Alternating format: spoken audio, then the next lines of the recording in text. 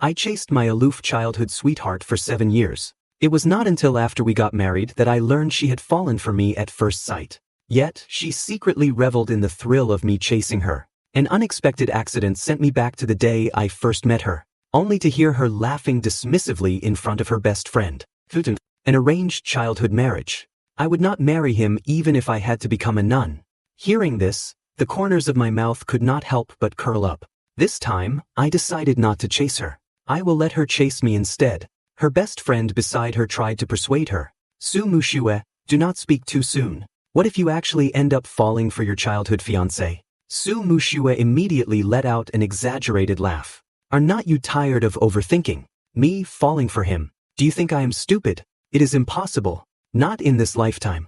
Su Mushue looked toward the airport gates. Her voice tinged with impatience. But why has not this guy come out yet? Song Mengmeng chuckled cheekily. Why is it impossible? What if Guchen turns out to be incredibly handsome? Would you still not like him? Su Mushue shook her head. He lives in Liqing. I heard the UV rays there are extremely strong. Most people there have a darker complexion. You do not even have to think about it.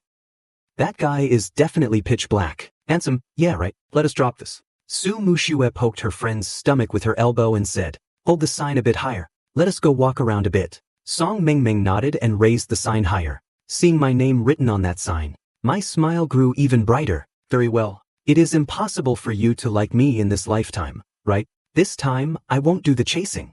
I won't indulge her anymore. I will make her confess her love for me in front of the entire school. I absolutely refuse to lose. So, dragging my luggage, I turned around and walked away. Naturally, Su Mushue failed to pick me up after I left. She was a person with zero patience. After waiting for 10 minutes without seeing anyone, she simply went shopping with her best friend. As for me, I headed straight to the Su family residence. Just like in my memories, Mother Su welcomed me with overwhelming warmth.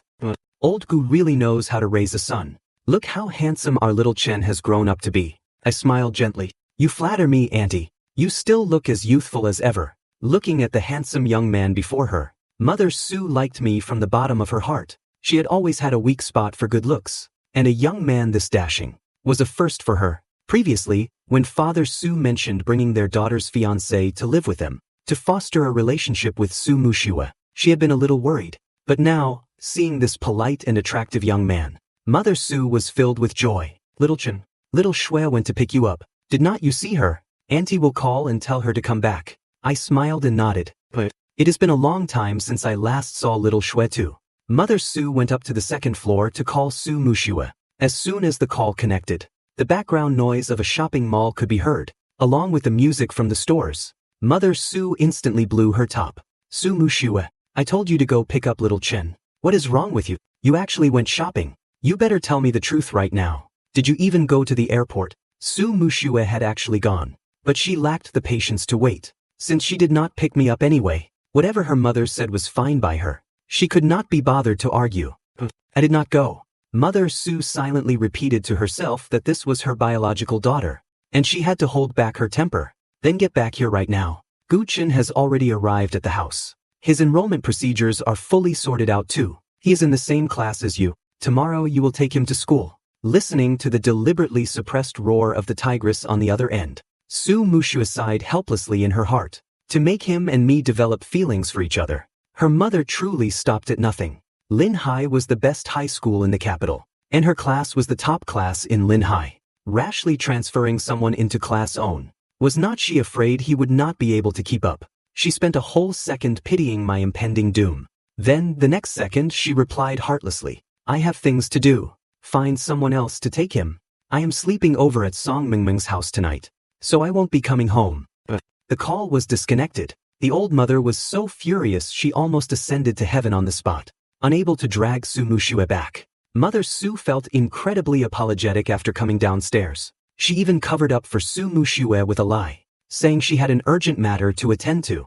I smiled warmly and said it did not matter, and that very smile was so dazzling that Mother Su's maternal heart simply could not handle it. Oh my goodness, how could there be such a good-looking and sensible child? It is a shame he belongs to another family.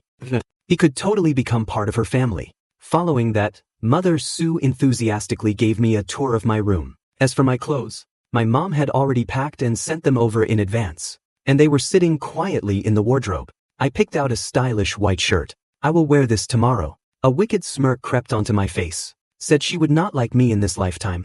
Knowing every single detail of her aesthetic preferences, I had already figured out exactly how to torment this absolute tsundere. First, I will flirt with her and treat her exceptionally well. Then adamantly deny having any feelings for her. Finally, I will just sit back and watch her get all flustered and desperate. Early the next morning, I woke up bright and early. After washing up, I looked at my ridiculously handsome self in the mirror and flashed a charming smile. A knock came from the door. Mother Sue called out gently from outside. Little Chin, time to wake up. Auntie will take you to school to report in today. The enrollment procedures are all done. Originally, Mother Sue had planned for Su Mushue to take me, but Su Mushue had slept over at her best friend's place. I put on a bright smile, walked over and opened the door. Knowing Mother Sue wanted to escort me to school, I politely declined. Mother Sue assumed I was just shy and did not want to be too high profile. So she did not force the issue. She simply had the chauffeur drop me off near the school. Half an hour later, the driver dropped me off about 10 meters away from the school gates. The moment I stepped out of the car, my gentle smile faded, replaced by a wickedly mischievous grin. Let me guess, where would Su Mushue be rushing in from at this exact moment? I remembered in my past life, after I arrived in the capital, her favorite thing to do was sleep over at her best friend's house, and then rush to school at the very last minute every morning. She should be coming through the small alley behind the school. So, without hesitation, I headed for the back alley. As I walked past the main entrance, the students stared at me in absolute awe. Some even stealthily pulled out their phones to snap a picture. Hearing a faint shutter click, I turned my head. Behind me were two female students, one of whom was pointing her phone right at me. My turn just happened to give her a perfect shot of my face. The girl holding the phone visibly froze. Looking at that handsome face in such close proximity, she instantly blushed furiously. I let a soft smile bloom on my face. Classmate, sneaking photos is not very polite, you know. The moment she saw me smile at her, the girl felt like fireworks were exploding in her brain. Her face flushed completely red. Holding her phone with trembling hands, she stammered, "Sorry, I will delete it right now." After I walked away, the two girls exchanged glances, both wearing faces of utter infatuation. Which school is he from? I want his contact info so badly. Meanwhile, I arrived at the alley Su Mushue frequently used, and leaned against the wall to wait. The morning air was quite refreshing, just like my current mood. After waiting for over 20 minutes, hurried footsteps echoed from around the corner, accompanied by Song Mingming's heavy panting. "Sister Su, wait for me." The smile on my lips deepened. I walked toward the corner, and, exactly as expected, heard Su Mushue's exasperated voice. "I told you to get up earlier, but you never listen." The footsteps drew closer. I adjusted my posture, and started a mental countdown. Here she comes. I immediately took a small step back. Su Mushue was looking back to talk to Song Mingming, while charging forward. As she rounded the corner, she suddenly bumped into something. Then, a soft gasp reached Su Mushue's ears. She snapped her head back forward, but her body was already falling uncontrollably. I swiftly reached out to pull her in, catching her by the waist just in time. Perfect. What a delightfully cliched, idol drama-esque encounter. Su Mushue stared blankly at my flawlessly handsome face, so stunned by the sight that she forgot to react. I clearly noticed the shift in Su Mushue's demeanor, based on my understanding of her. Just as I thought, the little brat was instantly smitten by my looks. It was Su Mushue's first time seeing such an incredibly handsome guy, and her heart suddenly began to pound violently. She unconsciously gulped a few times. Song Mingming finally caught up with Su Mushue. Seeing her in my arms, she could not help but let out a gasp of surprise. Su Mushue snapped back to reality and quickly pushed herself away. A fine layer of sweat dotted her beautiful face. "Sorry, I did not mean to. Thank you." Having recovered her senses, Su Mushue immediately put her aloof mask back on. Her expression changed so rapidly that if I had not been observing her closely, I really would not have caught that subtle shift. I smiled and shook my head. "As long as you are not hurt, be a bit more careful next time." Leaving behind that gentle remark, I turned and walked away. Beside her, Song Mingming watched, utterly dumbfounded. Handsome. What a ridiculously handsome guy. She was thirsty, so utterly thirsty for eye candy. Unfortunately, by the time she came to her senses, I was already gone. "Sister Su, who was that handsome guy?" She shook Su Mushue's arm excitedly. Su Mushue cast a glance at my retreating figure, That crisp, stylish white shirt was like a gently swaying little white flower, blooming right in the center of her heart. Suddenly she was not in a rush anymore. She began to follow me at a leisurely pace, keeping just enough distance to keep my back in sight. Under the guise of fixing my hair, I pulled out my phone and caught sight of Su Mushue shadowing my every step. The laughter in my eyes nearly spilled over. So, everything she had said was true. She really did fall for me at first sight, liking me uncontrollably. Even doing it all over again, the result was exactly the same. When Su Mushue saw me walk through the gates of Linhai, it felt like fireworks were going off in her chest. Is he a transfer student? After all, if a guy this handsome belonged to Linhai, rumors would have spread ages ago. Su Mushue licked her lips, the corners of her mouth curling into a faint smile. She tried to suppress it as she quickened her pace to follow. At the school gate, the security guard stretched out an arm, blocking her and Song Mingming's path. You two are late. Write down your class and names before you go. In the few minutes they were delayed by the guard, I had completely vanished from Su Mushue's line of sight. She was dying of anxiety on the inside, suddenly finding the security guard extremely annoying. Helplessly, she scribbled her name and class on the form, and hurried after me. Song Mingming was about to sign her own name, when she saw what Su Mushue had written, and immediately gasped. The form clearly read, Class 3, Song Mingming. Speechless, she mentally cursed her so-called best friend. Under the watchful eye of the security guard, Song Mingming wrote down Su Mushue's name. Well, they were best friends after all. Who does not know how to pass the buck? Thanks to the security guard, Su Mushue failed to catch up to me. She returned to her classroom with an icy expression, but her mind could not help replaying that breathtaking glimpse in the alleyway. A faint blush crept onto her pretty face. Her little heart beat wildly. If only she had been bold enough to ask for his contact info. But would not that make her seem too easy? This was so frustrating.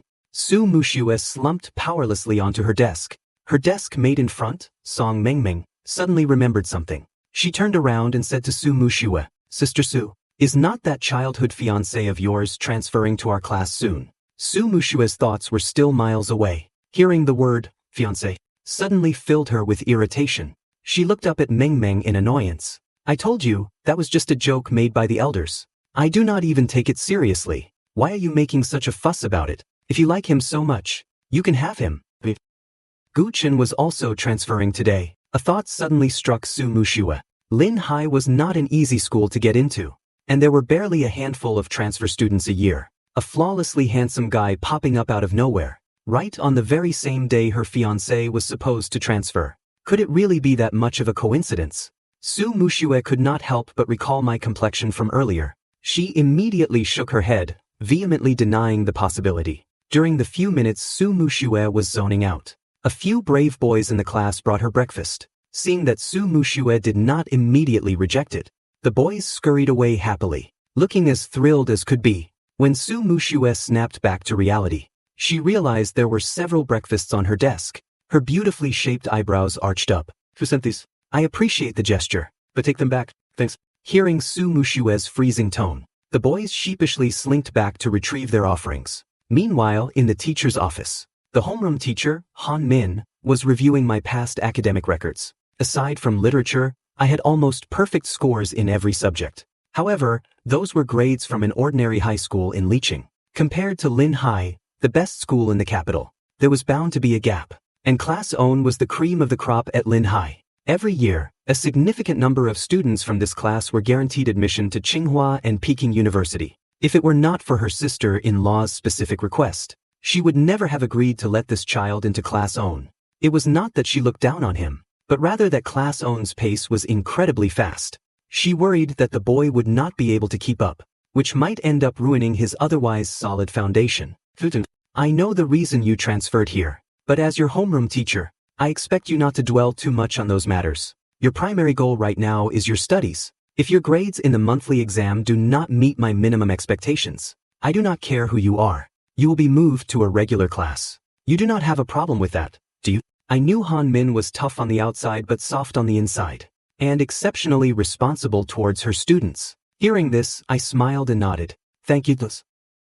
I will definitely work hard and aim for the top 10 in the class. After finishing her briefing, Han Min led me to the classroom. I followed her toward the all-too-familiar Class Own from my memories. Just before reaching the classroom, Han Min stopped in her tracks. She looked back at my clean, handsome face, opened her mouth, and said somewhat hesitantly, "Later, I will have a student bring you your uniform. From now on, wear your uniform at school." I smiled and nodded. Understood. That smile was absolutely dazzling. Han Min kept a straight face and added, "Also, do not smile so much for no reason.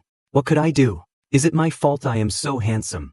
Han Min led me into the classroom. The students, who had been whispering amongst themselves, saw me walk in, and instantly lost their voices. The room immediately fell into pin-drop silence. Sitting in the very last row, Su Muxue was stunned. Her beautiful eyes locked unblinkingly onto me at the podium. Her heart hammered uncontrollably against her ribs. Seeing the boys and girls in her class staring blankly, Han Min clapped her hands helplessly. "Today, I would like to introduce a transfer student to everyone. His name is Gu Chen. Starting today, he is a new member of our class." He was Gu Chen. Su Muxue felt like she had been struck over the head, seeing stars flash before her eyes. He was actually Gu Chen, her childhood fiancé. At that moment, Song Mengmeng purposely leaned back and whispered cheekily to Su Muxue, "You still meant what you said earlier, right? This childhood fiancé of yours. You are giving him to me, right? Is not this the super handsome guy we just bumped into in the alley?" An inexplicable surge of discomfort flared up in Su Muxue's chest. "I am willing to give him up. But that depends on whether he would even look twice at you," Song Mengmeng scoffed. "As long as you do not like him, I'm going to pursue him, whether I succeed or not.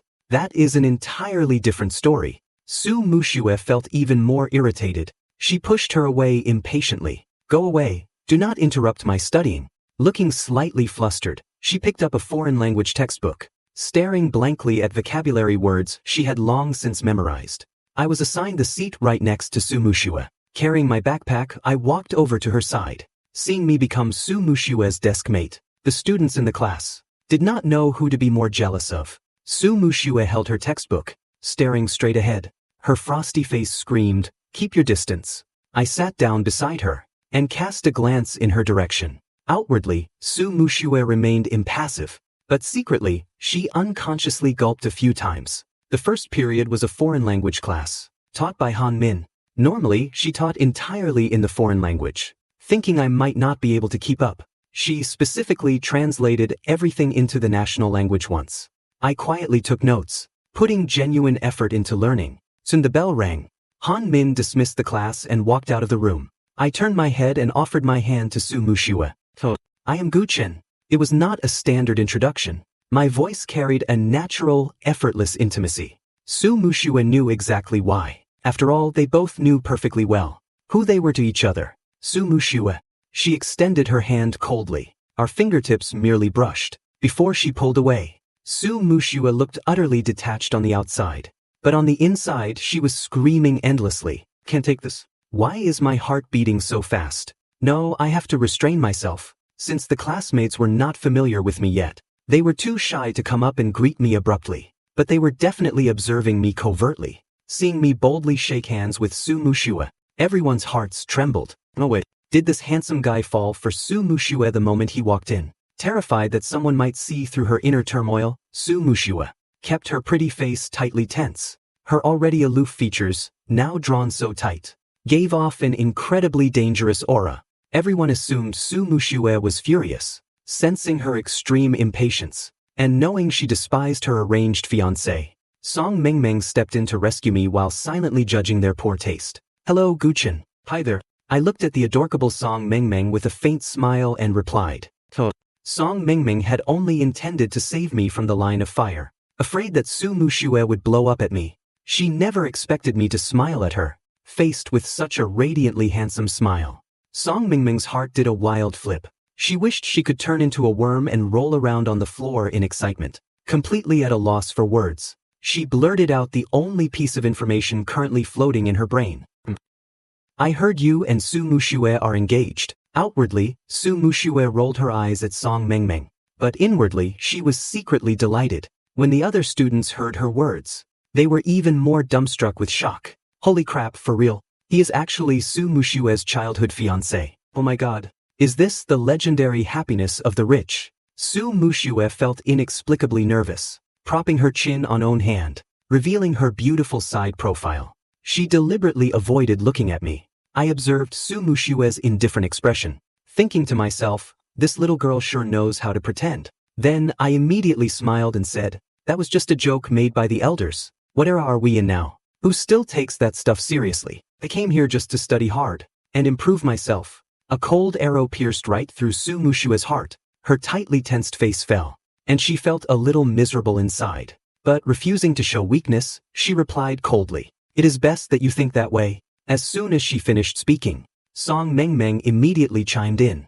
That is truly wonderful. Earlier, Su Mushue was just telling me that she would not accept her family's arrangement even if it killed her. Su Mushue shot Song Mengmeng a dark, resentful look, thinking nobody asked you. Why could not you have grown a mouth that actually knows how to speak? I witnessed the entire process of Su Mushue's face falling. The laughter in my eyes nearly spilled over. Actually, I do not like accepting family arrangements either. Hearing this, Su Mushue knitted her delicate brows, tensed her face, and lay on the desk pretending to sleep. However, after seeing my handsome smile, her heart was racing like a deer in headlights. She wished she could turn into a maggot and wriggle around on the floor. Afterwards, her best friend Song Mengmeng chatted with me about other topics. When the topic shifted to grades, Song Mengmeng expressed her concern for me.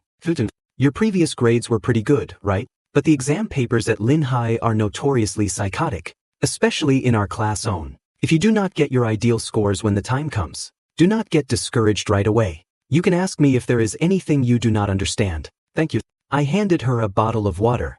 This is for you. Song Mengmeng happily took the water from me. Then I won't hold back. By the way, based on my understanding of the homeroom teacher, since you transferred midway, she must have set some expectations for your grades, right? What did you say to her? I smiled, nodded, and said, I did not dare to make overly grand promises. So I just said I would definitely work hard to get into the top 10 of the class. In my past life, I really did suffer a lot for it. But in this life, it won't be that exhausting. After all, in my previous life, I was at least someone who had earned dual doctoral degrees. Song Mengmeng spat out the water she had just drunk, looking quite comical. As for Su Mushue, although she was lying on the desk, sleeping, she was not asleep at all. Hearing our conversation, Su Mushue could not help but frown. The top 10 of the class. Su Mushue ranked first in the grade in every exam, so she could not really empathize with the concept of pressure. However, she knew just how terrifying the competition at Lin Hai was. Throughout the morning classes, Su Mushue saw me constantly taking notes, looking extremely serious. She pursed her lips and thought, working so hard, if he ends up at the bottom of the class later, won't he cry his eyes out? So, showing a rare burst of kindness, she handed me her past notes and collections of key questions. Surprised, I looked at the notebooks in my hand and asked, these are... Meeting my smiling eyes, Su Mushue always felt as if her thoughts were being seen right through. She immediately tensed her face and said expressionlessly, do not overthink it. My mom told me to look out for your studies. These questions cover the key types that will definitely be tested. If you do not want to be looked down upon, spend more time going over them yourself. Thank you. Having already seen completely through this little brat's inner thoughts, I felt a sweet warmth in my heart and shot her a devastatingly handsome smile. Dazzled by that smile, Su Mushue awkwardly turned her head away. However, the news that Su Mushue and I were engaged seemed to have grown wings, flying to every corner of the school. Su Mushue had a good family background and excellent grades, and was the school's top scholar beauty queen. She was practically the goddess in every boy's heart. Suddenly learning that she had a childhood fiancé, and an exceptionally handsome own at that, some people simply could not sit still anymore.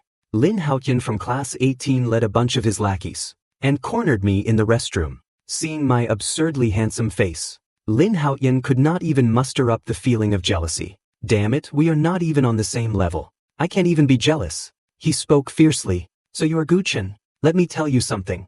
I do not care what kind of relationship your family has with Su Mushue. You better stay the hell away from her. Otherwise I will make you pay. However, I was not afraid in the slightest. They knew that, because I grew up being too handsome, my parents were afraid I would be bullied, and made me practice martial arts continuously. They probably would not be so arrogant. I elegantly rolled my wrists, and said, classmate, are we going to fight? Lin Haotian was somewhat surprised by my calm and composed attitude. He sneered coldly. You actually have the guts to fight me, with your skinny little arms and legs. You would better stop dreaming. Just promise me that you will stay away from Su Mushue from now on, and I won't cause you any trouble." The moment his voice faded, before Lin Haoyan could even react, I grabbed him by the collar and slammed him against the wall. Lin Haoyan's brain was completely scrambled. The sensation of his back smashing against the wall was intensely jarring. His lackeys were equally dumbfounded, because my speed was just too fast. They had still been waiting for me to tremble in fear. They never expected that in the blink of an eye, I would have their boss pinned to the wall. Maintaining my handsome smile, I slowly leaned in and whispered in Lin Haoyan's ear, "With your noob level skills, you want to fight me, little weakling? Study hard and improve every day. Otherwise, I will be the one beating you until your own mother does not recognize you." Lin Haoyan never imagined that I could actually lift him up with just own hand. Even the group of lackeys on the side looked utterly bewildered, having no chance to react at all. "Damn, hit a tough wall." Lin Haoyan's face turned completely green. "Put me down." He adamantly refused to admit that he was scared, his eyes still flashing a hint of feigned ruthlessness. But I patted his cheek and revealed a devilish smile. "What happened today? Not a word to anyone, otherwise." I did not finish the threat, but whoever needed to understand, understood. Lin Haoyan, having died before his campaign even began, was preparing to flee the scene. I did not plan on making a fuss about it either, but then an accident happened. Song Mingming's shout came from outside. "Holy crap, Su Mushue, that is the men's restroom. No, this is bad." Before Su Mushue falls so deeply in love with me that she is banging her head against the wall, how could I expose a side of me that would not tug at her heartstrings? I abruptly spun around, grabbed Lin Haoyan's hand, and forced him to seize my collar, then stood on my tiptoes and tilted my head back. Su Mushue charged in, and this was the exact scene she saw. A surge of fury instantly flared up in her heart. "Lin Haoyan, let him go right now. Wow, the heroine saves the beauty." I am crying tears of joy. So my little brat really did care about me right from the start. Lin Haoyan shuddered in fright and violently yanked his hands back. Losing my support, I slid down the wall and pretended my legs had given out as I collapsed toward the floor. Su Mushue hastily rushed over and caught me. "Are you?" Her voice carried an unconscious tension. I shook my head, showing a hint of stubbornness amidst my grievance. "I am fine." Seeing this scene, Lin Haoyan and his bunch of lackeys watched my transformation, absolutely dumbstruck. Amidst their bewilderment, they were screaming "holy crap" internally. "How is this guy such a massive green tea bitch?" Su Mushue turned her head in fury, and the glare she directed at Lin Haoyan was icy enough to stab someone to death. "Lin Haoyan, how many times does this make it?" Any guy who had ever gotten close to her had been bullied by Lin Haoyan and his gang. She did not like those guys, but she did not want anyone being bullied because of her either. Injustice. A massive, glaring injustice.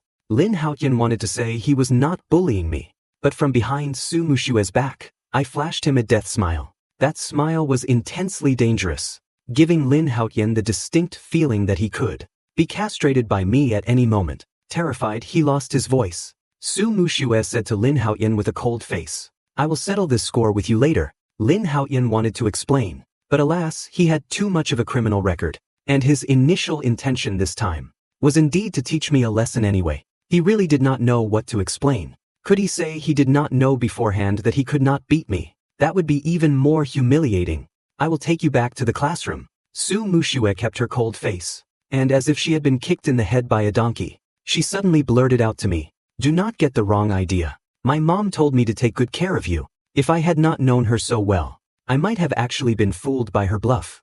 I nodded obediently, the corners of my mouth turning up slightly. "Yeah, do not worry. I won't misunderstand." Su Mushue was going crazy internally. She felt that when I smiled, she seemed to get nervous. The specific symptom was a heartbeat rhythm like a mad dog thrashing in a room, and an involuntary, faint burning sensation on her cheeks. She let go of my hand to let me walk on my own. I looked back and waved bye-bye to Lin Haoyan. I felt absolutely zero sympathy for his impending doom at Su Mushue's hands, who told this kid to neglect his studies and fill his brain with nothing but thoughts of teaching others a lesson. Watching my retreating figure, Lin Haoyan turned to his lackeys in disbelief and asked, "Was I just provoked?" All the lackeys nodded in unison. "Yes, you were." Su Mushue, Song Mengmeng, and I returned to the classroom together. On the way, Song Mengmeng enthusiastically asked me if I had been bullied and all that. My answers were watertight, telling them not to worry. I also brought up Lin Haoyan's bad behavior, subtly hinting that he did indeed need to be taught a lesson, but it probably was not appropriate for me to be the one to do it. Upon returning to the classroom, Su Muxue kept her face taut, feeling incredibly annoyed at herself for such massive emotional fluctuations. The words I, the great Miss Su, have spoken, I will never take back. The declaration has already been made. I can't have too much contact with this guy anymore. Otherwise, I will be mocked to death by the people in my social circle. There are plenty of handsome guys out there. I am not short of this own childhood fiancé. Just as she finished building up her mental defenses, she suddenly felt someone looking at her. She turned her head coldly, and wearing my handsome face, I gently asked, I do not have a car. Su Muxue, can we go home together later? As my gentle voice uttered those words, I shivered internally. In order to flirt with this little brat, I was really laying it all on the line. Su Muxue stared at me blankly, without saying a word. Her dark eyes radiated indifference. Looking at her like this, I felt a pang of sympathy for my foolish past self, and those 5 years I spent chasing her in my previous life, with this brat pretending to be so apathetic. No wonder I did not realize she had fallen in love with me at first sight back then. What kind of girl pulls a long face at a guy she loves at first sight? Su Muxue remained silent for a long time. Said, looks like I still have to use my ultimate move. Using the seductive gaze I had practiced in the mirror. For an entire day, I smiled and said, if you think it is too much trouble, and you do not want to, then forget it. Su Muxue, whose mental defenses had just been fortified, was faced with my incredibly handsome and charming self. Once again, her heart beat like a wild dog. She even felt a faint sense of panic. We can go back together. Thank you. I immediately flashed her a radiant smile, then pulled out my math textbook, and started studying earnestly. Although it was material I had learned before, it had been so long that I would forgotten most of it. While Su Muxue was dazzled by my breathtaking smile, a bunch of question marks popped up in her head. She somehow felt like she was being totally played. Song Mengmeng, sitting in the front row, had secretly eavesdropped on our entire conversation. She whipped out her phone with a cheeky grin, and in a group chat named Wealthy Heiress's Besties Group, broadcasted the whole thing to everyone. She continued by leaking the juicy gossip that Su Muxue had agreed to take me home. Several of them started placing bets in the group chat, betting on exactly when Su Muxue would completely eat her own words. During recess, Su Muxue would usually turn on her phone's volume. Hearing her phone constantly pinging, she could not tolerate it any longer. Finally, she opened it to take a look. Upon seeing it, Su Muxue had the sudden urge to murder someone. With a tight, tense face, her fingers flew across the screen, furiously typing out a string of words. The words I have spoken. When have I ever gone back on them? Do not listen to Song Mingming's nonsense. I do not like him. I do not like him. Did you hear me? I am only looking after him, because his grandfather and my grandfather are good brothers. The 3 other girls in the group chat all unanimously replied with a single O. Su Muxue was thoroughly enraged by those 3 synchronized O's. Just as she was about to argue back to salvage her dignity, the very next second, Song Mengmeng invited me to join the group chat. The moment Su Muxue lifted her eyes, she just happened to see me join the group. Her pupils violently contracted, but she had already hit send on her drafted message. Are you guys done or what? Am I short of men who like me? Why must I accept a family arrangement? I am leaving these words right here. It is impossible in this lifetime. If I ever fall for him, I will streak naked around the track field. Before I joined the group chat, any messages sent by the others were invisible to me. Therefore, against the stark white background of the fresh chat, Su Muxue's long paragraph was particularly glaring. To make matters worse, her 3 toxic besties in the group deliberately refrained from sending new messages to push it up. It was dead silent. They would not even drop a single emoji, making it look as though Su Muxue was the only own in the group. Su Muxue was completely dumbfounded. She gulped heavily a few times. Out of the corner of her eye, she saw me, her desk mate, take out my phone. She felt inexplicably guilty inside. Her pride felt severely compromised. There was even a faint trace of panic, but she absolutely would not show it. She straightened her back, looking as if she could not care less. Holding my phone, I mentally chewed over her every word. Little brat, not short of guys who like you. Calm down, calm down. Once she loves me so much she is banging her head against the wall. I will rub her face against the wall back and forth. Su Muxue peeked at me from her peripheral vision, and saw that I was not angry at all. In fact, I was smiling quite happily. I sent a message in the group. Hello everyone. Su Mushue, you do not need to worry. I came to the capital really just to study hard. That was just a joke from the elders. You do not need to take it to heart. Su Mushue was used to trash talking and boasting with her besties. Speaking without any filter. Heaven knew Song Mengmeng would actually invite me in. However, having laid down such harsh words in front of all her best friends, how could she possibly back down now? With a cold and aloof expression, she replied to me.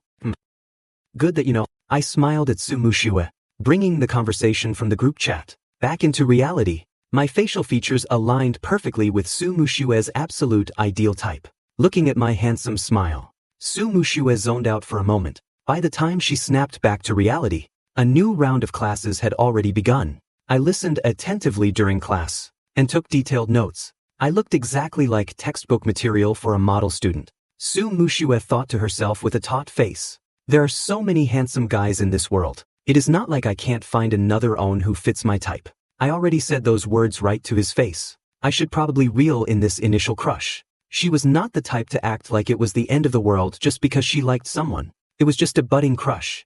It will be easy to withdraw her feelings. Yes, that is decided then. From now on, we will just interact as friends. Until the school dismissal bell rang. The homeroom teacher Han Min, seeing my serious attitude towards learning, felt slightly more at ease. I packed up my things, getting ready to head back. Su Mushue had promised to go back with me today. The corners of my mouth curled up into a shallow arc. Let us walk home. That handsome smile struck Su Mushue right in the soul. Damn it, why does he have to smile so beautifully? She turned her face away almost embarrassedly, and said with feigned impatience, hurry up.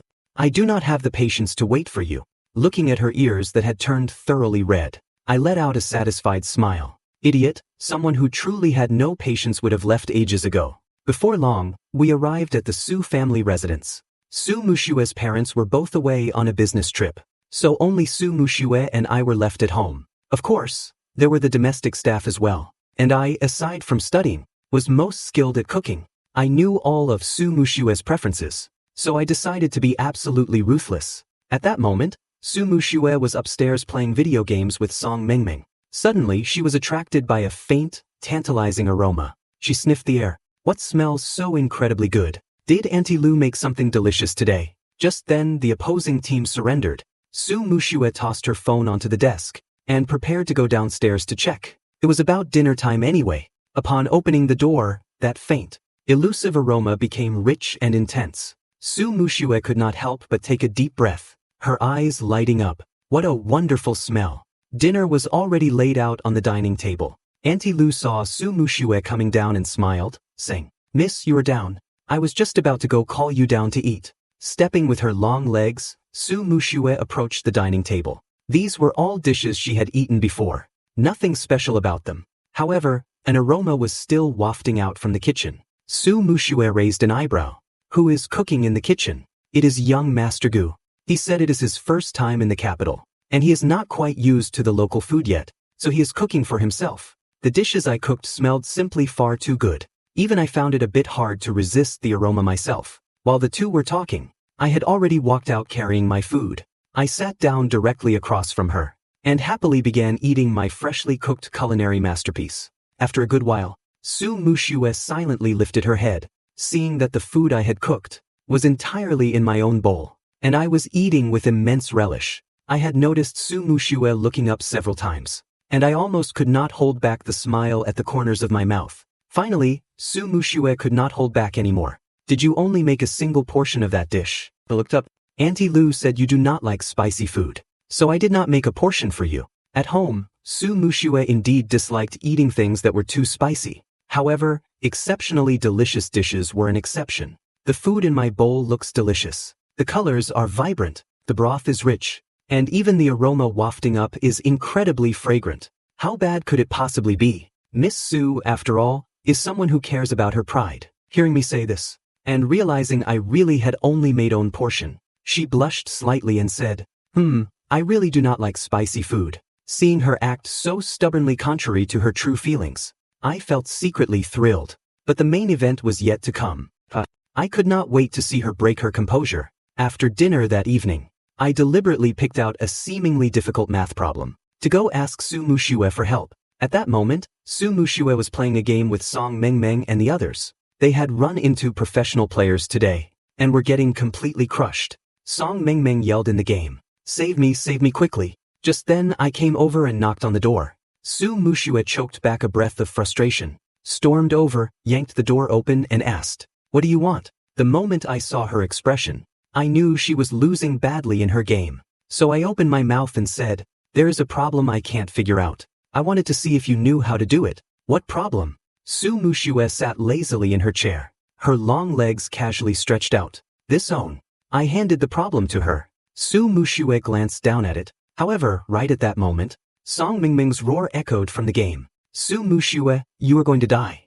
At such a crucial moment. Where did you go? Our base is falling. Hearing the voice coming from her phone, I smiled and pointed at it. Am I interrupting you? Su Mushue glanced at her phone, waved her hand dismissively and said, it is fine, ignore them. This problem is a bit tricky. Give me a moment to think. Just then, Song Mingming's voice rang out again. Sister Su, why are you AFK? Our base is almost gone. Hearing this, I almost burst out laughing. How about you keep thinking about the problem for me, and I will play a bit for you. Do you even know how to play this game? Su Mushue looked at me doubtfully. Hearing this, I said modestly, just a little. In my past life, I started playing this game, Dragon's Glory, as soon as it came out. During my school days, I earned pocket money by boosting other people's accounts. Strictly speaking, my skills were not much different from true professional players. Not to mention, this game was still in its early stages right now. After playing a few matches a few days ago to get used to the current meta, I basically could not find a worthy opponent anymore.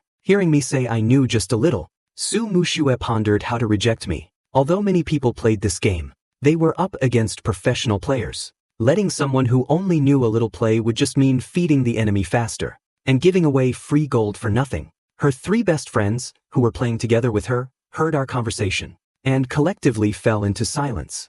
Thinking to themselves that they might as well just surrender, Su Mushue locked eyes with me for a few seconds, then said expressionlessly, play if you want to. Having received her permission, I had just picked up her phone, when I noticed that the opposing pro player named God was the very same defeated opponent I had faced just a few days ago. I controlled Han Exen and moved toward our high ground tower. All my teammates were dead, while all 5 of the enemy players were still alive. Even though their health was low, none of them had recalled to base. Clearly, they wanted to push and end the game right then. Just when everyone thought the game was over, I steered Han Exen forward and instantly cleared the minions under the tower. Seeing me rush in, God laughed, and turned to tell his teammates, this match is over. The moment he finished speaking, I used flash combined with a dash skill right into the middle of the 5 players and simultaneously unleashed my ultimate. I instantly shot 2 of them. It was so fast that no one could dodge in time. And just like that, God died abruptly. After taking down 2 players, I instantly swapped to Guardian Angel to absorb a wave of focused fire, killing another enemy in the process. Finally, relying on agile and flashy positioning, I secured a pentakill. The air seemed to fall dead silent for a second. God died in utter bewilderment. Song Mingming and the others were even more bewildered. Even if the other 4 enemy players were not that great, God was a literal professional player. Yet he was wiped out in my 1v5 sweep, and I actually won. A moment later, the remaining 4 teammates had respawned. With my split pushing and shot calling, we pushed all the way into the enemy's base in under 5 minutes, and successfully turned the tables. We turned a losing game into a victory. Su Mushue never expected me to be so amazing at the game. After her initial shock, she could not help but compliment me. You're pretty good at this game. I smiled and waved my hand dismissively. By the way, do you have any ideas for the math problem? She had been too busy watching me play. Let me look at it again. She quickly lowered her head to study the problem. The question was very difficult, and required quite a bit of effort. It was already at the level of a competition problem. Afraid I would not understand. Su Mushue wrote out the steps in extreme detail. It took up 2 full pages of scratch paper. I looked up and gave her a bright smile. Thank you. With that, I took my leave.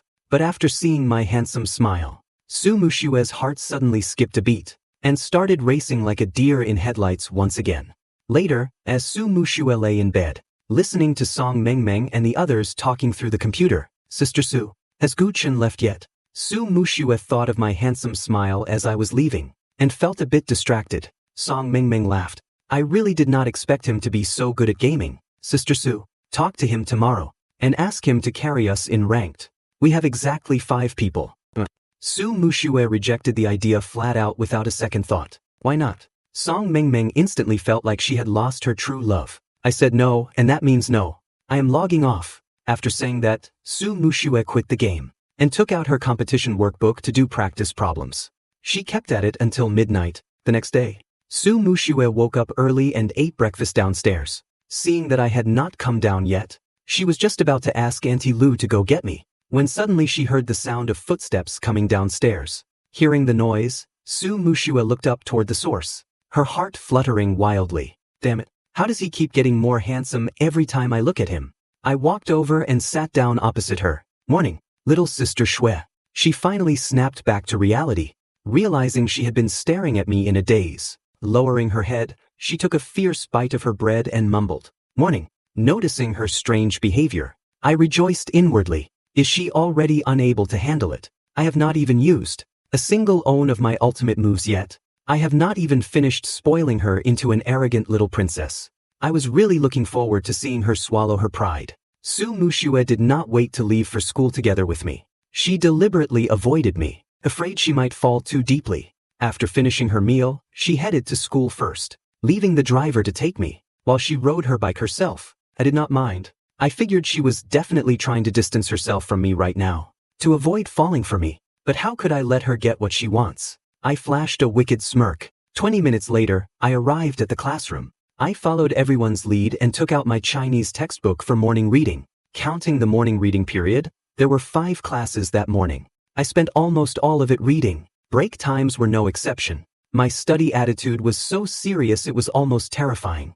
Seeing me like this, Su Mushue believed what I had said before, that I came to Beijing, truly was not here to cultivate some so-called relationship with her, but rather to improve myself. Throughout the entire day in the classroom, I did not even say more than a few words to her. Su Mushue instantly became more resolute in her thoughts. He only wanted to study, and did not care about their arranged marriage at all. So, she should not care too much about it either. After figuring this out, Su Mushue felt her heartbeat return to a normal pace. She suddenly recalled Yang Yujia's suggestion, since she had decided to rein in her feelings and not get too deeply involved, yet could not avoid interacting with him. Then they might as well just be friends. She definitely would not harbor any other feelings for a mere friend. Do you have time after school? I saw you studying all day. That is actually pretty exhausting. You need to relax properly. Why do not you come play games with me? What do you think? I pondered over Su Mushue's little schemes, while staring at her intently. My straightforward and focused gaze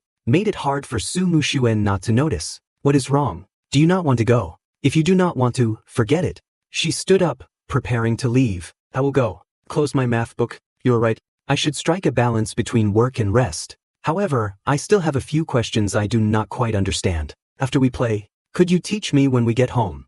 Those are difficult problems I picked out especially. Su Mushue did not expect me to agree so easily. After all, judging by how seriously I had been studying, I did not seem like the type to spend time on anything else. Alright, I will teach you when we go back after gaming. After school, I followed Su Mushue to the club she had mentioned. The club was a property owned by Song Mingming's youngest uncle. Su Mushue took me straight to the 3rd floor. There was a lounge on the 3rd floor that served as an exclusive space for Su Mushue and her 3 friends. Song Mingming had arrived at the club before Su Mushue and me. Inside their exclusive gaming room, Song Mingming was dramatically describing me to Yang Yujie and Gong Wanru. I am telling the truth. That guy Guqin is seriously handsome. If it were not for his arranged marriage with Sister Su, I would absolutely go after him. Yang Yujie spun the pen in her hand and laughed playfully. Is it really that exaggerated? Have you never seen a handsome guy before? Exactly. Besides, he already said in the group chat that he only wants to study hard. How come, coming from your mouth, it sounds like he likes Su Mushue? Gong Wanru spared a moment to look up from her phone. Song Mingming looked at her 2 good friends, suddenly feeling like she was the only sober one while everyone else was drunk. She swore on her woman's 6th sense that Guqin definitely had feelings for Su Mushue. A person's eyes can't lie. When Su Mushue and I reached the door, we happened to overhear their conversation. Su Mushue suddenly felt a bit awkward. These little brats. She glanced at me uncomfortably and explained, do not listen to their nonsense. These girls have no filter on their mouths.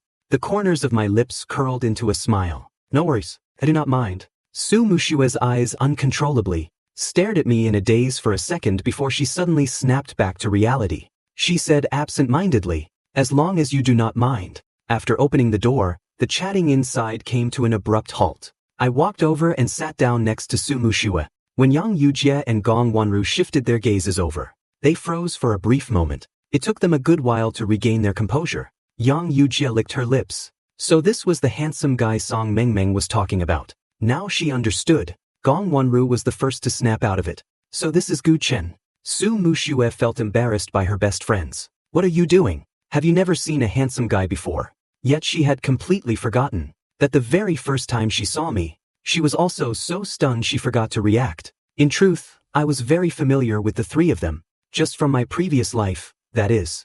I generously waved at the three girls. I am Gu Chen. Gong Wanru smiled warmly.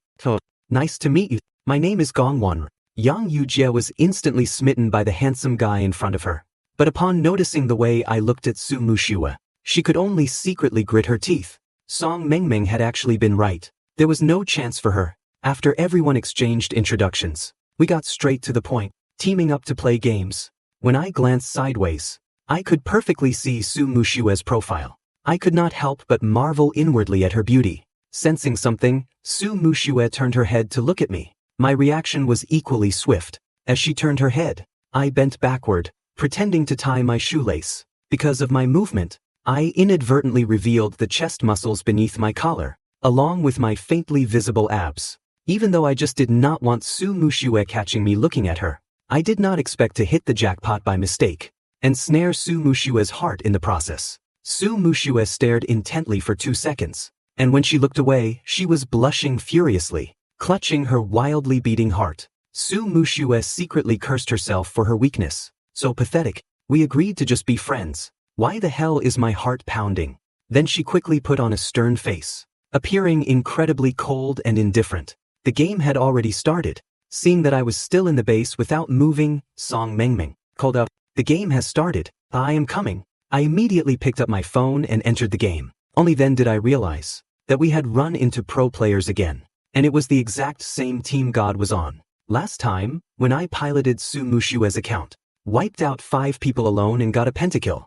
Now that we coincidentally met again, the opposing team was fired up. They kept chasing Su Mushue down to attack her. Just as the match began, Su Mushue fed them 2 kills. I was in the bottom lane, and heard Song Mengmeng shouting from the side, "Sister Su, go for it. What is going on? How did they manage to take 2 kills from you?" Yang Yujie and Gong Wanru were also a bit surprised. After all, Su Mushue's skill level was clear for all of them to see. Even if the opponents were pro players, she should not have given away 2 kills in such a short amount of time. I also felt confused. Just as I was about to ask Su Mushue what was wrong, the other side started tossing out insults. A player with the ID Strongest Assassin typed in chat, "Is that it? This is your so-called expert, the one who 1v5 foot D-God last time, and got a pentakill.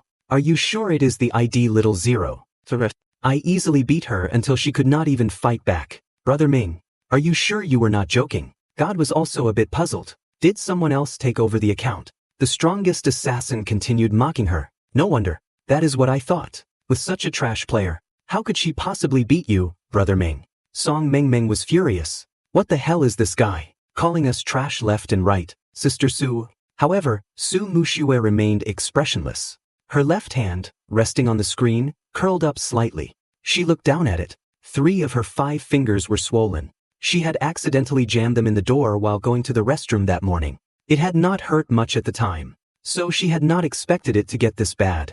How could Su Mushue, who had been fiercely proud her whole life, tolerate someone insulting her? Not even in a game. She clenched her fingers, and just as she was about to exert force, an exhilarating chain of sound effects erupted from her phone. Double kill, triple kill, quadrukill, pentakill, silence, deathly silence. I typed a single sentence in the public chat. Nothing much. This sentence was even more insulting. It made the opponent's earlier mockery of Su Mushue sound like kindergarten banter, a simple phrase like nothing much, without a subject. But after I had just scored a pentakill, saying this phrase made its target very clear. The Strongest Assassin, who had just been taunting Su Mushue, now felt a burning sting on his face. However, in the face of absolute strength, any clamoring seemed pale and powerless. Those 5 professional players, even if 3 of them were substitutes, were unexpectedly slaughtered by an amateur player. What a total humiliation. Song Mengmeng and the others finally snapped out of it.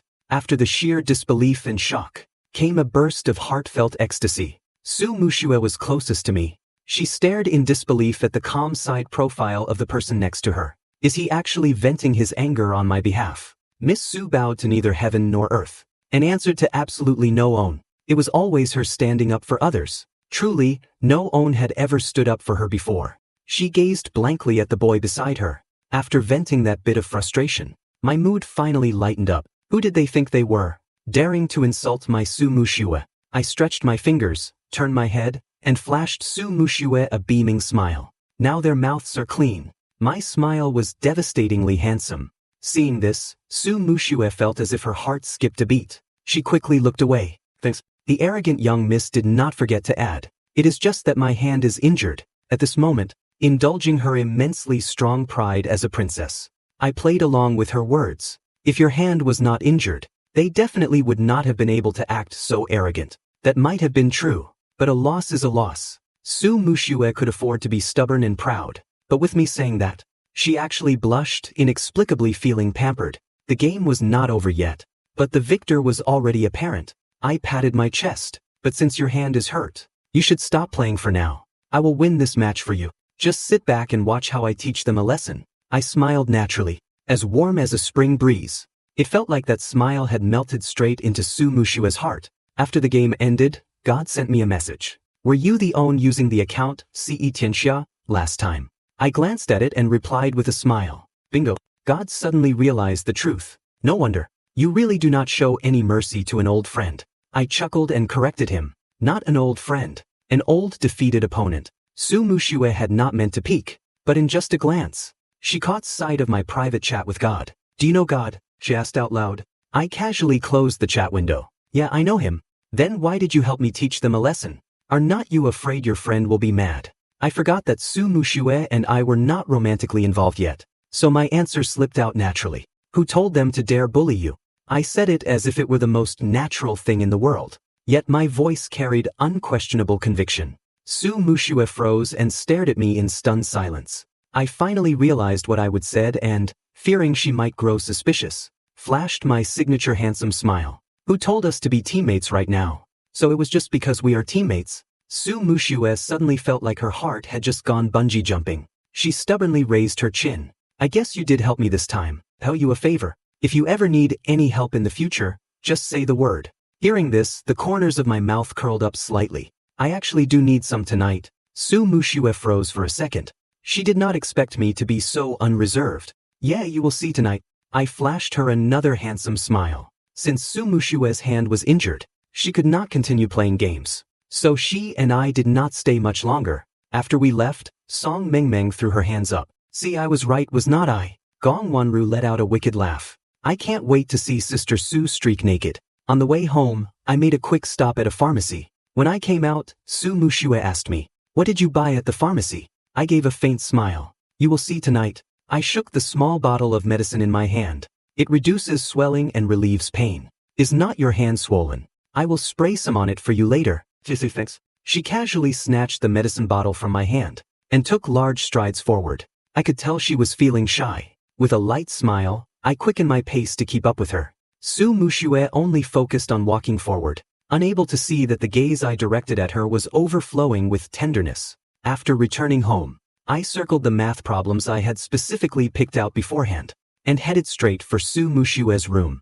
Her room was right next to mine. The door was half open. I knocked on the door but there was no sound, so I called out, "Su Mushue, are you in there?" The moment my voice fell, I heard a loud crash. Thinking Su Mushue had fallen, I abruptly pushed the door open and rushed in. It turned out the family cat had knocked over her Lego set. Right as I pushed the door and barged in, Su Mushue happened to step out of the bathroom, wrapped only in a bath towel. Embarrassed, I quickly backed out of the room. Su Mushue calmly took her loungewear off the hanger, turned around, and went back into the bathroom. In less than 2 minutes, she was dressed. When she came out again, beneath her cool, pale skin, was an impassive expression.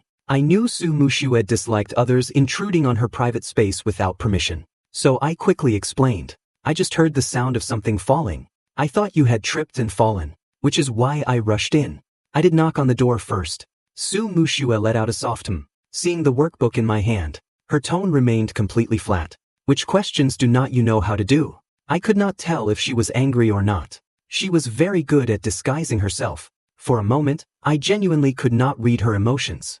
These few. I laid the workbook open and placed it on her desk. Su Mushue pulled out a chair, sat down, and looked at the problems in the notebook, deep in thought. Because she had just showered, her whole body emanated a fresh and clean scent of body wash. I sat beside her. She was seriously reading the questions, and I was seriously looking at her. My gaze was direct and undisguised. I muttered secretly in my heart, she sure knows how to act. I already explained why I barged in. Why is she still pulling a long face? Because my gaze was far too direct. It was difficult for Su Mushue not to notice. Holding the pen, her long, beautiful fingers tightened. She gripped the pen harder. Her right ear was impossibly red. She simply could not calm her mind enough to think about the problems. Finally, she could not take it anymore. She turned her head to look at me. Have you looked enough? She finally showed a different reaction. From her tone, I concluded that she was not actually angry. A joyful mood surfaced on my face. I smiled and waved my hand. Su Mushue, I just realized you are incredibly beautiful. Hearing this, something seemed to explode in Su Mushue's heart. She almost frantically looked away. Flustered. She spoke contrary to her heart.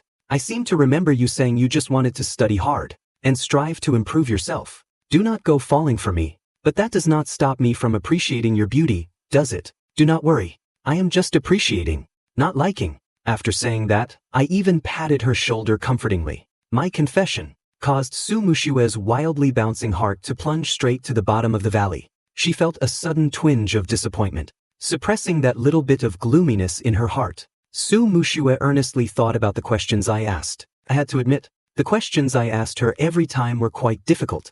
This made Su Mushue suspect that my academic performance might actually be very good. Last time, she had written out the problem-solving process in great detail. This time, Su Mushue only wrote down the key steps. I only needed to review the core concepts. These problems were not actually considered hard for me. After writing down the key steps, Su Mushue asked me, "Can you understand this?" She had just showered, and her hair was not fully dry yet. It gave off the scent of shampoo. I did not take the scratch paper from her. Instead, I leaned in closer to her side. As I leaned in, the entire right side of Su Mushue's body stiffened. I acted completely oblivious, focusing entirely on analyzing her problem-solving logic. I asked her gently, "Is this how I should understand it?" Su Mushue listened clearly to my analysis of the logic, while amazed by my intelligence. Hearing my gentle voice so close, she felt her ears burning hot. "You are too close." Her voice raised a pitch. "Sorry."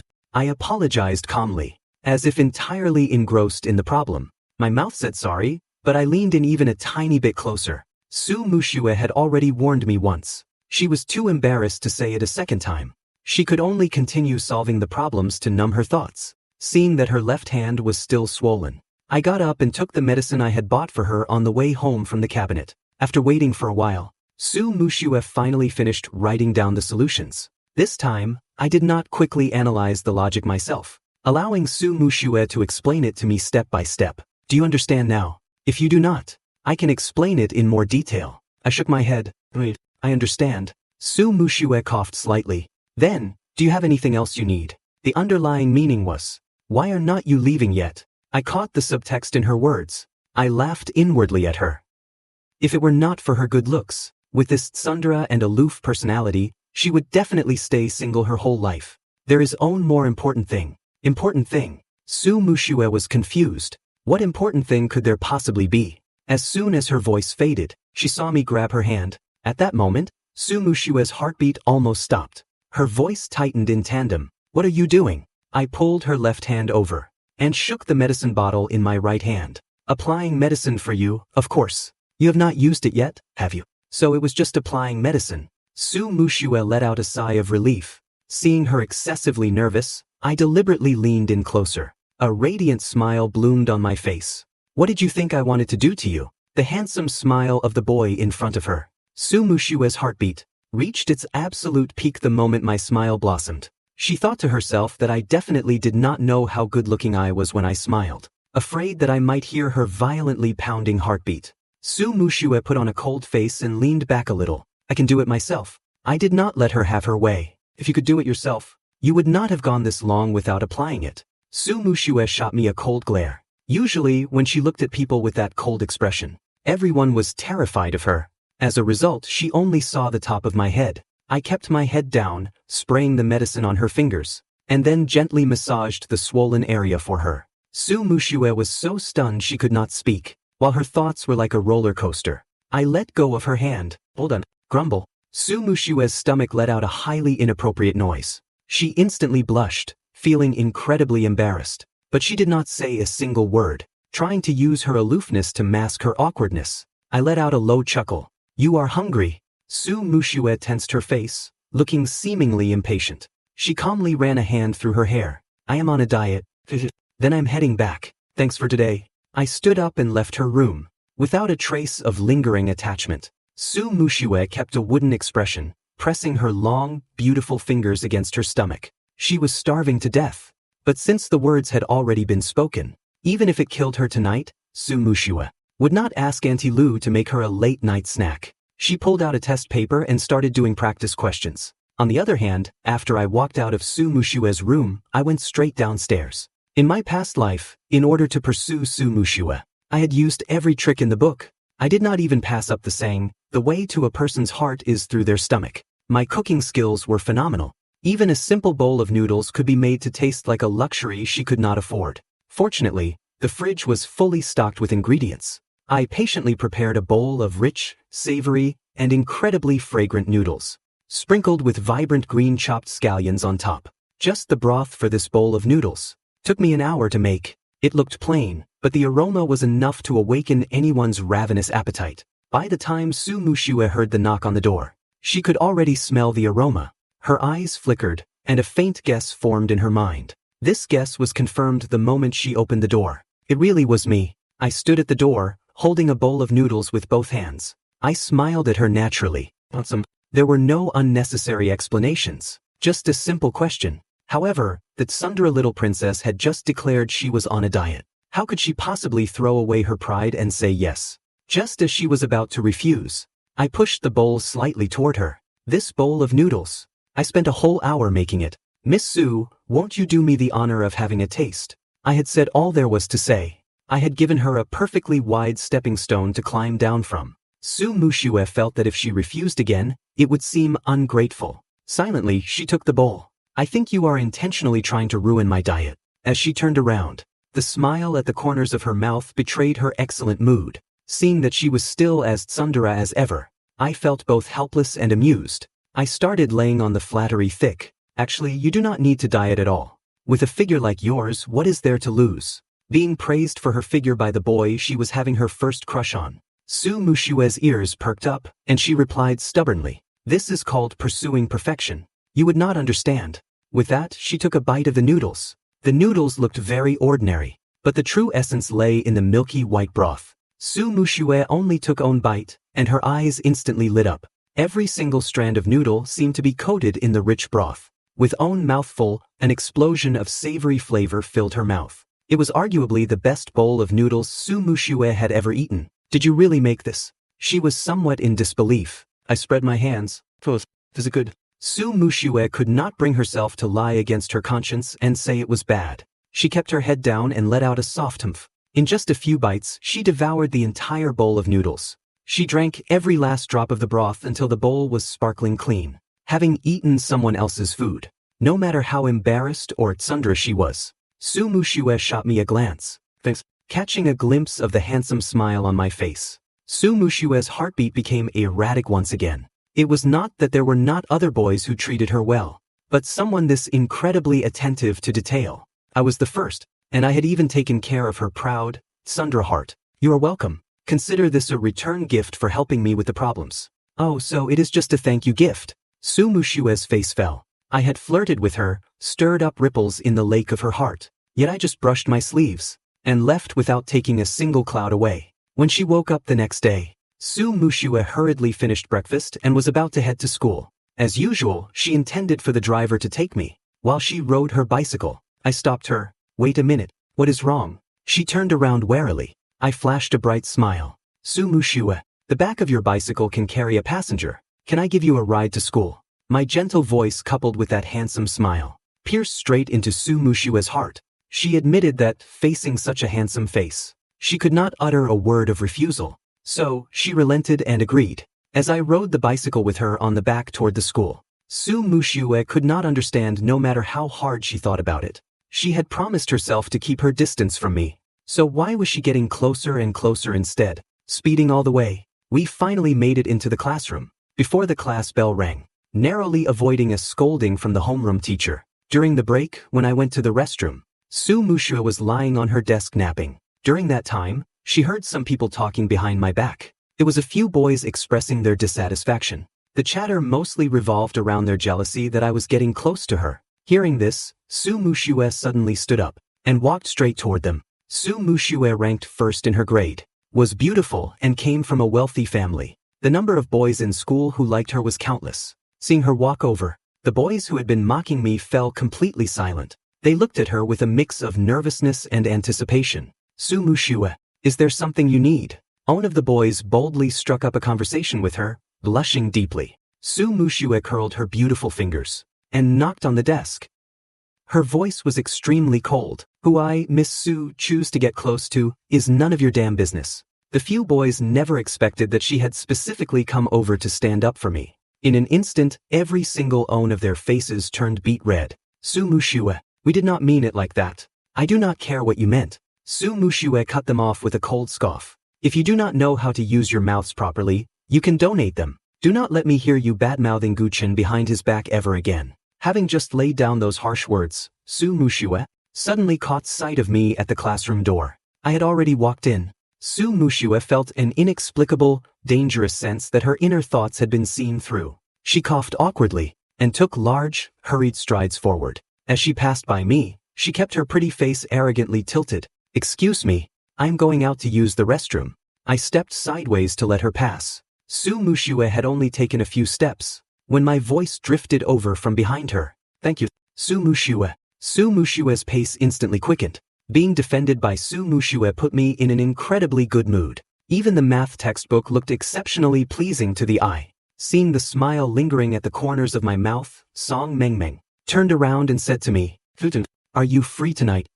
I did not understand why Song Mengmeng was smiling so mischievously, but based on my understanding of her, she definitely was not brewing up any good ideas. What is up? Today is Friday, and we have tomorrow off. Barring any accidents, I am free tonight. Song Mengmeng leaned in and whispered in my ear. Well, Sister Shui is racing against someone tonight. If you are free, I can take you to go watch. Racing. Front.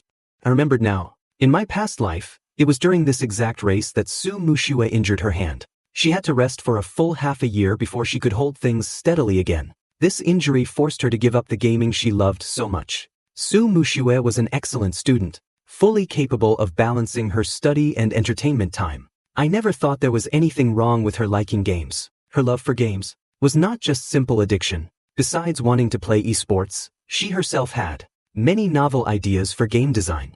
I had been so busy flirting with her that I almost forgot about this event.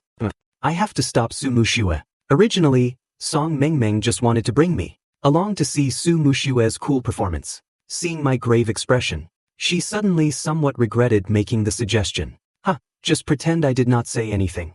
Right then, I looked up and said seriously, I will go. Song Mengmeng had a bad premonition. She felt like she had just messed something up. Whatever, I do not care anymore. Let Su Mushue deal with the headache herself. This matter weighed heavily on my mind.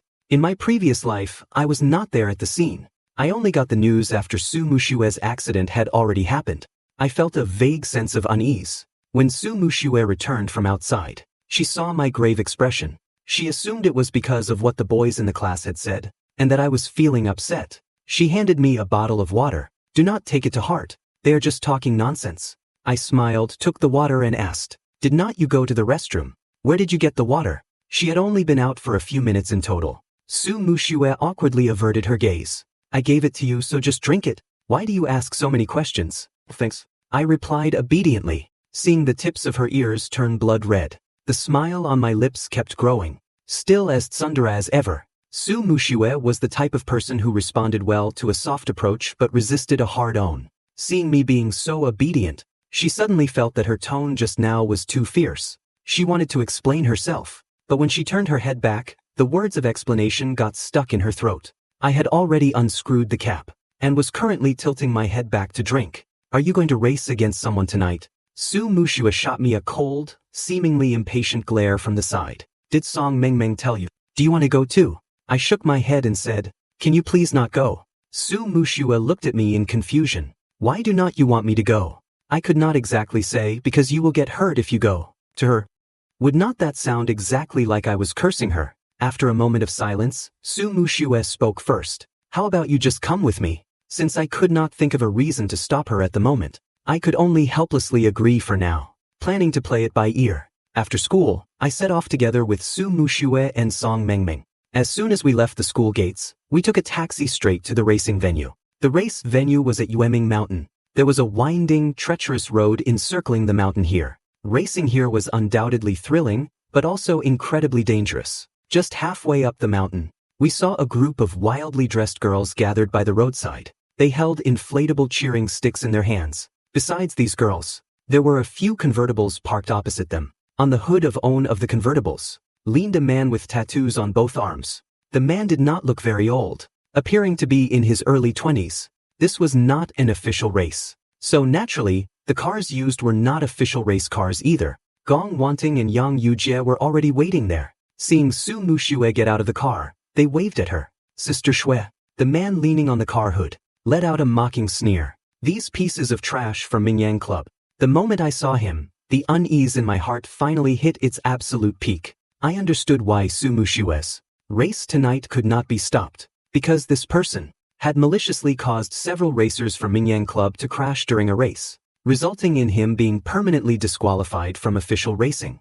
Not only that, Yang Yujie had also raced him, and had been injured by him. Yang Yujie's injury happened before I had even met Su Mushue. Today, Su Mushue was here to seek vengeance and vent that anger. Taking a deep breath, I followed Su Mushue out of the car. The crowd saw Su Mushue open the door. The moment she stepped out, the man leaning against the sports car spat out a taunt. Oh, if it is not the eldest Miss Su, you really do put on quite the airs, making everyone wait so long. Good that you know I put on quite the airs. You will have to suffer a little bit in a moment. Su Mushue slightly lifted her eyelids. Her dark eyes were cold and detached. The look she gave the man was like looking at an ant. Or perhaps, you are just impatient to seek death. Chijio felt displeased, but he also knew he could not openly offend Su Mushue. After all, she really was a wealthy heiress. He gave a fake smile that did not reach his eyes. Spreading his hands in a helpless gesture, he said, "What are you saying, eldest Miss Su? Gracing us with your presence, and being willing to race with me, Chijio, is more than I could ever ask for. Cut the crap. This race, if you lose, you get the hell out of the racing circle forever." Chijio did not mind her insult. He spread his arms and laughed. A gentleman keeps his word. As he turned around, he cast a highly meaningful glance at me. I returned it with a flawless smile. This guy, I really want to beat him up. I just do not know if he can take a beating. Su Mushue turned her head, and happened to catch my smile. She furrowed her brows fiercely. Why are you acting like a toy boy? Smiling so beautifully at everyone. This Chijio guy is full of dirty tricks. Be careful not to let him bully you. Her tone was fierce, but it could not hide her concern. I smiled at her until my eyes turned into little crescents. But you are here, are not you? Who could possibly bully me? Su Mushue was pleased by the trusting look in my eyes. She let out a low cough. Makes sense. Anyone under my, Su Mushue's, protection. If anyone dares to bully him, I will have their dog life. Besides, you are a guest of our family. That last sentence was added with a tsundere flair. Then she marched aggressively toward Chijio. Song Mengmeng and I quickly followed. Chijio's gaze roamed over me. Just racing without any stakes is pretty boring. Su Mushue knew exactly what he was plotting. Cut the damn nonsense. Who says there are no stakes? The stakes are, if you lose, you get out of the racing circle. If I lose, I will give Mingyang Club to you. Do not get so agitated, eldest Miss Su. Just think, such stakes are too monotonous. How about? His gaze shifted back to me again. Su Mushue kept a cold face. Are we racing or not? If not, I am out of here. I felt this was a perfect opportunity to stop Su Mushue. Stepping out from behind her, I asked, how about what? Chijio stood up straight from the hood of the car, shoving his hands into his pockets. How about we add an extra wager? This must be eldest Miss Su's little boyfriend, right? For our race today, let us add a bet. If I lose, not only will I quit the racing circle, I will also give Feiyang Club to Miss Su, and publicly apologize to those racers whose legs were broken. Those broken legs were all thanks to Chijio. Su Mushue's face turned icy. Few sure dare to dream. She could not care less about his crummy Feiyang Club. Are we racing or not? Before those words fully left her mouth, cut her off. Are you saying I am the wager? I crossed my arms, looking at him with a hint of mockery. Chijio pursed his lips in a half-smile. Exactly. What are you doing? Su Mushue grabbed my hand, frowning and scolding me. I looked at Chijio. Since I am the wager, I should get to make the call myself, should not I? Oh, and what do you want to call? Chijio became even more intrigued. Su Mushue did not understand what I was trying to do. She just wanted to take me home immediately and race Chijio some other time. The moment this thought flashed through her mind, she heard my voice. I will race you. If you lose, you do exactly what you just said. Apologize and give Feiyang Club to Su Mushue. And if you lose, Chijio's smile deepened. I spread my hands. Whatever you want, I will give it to you. In terms of driving skills, how could I possibly lose to Chijio? This idiot had lost to me countless times in my past life, and in terms of the power backing us up, it was like throwing an egg against a rock. How straightforward. I will race you today. Su Mushue, Song Mengmeng and the others listened to my bold declaration in utter shock. Hearing what I said, Su Mushue was so angry smoke was practically coming out of her ears. She grabbed my hand and yanked me closer. Did a donkey kick your brain? What bet? What does this have to do with you? And whatever he wants, you will give. Do you have a pig's brain? Do you even know what he wants? And you just foolishly agree to it. She was angry, genuinely angry. I hurriedly explained. Do not be mad, do not worry. My driving skills are not bad. My older brother taught me. Su Mushue interpreted this as me just learning how to drive and trying to show off. She forcefully suppressed her anger and said in a low voice, this matter has nothing to do with you. Guchen, it is best if you do not interfere. This Chijio guy is very insidious. I do not want you getting hurt during the race. Being called insidious right to his face, Chijio looked speechless. Yes, he was insidious, but saying it right to his face, was not that a bit much? Did she really think that just because he would not dare provoke her openly, he would not dare do it secretly either?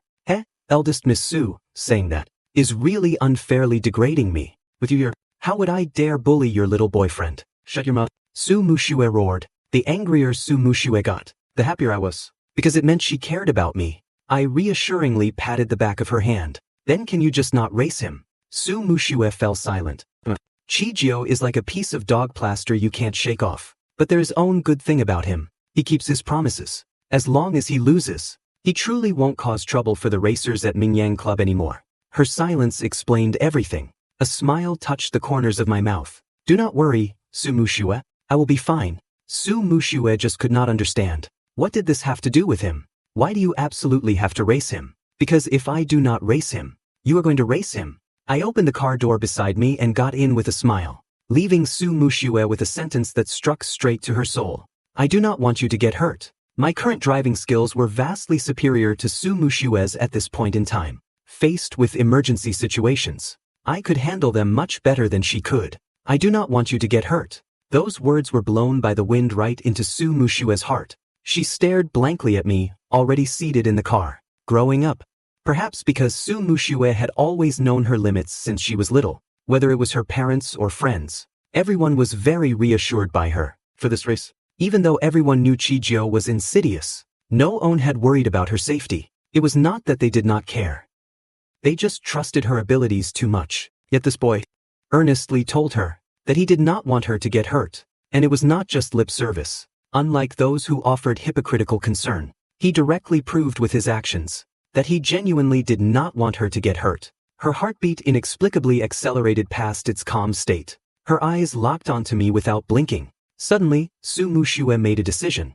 I am coming with you. She pulled open the car door, and, without a hint of hesitation, got into the passenger seat, and fastened her seatbelt. I looked at her in surprise, then chuckled. Suit yourself? That smile carried indulgence and a touch of helplessness. Su Mushue was not sure if she was seeing things, but her face flushed. To hide her embarrassment, Su Mushue furiously yelled at the culprit, Chijio. Are we racing or not? Get in your car already. Chijio was naturally displeased with Su Mushue disrespecting him. In front of so many people. He sneered coldly. What is the rush? I am coming. To ensure a fair race, Chijio and I drove the exact same model. 2 convertible sports cars. When the blue flag hit the ground, my car shot out like an arrow from a bow. My reaction time was even faster than Chijio's. Standing on the sidelines, Song Mengming watched the red sports car in absolute astonishment. Yang Yujie and Gong Wanting were also surprised, watching me take Su Mushue's place in the race. They did not say much out loud, but internally, they were certain I was bound to lose. They never expected that I would not lose out to Chijio right off the line. This is the ignorance of a newborn calf not fearing the tiger. The most frightened, however, was Su Mushue in the passenger seat. Recovering from her shock, she looked at me beside her with a bewildered expression. She saw me with one hand on the steering wheel and the other on the gear shift. My expression was calm, my reactions sharp. Faced with this terrifying, blistering speed, my face did not change color at all. Winning or losing is not important. It is the participation that counts. With me here, Chijio would not dare do anything to you. Fujin, slow down. It is dangerous. Right now, Su Mushue looked exactly like a country bumpkin riding in a car for the first time. She felt all of this was somewhat beyond her comprehension, making her look very ignorant. Would someone please tell her why this seemingly gentle and quiet boy was driving so ferociously? It felt like the wind was going to peel the skin right off her face. Chijio had not been able to overtake me because I kept blocking his path, and in terms of raw speed, I was superior as well. Looking at the speeding sports car in front of him, Chijio's face turned incredibly ugly. Damn it, I have been had. These two must have been putting on an act to trick him. With driving skills like this, he still pretended to be so harmless. Furious, he slammed his hand against the steering wheel and honked the horn. From the rearview mirror, I saw Chijio tailgating closely and guessed he must be fuming right now. A wicked smirk curled on my lips. Stupid idiot, if I did not have absolute certainty, why would I have taken Su Mushue's place in the race? What I wanted was for Su Mushue to be safe, not to get into an accident along with her. That smile fell into Su Mushue's eyes. Wicked and incredibly seductive. Su Mushue's heart had not raced because of the car's speed, yet because of this devilishly handsome smirk, it was leaping like a panicked fawn. She subconsciously clutched her chest. Be careful. Chijio might try some dirty tricks. Her voice was tight and she stuttered slightly. I knew she was worried about me. Taking a quick second, I gave her a gentle smile. Do not worry, everything will be fine. By contrast, this smile seemed exceptionally precious. Su Mushue's heart lost control once again. Beating frantically, she abruptly turned her head, looking out the window and letting the wind violently whip her face. Holy crap, he is such a tease. Chijio still could not catch up to me. When he finally managed to close the gap, I held the racing line, giving him absolutely no opportunity to overtake. Thinking of the wager we had made, Chijio's face twisted grotesquely. Damn it, since you dared to trick me, do not blame me for showing no mercy. He was extremely familiar with this route. There was a sharp turn up ahead. His eyes gradually grew ruthless. I had already noticed the sign, warning of the sharp turn ahead, sensing the car behind gradually closing the distance. The corners of my mouth curled up, calm and composed. Su Mushue noticed Chijio tailgating closely, and spoke up to warn me. Be careful when turning. Chijio calculated that most people would slow down when taking the turn. That way, he could swiftly accelerate and ram right into my rear bumper. He immediately sped up. Finally, the curve was right ahead. A victorious smirk appeared on Chijio's face. He aimed directly at the rear of my car and charged. Suddenly, the car ahead executed a beautiful drifting tail whip, perfectly dodging his impact. I had not slowed down in the slightest during the turn. Chijio completely missed, crashing into the stone barrier by the roadside. With a loud bang, his engine died. Beautiful. The drift was so incredibly cool that Su Mushue could not help but cheer for me. I saw Chijio's pathetic state in the rearview mirror, and let out a crisp laugh. Trying to steal a chicken only to lose the rice. The laugh was clear and carried a hint of heartiness. The pleasant surprise in Su Mushue's eyes gradually settled. As she looked sideways at me, strange emotions rippled in her gaze. Calm, collected, bold, and meticulous. With his car dead, Chijio was left far behind. The finish line was also the starting point. Beyond the finish line, everyone was craning their necks in anticipation. When that familiar red blur entered their line of sight, the crowd tensed. Upon clearly seeing the license plate, the entire crowd erupted into cheers. Song Mengmeng was dumbfounded. Holy crap, Guchen won. When the car came to a stop, I was completely surrounded by the cheering crowd. It took about 2 minutes before Chijio's car finally appeared. Chijio's eyes were filled with malice. Spotting Su Mushue standing by the roadside, he narrowed his eyes and violently accelerated straight toward her. Watch out. I saw Chijio's car accelerating toward Su Mushue. My heart leaped into my throat. I grabbed her hand and yanked her forcefully toward me. I bumped into her face, and my teeth hit her lip, actually breaking the skin and drawing blood.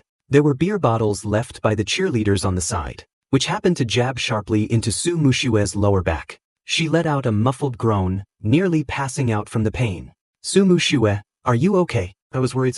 Su Mushue clutched her waist with one hand and held onto my hand with the other. Seeing my deeply worried expression, she endured the pain and forced out a smile. It is nothing serious. How about you? Are you hurt anywhere? I shook my head.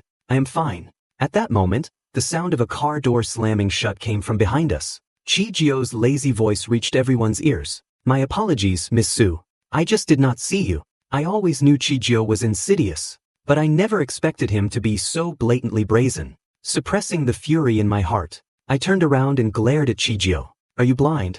Or do you just want to die? Chijio's face turned cold. He shot me an icy glare. I was not afraid in the slightest. Song Mengmeng and the others snapped out of it and started cursing Chijio directly. Chijio, what the F***ck is wrong with you?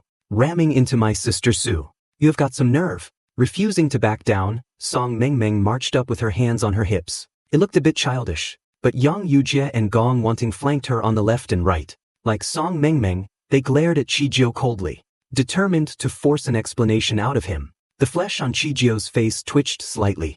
His eyes were full of malice. I already told you, I did not see her. She is the eldest miss of the Su family. How would I ever have the guts to hit her? My bad. My eyesight really must be failing me. With a cold face, I walked toward Chijio. Chijio offered a fake smile. Pushing past Song Mengmeng, I tilted my head and let out a light scoff. Suddenly, I raised my fist and smashed it brutally into Chijio's face. Grabbing him by the collar, I hoisted him up and slammed him against his car door, spitting venom right into his ear. Do not play your pathetic little mind games with me. I know exactly what schemes you are plotting. If there is a next time, I will take your dog life. Do not think that just because Su Mushue owes your sister a favor, you can do whatever you want. Chijio's pupils trembled violently. Resentment mingled within. The reason he had dared to be so arrogant all these years was entirely because Su Mushue owed his sister a favor, but now he had to lower his head. I let go of his collar and dusted off my hands in disgust. What I said to Chijio, apart from Song Mengmeng, Yang Yujie, and the others close by, no one else heard, including Su Mushue. The race was over. Having made a bet, Chijio had to accept his loss. Feiyang Club was handed over to Su Mushue, and he quit the racing circle from that day forward. Su Mushue's lower back had been jabbed by the beer bottle, but after resting for a bit, she felt fine. On the way home, Song Mengmeng and Yang Yujie kept endlessly praising my driving skills and courage. Gong Wanting, however, through the rearview mirror, cast a meaningful half-smile at Su Mushue. I felt embarrassed by all their praise. Su Mushue, however, decided to settle the score after the fact. Guchen, I am warning you. You are not allowed to do something like today ever again. Chijio holds a serious grudge. What happens between him and me is none of your business. Clearly, these were words of concern, yet she insisted on framing them as a warning. I somewhat understood why, in the past, I had never realized Su Mushue liked me. I smiled until my eyes crinkled, my gaze entirely filled with Su Mushue. In the car, Song Mengmeng and Yang Yujie felt like they had just been force-fed tons of dog food. Only Gong Wanting, who was driving, fared a bit better, having avoided the surprise attack of PDA. After arriving home, just before entering, Su Mushue stopped in her tracks. She turned to look at me next door, just as I was about to enter my room. Su Mushue looked somewhat awkward. Why were you so worried about me getting hurt? She recalled the words I said when taking her place in the race. I looked at her, smiled, and shook my head. Take a guess. What is there to guess? Are we kids playing house? Just as Su Mushue was about to press further, my voice reached her ears. Auntie Sue asked me to keep a close eye on you. Having said that, I opened my door and went inside, shutting it without a moment's hesitation. Sue Mushue stood there, totally dumbfounded. That is, just because of that. She had been swooning for hours. A heavy weight settled in her chest, and she let out a long sigh of frustration. She let out a highly unconvincing laugh. I knew it was something like that. Exactly as I expected.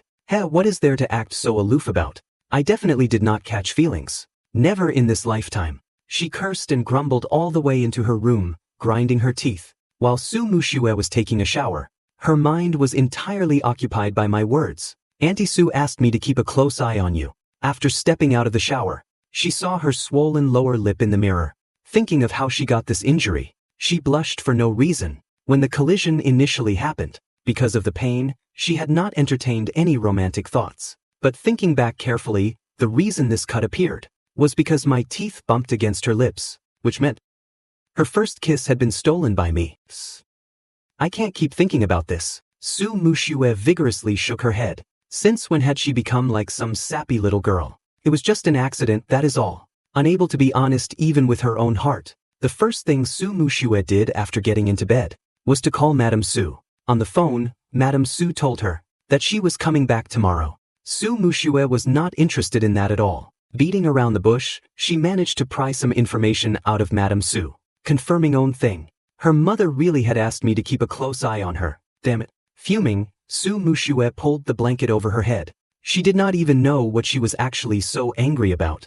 Unable to fall asleep, she simply grabbed her phone, ready to find the guys for some gaming. Perhaps she had gone crazy. Driven by some inexplicable urge, she tapped open our chat, and then went to look at my moments. It was posted just 10 minutes ago, still fresh out of the oven. The attached video was a 1v1 solo gaming clip. She recognized both IDs. One was the pro player, Shin Ming. The other was me. The caption consisted of only 2 words, Shin Ming. It is so late, and he is actually still playing games with Shin Ming. Sue Mushue sat up straight, staring at her phone screen in disbelief. Does not he study? And what is the meaning of this caption? From those 2 simple words, Sue Mushue inexplicably sensed a hint of ambiguity. At that moment, I was chatting with Shin Ming. Shin Ming had invited me to join his esports team, but I had rejected him. Since I was bored and had nothing to do, I played a game with him. Shin Ming performed quite well in this match, pulling off some god-tier plays. I thought it was pretty good, so I posted this video clip and tagged him. After chatting for a bit, Shin Ming simply called me on the phone. I hesitated for a few seconds before answering. Shin Ming, I already told you I do not want to join. Do not try to persuade me, it is pointless. A helpless chuckle came from the man on the other end of the line. Alright, it seems your mind is made up, but there is a favor I would like to ask of you. What is it? Just as he said this, a soft knock came from my door. Who is it? Called out, walking over to open the door as I asked. Sue Mushue stood at the doorway. Her lips were pale. She held a cotton swab in one hand and a bottle of medicine in the other. Sue Mushue noticed that I was on the phone with someone. She turned her head, her cold, aloof eyes fixing on me. Could I trouble you to help me apply this medicine? Apply medicine? I looked at her pale lips and remembered the injury she had sustained earlier. I took the cotton swab and medicine from her hands. Come in. She sat stiffly on the chair. I unscrewed the bottle cap and stood in front of her, leaning in slightly. Tilt your head up a bit. Sue Mushue obediently lifted her chin. When the medicine-soaked cotton swab touched the wound on her lip, it stung a little. Sue Mushue's cold eyes looked up at me, staring fixedly at my exceedingly handsome face. Sue Mushue felt subconsciously nervous. Her hands, resting on her knees, curled up slightly. My movements were very gentle. Sensing Sue Mushue's nervousness, I thought she was in pain. Bear with it for a second. It stings a bit.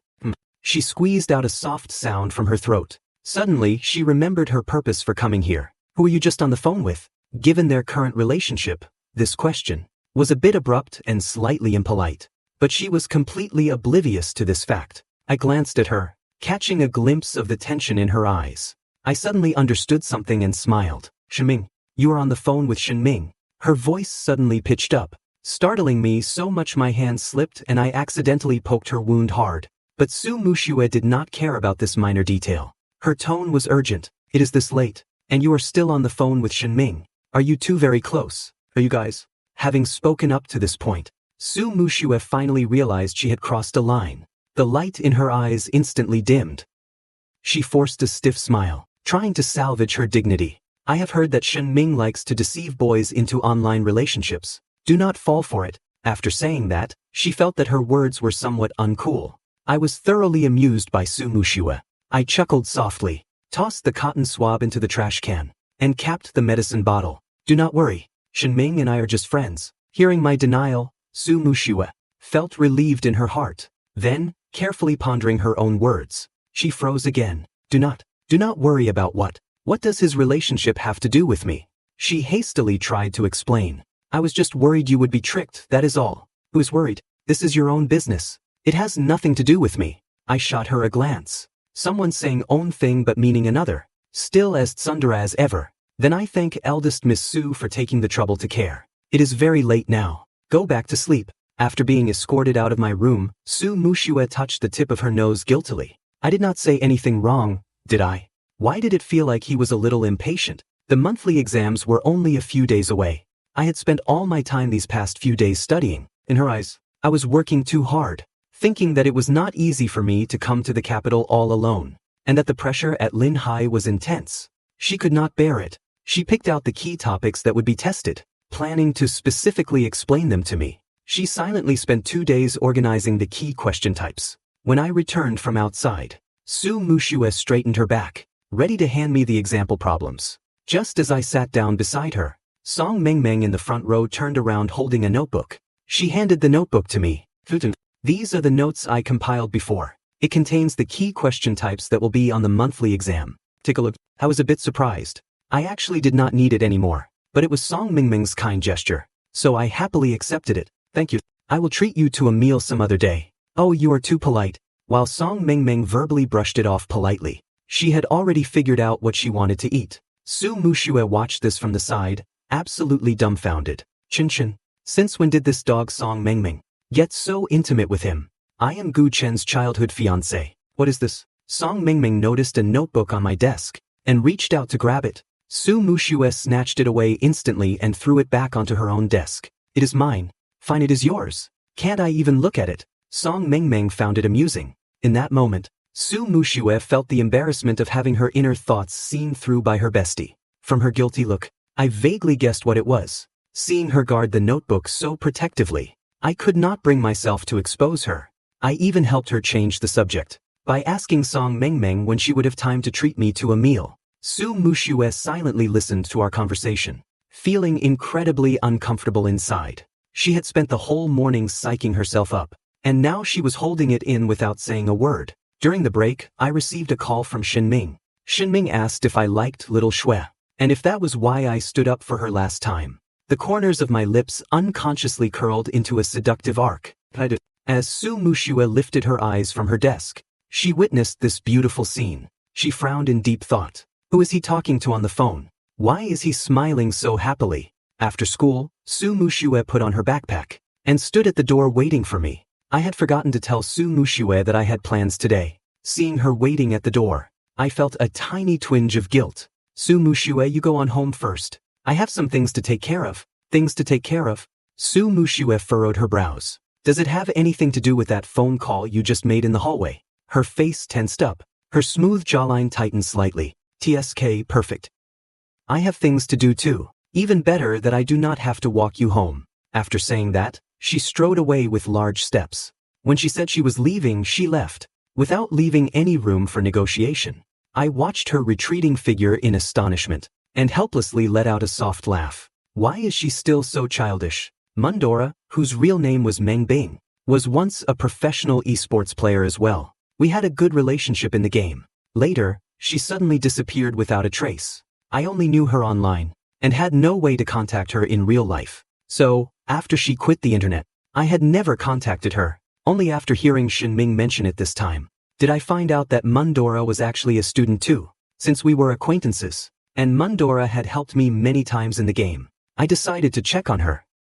Looking at the photo Shen Ming sent, Meng Bing was actually a girl. The reason I instantly recognized Meng Bing's identity was because in my past life, I had seen an interview of Meng Bing dressed in women's clothing. Meng Bing studied at First High School, which was not very far from Lin Hai. Just through 2 alleys was the main gate of First High. Waiting for Meng Bing at the school gate, I stepped forward to greet her. Mundura. I am Si Tianxia. Suddenly hearing the name Si Tianxia, a faint smile appeared on Meng Bing's face without any warning. The setting sun was endlessly beautiful, and a handsome man and a beautiful woman naturally drew attention. Not to mention, Meng Bing was the school beauty of First High. The scene of the two smiling at each other was captured by students on their cameras and posted on the school forum. Meanwhile, leaning lazily on the sofa, Song Mengmeng found it amusing. What is wrong with you today? Why the stank face? Who offended you? Su Muxue kept her face taut and did not say a word. Guchen should be home by now, right?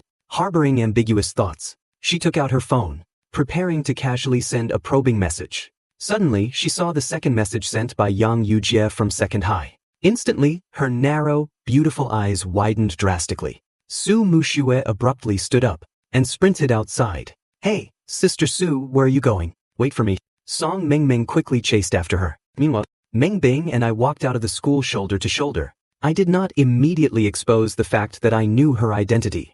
I chatted with her about some interesting things from the past. Recalling the past, a smile gradually appeared on Meng Bing's lips. I could tell she was not happy with her current life. I stopped and asked her, Meng Bing, Shen Ming asked me to persuade you to rejoin the team. But right now, I am more interested in knowing, are you facing some kind of difficulty? The smile on Meng Bing's lips dimmed instantly at those words. She stared at me unblinkingly. You can't help me with my problems. My eyes showed confusion. Suddenly, a nasty laugh came from up ahead. F*CK. What a coincidence. Meng Bing and I looked toward the speaker at the same time. The person approaching brought a bunch of lackeys, with tattoos on both arms and a menacing look. Who else could it be but Chijio? Meng Bing's face drastically changed. How could she have forgotten? Chijio was coming to cause trouble for her today.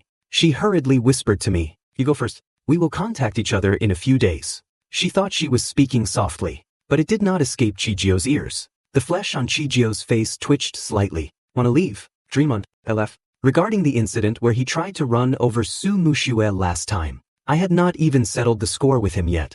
And here he was, delivering himself to my doorstep to seek death. Chijio waved his hand. His group of lackeys immediately charged over, blocking our escape route. Now, running was impossible. The look Meng Bing directed at Chijio was filled with absolute fury. Chijio, if you have a problem, come at me. Do not hurt my friend. Chijio looked like he was watching a comedy show. Save it. Do not try to be a hero. Compared to you, I want to teach him a lesson way more. You want to teach me a lesson? LF. I rolled my wrists, then shielded Meng Bing behind me. Let me handle this. I actually really want to beat him up. Saying that, I calmly walked step by step toward Chijio. Chijio acted as if he had just heard the biggest joke in the world. Just you. You want to teach me a lesson? King. Before he could finish, a fierce gust of wind suddenly brushed past his ear. Fortunately, he dodged in time. My spinning kick missed. A hint of a wicked smile touched my lips. That was just a warning. Now, I am going to beat you for real. The moment an expert makes a move, you know their depth. The speed of my kick was lightning fast and fierce, even producing a sound of slicing through the air. Chijio instantly realized he had underestimated me. This punk actually has some skills. No wonder he was not afraid. Chijio immediately roared, You little edge *tis, get over here and help. The few lackeys who were originally blocking the rear were startled and hurriedly rushed forward to help.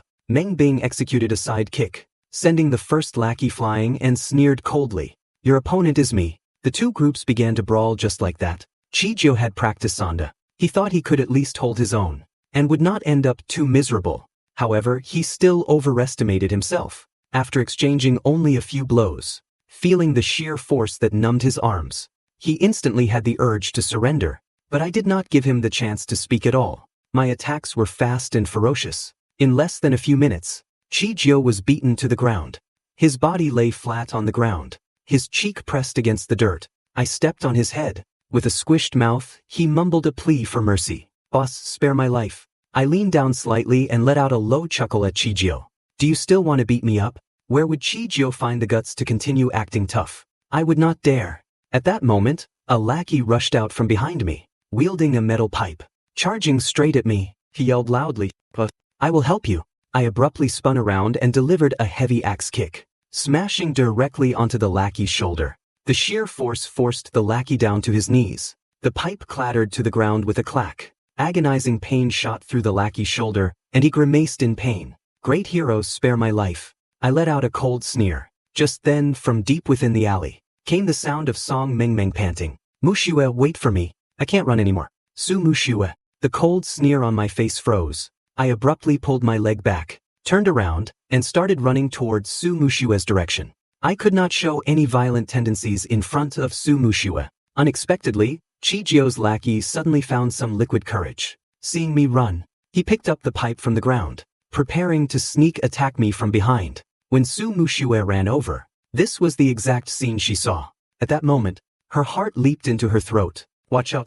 I easily dodged it, and then ran over to her. Su Mushue quickly looked me up and down, asking anxiously, Are you hurt anywhere? I smiled and shook my head. Not hurt at all. Su Mushue nodded, then looked at Meng Bing. What exactly is going on here? Meng Bing stood on the opposite side. The ground was littered with groaning bodies, including Chijio. Chijio looked particularly pathetic. Meng Bing did not expect Su Mushue and I to know each other. I raised an eyebrow. It is exactly what you see. Thinking that I had almost been put in danger because of Meng Bing, Su Mushue did not give Meng Bing a friendly look. But she did not say anything either. The main culprit was Chijio.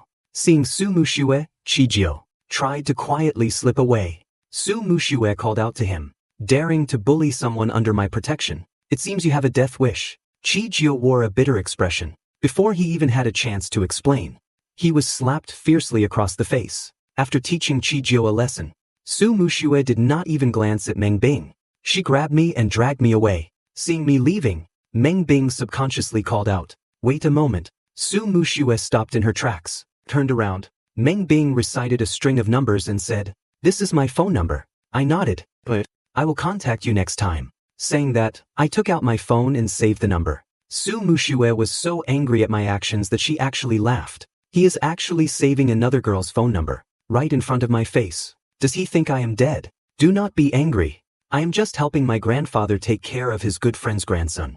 Su Mushue managed to convince herself internally, but her face was terrifyingly cold. She grabbed me and marched forward with large strides. I was dragged all the way home by Su Mushue, sensing her extremely low air pressure.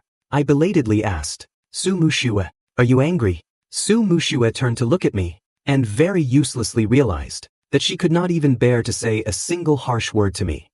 She said she was not angry, but inside she felt incredibly wronged. She asked me angrily, How do you know Meng Bing? As soon as the words left her mouth, she realized she seemed to care a bit too much. To save face, she quickly added, I am just reminding you out of the goodness of my heart. Since you are a guest at our house, do not always put yourself in dangerous situations. Vitel. Su Mushue was jealous.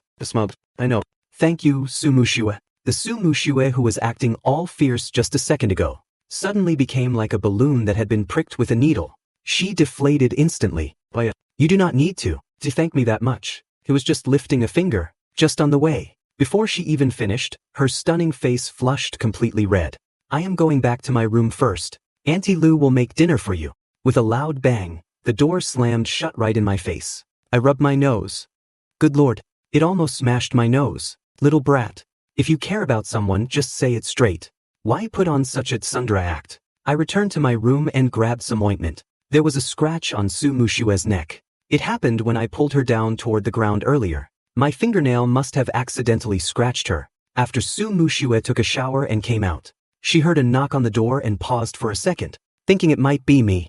The corners of her mouth unconsciously curled up. She quickly walked over and opened the door. With her lips slightly curved, Su Mushue let out an awkward cough. What are you doing here? I bypassed Su Mushue and walked right into her room. Su Mushue followed behind me. Suddenly I turned around and took a step closer to her. Su Mushue subconsciously stepped back. I placed both hands on her shoulders, and with a firm push, made Su Mushue sit down on the edge of the bed. To steady herself, Su Mushue propped her hands behind her on the quilt.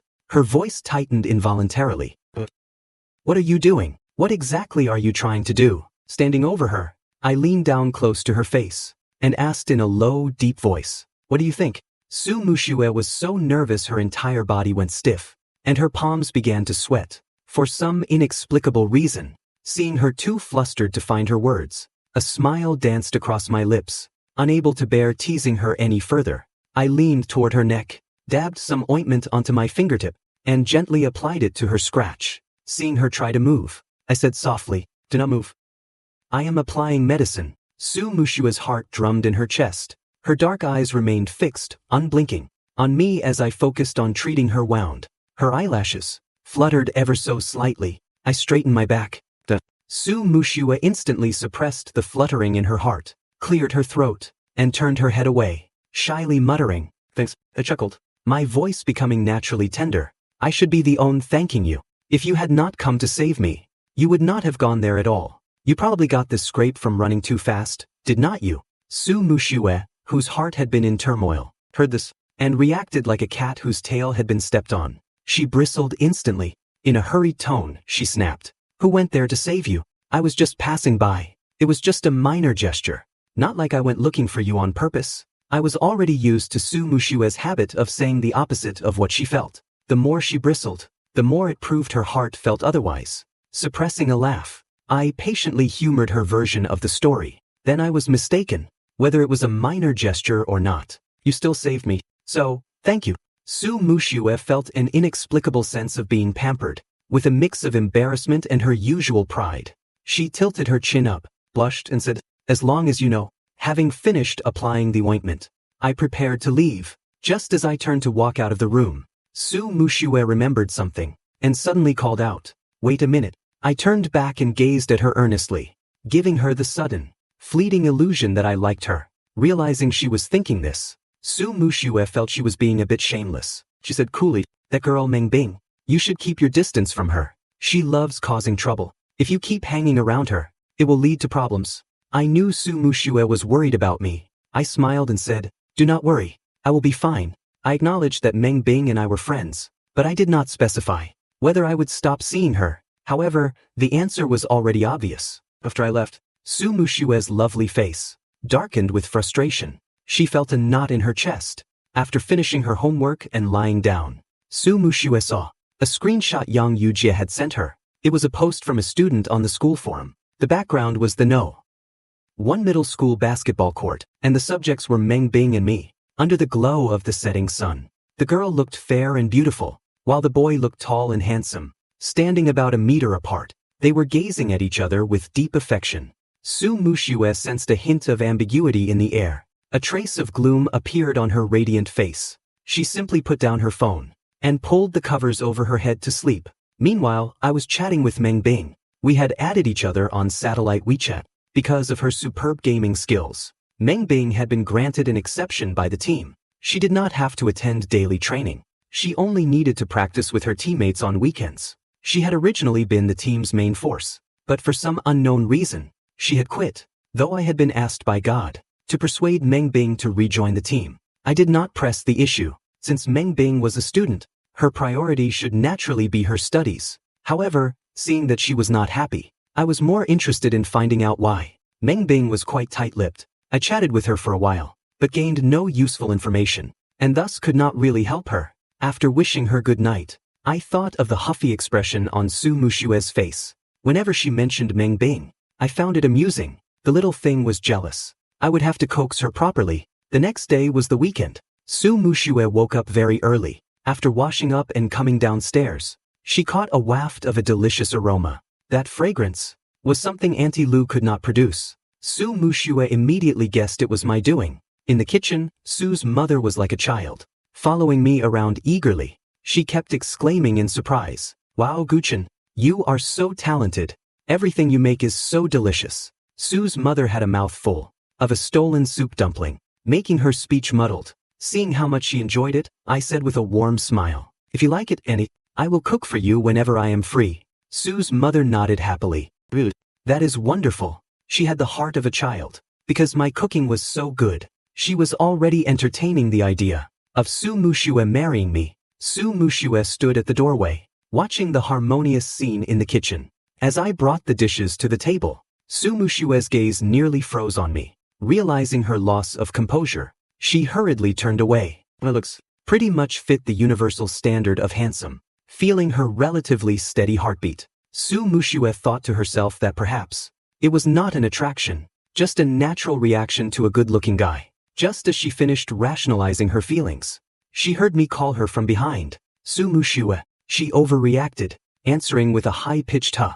I pointed to a steamer of thin-skinned, translucent dumplings. Auntie said you love soup dumplings. I happen to know how to make them. So why do not you give them a try? Su Mushue's face reddened. If I eat just because you asked, would not I lose face? Ultimately, she stiffly reached out anyway, and grabbed a steaming hot dumpling, stuffing it quickly into her mouth. The dumpling was scorching hot. The heat made her lose control of her expression. A moment later, she turned away with a cold face. I was stunned. I asked her to try it, but I did not tell her to use her bare hands. I quickly put down the tray, grabbed a tissue and went to her. Su Mushue, spit it out quickly. It is too hot. Su Mushue looked at me expressionlessly and shook her head, watching her tense face. I knew she did not want to lose face in front of me. I smiled helplessly and said, fine, I will turn around, and won't look at you. Just spit it out fast. It is really hot. Do not burn your mouth. I turned my back to her. Su Mushue could not hold out any longer. She opened her mouth and spat the dumpling into the trash can, panting desperately to cool her mouth. During breakfast, I kept using the serving chopsticks to give her food. Su Mushue, try this. Hearing her name made her ears turn red. She could only keep her head down and eat. Su's mother watched from the side, beaming with joy. There is hope for this arranged marriage. After the awkward yet pleasant breakfast, I planned to go back to my room to study. Just then my phone vibrated once, then several times in succession.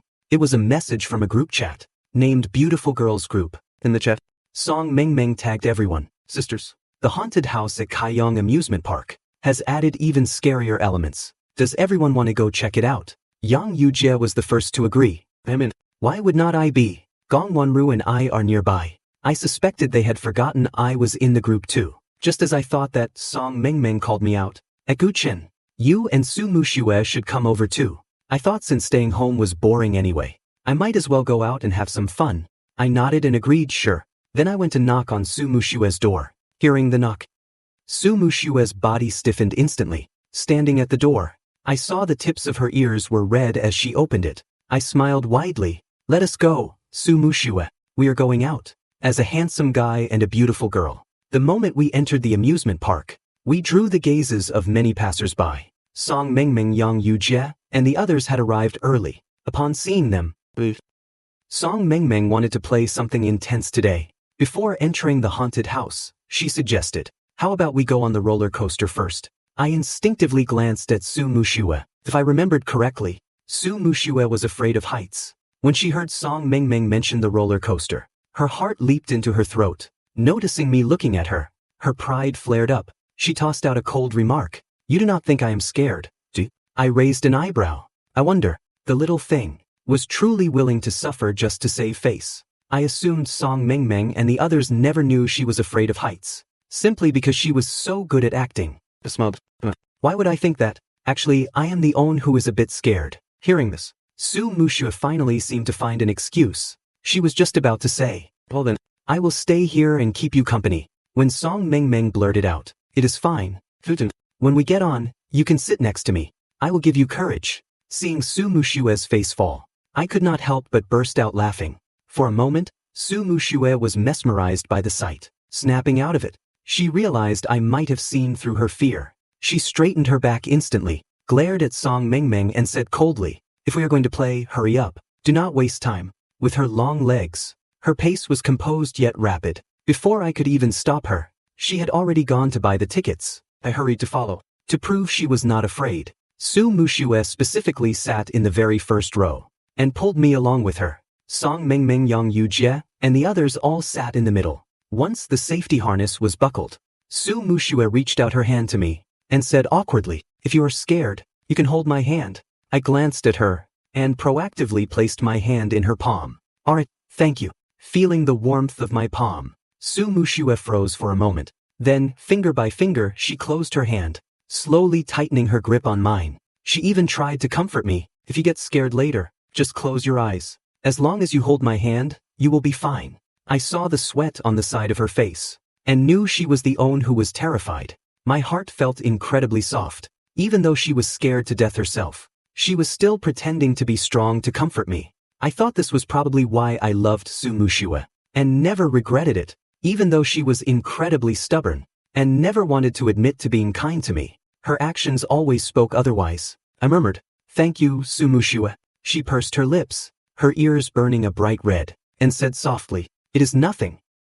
Just a minor gesture." Sitting in the middle, the other three girls felt like they were being force-fed dog food. A mischievous smirk appeared on Yang Yujia's face. Mushue is definitely falling for him. Song Mengmeng and Gong Wanru shared a look, as if to say it was already obvious. They had grown up together, yet they had never seen Su Mushue be this kind to any boy. As soon as the roller coaster started, Su Mushue's heart rate spiked and tightened. She instantly gripped my hand tight, closed her eyes as hard as she could, terrified she might scream out loud, and pressed her lips firmly together. I have loved intense games since I was a kid. I was not afraid of roller coasters at all. Feeling the wind whistling past my ears, I turned to look at Su Mushue. Her eyes were shut tight, her sexy lips pressed into a thin line. I tightened my grip on her hand. As the coaster plunged and soared, Su Mushue's heart was constantly in her throat. Every time we dropped from a high point, it felt like her heart would leap out. When the ride finally ended, she was completely drained of energy. Her legs felt like jelly. It was only through sheer willpower that she did not collapse. As we got off, she was still holding my hand, her face deathly pale. Song Mengmeng and the others had not had enough, and wanted to go again. Su Mushue did not want to go back on for anything, yet she did not want to look weak in front of me. While she was agonizing internally, I said gently to Song Mengmeng, "I am a bit scared. I won't play anymore." Catching those words, Su Mushue's spirits instantly lifted. Pretending to be indifferent, she said, "Since you are so scared, I won't go either. I will stay down here with you." This remark drew teasing looks from the others. Thinking of something, Su Mushue added in a fit of flustered anger, "My mom told me to take good care of him." Do not get the wrong idea. The overly defensive explanation made her face flush with shame. Her ears were incredibly hot, terrified I might see through her true feelings. I already knew exactly what she was thinking. Since she wanted to be stubborn, I would play along. "Yeah, do not overthink it. Our families are lifelong friends." Hearing me say this, Su Mushue's mood suddenly felt a bit off. The roller coaster started again, taking the 3/3 wheels with it. I looked down at the hand she was still holding and teased, "I am not scared anymore. You can let go now." "And what hand?" Following my gaze, Su Mushue looked down at our intertwined hands. As if struck by electricity, she let go abruptly. We sat on a nearby bench, waiting for the others. Su Mushue stretched out her long legs and leaned lazily against the backrest, recovering from the roller coaster's aftereffects. I took out my phone to chat with Meng Bing, and found that she seemed more willing to open up to me. I wanted to know what had happened to her to cause such a drastic personality change, making her so different from how she used to be in the game. As a result, our chat went on for a while. Su Mushue was resting with her eyes closed, but sensing I was being too quiet, she opened one eye to peek at me. As luck would have it, she glimpsed the phone screen, where the name Meng Bing was painfully obvious. Su Mushue sat up straight instantly, her beautiful eyebrows knitting into a frown. She felt inexplicably stifled. I turned to look at her, feeling uncomfortable under my gaze. She twitched her lips and said, "Do not you think? You are being very rude." I was bewildered. How am I being rude? My handsome face was full of confusion as I thought it over. Meeting my eyes, Su Mushue felt like her heart had been jolted. She quickly looked away and said in a low, muffled voice, "I am sitting right next to you. At the very least, we are friends. You ignore your friend just to chat on your phone. Do you think that is polite?" I immediately felt wronged. I was only chatting on my phone because waiting was boring, and Su Mushue had her eyes closed. But I did not forget my goal: to spoil her and see how long she could stay stubborn before admitting she liked me. So I immediately put my phone away and said sincerely, "I'm sorry. It won't happen again." Su Mushue froze, speechless. I patted her on the head. "Are you angry?" Unable to withstand my deep, earnest gaze, she coughed several times and said irritably, "The roller coaster stopped. Let us go to the haunted house." Before entering the haunted house, I put on a serious face, pretending to be scared, and said, "Su Mushue, I am actually afraid of ghosts." She was about to say we should not go, but I did not give her the chance to finish. Looking at her, I added, "But I really want to try it." Su Mushue thought for a moment, then silently reached out her hand and asked tentatively, "How about I let you hold my hand?" With my goal achieved, I smiled triumphantly. I took her hand directly and said, "Thank you, Su Mushue." Her heart once again began to race, beyond her control. The 5 of us were supposed to go together, but Song Mengmeng and Yang Yuji, unable to bear the pain of being third wheels, had already entered the haunted house. Gong Wonru was at the back. Su Mushue and I walked hand in hand. After a while, Gong Wonru disappeared somewhere too. The haunted house was pitch black, so Su Mushue could not see. How happy I was smiling. Suddenly, there was a movement from behind. My instinctive reaction was to spin around and kick at the figure. Then I remembered this was a haunted house, and it might be a staff member. Fortunately, I stopped in time, but I forcefully suppressed this urge. Then, with a scream, I hugged Su Mushue. The person hiding behind me was indeed a staff member, dressed as a brainless ghost. I suddenly hugged Su Mushue.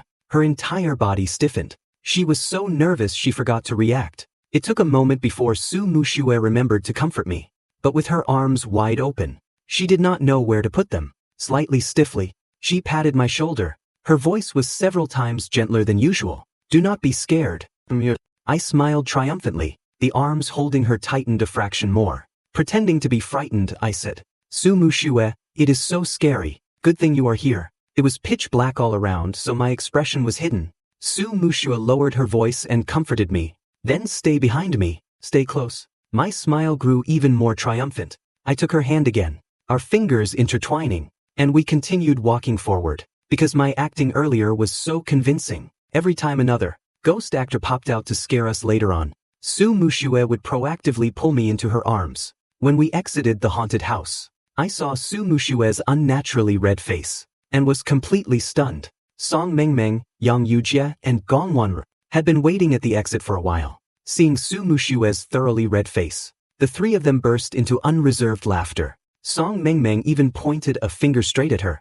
"Holy crap, Mushue, why is your face so red?" During P.E. class, Su Mushue sat on the edge of the school flower bed, propping her chin on her hand, her gaze occasionally drifting over to a group of boys playing basketball. Since they came out of the haunted house over the weekend, 2 days had already passed. For the past 2 days, Su Mushue could not look me straight in the eye. After coming out of the haunted house, her face had been so red it looked like it could drip blood. Teased by just own sentence from Song Mengmeng, she could not help but expose her own hand. Flustered and angry, she defensively yelled, "Who is blushing because of Guchen? It was just a hug, was not it?" At that moment, she had been incredibly embarrassed. A quick glance had caught my surprised and astonished eyes. Thinking of this, Su Mushue let out a long, heavy sigh. Just as she was zoning out, Song Mengmeng patted her shoulder, walked over, and teased, "Still looking? Your eyes are about to fall out of your head. Is it really that hard to admit you like Guchen?"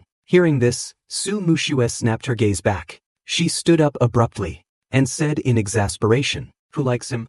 You are so boring." Then, leaving Song Mengmeng behind, she turned and took large strides back toward the classroom. Although I was playing basketball, I was intentionally or unintentionally casting glances in Su Mushue's direction. Her voice when she retorted just now was a bit loud. Heard it all. Looking at her flustered and angry reaction, I guessed that the him Su Mushue was referring to was, barring any surprises, "What a tsundere little thing." I chuckled softly, passed the basketball to the other boys in the class, and walked towards Song Mengmeng. The other boys had also heard Su Mushue's retort. Among them, the life committee member, Li Yu, cared the most. His desk mate beside him knew about Li Yu's feelings for Su Mushue, and provoked him. "Do you think the person Su Mushue was just talking about could be Guchen? If that is really the case, it just goes to show Guchen is not anything special either. Even with the arranged marriage, Su Mushue still does not like him." Li Yu narrowed his eyes, his gaze fixed continuously on me. He said coldly, "Whoever Su Mushue likes is none of my business. Anyway, if it is not me, it won't be Guchen either." Li Qinggang flashed a crooked smirk. "That is not necessarily true. As long as you are proactive enough, Su Mushue will be moved by you sooner or later." Li Yu curled his lip in cold mockery. "Then I have even less of a chance. Is not Guchen proactive enough? And he is so handsome. With a guy like that standing right in front of her, who else could Su Mushue possibly see?" Li Qinggang scoffed lightly. "Guchen might be handsome, but his grades are not necessarily good. He transferred from some small city. Su Mushue is the top student in Linhai. She will definitely go to the best university in the future. Your grades are in the top 5 of our class. Getting into the same university as Su Mushue is not hard. How long can a high school romance last? If they are not at the same school, it is basically a long-distance relationship. Li Qinggang wanted to say more, but Li Yu cut him off. Enough. This has nothing to do with me. On the other side, Song Mengmeng and I got down to business. Song Mengmeng asked me bluntly, "You like Mushua, do not you?" I smiled but remained silent. I did not answer the question. Seeing my silence, alarm bells suddenly went off in Song Mengmeng's head. "Hey, you are not just playing with Mushua, are you? Wake up. Mushua can't handle being played with by you." Song Mengmeng's intensely nervous expression made me burst out laughing. Amidst that laughter, Song Mengmeng heard my affirmative answer. "Play with her? Hell no. I like her." Song Mengmeng froze. At this moment, Su Mushua was standing by the corridor outside the classroom, with both hands gripping the railing. She stared at my smiling face. Her sexy lips were pressed tightly together. She found my smile extremely irritating to the eye. I admitted it to Song Mengmeng, because I was afraid that if she misunderstood, she would try everything to stop me from pursuing Su Mushua. But right now, I did not want Su Mushua to know that I liked her. After finally stopping my laughter, I put on a serious expression and said earnestly to Song Mengmeng, "I'm telling you this, but you have to help me keep it a secret." Song Mengmeng generously offered her fist and bumped it against mine. "Do not worry." In the corridor, the young girl's slender fingers gripped the railing tightly. With a chest full of pent-up gloom, she lost the mood to keep watching. She turned her head and walked back into the classroom. After finishing my chat with Song Mengmeng, I ran to the supermarket to buy Su Mushua a bottle of ice-cold mineral water. When I arrived at the classroom, Su Mushua was lying on her desk, pretending to sleep. I walked over and sat down beside her. Originally, I thought she was asleep and did not want to disturb her. But Su Mushua could not sit still. Knowing it was me who had entered the classroom, she felt inexplicably nervous. When I sat down beside her, that feeling intensified. Even her eyelashes could not help but flutter several times. I just happened to see it, and the urge to tease her arose. I gently pressed the water bottle against her cheek. Su Mushua's burning hot face was jolted by the icy cold. She slowly lifted her eyelids, putting on a drowsy, sleepy-eyed act. In a soft voice, she asked, "What are you doing?" I lightly shook the mineral water bottle in front of her. "Bought you some water. Want some?" As I spoke, my eyes focused intently on Su Mushua. Su Mushua instantly blushed, but the corners of her mouth could not stop curling up.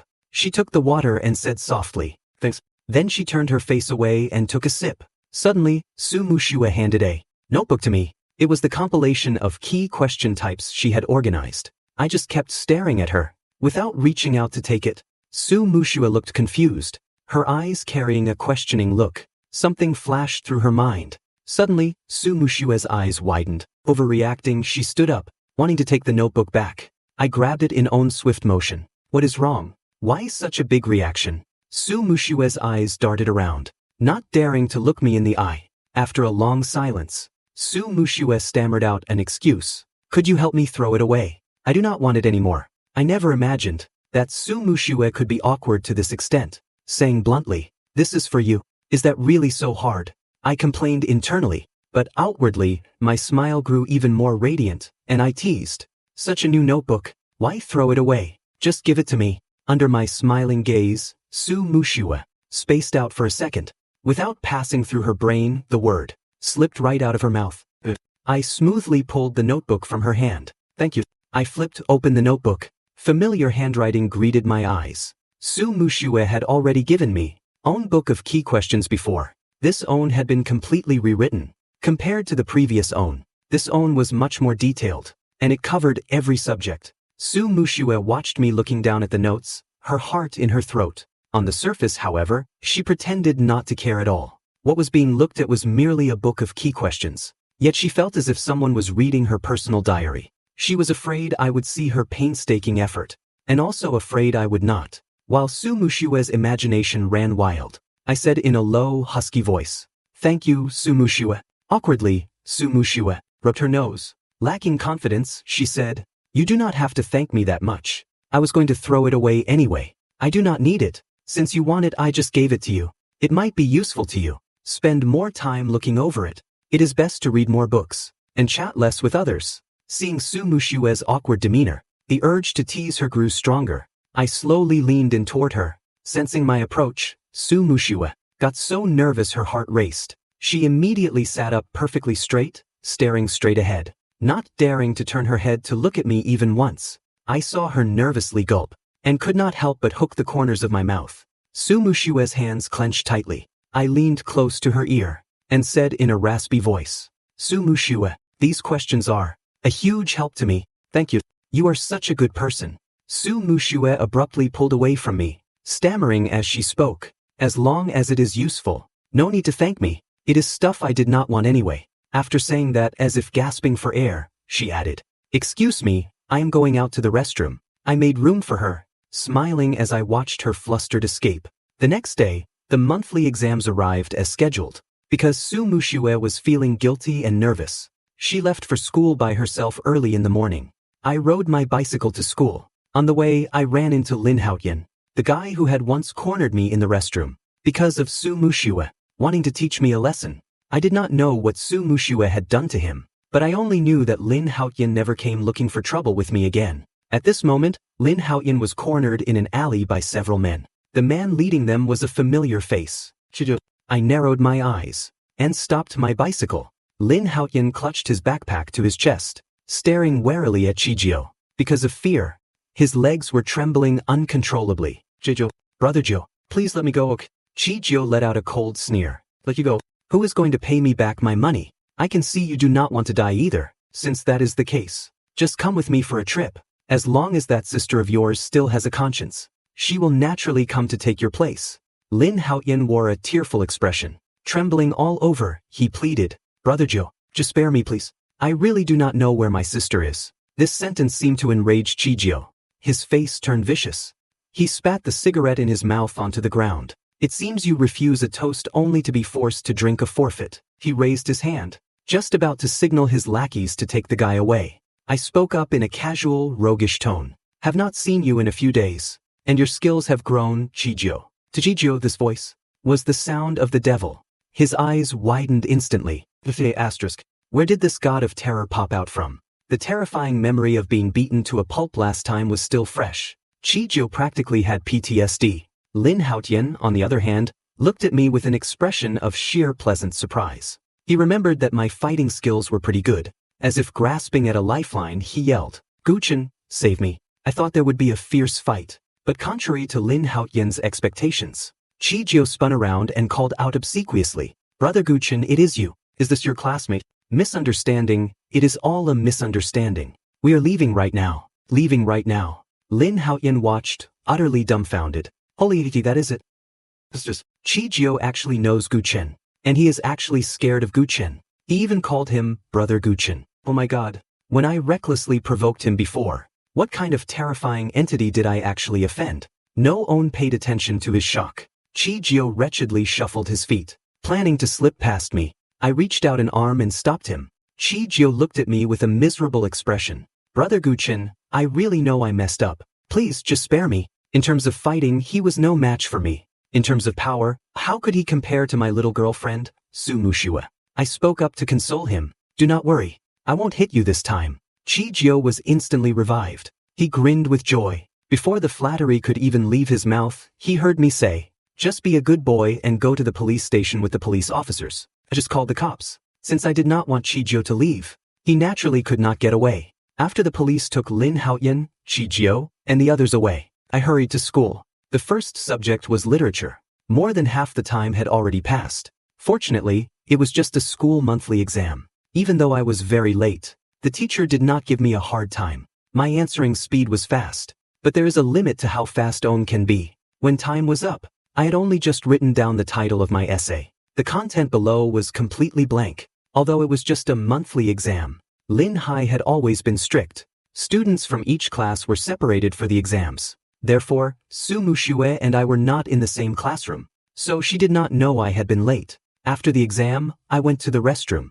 While washing my hands, I ran into Su Qinggang and Li Yu from my class. The two of them were currently discussing the exam questions. Out of politeness, I smiled and greeted them. I like to spin my pen, so there were quite a few ink marks on my hands. After greeting them, I lowered my head and earnestly scrubbed the ink marks off my hands. My head was slightly lowered, and slightly messy strands of hair swayed gently in front of my eyes. Su Qinggang and Li Yu subconsciously evaluated me. As soon as I transferred to the school, I was voted Lin Hai's new school heartthrob. My handsome looks were undeniably flawless. I could instantly capture anyone's attention. Without even doing anything, just standing there, was enough to make guys feel inadequate. They could not even muster up the feeling of jealousy. Su Mushue had good grades, a good background, and was beautiful. It was not just Li Qinggang who liked her. Li Yu was no exception. However, Li Qinggang hit it much deeper.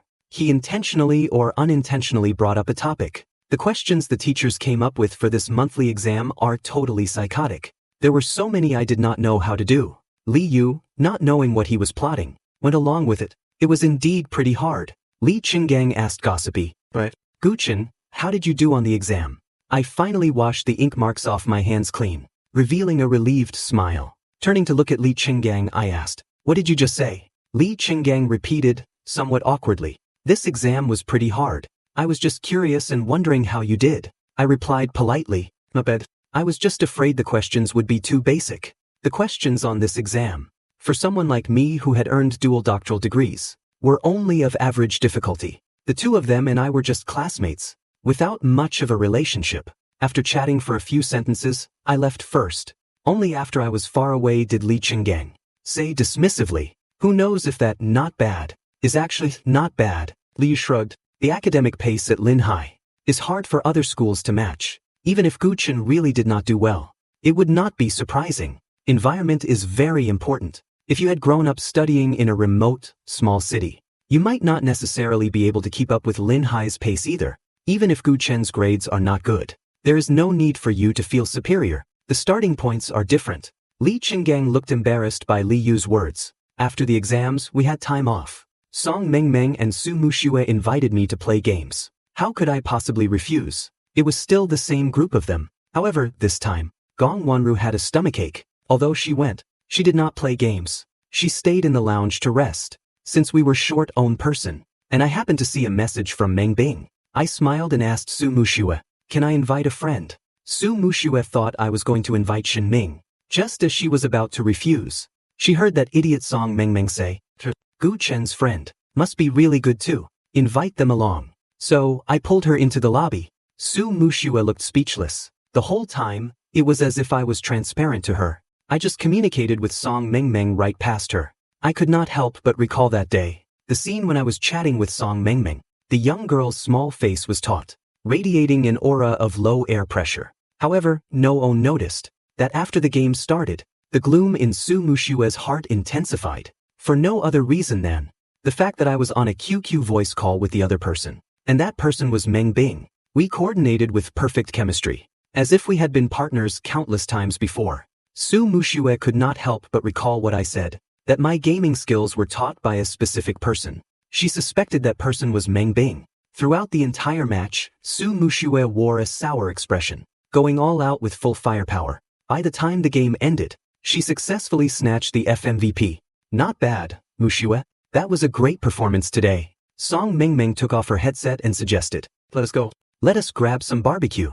Yang Yujie thought it was a good idea, but she figured a certain someone was not in the mood. I was still talking to Meng Bing, unaware of what they were saying. Su Mushue's ears were filled with the sound of my magnetic laughter. She felt inexplicably irritated, not wanting to hear the sound of me chatting with Meng Bing any longer. She stood up abruptly, ready to leave. The commotion she made was so loud that it was impossible for me not to notice. Confused, I looked up at her. "Su Mushue, where are you going?" Gazing into those soulful eyes, Su Mushue almost fell into the illusion that Guchen actually liked her. But the damn truth was nothing like that. An inexplicable surge of grievance welled up in her heart. She looked down at me and said, "Song Mengmeng said we are going for barbecue. Are you coming or not, Guchen?" I gave a brief "oh," then turned back to speak to Meng Bing. Su Mushue was nearly fuming with rage. Fortunately, my next words calmed her down in an instant. "Meng Bing, I have something to do. Let us talk later." But after hanging up, I asked Su Mushue, "Do you want to go?" Su Mushue shot me a glare. "I am asking you. Why are you asking me?" I replied as if it were the most natural thing in the world. "Because if you go, I will go. I will go if you go." Su Mushue froze, her lips parting slightly, her eyes clearly showing her surprise. Once she processed the meaning of those words, her explosive, fireball-like emotions were miraculously smoothed over. She even felt a bit of joy. The slight upward curve of her lips was the best proof. She tried hard to suppress the smile. Then let us go. She turned and walked ahead without looking back. But before she left, she did not forget to pick up my backpack. The sound of the door closing reminded those inside that Su Muxue had already headed out. I asked Song Mengmeng in confusion. Was she smiling just now? Song Mengmeng shrugged. Was not it obvious? Yang Yujie added. To be precise, I would call it turning grief into joy. As for why the sudden change, it is probably because she saw me. She cut off her explanation and gave a mischievous grin. It is probably just her being tsundere. I recalled what she had just said and understood in an instant. It turned out that, unintentionally, I had flirted with her again. Looks like I need to keep up the good work. At the barbecue shop, before Su Muxue ordered, she specifically asked me what I liked to eat. I was being very well taken care of. Song Mengmeng ordered crawfish. I remembered they were Su Muxue's favorite, but Su Muxue found them a hassle to peel, and usually was not willing to do it, so she often could not be bothered to eat them. But in her current situation, I was not supposed to know that yet, so I asked with feigned curiosity, Su Muxue, are you not eating the crawfish? It is not that she does not like them. She is just too lazy to peel them herself. Song Mengmeng gave me the answer, exactly as I hoped. Yang Yujie, that shrewd fox, had long since seen through my feelings for Su Muxue. She laughed teasingly and said, if someone peels them for her, she will eat them. I really wanted to give Yang Yujie a thumbs up. Everyone was being a perfect wingman. Excellent. Su Muxue would not have cared about this before. With their family background, they would not usually come out for street barbecue anyway. Ever since Song Mengmeng brought them here once, they had become regulars at this stall. But having this said in front of me now, Su Muxue felt a sense of panic, worrying that it made her sound like a terrible woman who could not even take care of herself. She hurriedly explained, do not listen to their nonsense.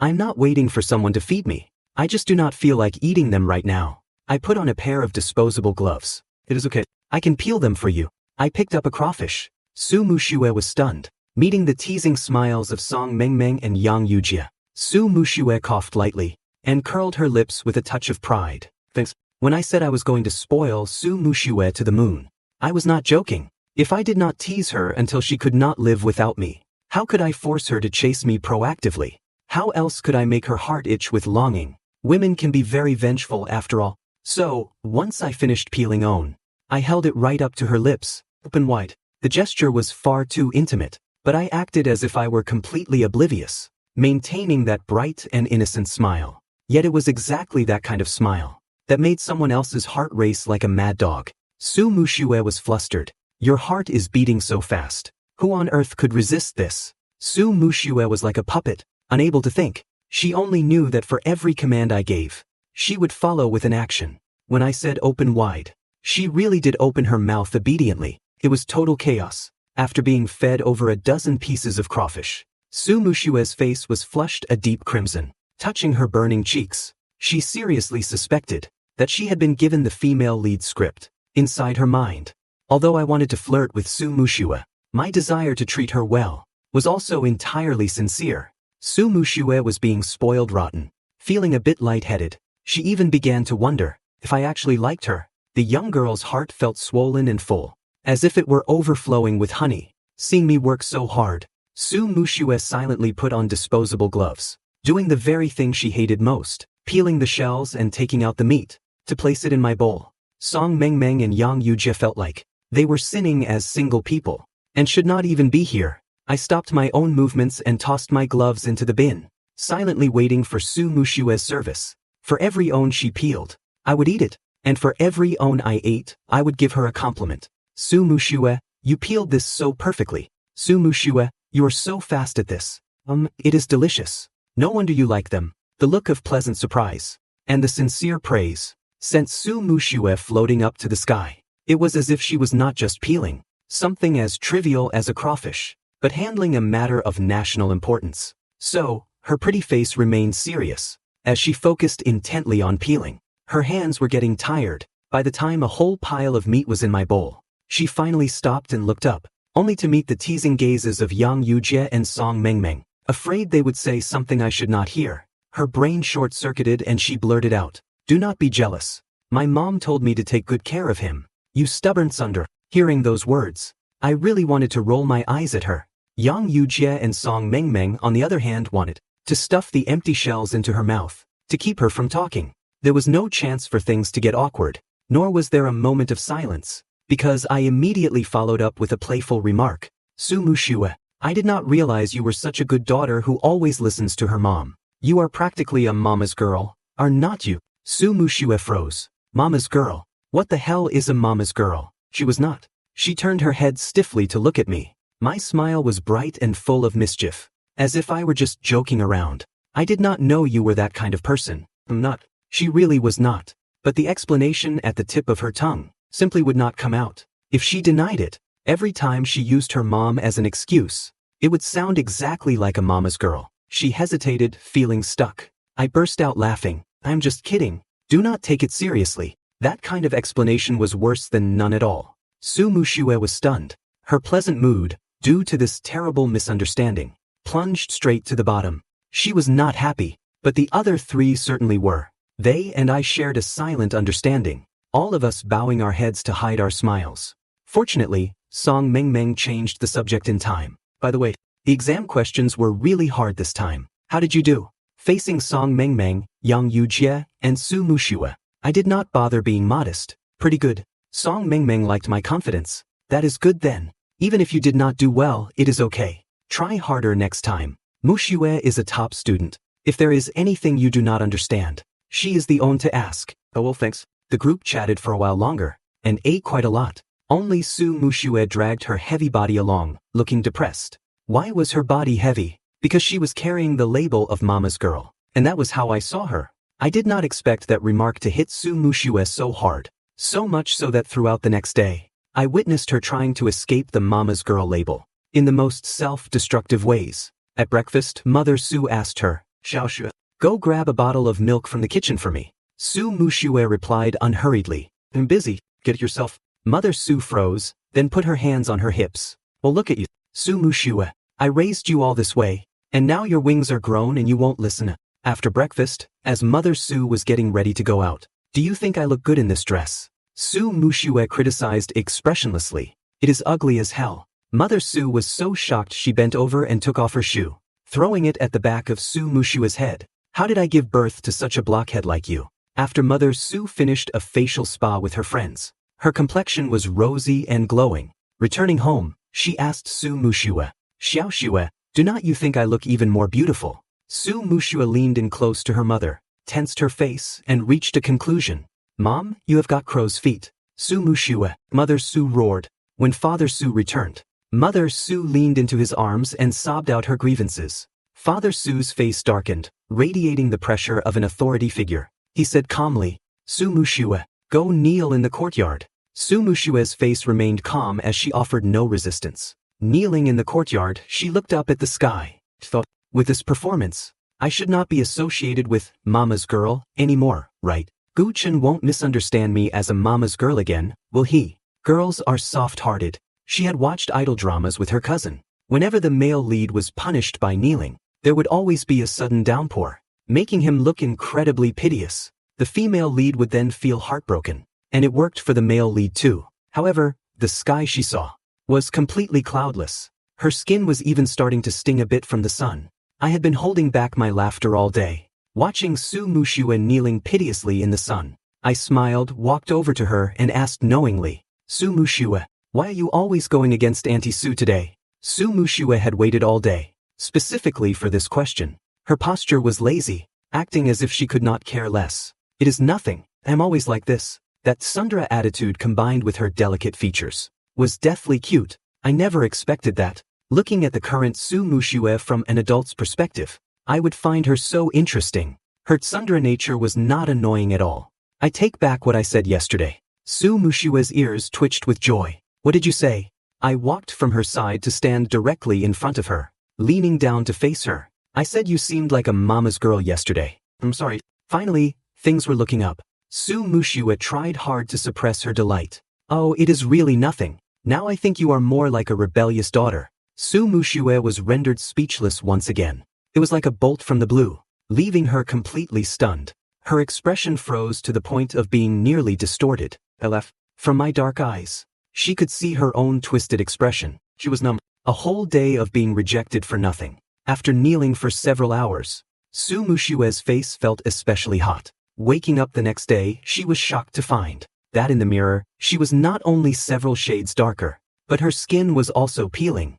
Her beauty was gone. Su Mushue clutched her face in horror. It is all over. Returning from my morning run, I suddenly noticed an intense gaze. Turning around, I saw on the sofa a girl dressed in black from head to toe, wearing a black mask and sunglasses, buried in the black sofa. She nearly blended right in. I called out tentatively, Su Mushue. I walked toward her. What is wrong? Catching a glimpse of my flawless face, Su Mushue silently pulled her mask up a bit higher. She whispered in a low voice, I have a cold. Hearing she had a cold, I was a bit worried. Standing in front of her, I reached out to feel her forehead. Su Mushue was quick. She instantly grabbed my wrist. What are you doing? I want to see if you have a fever. It is such a hot day. Why are you wrapped up so tightly? From my perspective, I could only see her cool look behind the sunglasses, but beneath them, Su Mushue's eyes were darting around in a panic.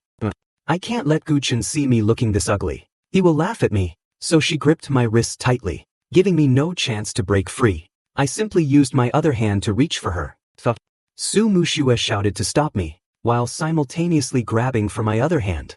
I do not know where she got the strength, but she ended up pulling both my hands and dragging me down onto the sofa with her. The atmosphere instantly became ambiguous. Su Mushue's palms were sweating from nerves, but I was staring in shock as she fell back, exposing a patch of her forehead from behind her bangs. It was dark and peeling. Su Mushue's mind was racing. I chuckled inwardly, finally understanding why she was dressed like that.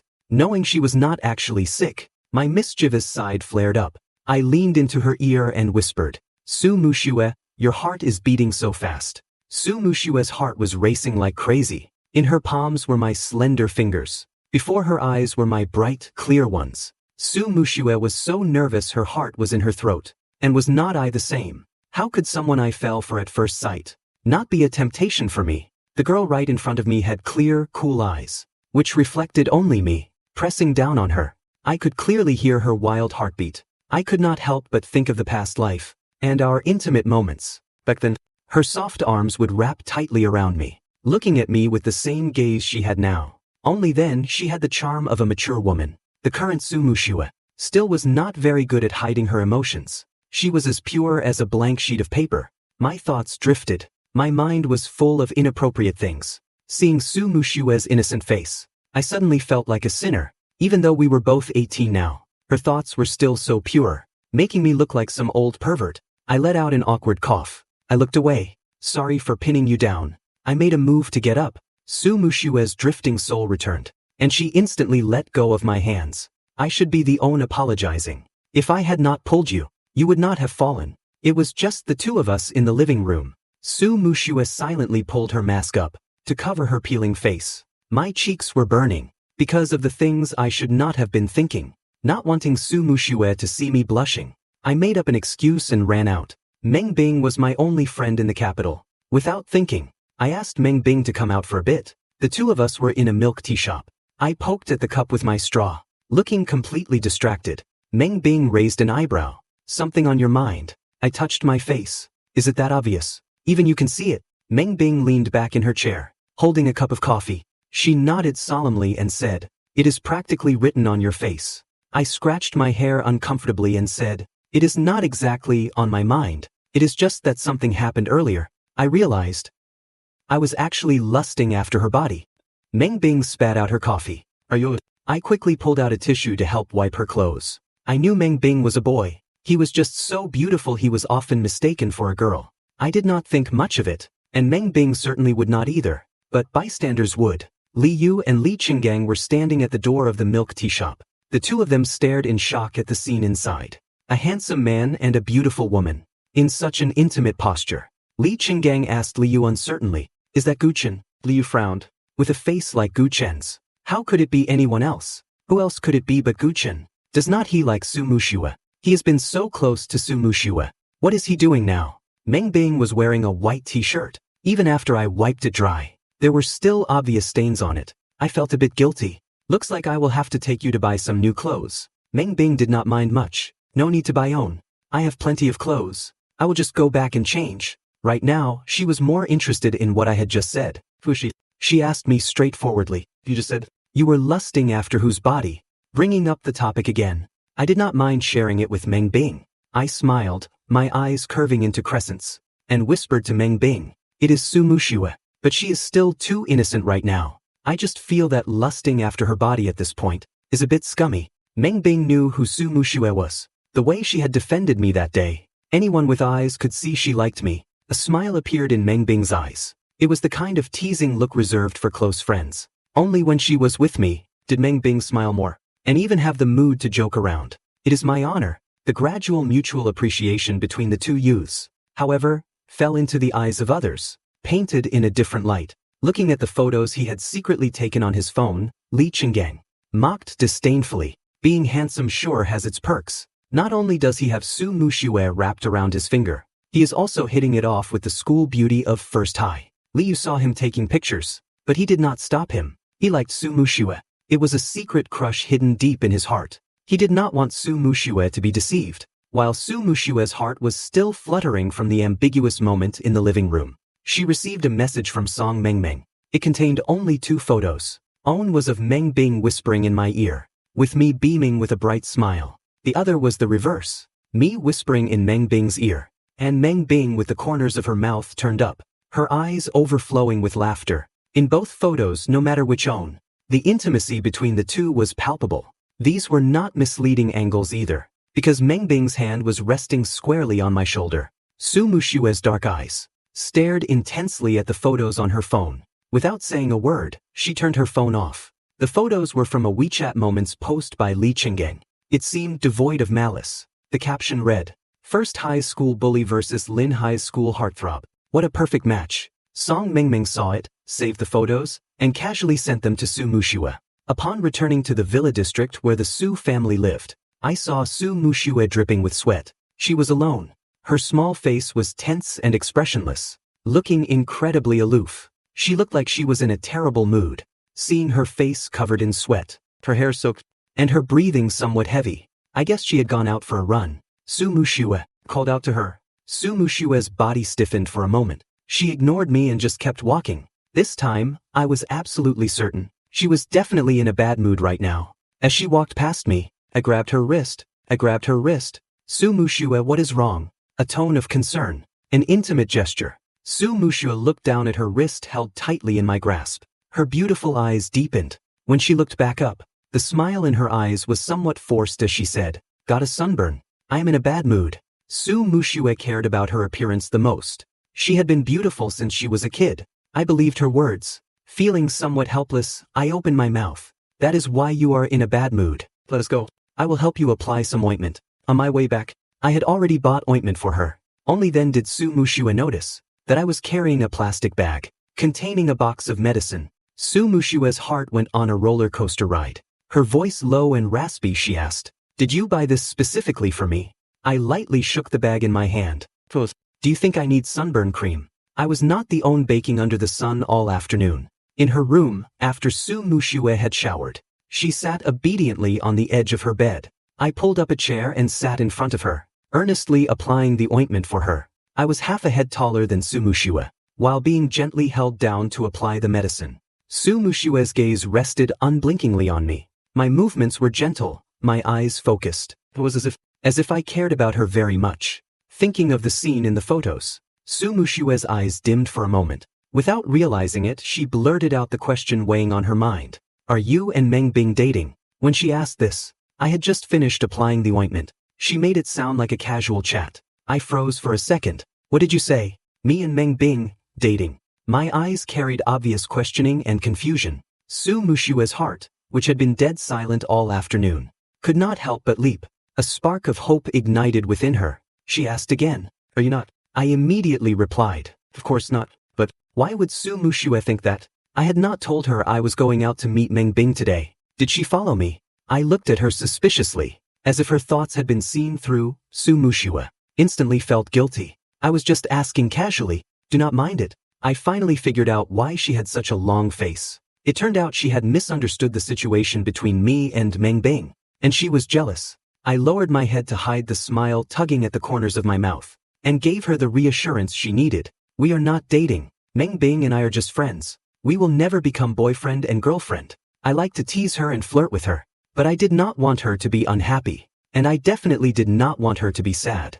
That single sentence, "will never become boyfriend and girlfriend," completely swept away the gloomy mood that had plagued Su Muxue all afternoon. With such a definitive boundary drawn, it meant he definitely did not like Meng Bing. Her mood suddenly brightened.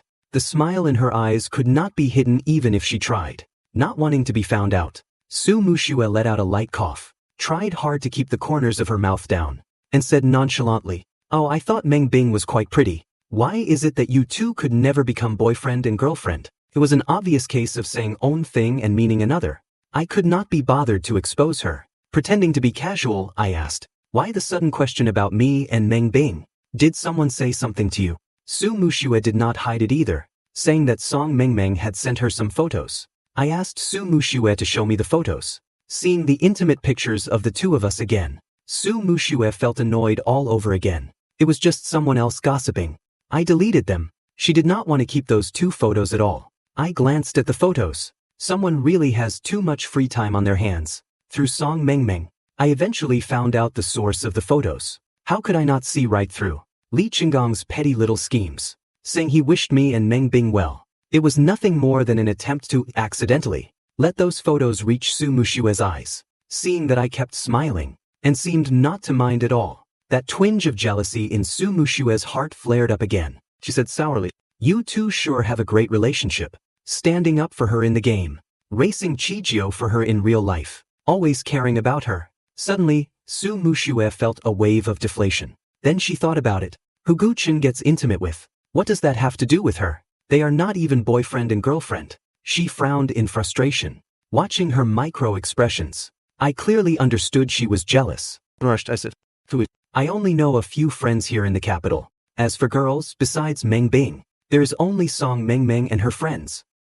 If you want to talk about having a great relationship, it is only you and Meng Bing." Hearing that Meng Bing was still included, Su Muxue pulled a long, sour face. "So you are saying in your eyes, my relationship with you is exactly the same as Meng Bing's?" She clearly did not want to expose her inner thoughts, yet she could not control her mouth. The moment she said it, Su Muxue wanted to slap herself. With eyes curving into crescents, I looked at her long face. Back when we were in school, how did I never notice that Su Muxue was actually this cute? I could not resist teasing her. "It is not the same." As expected, she sat up straight instantly, unable to wait to press further. "How is it not the same?" Then, as if afraid she had exposed the fact that she liked me, she calmly coughed and forced an explanation. "Cervical spondylosis. Sitting up straight feels more comfortable." I let out a no, and then left it at that.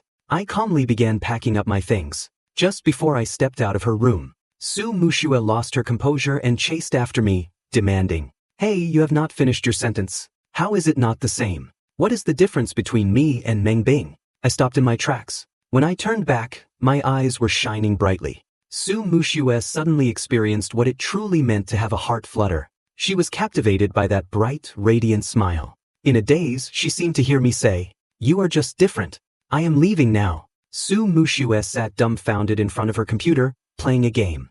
The smile on her lips was a little goofy. Her hero in the game was even goofier, frequently charging in only to be killed by the tower. She is different. Not how she is different from Meng Bing, just that she is different. The monthly exam results were coming out today. Su Muxue was afraid I had not made it into the top 10, so she had been comforting me all the way to school.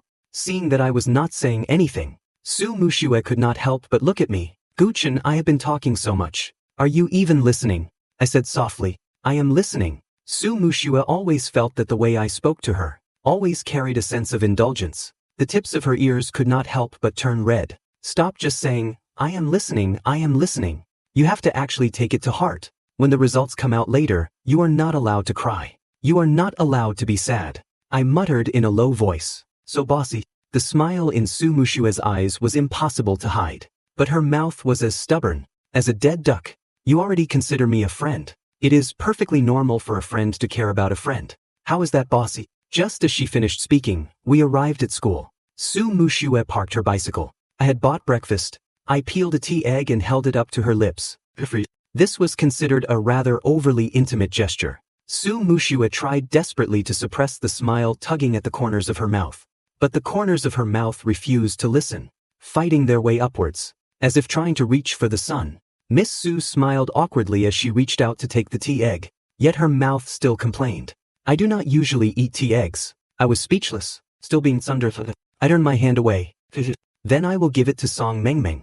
Watching the egg being moved away from right under her nose, Su Mushue was terrified I would actually give it to Song Mengmeng. In a moment of panic, she opened her mouth and bit down right onto the tea egg in my hand. Before I could even react, she inhaled forcefully, sucking the entire egg into her mouth. She chewed vigorously and quickly swallowed it down. She choked so hard her eyes rolled back, yet she still did not forget to save face. I forgot. Recently I suddenly started liking the taste of tea eggs. From the moment the egg was snatched away until now, it had only been a few seconds. I was completely stunned by Su Mushue's actions. Seeing her choking so badly, I hurriedly handed her my own water bottle. Drink some water first. Su Mushue was indeed choking hard. Without thinking twice, she quickly took the water bottle and gulped down several mouthfuls. Only after drinking did Su Mushue realize she was using the water bottle I always drank from, and just earlier on the way here, I had drank from it too. So, is this an indirect kiss?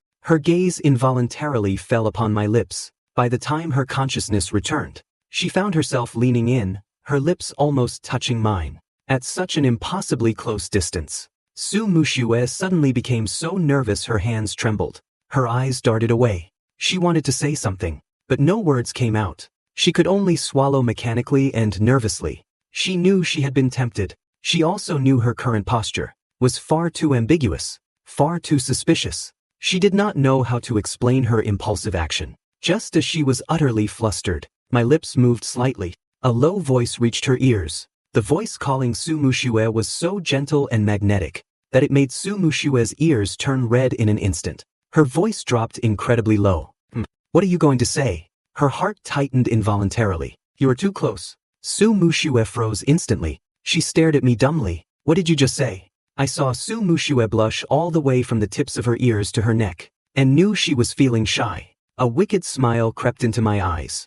I extended my strong arm, placed my palm on her shoulder, and then pushed her away bit by bit. In a low voice, I repeated, you are too close. After pushing Su Mushue away, I stepped past her and walked toward the school building, leaving Su Mushue standing there alone, looking completely foolish. The young girl had a slender waist and long legs, exuding an aura of noble elegance. But right now, she looked like a wealthy landlord's foolish daughter. She did not say a single word. It took about a few minutes of stunned silence before Su Mushue snapped back to reality, ashamed of her impulsiveness.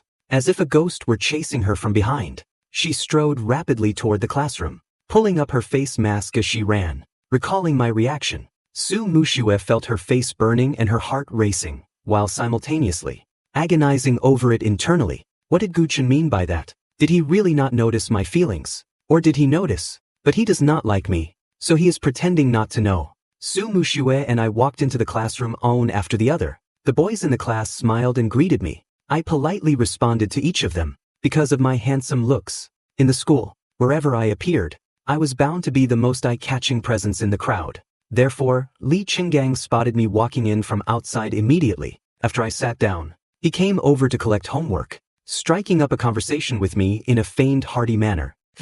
I saw you at the milk tea shop the other day, with the school beauty from First High. You two are actually a pretty good match. As Li Qinggang said this, Su Mushue happened to walk into the classroom. The tall, long-legged girl, wearing a face mask, looked even colder than usual. I cast a glance at Su Mushue as she walked in, then looked back at Li Qinggang's seemingly gossipy expression. I suddenly broke into a smile, looking up at him, and articulated every word clearly.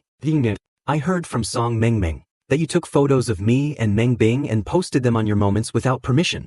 Posting my photos online, without my consent. Do you know that doing so is an infringement of my portrait rights? If I were to pursue the matter legally, you would have to bear the responsibility. I was still smiling as I said this, and my voice was very calm. But the calmer I was, the more panicked Li Qinggang felt inside. He was just a student. What did he know about all these legal complexities? Thinking about the fact that my family background was prominent enough to arrange a marriage with Su Mushue, Li Qinggang panicked instantly. He just opened his mouth to speak, when I flashed a bright smile, cutting off his flustered explanation. I said coolly, however, since we are classmates, I won't make a fuss over such a trivial matter. I just hope that you won't casually do such bothersome things in the future. Meng Bing and I are just friends. Please do not casually post other people's photos online. Thank you. The words were delivered calmly and reasonably, generous and appropriate. It did not seem aggressive at all, yet it made Li Qinggang look completely oblivious to boundaries. Li Qinggang's face turned beet red. Thank you. I won't do it again. After collecting the homework, he hastily ran back to his seat. Li Yu cast a glance at him. Li Qinggang seemed to have found an outlet to vent.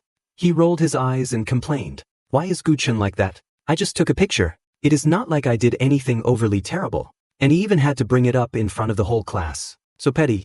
Li Yu looked at him, but did not say anything. The classmate sitting in front could not hold back anymore. He turned around and scolded Li Qinggang impatiently.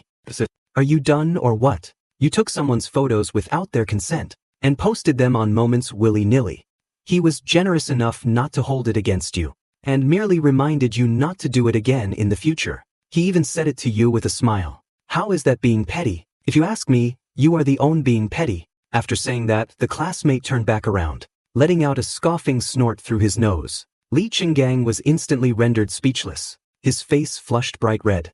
He lowered his head, not daring to say another word. As for this little interlude, I did not take it to heart at all. Instead, it was Su Muxue beside me, who suddenly blurted out, "You and Meng Bing, is there really absolutely no possibility between you two?"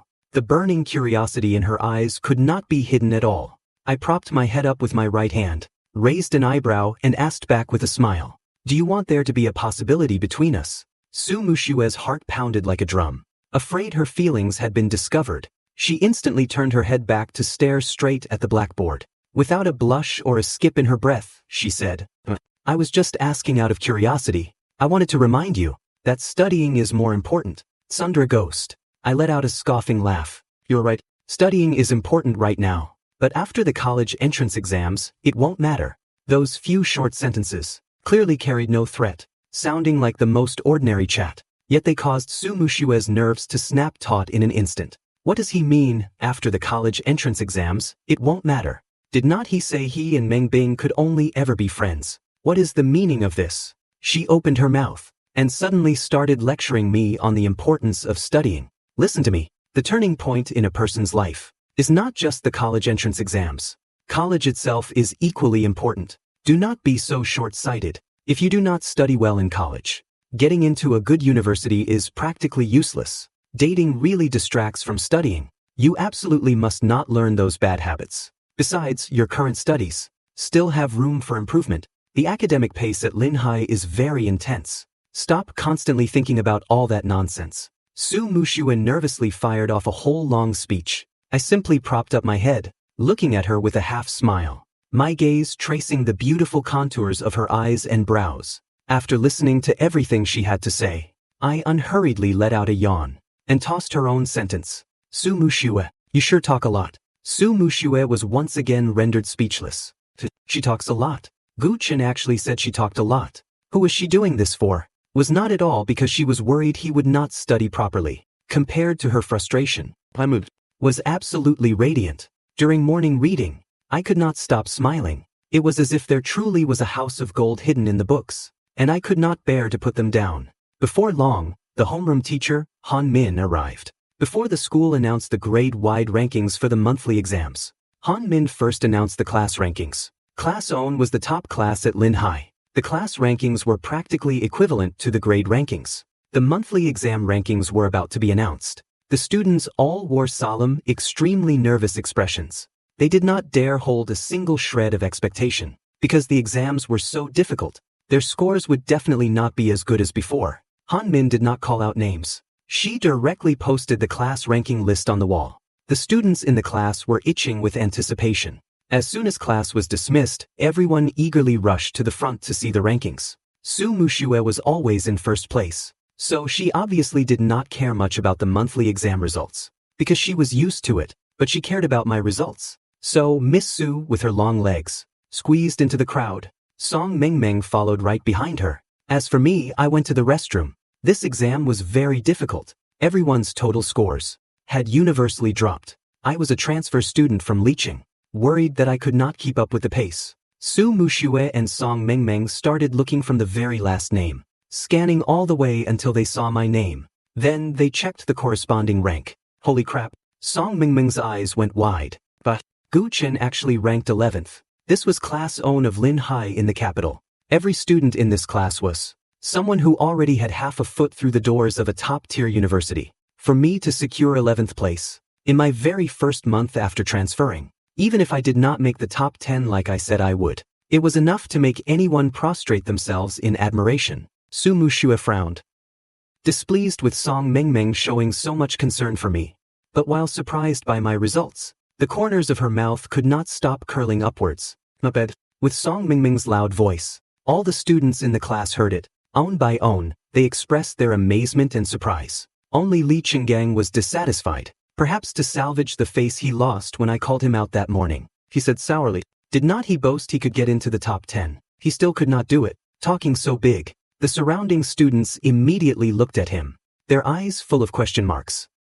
Is there something wrong with your brain? Top 10 and 11th place. How big of a difference is that? Is it really worth you being so salty? Maybe check which 10's place you ranked in before talking like that. Look, being stared at by everyone's strange looks. Li Qinggang realized he had misspoken, thinking of his own rank. He guiltily ran outside. Everyone thought I had ranked near the top of the class. But when the subject teachers continued handing back the exam papers, my math score was 150. There were only 2 perfect scores in the class. One was Su Muxue, the other was me. English, 149. Physics, perfect score. Chemistry, perfect score. Biology, 2 points away from a perfect score. The crowd was completely stunned. Both Su Muxue and Song Mengmeng wore expressions of sheer disbelief. Except for literature, I had practically skimmed the edge of a perfect score in every single subject. The difficulty of this exam was several degrees higher than usual, yet I had actually achieved such scores. For a moment, Song Mengmeng felt utterly numb. The whole class shared the exact same feeling.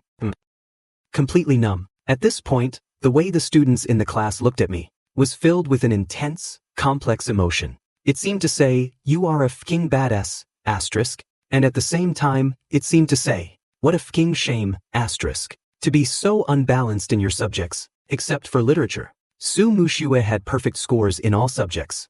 After the papers were handed back, she looked at my exam papers. She found that the points I had lost were on the most basic, free-point formula application questions. She could not help but wonder if I had lost points because I did not memorize the formulas. I failed my literature exam. Everyone assumed I was severely unbalanced in my subjects. Su Muxue thought the same. So, afraid of hurting my pride, nobody even looked at my literature paper, until the literature teacher questioned me in class, asking why I did not write an essay. The essay was worth 60 points. Without writing the essay, I still managed to get 11th place in the class. I replied that I was late, and ran out of time. This time, no one dared to underestimate me anymore. This was not just above average. This was clearly a top-tier contender. They had severely underestimated me. Learning of my results, Li Yu could not help but feel ashamed of his previous prejudice. He had thought I only got into class owned through connections, and had privately looked down on me.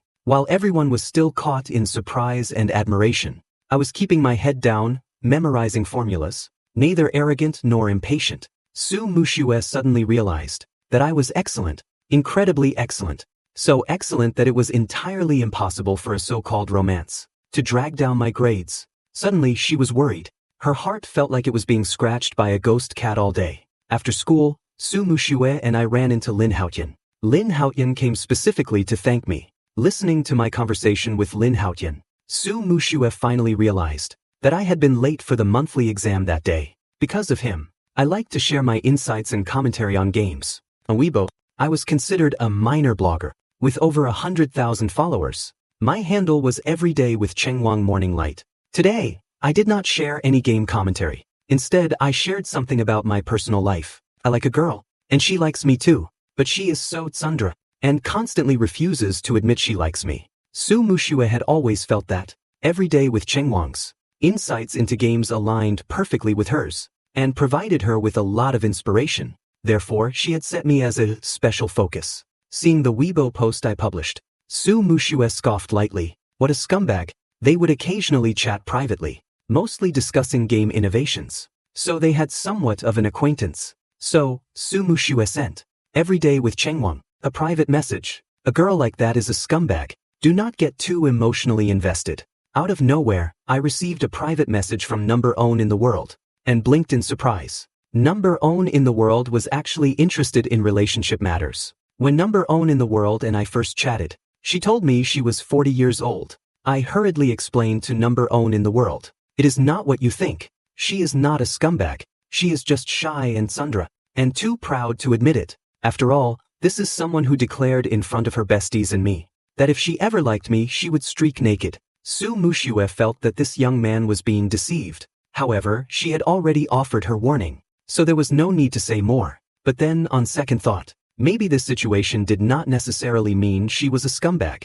Was not she exactly like that? Liking someone but not daring to admit it. Fellow sufferers in the same boat. Thinking that men understood men better, she took the opportunity to ask, let me ask you a question. My brain was full of question marks. Go ahead. It took a long time before I received number one in the world's question. Let us say you like a guy, but he only sees you as a friend, and you do not want to break this layer of window paper. What should you do? Completely uncomprehending, I replied. If you like him, just say it. Say it out loud. Why are you afraid of breaking the window paper? If you do not tell him, he will never know. Su Mushue felt very melancholy. She did not have the thick skin to say it, setting aside the harsh words she had declared to her besties. She had also said quite a lot of similar things right to Gu Chen's face. Not to mention, right now Gu Chen only saw her as a friend. If she confessed and got rejected, she would not even have the chance to be near him anymore. So, Su Mushue asked tactfully, is there any way to not say it out loud,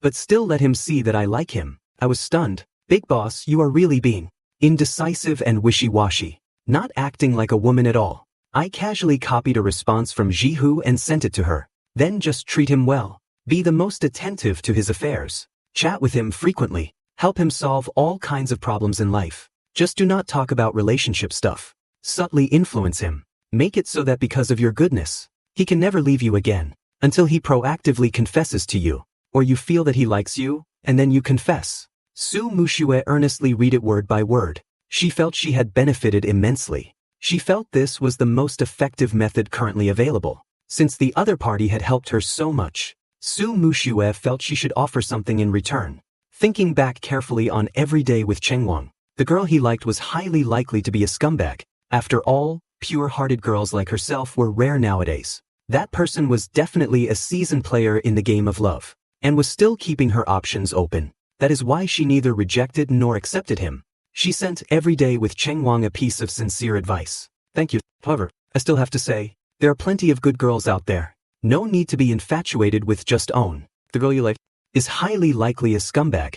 Receiving the message, I replied, thanks. Although the other party meant well, I did not like others speaking ill of Su Mushue. So, I exited Weibo, and did not continue chatting with her. Su Mushue had said all she needed to say. Seeing that the other party did not want to chat further, she also exited Weibo. Lying in bed, she frowned in deep thought. How exactly should I treat Gu Chen well? Su Mushue suddenly jolted, snapping fully awake. That is not right. Why should I try to please Gu Chen? I do not even plan on being with him. Wake up, Su Mushue. You only see Gu Chen as a friend. Meanwhile, on the other end, I was pondering how to hook this little thing, Su Mushue, until she could not tear herself away, and actively confessed her feelings. Sigh, the road ahead is long and arduous. I liked morning runs. Su Mushue liked them too. However, Su Mushue was almost always later than me. By the time she was getting ready to run, I had already finished. The Su Mushue who, just the day before, had braced herself not to get emotionally involved with me, woke up exceptionally early today, planning to personally make breakfast for me. When I finished my morning run, I saw the kitchen filled with thick, choking smoke. The maid, Auntie Lu, was standing on the side, yelling, "Why do not you let me do it?" Su Mushue was choking so hard tears were streaming down her face. Coughing while she stirred the pan, she said, "These chili peppers are really choking." Leaching people's tastes were quite heavy. I had just finished my run, the towel still draped around my neck. I stood at the kitchen doorway, and called out with a smile, "Su Mushue, what are you doing?" Amidst her coughing, Su Mushue looked up through the smoke. She saw me standing at the door, covered in sweat. I was wearing a sleeveless shirt. The muscle lines were smooth and powerful. Su Mushue suddenly had the urge to get a nosebleed. She hastily turned her head back. Her ears were absurdly hot, as if they had been steamed by the smoke. "I'm making breakfast." As she spoke, she inhaled another mouthful of thick smoke, choking her into a fit of coughing. Suddenly, the clean scent of laundry detergent wafted from beside her. Long, slender fingers pressed the button on the range hood. The range hood hummed to life, sucking away the smoke. I turned off the stove as well. My fingertips brushed against the back of her hand, as I grasped the handle of the wok. "What do you want to eat?" Su Mushue's fingertips trembled slightly. She pulled her hand back. The back of her hand, which I had inadvertently touched, suddenly felt like it was burning hot. The range hood let out a whirring sound. Su Mushue stepped to the side, making room for me. I lowered my head to stir-fry the food, revealing a sharp, defined jawline. "Very sexy." Su Mushue clutched her heart. "No. It is the feeling of a fluttering heart." Afraid I would hear her violently racing heartbeat, she stepped back a little further. At that moment, in the Most Beautiful Princesses group chat, Yang Yujie sent a message. "Our family's hot spring resort is opening.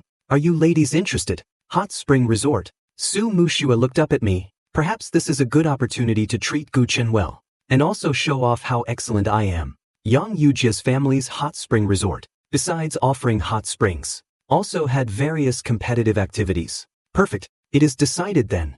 She immediately replied to Yang Yujie. "I'm in." When I finished cooking, the dishes were all Su Mushue's favorites. A question involuntarily popped into Su Mushue's mind. Does Guchen like me? Delighted by this speculation, the corners of Su Mushue's mouth could not stop turning upwards. Feigning nonchalance, she asked, "Are these all dishes you like to eat?" I knew exactly what she was trying to find out. I played along. Good thing I'm not a picky eater. That single glance I shot her way made Su Mushue's heart tremble. "Yes. Then why did you make these dishes?" I replied simply, "Because you like to eat them." Just own sentence. No superfluous explanations. Candid and direct. Su Mushue's heart leaped into her throat. It is exactly as I guessed. She looked at me with expectant eyes, only to find my expression completely normal. Su Mushue lost her confidence. What exactly does he mean by this? Does he like me or not? In my room, I pulled out a test paper and started doing practice questions. Su Mushue's expectant yet hesitant expression just now made me want to laugh. What an adorable girl. After finishing 2 test papers, I reviewed some material for a while. During my free time, I took out my phone, planning to play some games. WeChat messages popped up. In the group chat, Yang Yujie's call to action had received enthusiastic responses from the other 3. Only then did she realize she had said ladies, and hurriedly tagged me as well. Of course I would go. The weekend arrived in the blink of an eye. Su Mushue wore a long white dress. Its flowy elegance added a touch of youthful vibrancy. She was waiting for me in the living room on the first floor. Going on a resort vacation? How could there be only one guy? Yang Yujie and Gong Wanru both brought their boyfriends. Song Mengmeng even dragged Liu along. For guys, for girls, addressed simply, a white shirt and black cargo pants. Seeing me come down the stairs, Su Mushue's eyes lit up. She could not help but ask, "You are just wearing that. Is it inappropriate?" I countered with a smile, but secretly thought, "Tsundra ghost. No matter how simple it is still to seduce you." Meeting my clear, bright eyes, Su Mushue felt as if she was the only being caught. She quickly averted her gaze, refusing to look at the muscle lines I had exposed. "Then let us go." Yang Yujie, Gong Wanru, and the guys they brought were already waiting at the resort. Hearing Su Mushue call to say we were almost there, Yang Yujie immediately went out to receive us. The guy Yang Yujie brought also went out with her. Seeing us walking toward them, especially with me looking so overwhelmingly handsome, the guy suddenly felt a trace of a sense of crisis. He could not help but ask, "Yang Yujie, who's that guy?" Yang Yujie looked at him and smiled. Su Mushue's childhood fiancé. The guy was instantly relieved. Meeting up with Yang Yujie, she gave brief introductions, and then led Su Mushue and me inside. For girls, for guys, because the number of rooms was limited, Liu and I shared a room. Su Mushue constantly kept the netizens' advice in mind. She was extremely proactive in showing her care for me, bringing me water and food. Liu watched Su Mushue busying herself serving me left and right, while I, like a pampered young master, calmly accepted it all. Thinking back to the intimacy between Meng Bing and me, he felt a sour taste in his mouth. After Su Mushue left, he asked with a cold face, "Guchen, Do you like Sumushua? I was not surprised he would ask this, because he liked Sumushua. Putting down the clothes in my hand, I turned around and looked at Liu with a smile. Why do you ask? Liu pursed his lips. I know I do not really have the right to say this, but if you do not like Sumushua, I hope you won't get too close to her. That's bad. Whether I am close to her or not, how does that affect you? Liu's eyes dimmed a fraction. It does not affect me, even if you do not get together with her. There is no possibility between her and me anyway. It is just that you might not know this, but you are very outstanding. Not many girls can escape your gentle offensive. If you do not like Sumushua, I hope you won't get too close to her. This sincere hope earned my respect. My expression was no longer own of a half smile. I looked at Liu earnestly. I like Sumushua. I won't play with her feelings. I care about Sumushua more than anyone else. Liu saw the sincerity in my eyes. At that moment, he felt a sense of relief in his heart. I wish you both happiness in the future. The way Sumushua treats you is different from how she treats everyone else. That is probably what it means to like someone. Meanwhile, Sumushua was sharing a room with Yang Yujia. Seeing Sumushua come in from outside, Yang Yujia teased her. Sister Su, how come I never noticed you could be so considerate to a guy before? Sumushua originally did not care about her teasing, but hearing the word, considerate, an antenna suddenly shot up in her brain. Do you think my behavior just now counts as considerate? The corners of her mouth involuntarily curled upwards. Do you think Guchen felt it? Sumushua smiled like someone lovesick. Yang Yujia was completely speechless. Look at how happily you are smiling. You have fallen for him, have not you? She leaned close to Sumushua with a gossipy smile, looking like she was ready for a good show. Sumushua suddenly jolted awake. Back then she had declared that if she ever liked Guchen, she would streak naked around the track field. Who said I like him? It is just looking out for each other as friends. Just then, a knock came from the door. The door was half open. I had my arms crossed over my chest, standing outside the doorway. Sumushua and Yang Yujia turned their heads simultaneously to look at the door. I leaned sideways against the doorframe, looking at them with a half smile. I even waved my hand. Sumushua and Yang Yujia were both speechless. Did I just throw my bestie under the bus? Sumushua did not know if I had heard their conversation. She suddenly became extremely nervous. Walking quickly to the door, she asked, "Why are you here?" I could tell she was nervous, and I smiled warmly, but inwardly I was brewing up a wicked idea. Gong Wanru told you guys to come down and hang out. Sundra ghost, only seeing me as a friend. Very good. Sumushua felt a sudden tightness in her chest. She felt like I had heard them, but I did not show any reaction. There were 8 of us in total. It was approaching late afternoon. Gong Wanru suggested having a barbecue.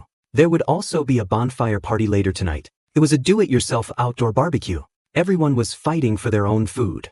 Sumushua was still brooding over what happened earlier. She was thinking about doing something to salvage my opinion of her. She was getting ready to grill some skewers for me, just as she picked up her plate. Onto its clean, white surface, several grilled skewers were suddenly placed. The boy's hands were long, slender, and well-proportioned. Sumushua's heart thumped. She stared at me blankly. I smiled at her. "For you?" she asked, somewhat dazed. For me." I nodded at her. "If not for you, then who?" Sumushua specifically took a look around. I had only grilled them for her, because of our interaction. Yang Yujia and Song Mengmeng let out teasing "oh, my, sounds. Song Mengmeng even cheekily handed her plate to me. "Guchen, you are so unfair. Only grilling for Mushua. I do not care. I want some too." Lines darkened Sumushua's face. Where did this childish ghost come from? She thought I would not refuse, since I seemed so easygoing. Unexpectedly, I helplessly spread my hands. "You would better grill them yourself." Sumushua's heart traitorously sped up again. Under everyone's gaze, her face turned as red as a tomato. But the upward curve of her mouth could not be suppressed. "He only grilled for me alone. Does that mean to Guchen, I am special?" Everyone present, except for Liu, was of legal age, which meant we could drink alcohol. Everyone was eating barbecue and drinking beer, but feeling it was not exciting enough. Song Mengmeng suggested playing Truth or Dare. Sumushua originally had no interest in such games, but since I was there, she let out a light cough. "Then let us play." So everyone began the childish game of spinning the bottle. The first own chosen was Yang Yujia. Yang Yujia spread her hands helplessly. "Bring it on." Song Mengmeng pointed to a group of boys next door and said, "Run over there and tell them I am a massive idiot." Yang Yujia and everyone else were speechless. They never expected such a shameless dare. Yang Yujia certainly was not going to do something so stupid, so she simply penalized herself with 3 glasses of beer and avoided the punishment. Next, the others were chosen one after another. Before long, it was Su Mushue's turn. Seeing the bottle pointing at her, Su Mushue froze for a second, then looked up at Song Mengmeng. Song Mengmeng intentionally wanted to create an opportunity for Su Mushue. Smiling slyly, she asked her, "Truth or dare?" Su Mushue cared about her pride. She definitely would not do any stupid dare. Who knew what kind of nasty trick Song Mengmeng would pull? Truth. Seeing Su Mushue looking as if she were facing a formidable enemy, I chuckled secretly. As expected, Song Mengmeng's question was very pointed. Is there any guy sitting here that you like? Su Mushue's eyes widened, glaring at Song Mengmeng. What kind of bullshit question is that? Among those sitting there, she only knew me and Li Yu. She was in the same class as Li Yu but had barely spoken to him. Was not this directly forcing her to admit she liked me? Song Mengmeng was not afraid of her getting angry at all. Before Su Mushue could speak, she added, "Let us get this straight first. For a truth, you can't just drink as a penalty. You must answer." Su Mushue was left speechless. She turned her head away, not daring to look at me, and said in a low voice, except for me sitting next to her. No one else heard it. Everyone was dissatisfied. Have not you eaten? Su Mushue was like an awkward child whose secret had been peeked at. Hearing the questioning, she turned her head, raised her voice, and yelled at everyone. After her roar, she stared straight ahead, not even daring to look at me. This answer was truly unexpected. Song Mengmeng, who had intended to be her wingman, looked completely dumbfounded. She never imagined that Su Mushue could be so tsundere. "This won't do, sister. You will never get the guy of your dreams like this." Passing Su Mushue, everyone continued the game. But Su Mushue's face was entirely red. Just when Su Mushue felt her cheeks were burning so hot she could not stand it, a sudden icy sensation touched her cheek. She froze for a second and looked at me. Her big, round eyes were as docile and innocent as an abandoned kitten. I was amused by this comparison in my head, and helped her divert her attention. "Want to drink some alcohol?" Su Mushue got lost in my gentle smile, and said foolishly, "Drink." Then she took the beer bottle, and took a huge gulp, but she ended up choking on it. She coughed uncontrollably. Song Mengmeng let out an exclamation. "Whoa, Guchen, you are chosen." She abruptly looked at me,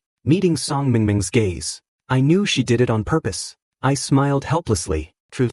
Su Mushue kept her head lowered, remaining silent, seemingly unconcerned. Only she herself knew that she was holding her breath, terrified of missing a single word. Song Mengmeng was just about to ask, when Yang Yujia leaned into her ear and whispered something.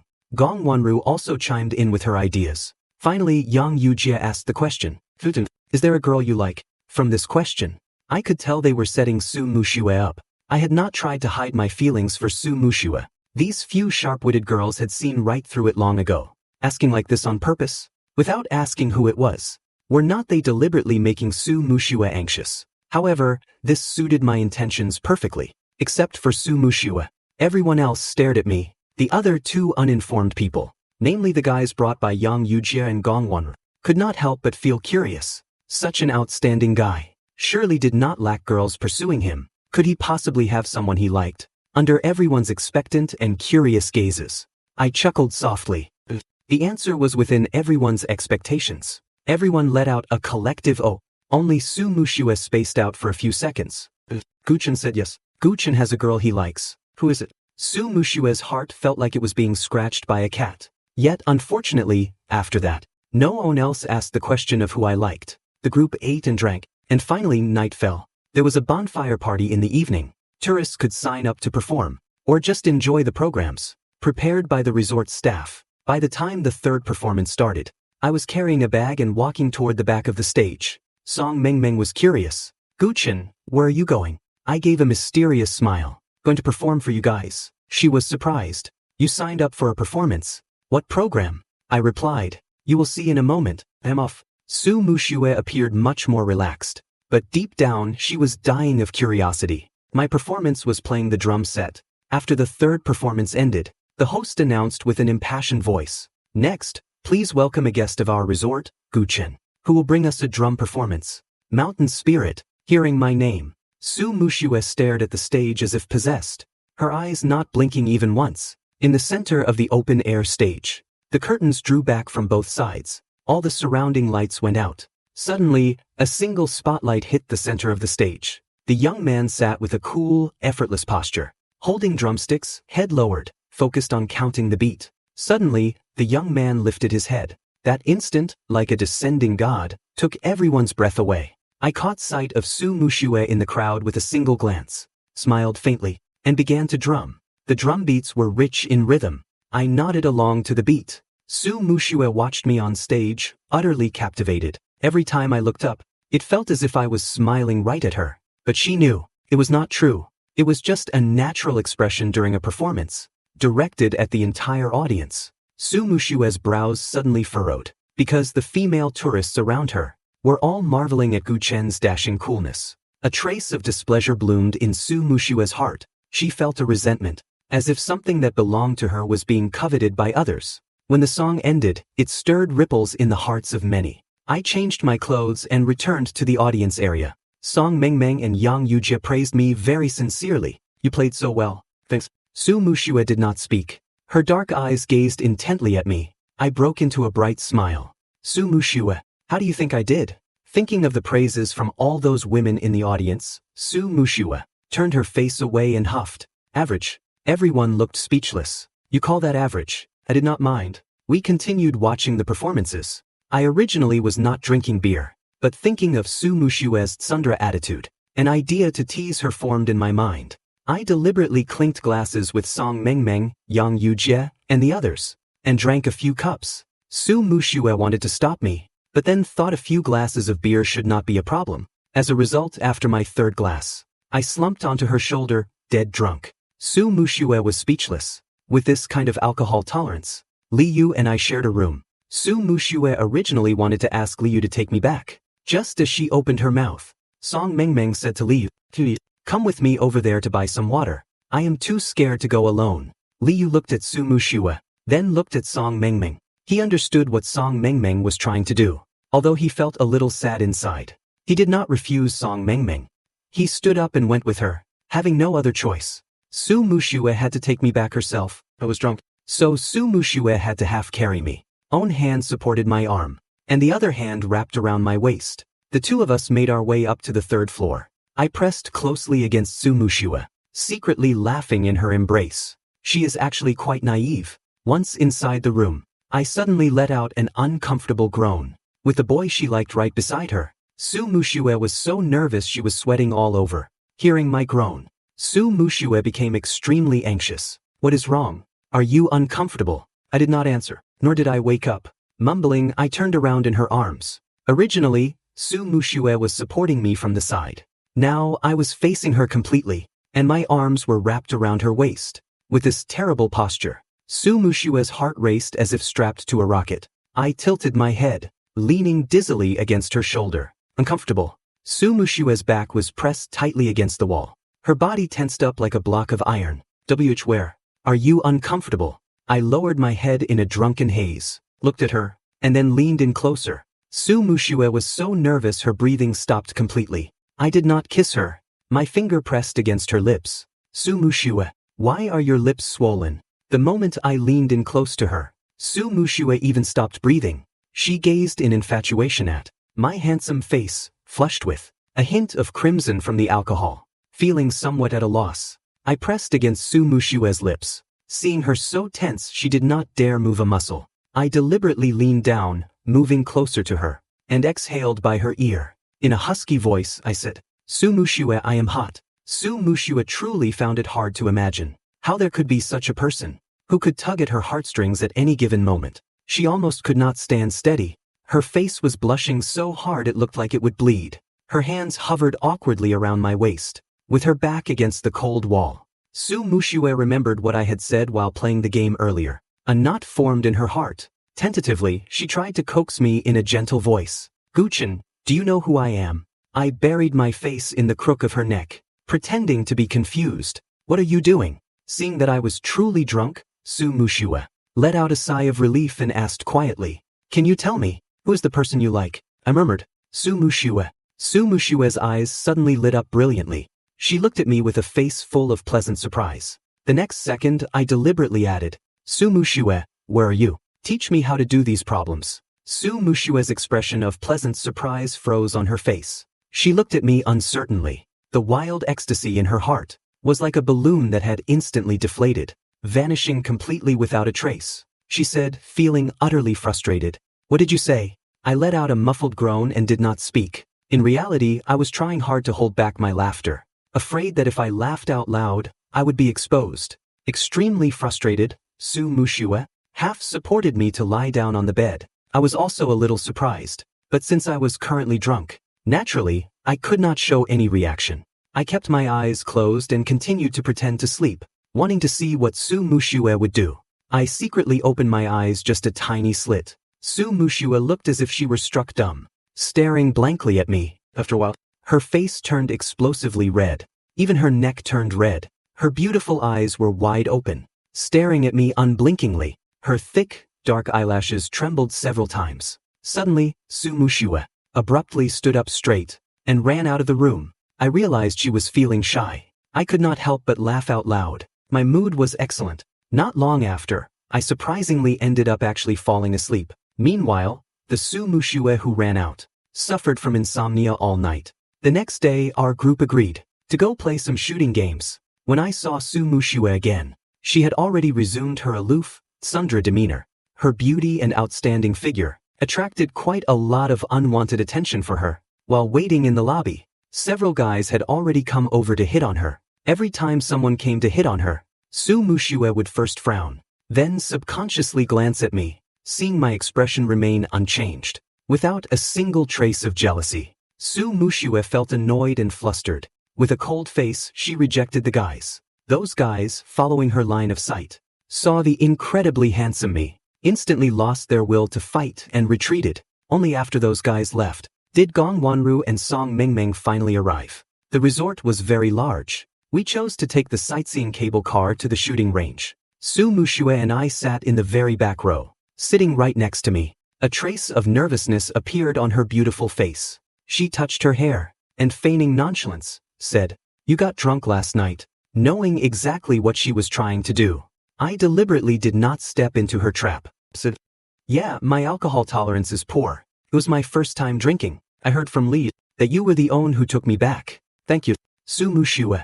You are truly beautiful inside and out." Being praised by me, Su Mushue felt delighted, so she did not continue probing. She turned around to look at the surrounding scenery. Her slender index finger. When exactly did it press against her lips? She did not even know it herself. Upon arriving at the shooting range, Su Mushue and the others suggested having a competition. Liu frowned. He said awkwardly, "I do not know how to shoot an arrow." Song Mengmeng and Yang Yujie exchanged a glance and smiled charmingly. "Is not that simple. We will do a team competition. Own guy teams up with own girl. Everyone gets 10 shots. The team with the highest combined score wins a free year-long pass to the resort." Su Mushue and her 3 friends naturally did not care about the prize. But in front of the guy she liked, Su Mushue's competitive spirit reached its peak. She wanted to be on my team, but she was too embarrassed to say it directly. She wanted to wait for the others to speak first. In her calculations, Yang Yujie and Gong Wan would definitely choose the guys they brought. Song Mengmeng would definitely choose Liu, since Liu was brought by her. As expected, Yang Yujie and Gong Wanru chose the guys they brought. Seeing Su Mushue looking left and right, but refusing to speak up, I decided to tease her. I called out Song Mingming's name loudly. Song Mingming. Song Mingming froze for a second. Then she jogged over to me with a beaming smile. Su Mushue, who was maintaining her aloof facade, instantly lost her cool. She frowned at Song Mingming trotting over. She had never found her bestie so much of an eyesore. I unexpectedly turned my head to look at Su Mushue. Su Mushue did not have time to hide the twisted expression on her face. She said awkwardly, "What is wrong?" Su Mushue forced a smile. Feigning generosity, she asked, "Do you want to team up with Song Mengmeng? If you do, I can ask her for you." By this time, Song Mengmeng had already reached us. "Guchen, what did you call me for?" Su Mushue's beautiful eyes were filled with hostility. Song Mengmeng sensed the tension. Chuckling, she said to Su Mushue, "Why are you glaring at me?" Su Mushue did not expect Song Mengmeng to call her out so directly. She instantly felt she had lost all face. She proudly lifted her chin and retorted, "Who is glaring at you? Do not flatter yourself. Although her chin was raised, her peripheral vision was fixed on me and Song Mengming. I pulled a phone out of my bag. It was Song Mengming's phone. Su Muxue lost all composure. Her mind raced with a million thoughts. Why does Guchen have Song Mengming's phone? What is the relationship between them? Su Muxue's heart was in her throat. Her jealousy was about to erupt. I handed the phone to Song Mengming. Your phone. You dropped it earlier. Song Mengming took the phone. I was just wondering what I was missing. Thanks so much. Su Muxue was left with a massive blush. Visibly, her face instantly turned red. Song Mengming teamed up with Liu. Naturally, Su Muxue teamed up with me. I felt a little regretful. This little thing still did not actively fight for me. What did Sundra ghost? The other 3 guys all said they had no experience with shooting. I did not say anything. Su Muxue naturally assumed I did not know how to either. She grabbed a shooting gun and said to me, I will teach you. The guns were loaded with paintballs. Hearing that Su Muxue wanted to teach me, I smiled. I did not mention that I actually knew how. Although she was supposed to be teaching me, Su Muxue turned her head and glanced at her 3 besties. She was shocked by the postures they were using to teach the guys. They were far too intimate. Su Muxue stood beside me. With a stiff face, she instructed me. First, hold the gun. Keep your arms steady. I followed her words, moving only when instructed. Su Muxue helped me aim, then adjusted my posture. Seeing her ears completely red, my fingers hitched with the urge to pinch them. So, I deliberately spoke up. Su Muxue, I can't see properly like this. The weather was hot. My voice, right next to her ear, rippled straight into Su Muxue's heart. Su Muxue suddenly felt her mouth go dry. She abruptly stood up straight. Stiffly, she walked behind me, pressing against my back, and placed her hands over mine. Somewhat rigidly, she said, then I will teach you like this. Lean back, pressing closer to Su Muxue. Hurry and teach me. Look, they have already shot a few times. Su Muxue raised her arms incredibly stiffly. She grabbed both my hands that were holding the gun. Leaning her body slightly forward, she asked, do you see the bullseye in front of you? I answered calmly, I see it. Su Muxue suddenly stepped back. When she opened her mouth, she stuttered. Then you just pull the trigger. The sudden severe stuttering. Confused, I turned my head to look at her. What is wrong? She continued to stutter. And nothing. My gaze threw Su Muxue's heartbeat into complete disarray. Clutching her chest, she did not dare get too close to me. While Su Muxue was being awkward here, the other 3 teams had already started shooting. The continuous pop pop pop sounds rang in my ears. Knowing Su Muxue was shy, I did not keep staring at her. I turned to look at how the other 3 teams were doing. My eyesight was excellent. With one glance, I could see the other 3 guys' records. It was a bit tragic to witness. After all, Li Yu and the others had never played shooting games before. That own glance of mine, however, was misunderstood by Su Muxue. She thought I was worried about my own lack of skill. After all, handsome guys care about their pride. Suppressing her shyness, Su Muxue stepped behind me again, wrapping her hands around mine. She instructed me, aim a little higher. I froze for a second. I was enveloped by her scent. The teenage Su Muxue, despite being tsundere, had an innocent and considerate side to her. I nodded slightly. Thank you. In Su Muxue's eyes, I was a gentle and polite boy. She did not like me being so distant with her, yet she was deeply captivated by my gentle tone. Unable to extricate herself, with a hint of embarrassment and frustration, Su Muxue spoke in a somewhat arrogant tone. Who told you to be so clumsy? Song Mengming could not stand watching anymore and spoke up. Muxue, we are having a competition right now. Teaching him like that? You might as well just shoot for him. The other girls had only taught their teammates the technique, and then stood aside watching the guys shoot. But Su Muxue, she was directly holding his hands and helping him aim. That was not how you play. Was not this cheating? Gong Wanru teased gently. Muxue, the drunkard's real interest is not the wine, is it? Yang Yujia chimed in jokingly. Exactly. You clearly just want to take advantage of our handsome Guchen. Su Muxue already had a guilty conscience. Being teased by the 3 of them like this, her embarrassment instantly turned to anger. She was so mad she wanted to beat Song Mengming and the others up, but she was also terrified that they had seen through her feelings for me. Su Muxue hurriedly let go, stood to the side, and yelled at the 3 of them. You 3 talk too much. Can you stop being so gossipy? While they were bickering, the other 3 guys had finished their 10 shots. Song Mengming ran to the targets to call out the scores. The target had 10 rings in total. The very center was 10 points. The further out the ring, the lower the score. Counting outward from the center circle, 10, 9, 8, 7, 6, decreasing in order. The outermost ring was on point. For a first-time shooter, Liu's score was slightly higher, 30 points. He only completely missed the target twice. The other 8 shots hit the outer rings. The guys brought by Gong Wonru and Yang Yujie fared worse, because it was their first time playing. Out of 10 shots, they missed the target at least 6 times. The hits they did make were on the outer rings. The guy Yang Yujie brought scored 3 points. The guy Gong Wonru brought scored 10 points. Yang Yujie covered her face. She was too embarrassed to look at these scores. Both guys looked awkward. Only Liu kept a wooden face, expressionless. Out of the 4 guys, I was the only one who had not fired a single shot yet. At this moment, 7 pairs of eyes were all staring at me in unison. Su Mushua did not like so many people staring at me, afraid that I would feel pressured. She awkwardly reminded me, "We are just playing around. Do not take it too seriously. Just shoot casually. Leave the competition to me." I loved seeing Su Mushua's awkward demeanor. I thought it was incredibly cute. The corners of my mouth unconsciously curled up, revealing a confident smile.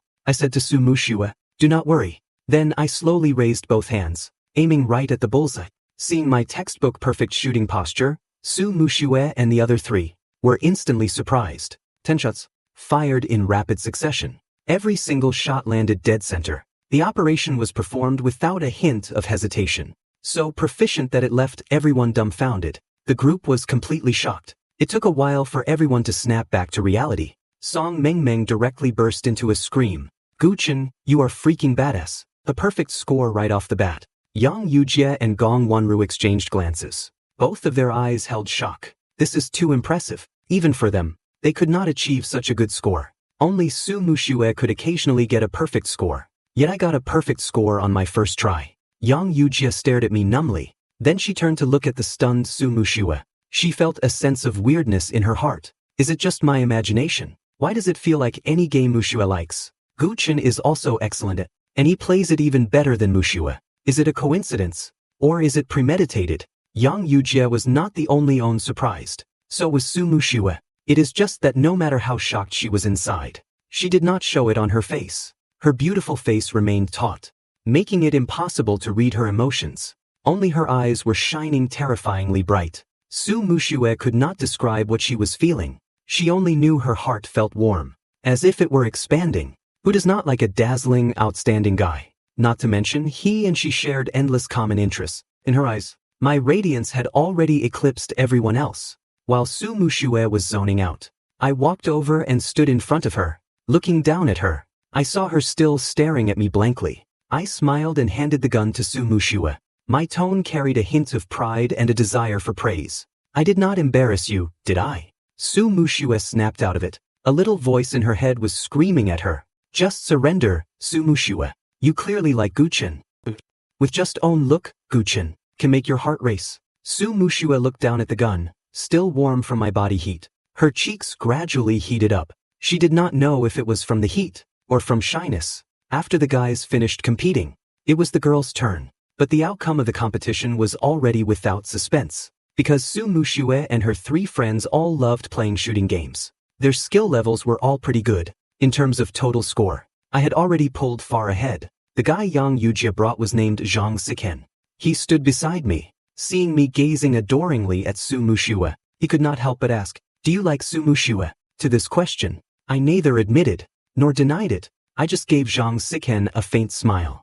We were both guys. We understood each other. Zhang Sichen's face was full of envy. "You are so handsome and so outstanding. The person you like will definitely like you back. I really envy you." Everyone wants to perform excellently in front of the person they like, even if it is just a game. I understood the feeling of a secret crush. I had been exactly like that back then, with a feeling of mutual sympathy. I consoled Zhang Siken. Everyone is like this their first time playing. It is nothing to worry about. Besides, this is just for fun. You see me playing well, but that is because I have played countless times. So many times I can't even remember. Back then I liked Su Mushua. In order to pursue her, I secretly learned all the games she loved to play. I made an effort to understand her hobbies, just so I could have more topics to talk about with her. Thinking back on it now, it was truly the foolish infatuation of youth. Teenage romance is truly pure and sincere. With my current mental age, I probably could never do anything so passionate again.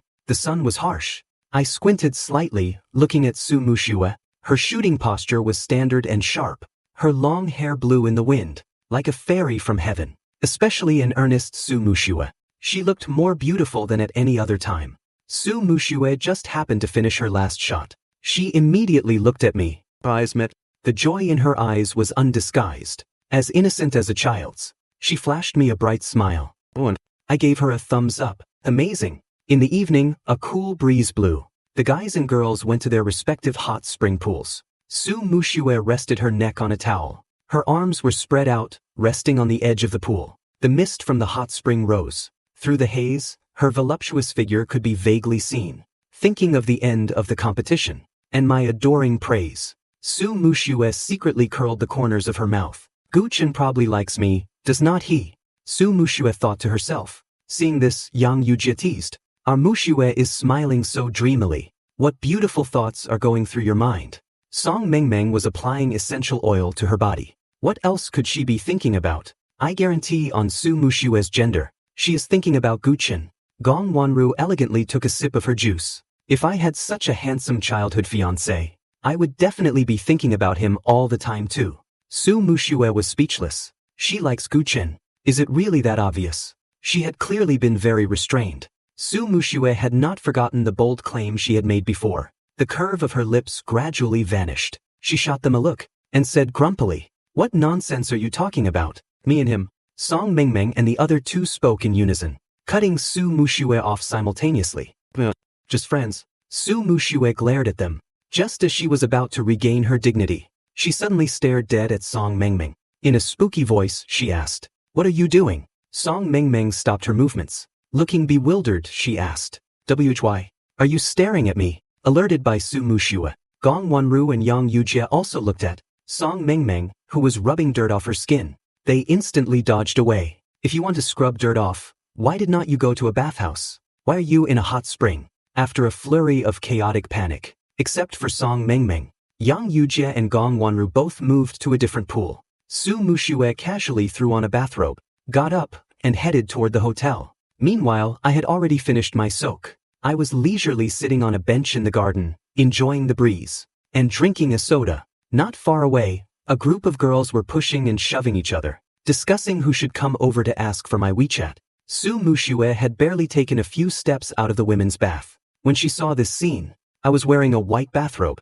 My 8-pack abs were slightly exposed. I was sitting comfortably on the bench, my head tilted slightly back, looking up at the sky, exposing my sexy Adam's apple, like an immortal banished to the mortal realm, handsomely refreshing and out of this world. Hearing those girls wanting to ask for my WeChat, a strong sense of possessiveness suddenly flared up in Su Mushue's heart. She really did not like so many people coveting me. Without another word, she stretched out her long legs and marched purposefully toward me. "What are you thinking about?" An abrupt voice sounded above me. The voice was incredibly familiar to me. It was Su Mushue. I opened my eyes in surprise, looking up at Su Mushue from below. Her moist eyes were more beautiful than translucent black agate. Even from this notoriously unflattering angle, Su Mushue was still gorgeous. Inexplicably, as she looked at me, the suspicion she had earlier flashed through Su Mushue's mind again. He clearly knew how to shoot, yet he lied and said he did not.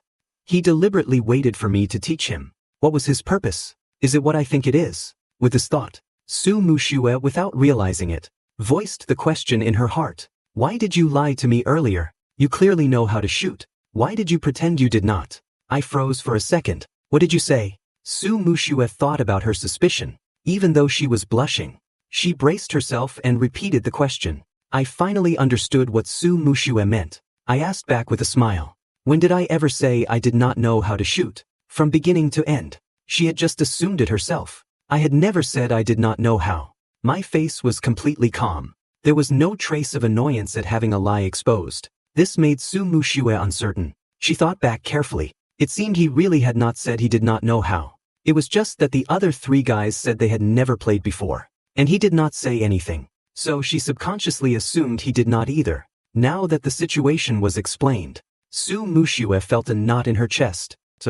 He did not deliberately say he did not know just to let me teach him. Seeing Su Mushue silent with a taut face, I stood up from the bench and turned to face her, separated by the bench. I felt the drooping-headed Sumushiwa. Looked like a dejected large dog.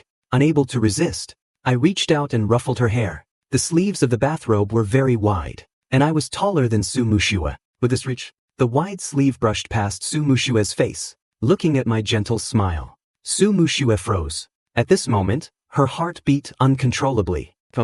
He was patting her head. He effortlessly stirred up her emotions, instantly lifting her somewhat disappointed mood, soaring into the sky, and blooming into the most brilliant fireworks. The gesture was far too intimate. Sumushiwa looked at me, her eyes shining brightly. Do not you know that you can't just randomly pat a girl's head? I was a bit surprised. Is this tsundere girl testing my feelings for her? I gave an ambiguous smile, and slowly withdrew my hand. My apologies. I won't do it again. My expression remained unchanged. As I waved at her, then I will head back first. Sumushiwa stood there, completely dumbfounded. That was not what she meant. Pat it. Come back and pat it. Unfortunately, I had already turned and walked away. Sumushiwa was so frustrated she wanted to slap herself. Everything was fine. Why did I have to open my big mouth? That night, just as I was about to ask Mengbing to play a game, I suddenly received a call from him. Guchen, save me. The rest of his words were replaced by agonizing cries and unspeakably foul streams of abuse. Burning with anxiety, I asked, Mengbing, where are you? However, the call had already been disconnected. I abruptly stood up and sprinted outside. I did not know Mengbing's home address. We had a good relationship, but we had not exchanged addresses yet. After all, we had not known each other in person for very long. I ran while repeatedly calling him back. When I tried again, the automated voice said the phone was turned off. Mengbing went to the same school as Yang Yujie and Gong Wanru. I had no choice but to find Yang Yujie, to see if I could get an answer. Yang Yujie and Sumushiwa were just about to start a game, when they were interrupted by my pounding on the door. Sumushiwa, are you guys in there? Open up quick. Yang Yujie and Sumushiwa exchanged a startled glance. What is going on? Hearing the urgency in my voice, Sumushiwa quickly dropped her phone and rushed to open the door. Sumushiwa asked worriedly, what is wrong? What happened? I braced my hands on my knees, panting heavily. I am fine. It is Mengbing. He called me for help. Someone is beating him up. Yang Yujie, you are at the same school as him. Do you know where he lives? Yang Yujie's face was full of disbelief. Mengbing is being beaten. He was the ice king of their school, with his combat stats maxed out.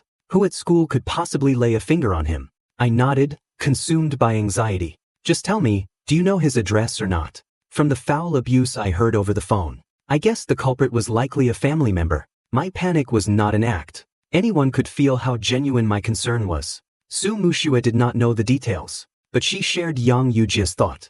Who would dare touch Mengbing?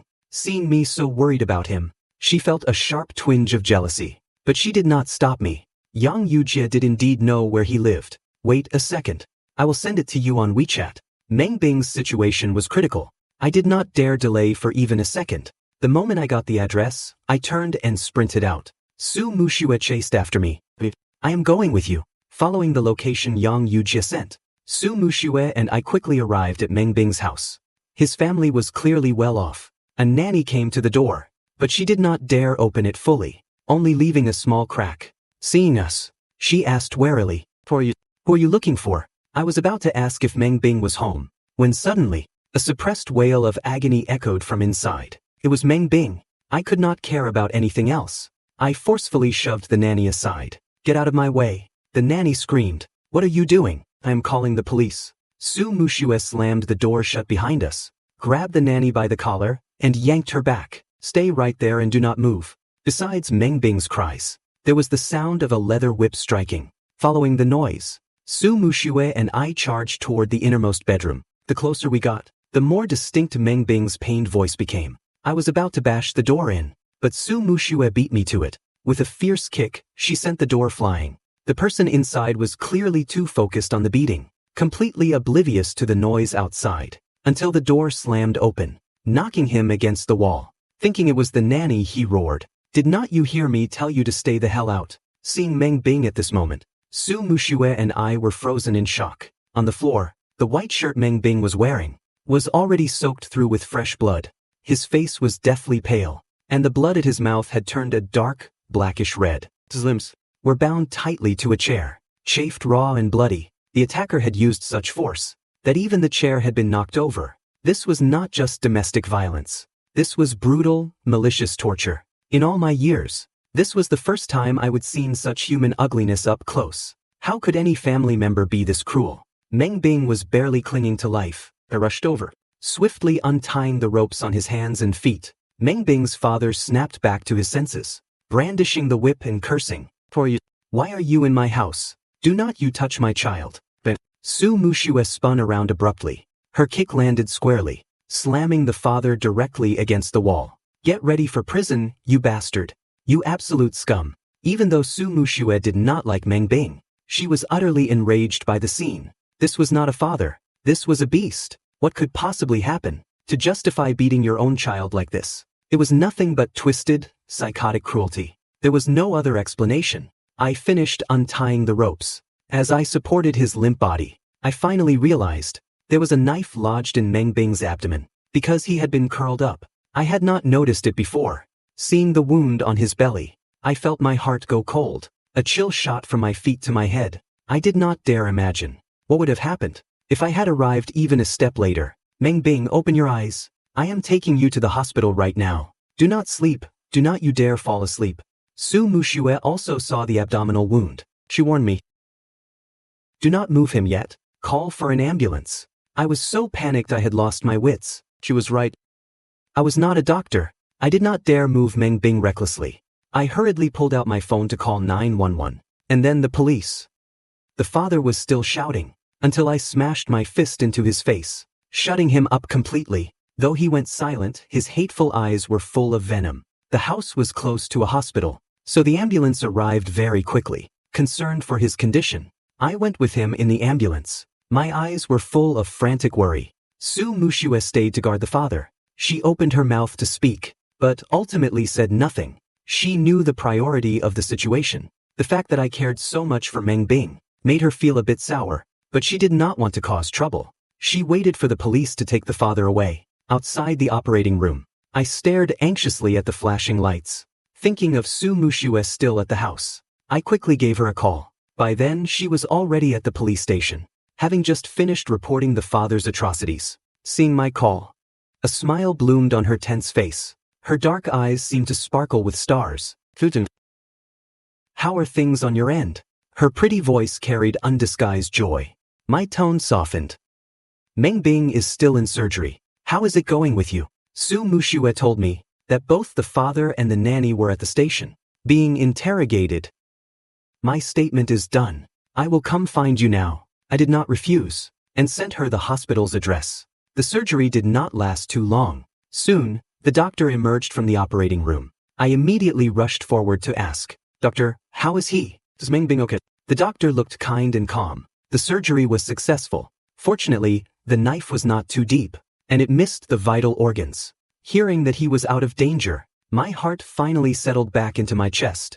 Thank goodness. When Meng Bing was wheeled out, his face was still terrifyingly pale, and his eyes were tightly shut. Although the situation was not too critical, he had just undergone surgery. Until he regained consciousness, he was placed in the ICU for observation. When Su Mushue arrived to pick me up, I was standing outside the ICU, my eyes full of pity and sadness. She walked up to my side, following my gaze.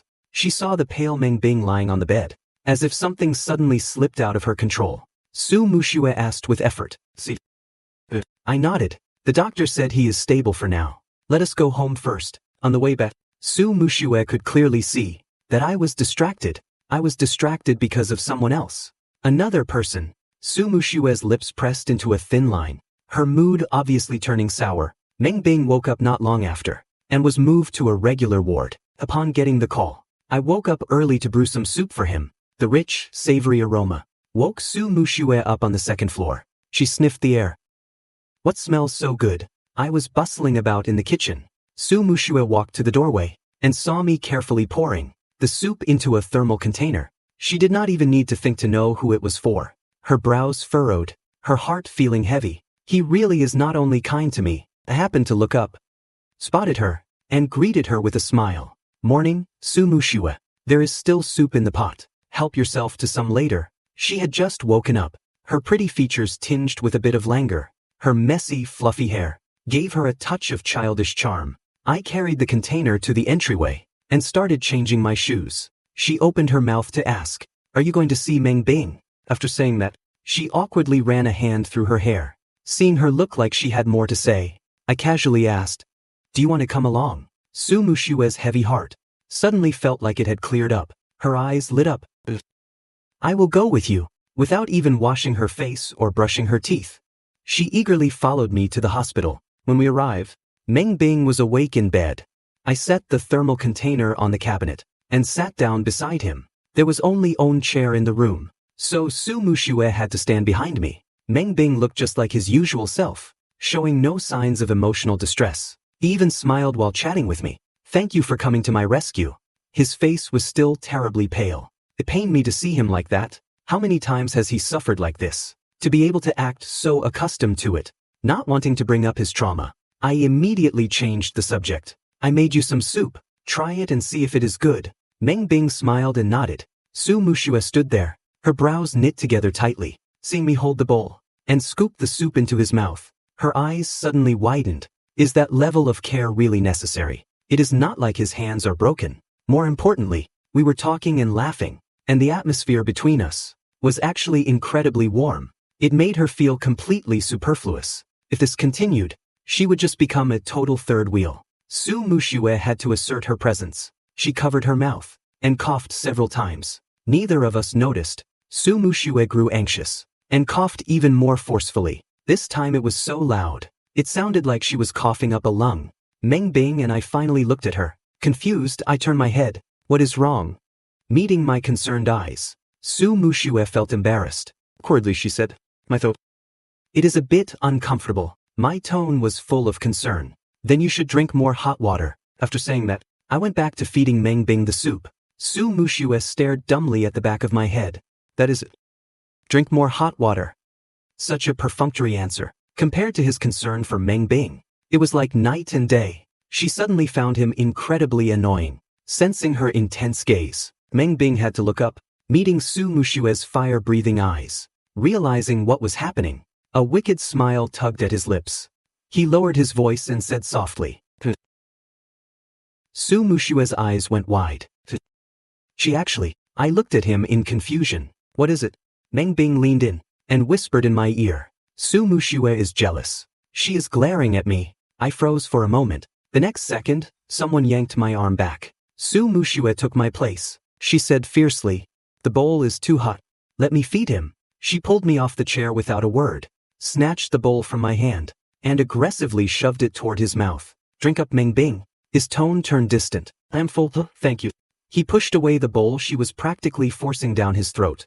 Standing behind her, I could not help but grin from ear to ear. A jealous Su Mushue was also incredibly cute. If only she could be a little more honest. How nice would it be if she just admitted she liked me? Such a stubborn Sundra. On the way home, we walked side by side. Su Mushue asked as if casually, "You and Meng Bing are quite close." I knew she was jealous. The amusement in my eyes did not fade for a second. I smiled and said, "Yeah, we are." Looking at my radiant smile, Su Mushue felt a knot in her chest. Smiling so happily just from mentioning Meng Bing. What is so good about him? Her frustration fueled her jealousy. Speaking contrary to her heart, she said, "Meng Bing is pretty great. He is good looking and gentle to you. You guys are a good match." "No, you are not." "Not at all." As she spoke, her gaze drifted subtly toward me. Observing my reaction, she did not realize that the overwhelming sourness in her tone was practically leaking out. I could not hold it back any longer, and let out a low laugh. The sound on the empty street was exceptionally clear and sharp, making her heart itch with annoyance. Is he really that happy? Just from mentioning Meng Bing, she felt a bit annoyed. Annoyed that she had opened her big mouth. He won't take me seriously, will he? He won't actually consider being with Meng Bing, right? Su Mushue was entangled in internal conflict. Her brow furrowed, refusing to smooth out. Suddenly, something touched the space between her eyebrows. It was warm and soft. Confused, she looked up. I had stepped in front of her without her noticing, poking her forehead with my finger. My expression was gentle, and I gave her a light smile. "Do not worry. I told you, Meng Bing and I will only ever be friends." "Just friends?" Su Mushue stared at me dumbstruck. She forgot to hide her real emotions. and the corners of her mouth curled up uncontrollably, nearly reaching her ears. This undoubtedly gave her a massive dose of reassurance. The next second, she pulled her lips into a tight, straight line. Blushing, she looked away. What is there to worry about? I am not worried. That is your business. You can be with whoever you want. It has nothing to do with me. I just do not want you to neglect your studies. Just giving you a friendly reminder. After saying that, she marched ahead with a tsundere air. Because her pace was too hurried, she did not notice the stone bollard on the roadside. Her knee slammed right into it, causing her to stumble several times, and nearly fall over. I was so amused by her I could only laugh. I finally saw what it means for the mouth to stay tough even after death. Such a stubborn girl, clearly dying of jealousy. Yet she insists she does not care, and that it is none of her business. Regarding the abuse Meng Bing suffered, solid evidence was obtained within a few days. It turned out his mother had an affair, and ran off with someone else. His father's mind became twisted, and he frequently abused Meng Bing, even installing cameras in the room to record it. He would then send those videos to the mother. But, unfortunately, how could a woman who abandoned her husband and child possibly care about her son? When he sent those videos to her, she only thought he was a psychopath. She was too afraid to even return. And the reason he had not reported it, she would not dare come back. And the reason Meng Bing never reported it to the police was not that he was afraid, but that he still held a final sliver of hope for his father. After all, his father had once cherished and pampered him as a treasure, until this time, when he nearly killed him. With the evidence irrefutable, Meng Bing's father could not escape the punishment of the law. Learning about all of this, I could not help but sigh in disbelief, feeling even more pained for Meng Bing. The hospital also discovered Meng Bing's identity as a boy. Though his ID still listed him as female, I advised him to find time to go to the police station to correct his information. Meng Bing did not refuse. After this incident, Meng Bing became very withdrawn. Now he was all alone in the Meng household. Even his grandparents did not care about him. I went to Meng Bing's house almost every day after school, and well, someone was not happy about it. After being sour for 10 days straight, Su Mushua realized she could not just sit around and wait for death. Even though I said Meng Bing and I would always just be friends.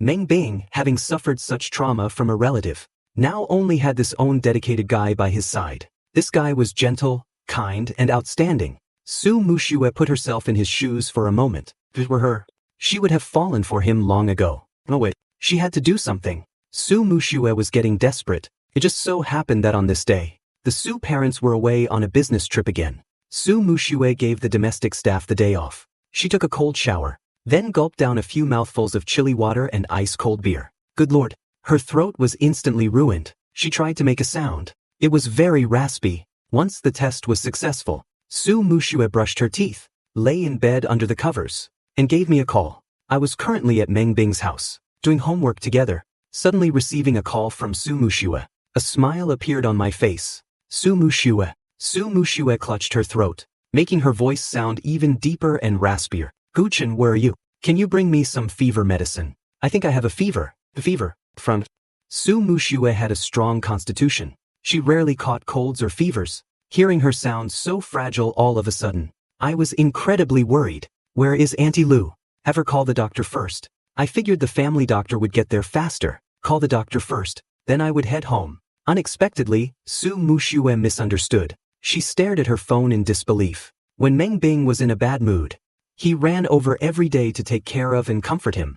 But when she was feeling unwell, he did not even want to come and see her. She was still his childhood fiancée, after all. Su Mushua felt wronged. Like an abandoned kitten, she let her head droop against the pillow. Can't you come take care of me for a bit? I feel terrible. This time it was not an act. She genuinely felt miserable. Su Mushua even thought, quite pathetically, it is just own Guchen, right? The worst that happens is I stop liking him. There are so many guys in the world. If I can fall for own, I can fall for another. I had never heard Su Mushua sound so aggrieved. Thinking she was really sick and miserable, I had already stepped out of Meng Bing's house. Meng Bing had his driver drop me off. I got in the car and comforted her gently. I have already left. Have Auntie Lu call the doctor first.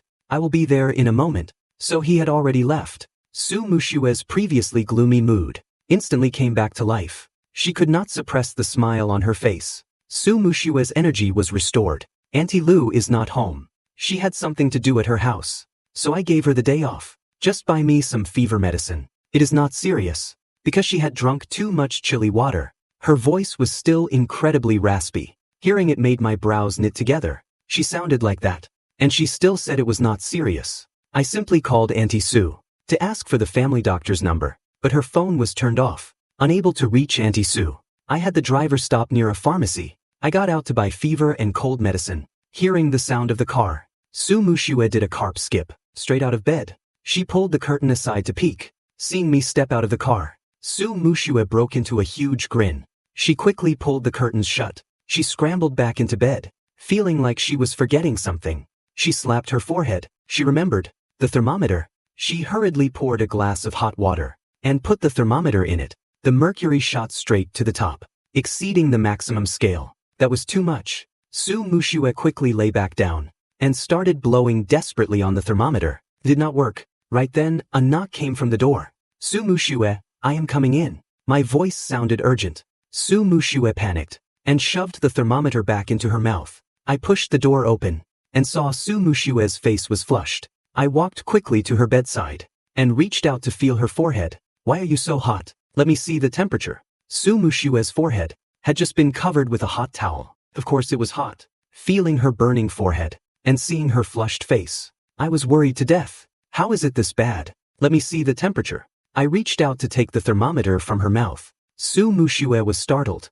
terrified I would see that exaggerated reading. She grabbed my wrist tightly, with the thermometer still in her mouth. She widened her eyes and shook her head at me. I thought it was serious, because that is how Sue Mushue was. When something was really wrong, she would try to hide it so I would not worry. I reached out with my other hand. I just want to look. If it is bad, we are going to the hospital. But before I could touch the thermometer, Sue Mushue sat bolt upright, snatched the thermometer out and hid it behind her back. She regretted it now. What a stupid plan. She blurted out, I'm fine now. She tried to prove she was okay. But the moment she spoke, her voice was incredibly raspy, like a rusty saw, grating against dry wood. My brows furrowed deeper. With a stern face, I held out my hand. How can you say you are fine? Give it to me. Sue Mushue did not want to give it up. If she did, the jig would be up. Thinking fast, she started acting pathetic. I'm dizzy. She looked up at me with round, watery eyes. Pitifully, she asked, can I have some fever medicine first? I could not win against her like this. I could only give her the fever medicine first. After helping her lie back down, I said a bit crossly, just stay in bed. Watching me go out to get water for her medicine, Sue Mushue let out a breath of relief. She stealthily dipped the thermometer into a bottle of mineral water. With a click, the door opened. Sue Mushue instinctively pulled the thermometer out and tossed it randomly onto the bedside table. She wondered why I was back so fast. I was worried about her, so of course I was fast, because I was in such a hurry. The water in my hand was still sloshing around. Setting the glass on the table, I helped Sue Mushue sit up and gave her the fever medicine. Leaning against my shoulder, feeling my concern, Sue Mushue felt as if she would eaten a candied fruit. Her heart was filled with sweetness. She began to wonder again, could it be that he likes her a little too? Otherwise, why would he care so much?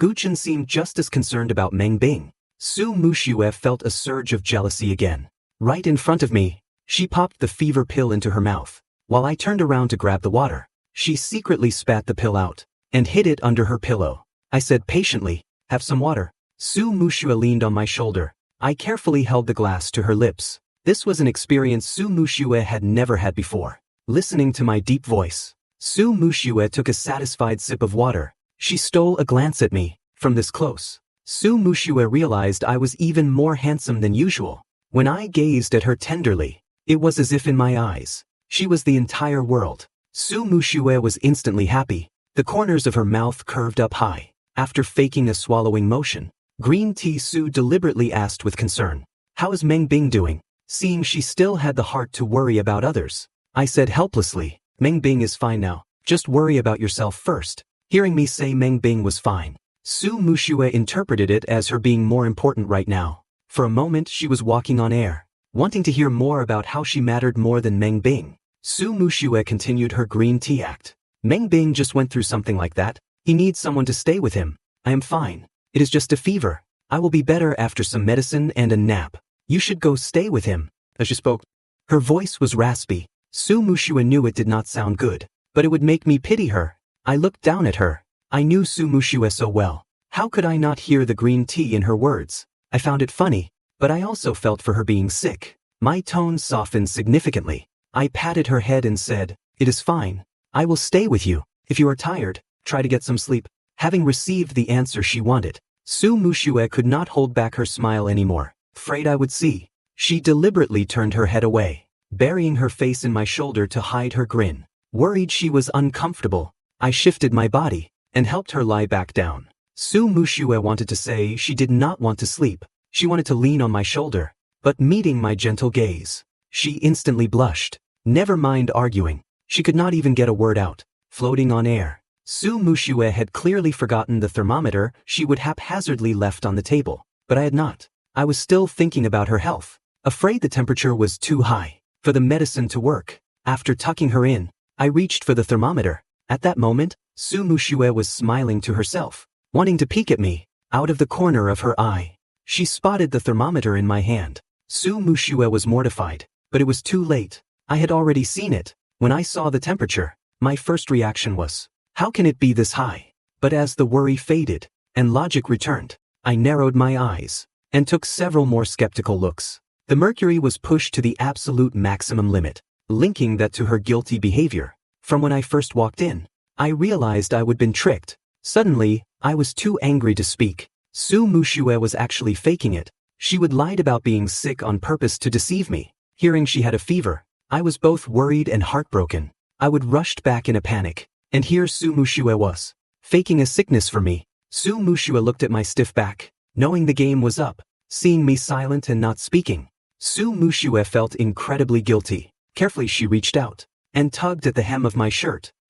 After calling my name in a dry voice, Su Mushue did not know how to explain herself. She was suddenly annoyed at herself for being so clumsy. I turned to look at her. My eyes caught the pill by her pillow. What else could it be but the fever medicine I would just bought? When I smile, I look very bright. But when I do not, I look very cold. Right now, not only was I silent, but my gaze was also extremely icy. Looking at me like this, Su Mushue's heart skipped a beat. She felt instinctively that I was very angry. Just as she was about to apologize, she heard my cold interrogation. With a temperature this high, how is it your brain has not fried yet? Su Mushue's expression froze for a moment. She reached out and took the thermometer. I was wrong. The girl blushed. Her head drooped. Even her bangs seemed to hang piteously, falling submissively over her forehead.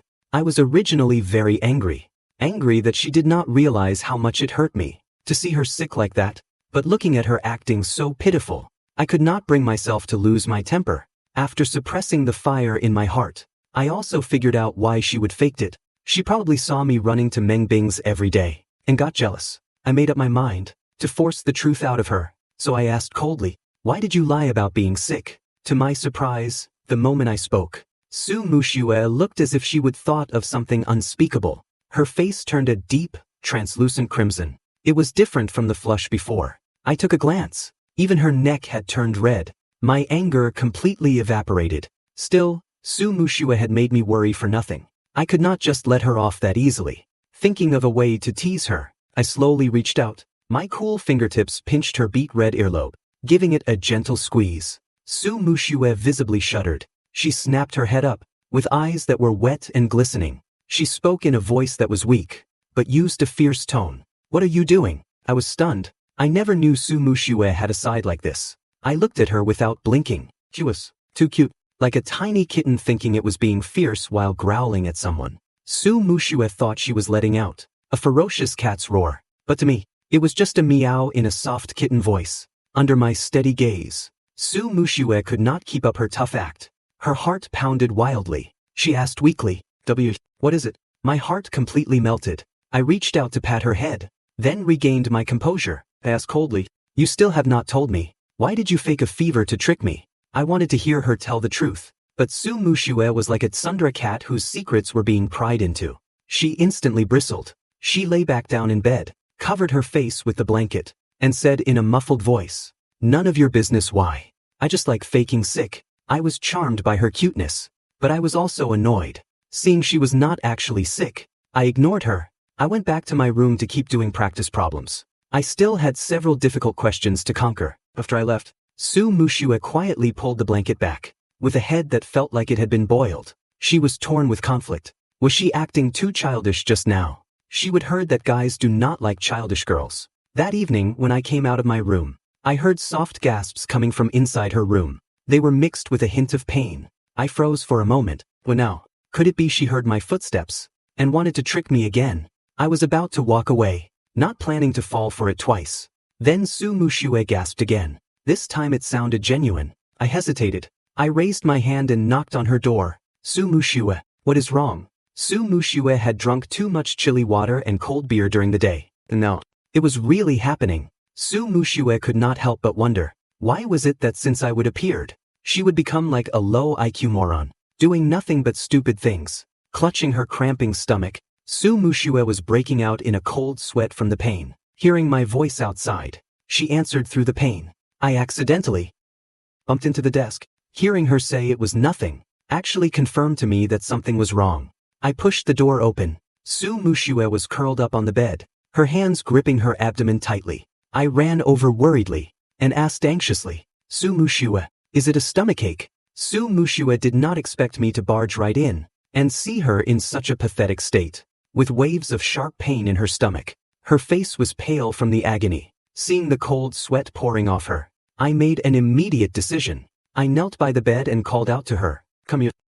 I will carry you to the hospital. She was shocked by my gesture. Unfortunately, Su Mushue was too pained to speak. She gave me a startled look, which was quickly replaced by a grimace. She said in a weak voice, wait. She had barely finished her sentence when I reached out and forcibly pulled her onto my back. Without another word, I ran toward the nearby hospital, watching the sweat dripping from my profile and hearing my slightly labored breathing. Su Mushue knew I was exhausted, but my steps did not slow. I did not even plan to take a rest. The high walls Su Mushue had built in her heart collapsed instantly. They disintegrated completely, shattering into nothingness. Su Mushue admitted it. This time, she had truly fallen. A total and complete defeat. By the time I got her to the hospital, Su Mushue had nearly fainted from the pain. Finally, the results came back. Stomach bleeding. She lay on the hospital bed, her face ghostly pale, and 4 needle in the back of her hand. Su Mushue rarely eats spicy food and has no bad eating habits. So this sudden stomach bleeding must have a strange cause. Recalling that excessively raspy voice of hers, I vaguely guessed what had happened. I felt stuck between laughter and tears. I stayed with her until midnight, and seeing her fast asleep, I gently planted a tender kiss on her forehead. Silpy girl, I whispered. The next morning, after buying her breakfast, I headed to school first, taking the liberty of asking for her leave. After class, Song Mingming asked me, what is up with Mushue? I smiled while packing my books. In the hospital, Song Mingming looked surprised. Mushue is actually sick. Which hospital? I will go see her in a bit. The others agreed with the decision. Meanwhile, Su Mushue was lying bored in the hospital, longing desperately for me to come and visit her. Hearing movement outside, her eyes lit up instantly. She looked toward the door. Why is it you? Song Mingming tossed her bag onto the bed and leaned in with a mischievous grin. Disappointed it is not Guchen. Are you very let down? Su Mushue snapped back. What do I have to be disappointed about? Song Mingming chuckled. I have never met anyone more stubborn than you. Guchen is so handsome. You have no idea. How many girls in school like him? Liking him is not something to be ashamed of. Just admit it. You like Guchen? Su Mushue thought to herself. Liking him is not shameful. But losing face before I have even won him over is. I might actually have to streak naked. Feeling flustered and annoyed, she retorted with a blush. Who told you I like Guchen? He and I are friends. Friends? Get it? Just like you guys. As she spoke, she felt the atmosphere turn quiet. She looked up to see me holding a food container, watching her with a playful look. Su Mushue panicked instantly. She opened her mouth to explain, but with Song Mingming right there, getting her face slapped with the truth. Where would her dignity go? I knew she was saying the opposite of what she felt, so I was not angry at all. I knew clearly that she liked me, so instead of being upset, I actually found it quite funny. I watched with great interest as she struggled to explain herself, wearing an expression of utter helplessness. Su Mushue was indeed frantic. Her eyes were locked onto me. I put the dinner on the table and asked Song Mingming, what were you guys talking about? Su Mushue assumed I had not heard anything, and was instantly overjoyed, talking about games. But at the same time, Song Mengmeng blurted out. Su Mushue said she only sees you as a friend. The two of them looked at each other. Song Mengmeng burst into laughter, while Su Mushue gritted her teeth, furious at her friend's big mouth, while secretly dreading my reaction. I did not give her much time to wonder. Curling my lips into a light smile, I said, Su Mushue, how many times are you going to say that? Do not worry. I stopped taking the arranged marriage seriously long ago. Do not take it to heart. I only see you as a friend too. Su Mushue was internally screaming, but on the surface, she forced a smile that looked worse than crying. Stubbornly she said, as long as you think so. I did not change my attitude toward her. I still fed her, and showed her the same care. But Su Mushue felt miserable. And to make matters worse, someone was about to salt her wounds. Song Mengmeng suddenly pulled a stack of envelopes from her bag, accompanied by a cheerful sound. Ta-da! What is this? Su Mushue and I both looked at Song Mengmeng, clueless as to what she was up to. Asked, what are those? Song Mengmeng stuffed the envelopes into my hand, grinning. Guchen, these are love letters. From girls in other classes who asked me to give them to you. Make sure you read them carefully when you get back. Su Mushue slammed the table in agitation. Splashing the soup, her soul snapped back into her body, and she gave a forced, awkward laugh. Sudden stomach pain. I looked at her with a smile. Drink more hot water. For a moment, Su Mushue could not tell if I said that because I was too dense, or just being perfunctory. She silently lay back in bed. Song Mengmeng urged me to read on, wanting to provoke Su Mushue. I felt that would be impolite, and was about to refuse, when I saw Song Mengmeng winking at me desperately. Song Mengmeng was not usually rude, and seeing her mischievous grin, I guessed her plan. I reluctantly agreed. Alright then. Sure enough, when I opened the envelope, the paper inside did not have a single word on it. Afraid Su Mushue would notice, I used the envelope to block the paper from the light. I cleared my throat, and began to improvise. Dear classmate Guchen, I am so-and-so from class 3. I made up a non-existent name, and continued reading with great emotion. I have liked you for a long time. Lying in bed, Su Mushue scoffed. You just transferred here. How could she have liked you for a long time? Suppressing my amusement, I continued. From the first time we met, my heart skipped a beat for you. Su Mushue continued to pour cold water on it. Just lusting after your looks. She only cares about your face. Even more shallow. Behind me, Song Mengmeng watched Su Mushue's face filled with jealousy, covering her mouth to keep from laughing. I was not doing any better, continuing my fabrication. If you do not mind, I would like you to be my boyfriend. Would you give me this chance? Su Mushue was listening intently the whole time, and hearing that this person shamelessly wanted me to be her boyfriend, she laughed out of sheer anger. Gritting her teeth, she said, she wants to be your girlfriend before you have even spent time together. What a slag. She wore an expression, as if she wanted to bite that person to death. Finally, Song Mengmeng could not hold it in. Su Mushue assumed she was laughing at the girl's audacity, and did not think much of it. She only wanted to know what I thought. I had better self-control than Song Mengmeng. I unhurriedly stuffed the paper back into the envelope, curling my lips into a slight smile. Such true feelings. Quite sincere, unlike some people, who clearly like someone but refuse to admit it. Su Mushue panicked and retorted loudly. You call that sincere? I would not fall for someone like that. Does it not? At least she is brave enough to speak her feelings. That is exactly what sincerity is. Not long after, the exclusive senior year sports meet was about to begin. Su Mushue also returned to school from the hospital. Before the sports meet, there was another monthly exam. This time, no one in class could look down on me. Su Mushue felt the same. She had heard that outstanding guys do not like girls who are not as good as them. Lately, I often saw her holding a book, never wasting even a moment of free time. If it were not for her intelligence, I would have mistaken her for a bookworm. Su Mushue was standing in the hallway, holding her literature book open with both hands. I walked past her, waved my hand in front of her face, and called out, Su Mushue. Since admitting her feelings to herself, she could no longer lie to her heart. Meeting my bright smile, her ears flushed involuntarily. Awkwardly she asked, Today we were allowed to wear casual clothes. I was wearing a casual tracksuit, looking exceptionally bright and handsome. Earlier, coming out of the downstairs convenience store, she had seen many girls deliberately try to talk to me. She felt annoyed but kept an aloof expression. I smiled and reminded her, "You're smart. I should not have to remind you to balance work and rest. Relax a little." Lately, during every break, she was either reading or doing practice problems. Su Mushue was a natural talent. She had never been owned to study blindly. Being this serious was all because she was afraid I would outrank her and look down on her. Hearing my words, Su Mushue also felt she had gone a bit overboard. She snapped her book shut and asked awkwardly, "The sports meet. Have you decided which events to join?" We walked into the classroom together. I thought about it and said, "Running, I guess." During the final class meeting, the homeroom teacher, who was never late, was delayed by over 10 minutes. The class was well disciplined. Even without the teacher, it remained quiet, but everyone was curious why Han Min was late. Before long, Han Min arrived with the answer. The students looked up curiously. Beside Han Min,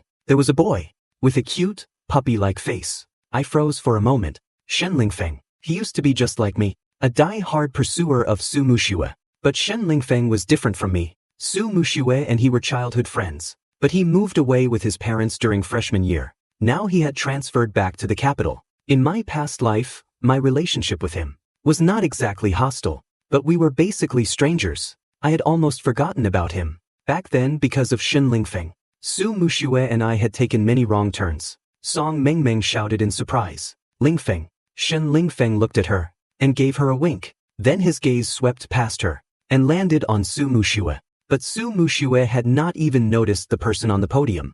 Han Min gave a brief introduction. Another handsome guy had joined the class. The girls were thrilled, while the boys felt a bit complicated. There was one empty seat left, right next to mine. Han Min told Shen Lingfeng to sit there. Shen Lingfeng flashed a cute smile. "Han, I'm new here. Can I sit with someone I know?" Han Min thought that made sense, so she raised her hand and pointed at Song Mingmeng's desk mate. "Kai Minmin, go sit with Li Bingbing. Lingfeng, you sit with Song Mengmeng." And so, Shen Lingfeng and Song Mengmeng became desk mates, sitting in the row right in front of Su Mushue and me. As soon as class ended, Shen Lingfeng turned around. He called out warmly, "Mushue, long time no see." He had liked her since they were kids. Su Mushue knew that very well. She had not expected him to transfer back here. Feeling a bit awkward, she said in a polite, distant tone, "Long time no see." Shen Lingfeng did not seem to notice her distance at all. He went on, "Did you miss me?"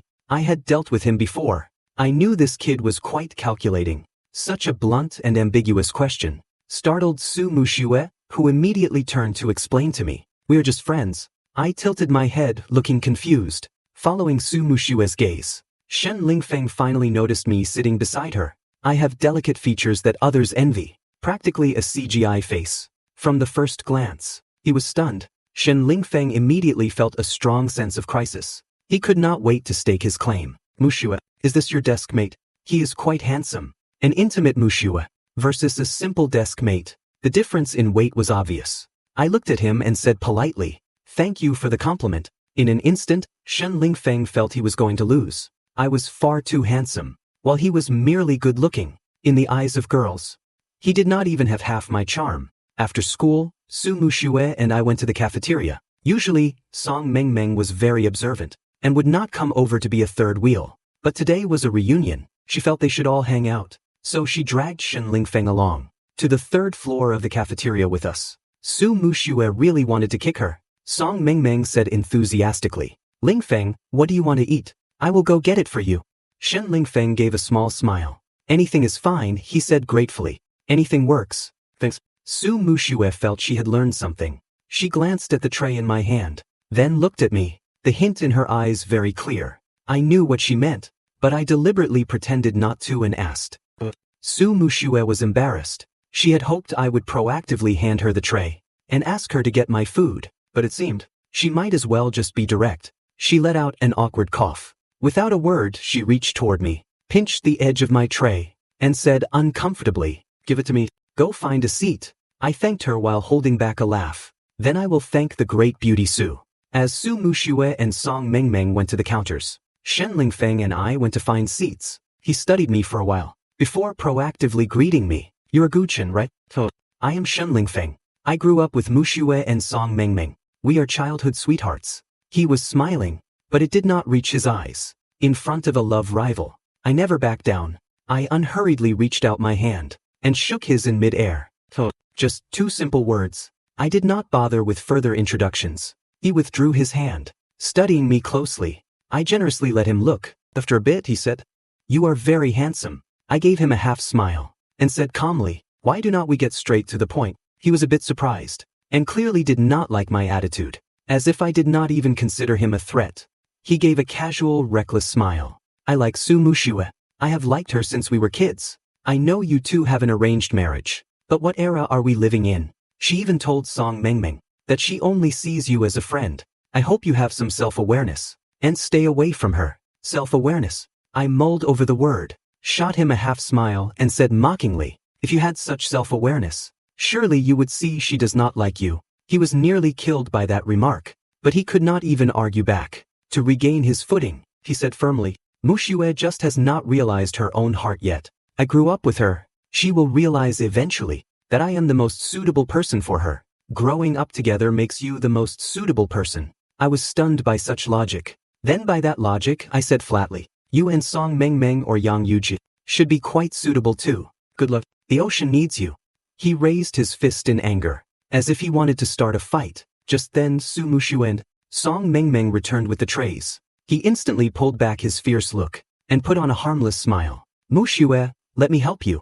He moved to take the tray from her hands, but she instinctively dodged. Though he still managed to grab it, she had no choice but to let him. He shot me a triumphant look, but the moment he sat down, Su Mushue reached out and took the lunch Song Mengmeng had brought. The smile on his face froze instantly. Su Mushue handed the tray to me. I thanked her calmly. At the table of 4, the atmosphere was slightly strange. Su Mushue buried her head in her food, not saying a word the whole time. She looked cold and detached, but her mind was racing like a cranky old man's. Shen Lingfeng's appearance is a disaster. This is bad. Gu Chen has not even chased me yet. What if he misunderstands something between me and Lingfeng? What then? She stole a glance at me. I looked calm, as if I did not care about Shen Lingfeng at all. Dejectedly, she swallowed an egg, and managed to choke on it until her eyes rolled. Lingfeng hurried to hand her a bottle of water. "Mushue, drink some water." She said thanks, but added, "Oh thanks, I will have some soup."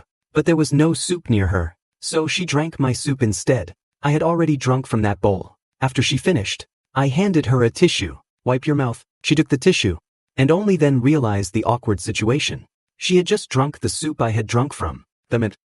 We had indirectly kissed. Stunned by this realization, her gaze drifted subconsciously to my lips. Just for a second, she blushed deep red. She quickly looked away, and whispered a thank you. I let out a soft chuckle. What an absolute treasure she is. She blushes at the slightest thing. I lowered my head and continued eating. Watching our interaction, Shen Lingfeng felt a bitter taste in his mouth. Song Mengmeng finally sensed the awkwardness, and dragged Shen Lingfeng away as soon as they finished. Su Mushue and I headed back to the classroom together. I walked in front, while she followed behind me. She wanted to be proactive, but a simple sentence rolled around her tongue, and just would not come out. As we reached a corner, a boy rushed out from the opposite side, and accidentally bumped into me. I instinctively staggered back. The boy hurriedly muttered an apology and ran off. I lost my balance and took a few steps back. Behind me, Su Mushue, fearing I would fall, caught me in her arms from behind. This was the first time while fully conscious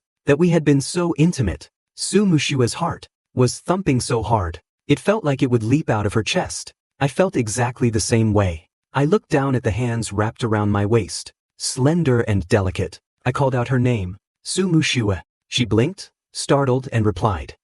Her voice carried a hint of nerves. Seeing her tension, the corners of my mouth curled up in a satisfied smile. "Do not you think you can let go of me now?" For a fleeting second, Su Mushue did not want to let go, but she suppressed the impulse, and slowly withdrew her hands from my waist. "Be more careful when you walk from now on."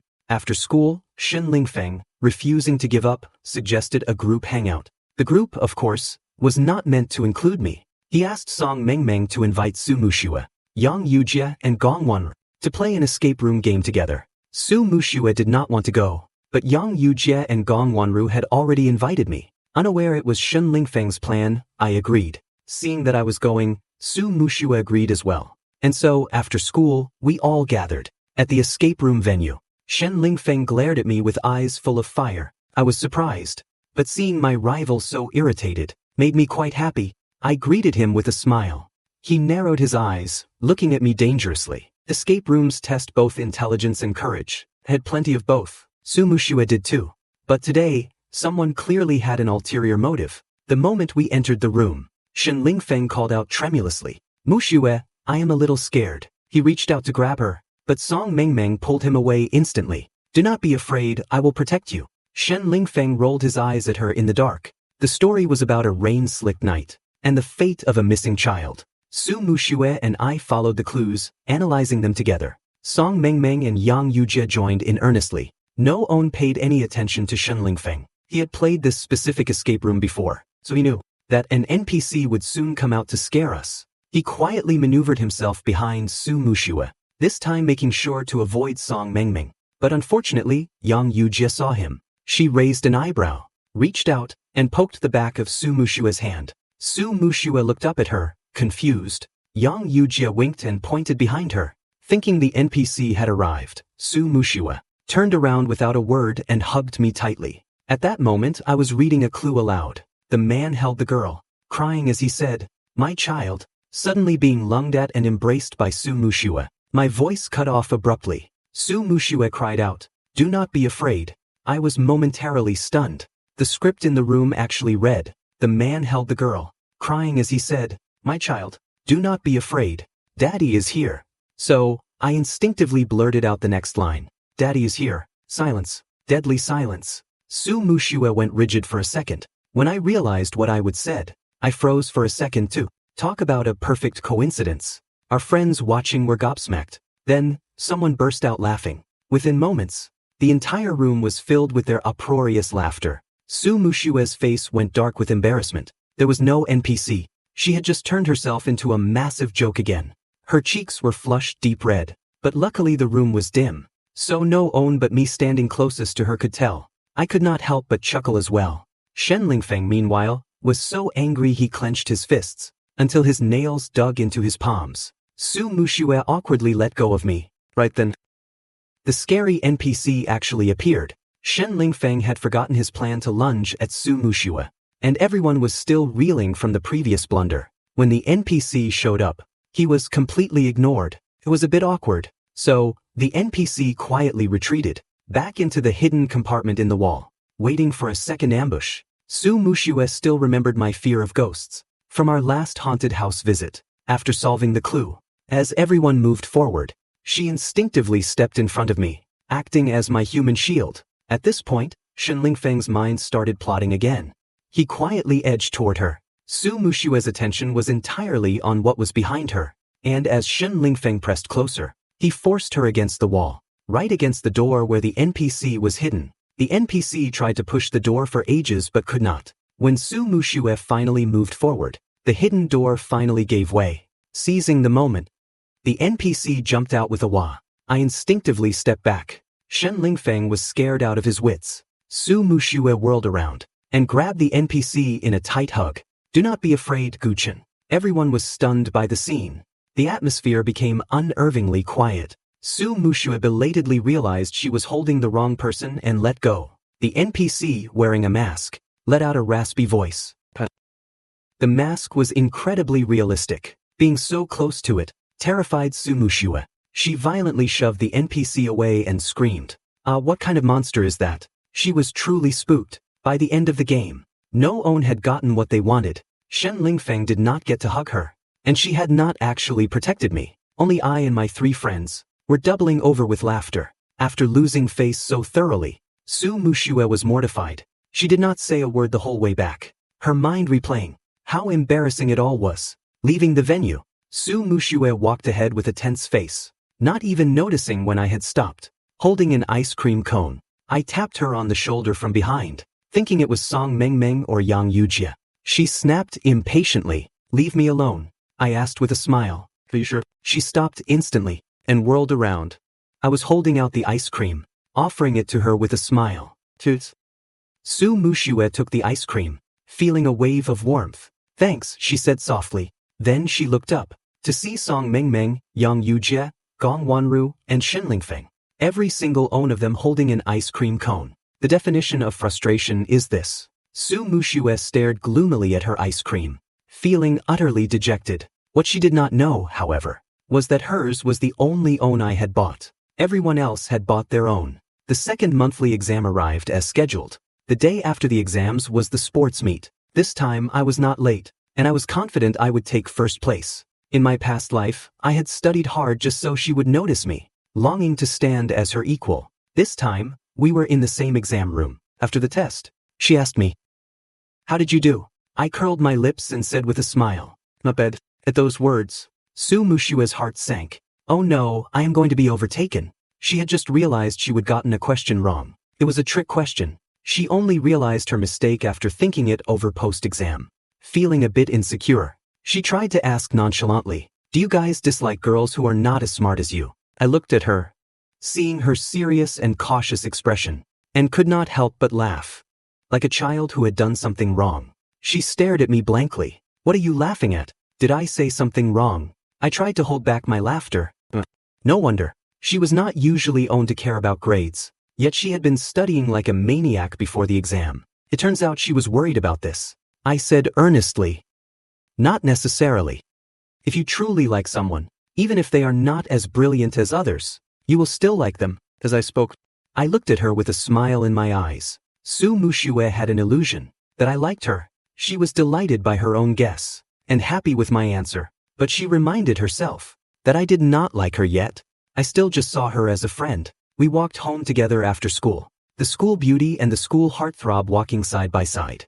Looked like a beautiful painting. Someone took a candid photo and posted it on the forum. Rumors started flying that we were dating. While many boys in school liked her, plenty of girls liked me. In an instant, hearts were breaking all over campus. It was a perfect scene. If it were not for the sudden appearance of Shen Lingfeng and Song Mengmeng, Su Mushue now got a headache the moment she saw Shen Lingfeng. She winked desperately at Song Mengmeng. Shen Lingfeng followed closely behind Su Mushue, acting incredibly intimate. I did not take these petty tricks to heart, of course. I knew I had already won. The moment I knew she cared about me, Song Mengmeng saw Su Mushue's face getting darker and darker, and finally realized what the problem was. She let out an and slapped her forehead. "Lingfeng, I forgot my watch. Come back to school with me to get it." He did not want to go, but he had to maintain his persona in front of Su Mushue. He gave her a pitiful look. "I hurt my foot playing ball earlier. It still hurts a little. How about we get it tomorrow?" Song Mengmeng saw through his act. With a meaningful smile, she grabbed him and started running. "No way, my watch is very expensive, and it is luminous, so it is too noticeable." That night, after finishing my study questions, I thought about the sports meet starting tomorrow, and the fact that the exams were finally over. So, I invited everyone to play games. Our original group of 5 now had Shen Lingfeng added to it. Apparently, on the way home, he saw Song Mengmeng chatting in the group, and realized I was in it but he was not. Through a mix of threats and persuasion, he got her to add him. He had a master rank account, too, but that was just for show. He would pay a booster to get him there. Hearing they were going to play, he immediately chimed in, saying he wanted to join. Since the 5 of us were used to playing together, we habitually tagged everyone in the group. A game team can only have 5 people. Now there was too many. Just as Song Mengmeng was wondering how to reject him, Gong Wanru proactively stepped down. "You guys play, I am going to review." Yang Yujie looked at her and said, "I have realized you are even more mischievous than I am. You just want to watch the drama unfold." Gong Wanru spread her hands and smiled. "I am being a wingman. Have not you noticed? With Lingfeng around, Mushue is much more proactive than usual." That hit the mark for Yang Yujie. Thinking of Su Mushue's clumsy moves in the escape room, she burst out laughing. "You are brilliant, with Shen Lingfeng there." Su Mushue was in a bind. It was not that she had not played with him before.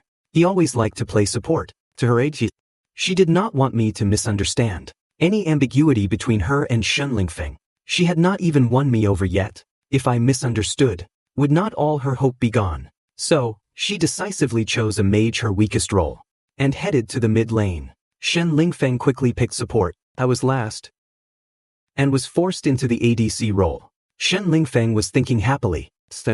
He would definitely show me the chemistry between him and Su Mushue. But then he took a closer look. She had chosen mage, and I had chosen marksman. That meant he had to be with me, and he had to support me. I nearly laughed. I could pretty much guess why she chose mage. In the game, I controlled my hero, heading down to the bottom lane to simply clear the minion waves. Shen Lingfeng followed me, his mind brewing with mischief. He planned to feed, letting the enemies get strong, so they could kill me a few times. Finally, the two sides met. Everyone only had own skill unlocked, and the same went for the opposing team. I tossed a skill at the enemy, and quickly backed away, dodging their counter. Just as I retreated, the figure flashed past me. It was the aggressive-looking Shen Lingfeng. He controlled his hero, like a moth to a flame, rushing headlong into the enemy marksman. I was stunned. Is this guy actually a master rank, who gives up first blood right at the start of a high-level match?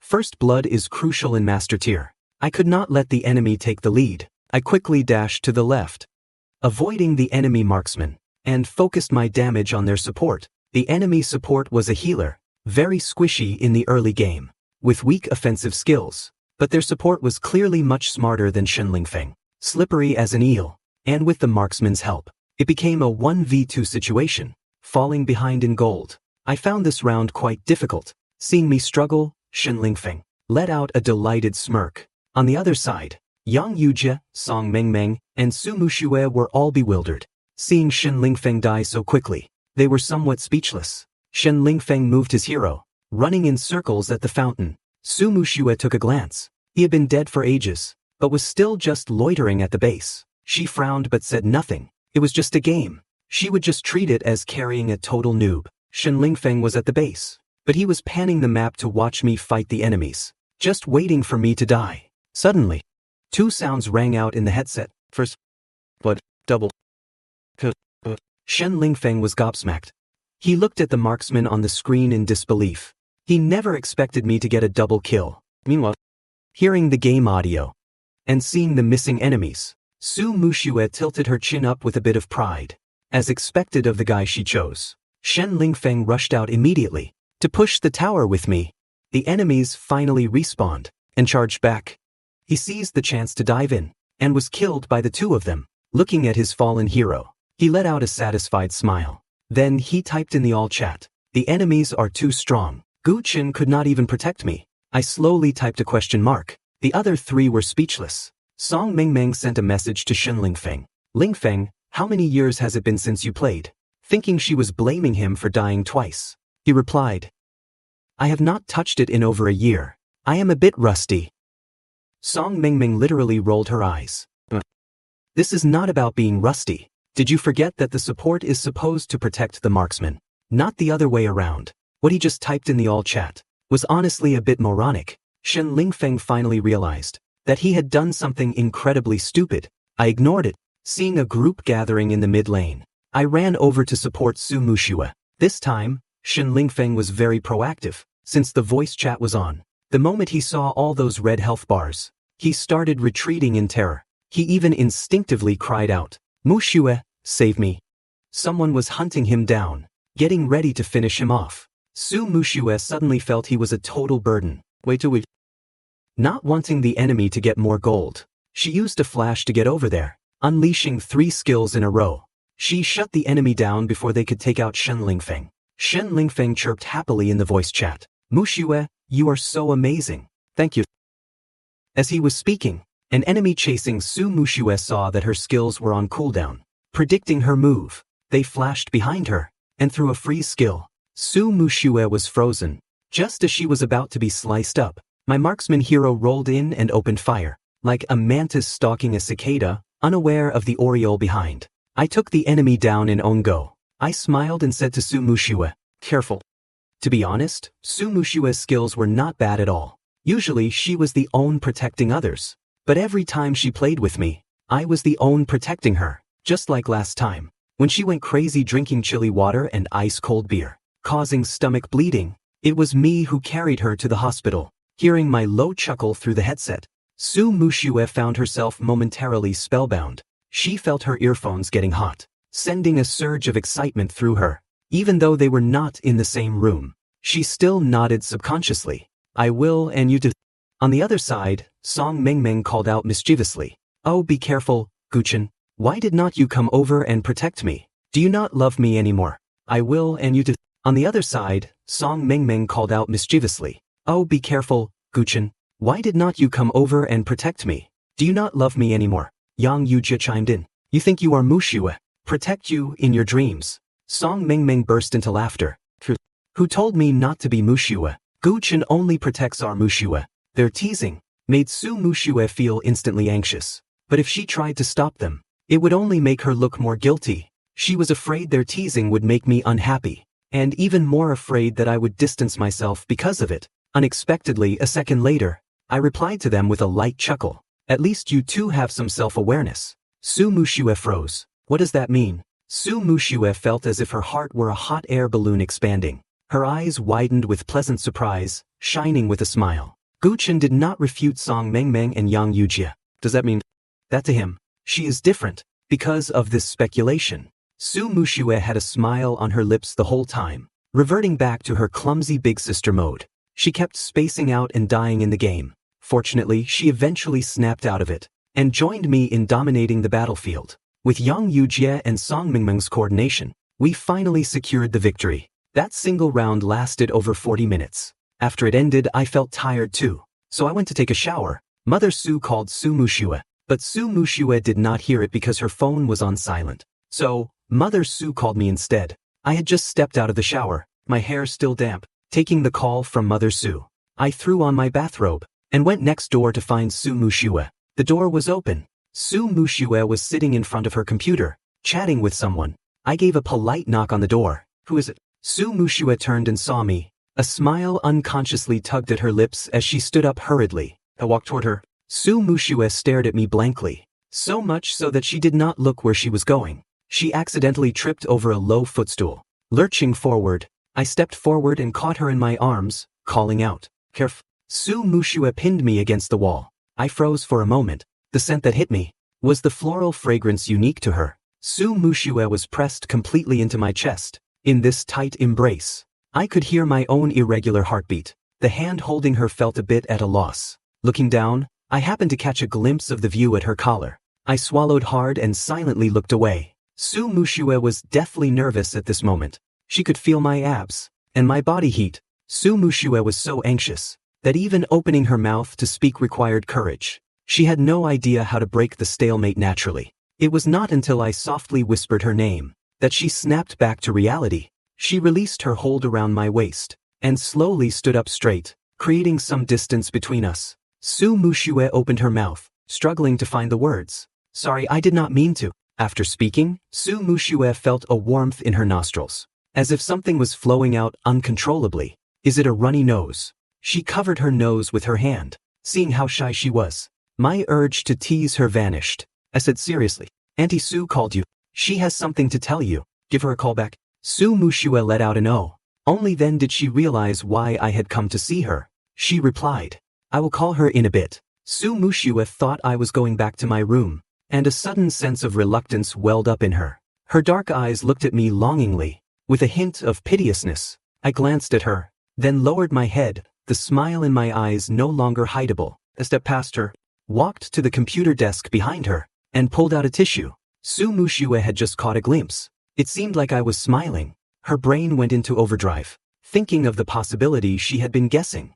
Her heart felt like a sudden burst of fireworks, bubbling over with joy. I returned to her side, seeing her smiling like an idiot. The smile on my lips deepened as I leaned down. "Su Mushua, what did you say?" She was still lost in her thoughts, and had not heard me. I let out a sigh, placing own hand on her shoulder. Startled by my action, Su Mushua stood there dazed, her body as stiff as a piece of wood. She did not notice that my other hand, holding the tissue, was wiping the nosebleed for her. As I leaned in, Su Mushua nervously closed her eyes. She almost fell into my arms, from the sheer surprise. Knowing she had misunderstood, I wore a faint smile. While wiping the blood with the tissue, I deliberately teased her. "Su Mushua, why did you close your eyes?" Su Mushua had already felt what I was doing, so she had misunderstood. He was not trying to kiss her. The feeling was quite embarrassing. Su Mushua's already flushed face was now a complete red tomato. She tremulously opened her eyes.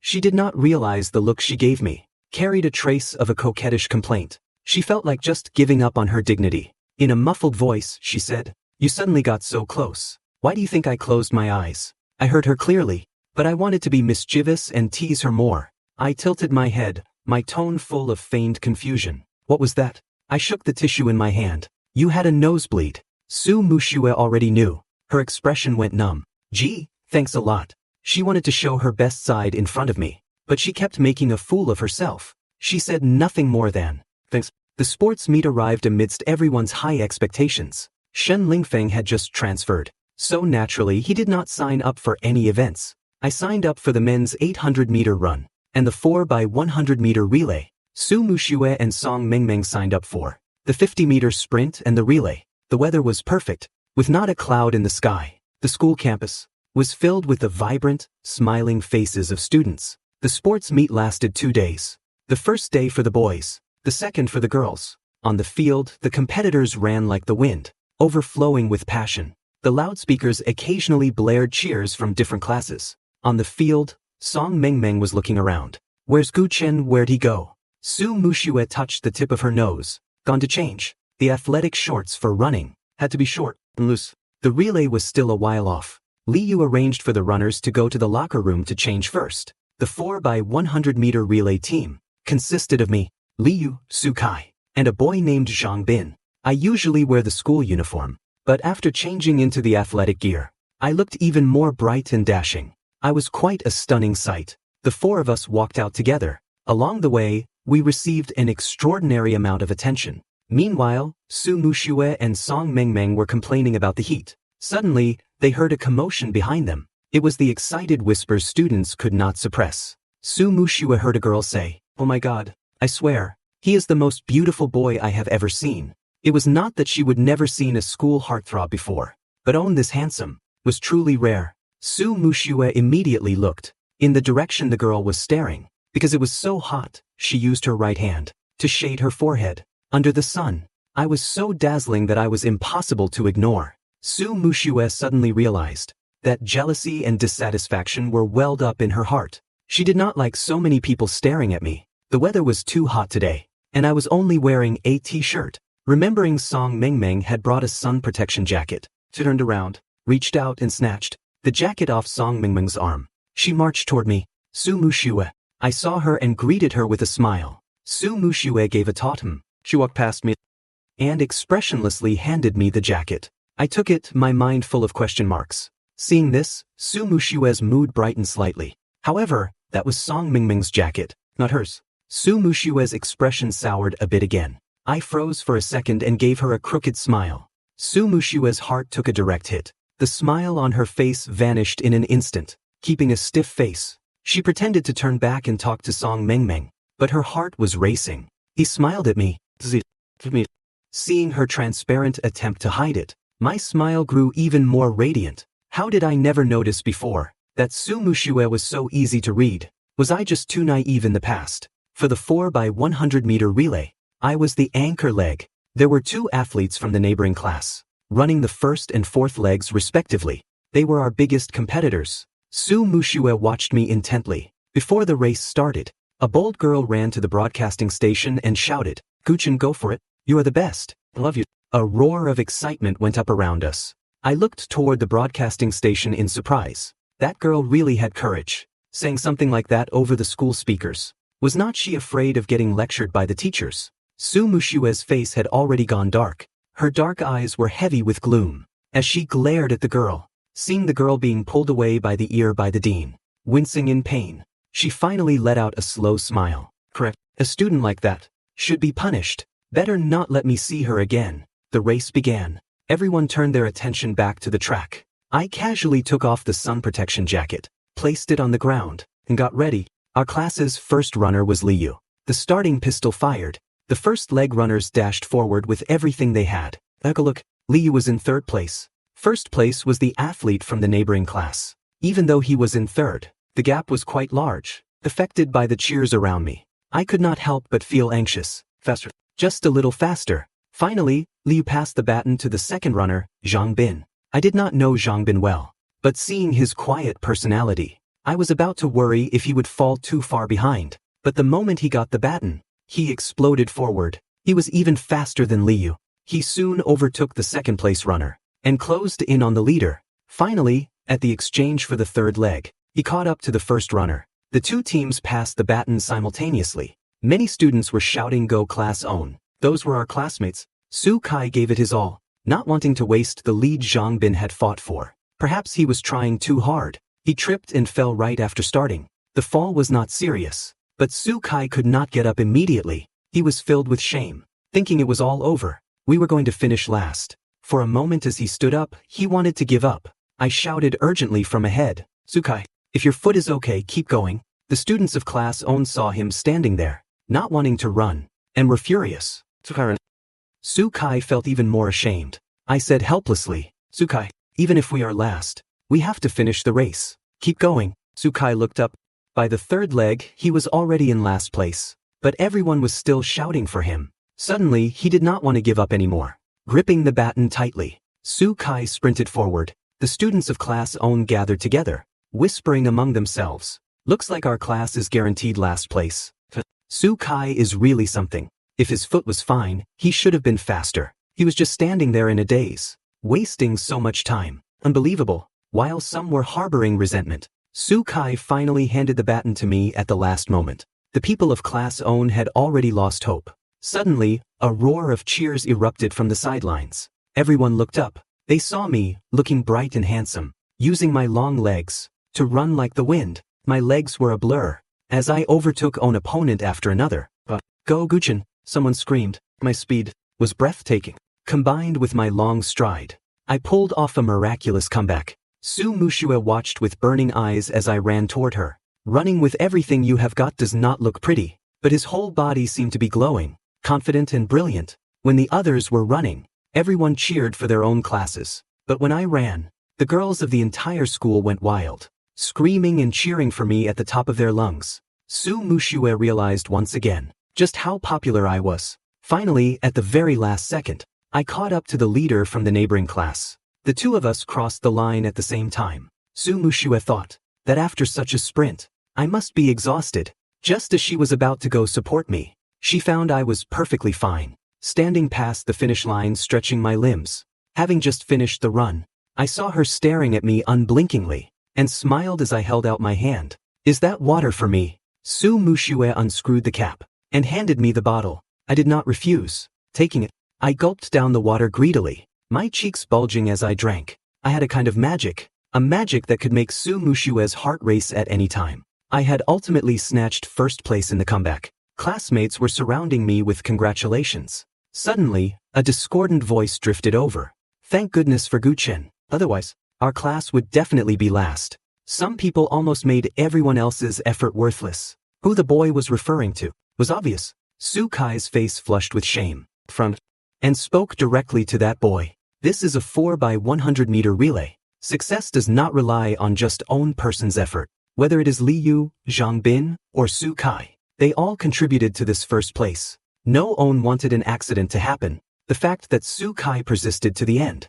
shows how great he is. Please do not cast blame so casually." My words were blunt. The boy instantly turned red with embarrassment. "Guchen, I was just saying. It is not like I really meant it." I immediately resumed my smile and said gently, "I know you did not mean it. I just worry that the person you are talking about will be upset. So I am just reminding you. Do not mind it." The boy knew I was giving him a way out, his face turning even redder. "No, I do not mind." I purposely said those things in front of everyone, because I knew that he was not the only one thinking that way. Many people were blaming Su Kai. Even though I did not like Su Kai much either, I did not want someone who worked for the class to be blamed for a simple mistake. Su Kai heard me defending him the whole time, and for a moment he was moved almost to tears. He admitted that at first he pathetically wanted to give up, because he thought they would be last, but he had tried his best in the end. He had fallen. It was not serious, but his foot really hurt. He never expected that the one to speak up for him would be me. While ashamed, he felt immensely grateful to me. He had been too narrow-minded before. Indeed, only someone like Guchen was worthy of Su Mushue. I said what Su Mushue wanted to say, and gave everyone a graceful exit. Su Mushue suddenly felt a lack of confidence. He seems to be kind to everyone, not just to me. She felt a sudden wave of dejection. With this round over, a new round of competition began. I walked over to Su Mushue. Seeing her sour expression, I was genuinely confused. "Are you unhappy?" Su Mushue shot me a glance, and said with a tsundere air, "Your face is practically dragging on the floor. And you say no." I could not help myself. I reached out and ruffled her hair. My action made her face turn red in a second. She stared at me in disbelief. "Do you seriously not know that you can't just rub a girl's head?" It was too intimate, but I acted as if I did not get it. Stepping closer with a bright smile, I tilted my head. "You are not letting me touch it." Su Mushue's face was burning, saying it so naturally. Does he like her? Or does he not? If she kept looking at me, Su Mushue was afraid she would lose control. Blushing, she turned her head away, pretending to look into the distance, and said awkwardly, "Touch it if you want. Whatever, I am already a lost cause. I just like him. Oh, touch it if I want." Teased her, thoroughly enjoying myself, seeing her clearly dying of embarrassment, yet still trying to act tough. I could not resist pushing her limits further. I leaned down, whispering in her ear, in a soft voice, "Then I'm going to touch it." Su Mushue felt as if she had been boiled alive. Shame made her desperate to flee, yet that tiny sliver of expectation kept her feet rooted to the spot. However, after waiting for a long time, she did not receive a second pat from me. She turned her head toward me in confusion, adopting Song Mingming's usual playful tone. I held out a single red rose, and presented it to Su Mushue. Su Mushue remained dumbfounded. Where did the flower come from? Did he buy it specifically for her? Looking at the delicate red rose before her, the corners of her mouth could not stop curling up. Guchen was giving her a rose, but before she could even celebrate, the next second, she saw Li Yu, the life committee member, handing out a rose to every single student in the class. The smile on her face froze. The corners of her mouth twitched. The class handed these out. I replied naturally with a beaming smile. "Li Yu said we are taking a class photo later, and everyone needs to be holding a rose." "Thanks a lot." The rose in her hand suddenly lost its fragrance, as if seeing through her thoughts. I asked her on purpose, "Do you not want it? If you do not want it, give it back to me. You can go get another own from Li Yu later." After saying that, I reached out to take it. Su Mushue stepped aside to dodge me, then marched forward with the rose, muttering under her breath as she walked. "Who asks for a gift back after giving it? Go find Li Yu and get a new own yourself." Standing behind her, the corners of my mouth curled up involuntarily. Then, someone captured this scene as well, and posted it on the forum, holding the same rose that everyone else had. Su Mushue comforted herself. At least Guchen brought this own over personally, so it practically counts as a gift from him. During the long-distance race in the afternoon, in the 800-meter event, I had been in the lead from the very start, until the very end. Just as I was about to cross the finish line, a small child suddenly wandered onto the track, and rushed right in front of me. I was going too fast to stop in time. I instinctively twisted my body to the other side. The result of that forced maneuver was that I fell and twisted my ankle. I only had time to let out a sharp cry of surprise. The child belonged to one of the teachers. Seeing what happened, the teacher hurried over to scoop the child up, and asked about me with concern. My brows were knitted in pain. Su Mushue had already run over. "I will take you to the infirmary." I shook my head. "Wait, I can manage. I have not crossed the line yet. We will talk after I finish the race. I like to finish what I start." With less than 2 meters left to go, I had no reason to quit. However, I did not expect the injury to be this severe. Struggling to stand up, the piercing pain turned my face pale, and I could not help but sway unsteadily. The moment I tried to take a step, it looked like I was going to fall again. With a cold face, Su Mushue blocked my path without a word. Froze, looking at her in astonishment. "Su Mushue, what are you doing? I have not finished yet. There are only a few steps left. Is your foot more important? Or is the race more important?" Su Mushue's face was incredibly dark, and her tone was actually quite fierce. I looked at her with surprise. She was genuinely angry. "But it is only a few steps." Su Mushue thought I still wanted to keep running, and could not help but snap at me. "So what if it is only a few steps? Your foot can't even handle own." This was the first time Su Mushue had ever been fierce with me. Maybe I am a bit of a masochist, but being yelled at by her actually made me quite happy. The pain seemed to ease as my mood improved. I stopped arguing, and let her support me as we headed to the infirmary. In the infirmary, I sat on the bed, while Su Mushue stood by, looking visibly tense. "How is he? Is anything broken?" The doctor smiled, seeing how nervous she was. "The bone is not damaged. It is just some soft tissue injury. Apply the spray for a couple of days, and massage it. He will be fine." Hearing that it was not serious, Su Mushue let out a sigh of relief. Thank you, doctor. I also politely thanked the doctor. The doctor laughed. You are welcome. The doctor prescribed some medicine for Su Mushue to take back. After explaining how to use it, he patted her on the shoulder. Make sure your boyfriend stays off his feet for a few days. Boyfriend. The word was ordinary enough, but put together, it made Su Mushue's heart race and her face flush. She opened her mouth to explain, but I had already taken the medicine from the doctor's hand. Thank you, doctor. Gu Chen did not explain. He even seemingly accepted the title.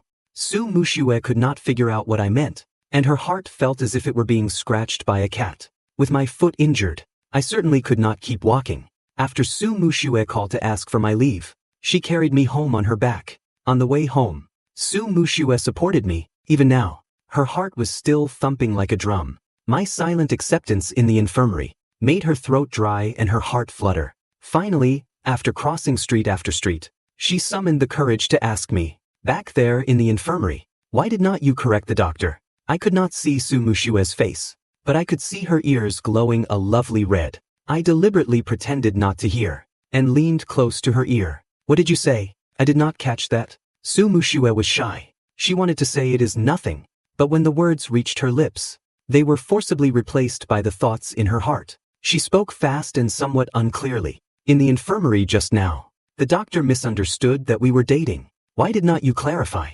After saying that, she lowered her head, the tips of her ears turning an even deeper red. She waited for a long time, but when my answer did not come, she started to panic. Was she being too obvious? Just as she was about to explain, her burning earlobe was gently pinched by a hand. My soft voice drifted from behind her, accompanied by the warmth of my breath. Let him misunderstand.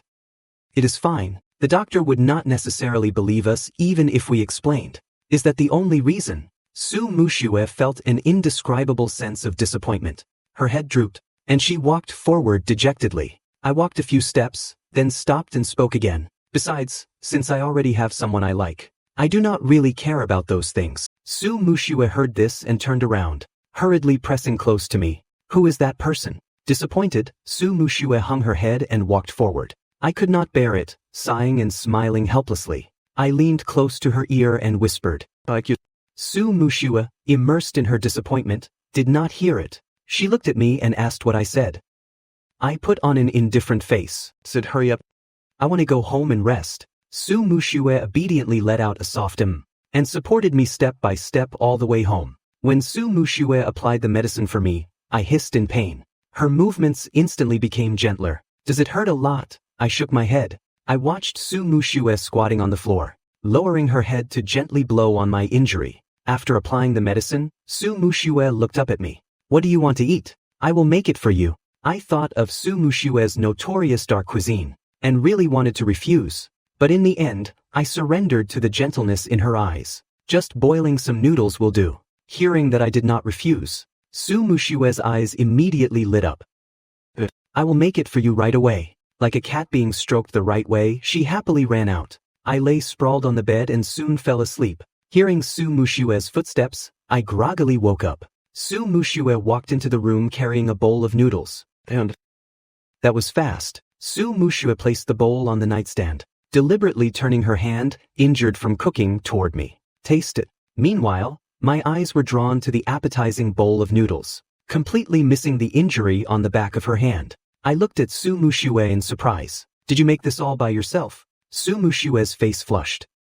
Lu taught me how. I praised her. It looks really good. Because it looked delicious, I took a bite. Without any suspicion, I took a huge bite. But as soon as it entered my mouth, something felt wrong. I frowned and looked at Su Mushue questioningly. I calmly bit off the noodles, swallowed hard and asked, how much salt did you put in? Sitting beside me, she replied, just 3 spoons. My smile stiffened. Seeing my weird expression, Su Mushue asked in confusion, what is wrong? Is it not good? I smiled mischievously. Try it yourself. Su Mushue leaned her face closer to mine, staring at me with her dark eyes. Blinking, she said, there is only one pair of chopsticks. My heart skipped a beat. I coughed softly, picked up some noodles, and brought them to her mouth. At this moment, we both knew that we had crossed the boundary of friendship, stepping into the realm of ambiguous romance. Smiling, Su Mushue ate the noodles I fed her. On second, she looked entirely enchanted. The next second she instantly put on a mask of pure agony. Seeing her expression, I laughed out loud. How is it delicious? Su Mushua rolled her eyes at me.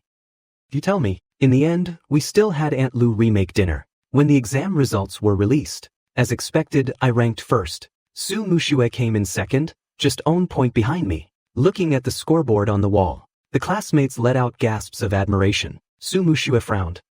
I do not know who said it, but I heard a wow. Su Mushua is being suppressed by Guqin. Su Mushua turned her head to look at the boy who spoke. The boy thought she was angry and terrified, covered his mouth, expecting to be scolded. Surprisingly, not only did Su Mushua not scold him, she actually smiled, seemingly in a good mood. After knowing the scores, when Shen Linfeng was showing off in front of me, Guqin, do not think being first in the grade is a big deal. Let me tell you, Su Mushua is still mine. I was completely unbothered by Shen Linfeng's provocation. I curled my lips and said, but being first in the grade is a big deal. From behind, someone could not hold back a laugh. Shen Linfeng and I looked over at the same time. A beautiful girl stepped out from behind a tree. Her looks were no less than Su Mushua's. Shen Linfeng's eyes lit up as he stared at the girl, Mu Yunyun. She walked toward us. Sorry, I did not mean to. Shen Linfeng and I both said, it is fine. Mu Yunyun used to be a good friend of mine. But timeline-wise, at this moment,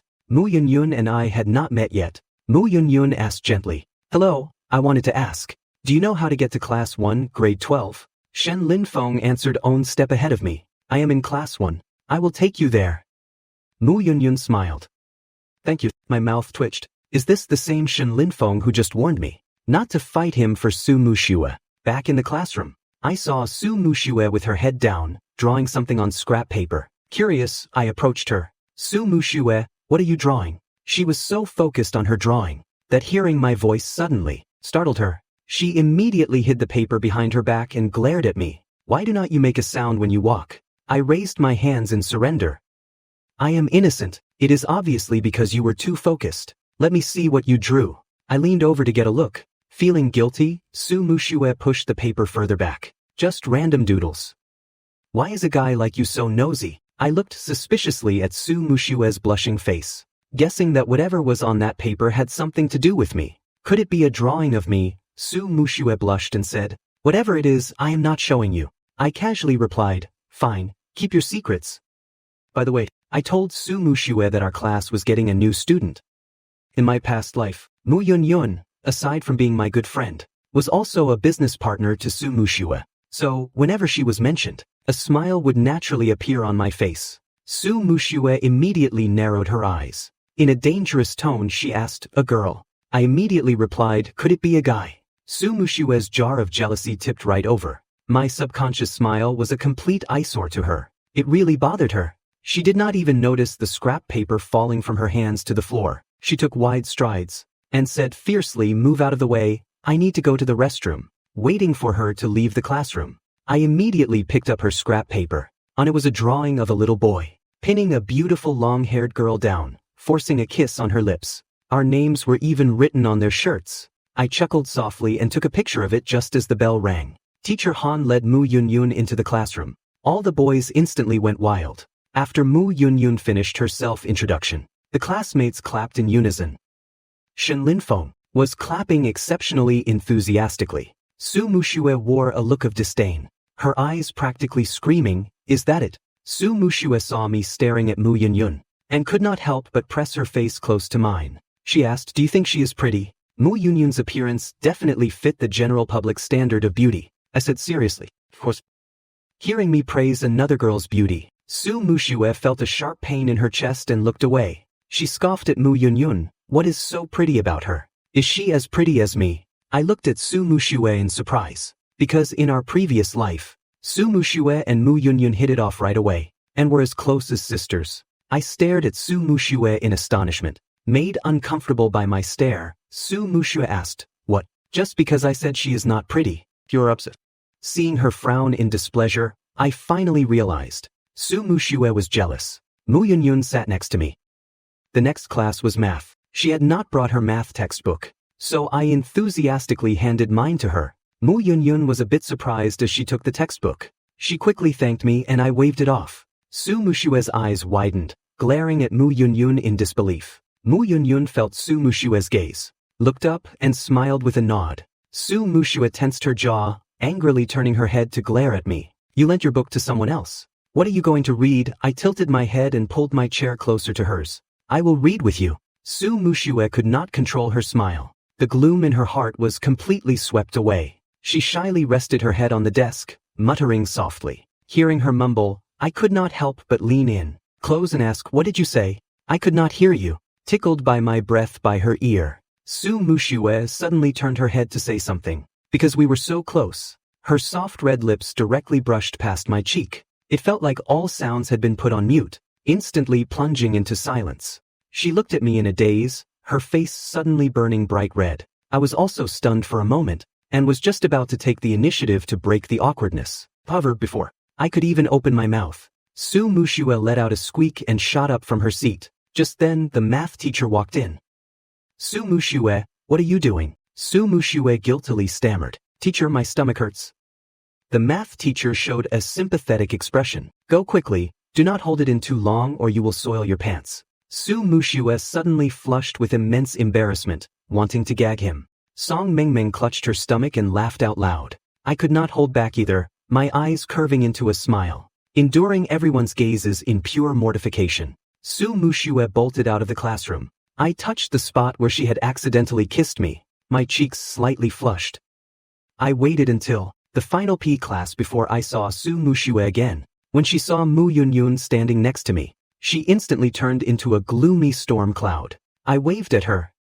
Su Mushue, why are you just getting here? Seeing that I was asking her, a smile almost broke out on Su Mushue's face, trying to suppress it as she retorted, like I was waiting for you. I nodded, pointing to Mu Yunyun and Song Mengmeng. We are playing doubles badminton. We are short own person.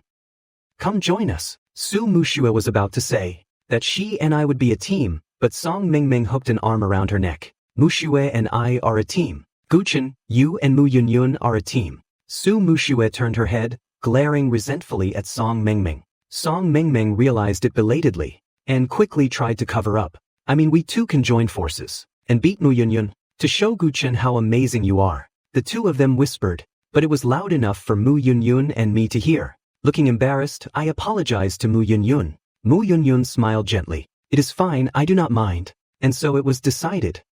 What was supposed to be a relaxing sport, to relieve stress turned into a life or death battle. The shuttlecock was smashed with the sound of slicing air, and all of them were aimed solely at Mu Yunyun. I became a literal background prop. Shen Linfeng saw us playing badminton together, and noticed Su Mushue and Song Mengmeng bullying the good-natured Mu Yunyun. Shen Linfeng felt a pang of sympathy. He assumed that it was definitely because of me that Mu Yunyun was being targeted.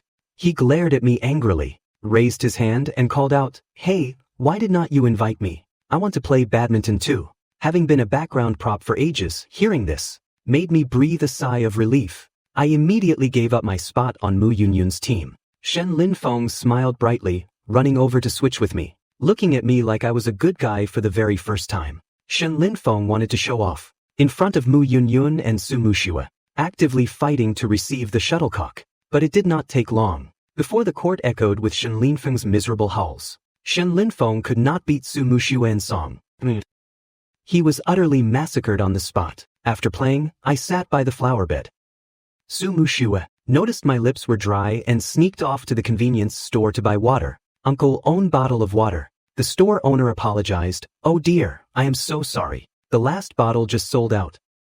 Su Mushue was speechless. You do not even stock enough water. What kind of store is this? Frustrated, she ran to another store. I did not know where Su Mushue ran off to, so I kept sitting by the flower bed waiting for her. School was already over. Mu Yunyun carried her bag, approached me and asked, waiting for someone. I nodded. Waiting for Su Mushue. Mentioning her name brought a natural smile to my face. What about you? Why have not you gone home? Mu Yunyun smiled. I was about to, but I saw you here, so I brought you a bottle of water. While playing badminton, my lips had dried out, but my laziness flared up, and I did not want to move, figuring I would endure it until I got home. Now with water handed right to me, there was no reason to refuse, but I still asked politely, are not you going to drink? Mu Yunyun leaned sideways. Have some. She opened her backpack, pulling out a half-empty water bottle. Understanding, I nodded. Thanks, then I won't hold back. I opened the cap and took big gulps to rehydrate, revealing a satisfied smile. At this moment, Su Muxue was standing not far away, gripping the bottle of water she had just bought. Seeing me and Mu Yunyun laughing and talking, Su Muxue held her bottle, her heart sinking. I felt an intense gaze on me. Subconsciously turning my head, I saw Su Muxue standing nearby with her head down. I raised my hand and called out, Su Muxue. Su Muxue gave a gloomy Thinking she did not hear me, I smiled, said goodbye to Mu Yunyun, grabbed my bag, and quickly ran towards Su Muxue. Su Muxue, where did you go? I have been waiting for you for a long time. Su Muxue looked at me sadly, pursing her lips. I went to buy water. I looked at the bottle gripped tightly in her hand, realizing something. Seeing her looking so disappointed she was about to cry, yet trying to act tough, made a wave of guilt rise within me. I should not have drunk the water Mu Yunyun gave me. Damn it. I gently tucked her bangs behind her ear and asked, did you buy that water for me? Su Muxue, prideful as always, did not want to admit it. She lifted her chin, about to say no, but I forcefully snatched the bottle from her hand. She did not have the strength to resist. I looked at her dry lips, smiled, twisted off the cap, and brought the bottle to her mouth. Are you thirsty? Take a sip. Su Muxue looked up at me, her eyes brimming with unshed tears. The annoyance and disappointment wrapped around her heart, vanished in an instant. Her thin lips curled up naturally, and guided by my hand, she opened her mouth to let me feed her. It was clearly just plain water, but it tasted as sweet as honey. As a result of me feeding her, some water spilled over. Flustered, I used my sleeve to wipe her mouth. Su Muxue shyly turned her face away, and walked toward the school gate. At the beginning of November, Su Muxue was notified to join the math competition class, to start preparing for the National Math Olympiad Finals. Hearing this terrible news for the first time, Su Muxue's heart went cold. Mu Yunyun had just transferred here, and now she had to leave for the competition class. Was not this just creating private space for me and Mu Yunyun? Teacher Han tapped on the desk. You look unhappy. Do you not want to go? Su Muxue disappointedly shook her head. I noticed that after Su Muxue returned from Teacher Han's office, something was off about her. She looked completely spaced out. After school, rarely, Su Muxue did not wait for me. She just said a quick goodbye, and dragged Song Mengmeng away, leaving Shen Linfeng and me staring at each other. Worried about her, I decided to wait a bit, and call Song Mengmeng later to ask. Meanwhile, Song Mengmeng was dragged by Su Muxue to a tightly closed club room. Song Mengmeng looked at her suspiciously. If I did not know you liked Guchen, I would suspect you were planning to do something bad to me. Who would want to do something bad to you? Su Muxue's expression stiffened. What do you mean? Song Mengmeng found it funny. Muxue, are you still trying to act like no one can tell? Do you dare say you do not like Guchen even a little bit? Song Mengmeng loved teasing Su Muxue, assuming that this time, Su Muxue would act proud and deny it as usual. But as a result, she waited a long time and still did not hear a denial. When she looked closer, she realized Su Muxue's whole face was bright red. Blushing deeply, Su Muxue said, I have to go to the competition class. The joint training is at Nanzhong. I have to leave Linzhong for almost 20 days. Song Mengmeng replied, that is a good thing. Who knows, maybe you will get directly admitted to university. But you look like you do not want to. Su Muxue looked at her coldly. As her good sister, Song Mengmeng immediately understood the reason. Are you reluctant because of Guchen? Su Muxue nodded. But I am still going to go. I brought you here today to ask for a favor. Song Mengmeng wickedly raised an eyebrow, quickly dodging away, and asked with a laugh, let me guess. Is the favor? Su Muxue blushed, using her palm to push away Song Mengmeng's approaching face, and said awkwardly, while I am away at Nanzhong, can you help me keep an eye on Mu Yunyun during this time? Do not let her get too close to Guchen. Song Mengmeng smiled mischievously, shaking her phone. Looks like my guess was right. You do like Guchen, but I remember, someone used to swear in our group chat that they would absolutely never like Guchen, and that the engagement was just an adult joke. Su Muxue, do you happen to know who that person is? Su Muxue stared blankly at Song Mengmeng teasing her, and replied coldly, I do not remember. Song Mengmeng let out a hearty laugh. I still remember you saying, if you ever liked Guchen, you would run a lap around the field naked. I even found the messages. Hearing Song Mengmeng's wicked laughter, Su Muxue gritted her teeth and said, are you going to help me or not? Song Mengmeng did not dare tease her anymore. and quickly appeased her. Hey, I will help. Who told you to be my best sister? Song Mingming might not be good at other things, but as a wing woman, she was number one. Right after they parted ways, Su Muxue immediately explained the situation. Su Muxue assumed that her feelings for me were known to everyone. Then I felt someone pacing outside my room. The person seemed hesitant, unsure whether to come look for me or not. I was 100% sure it was Su Muxue. I waited for a while but still did not hear her knock, so I simply went over and pulled the door open. Su Muxue was just about to knock, could not pull her hand back in time, and almost knocked on my head. I looked at her and asked, "What are you doing here?" Seeing me, Su Muxue's face naturally turned red. She opened her mouth, looking at me in a daze. I guessed she had something on her mind, so I was very patient, waiting without rushing her. Perhaps my patience gave Su Muxue courage. She gathered her courage and said to me, "I have to go to the math competition class at Nanzhong." I felt reluctant to let her go, but I also knew this separation was for a better future. I tried my best to smile, suppressing the reluctance in my heart, and said, "Then do your best. Work hard, and win the prize that belongs to you." But Su Muxue looked at me, slightly disappointed. "Do not worry, I will definitely do my best. I just wanted to tell you that for the next 20 days, you might have to go to school alone." I nodded. Seeing that I had nothing else to say, Su Muxue had to say, "Then get some rest. I am going back to my room." She turned to head to her room. I called out to her, "Hey, wait a minute." Su Muxue turned her head instantly, visible joy in her eyes. I originally just wanted to remind her that she was wearing her pajamas inside out, but seeing the surprised and joyful look in her eyes, I changed my mind, took 2 steps forward and hugged her. Su Muxue was overjoyed. I wrapped both arms around her gently, and said, "Su Muxue, bring back first place for me to see." Su Muxue walked back to her room with floaty steps, as if she were drunk. The competition class started as scheduled. Su Muxue went to Nanzhong to report for the class. It had been a long time since I went to school alone. I suddenly felt completely unaccustomed to it. The weather seemed to match my mood. The temperature dropped suddenly. In the early morning, gusts of cold wind blew. Riding my bike to school, I felt like my face was about to be blown numb. At the school gate, I ran into Mu Yunyun. As soon as Mu Yunyun saw me, she naturally came over to greet me. We walked side by side toward the classroom. Shen Linfeng, who was dropped off by his driver, stepped out of the car and saw Mu Yunyun and me walking closely together. His face instantly twisted in anger. Unfortunately, Song Mingming also saw this. She secretly took a picture to show Su Muxue, and not afraid of stirring up trouble, said, "Muxue, you are being cuckolded." Su Muxue was in the competition class, and could not bring her phone inside. Song Mingming did not wait for her reply either. After sending the message, she tossed the matter out of her mind. Several students in our class had gone to the competition class, so the classroom suddenly felt quite empty. Teacher Han simply rearranged the seats. The empty desks were all moved to the back row.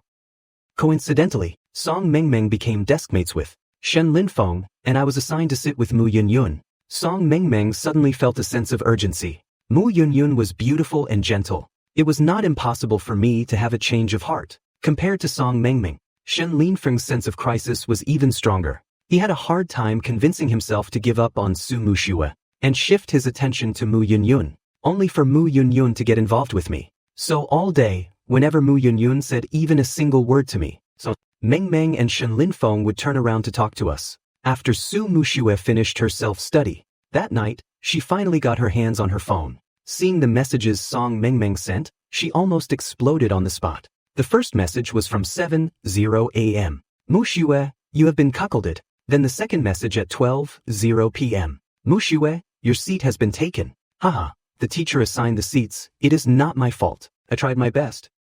The third message at 3:00 p.m. "Someone else sent me this, letting you look at the picture to miss the person."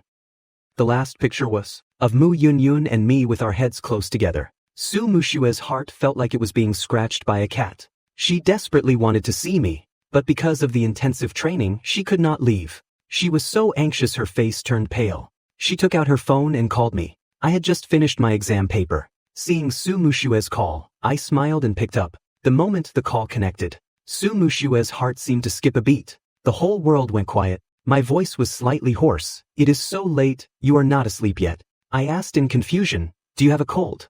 Hearing my words of concern, Su Mushue's eyes immediately reddened. What if I say yes? I did not suspect that Su Mushue was lying to me. I said worriedly, then go to the school infirmary to buy some medicine. The weather has been cold lately. Do not let it get worse. The concern in my voice was obvious. I never hid my kindness toward her. Su Mushue suddenly felt she was being childish. I do not have a cold, I almost thought. Su Mushue was using this to joke with me again, and was about to get angry. But suddenly I understood. Her voice really did sound off. If it was not a cold, then she was in a bad mood. Su Mushue missed me.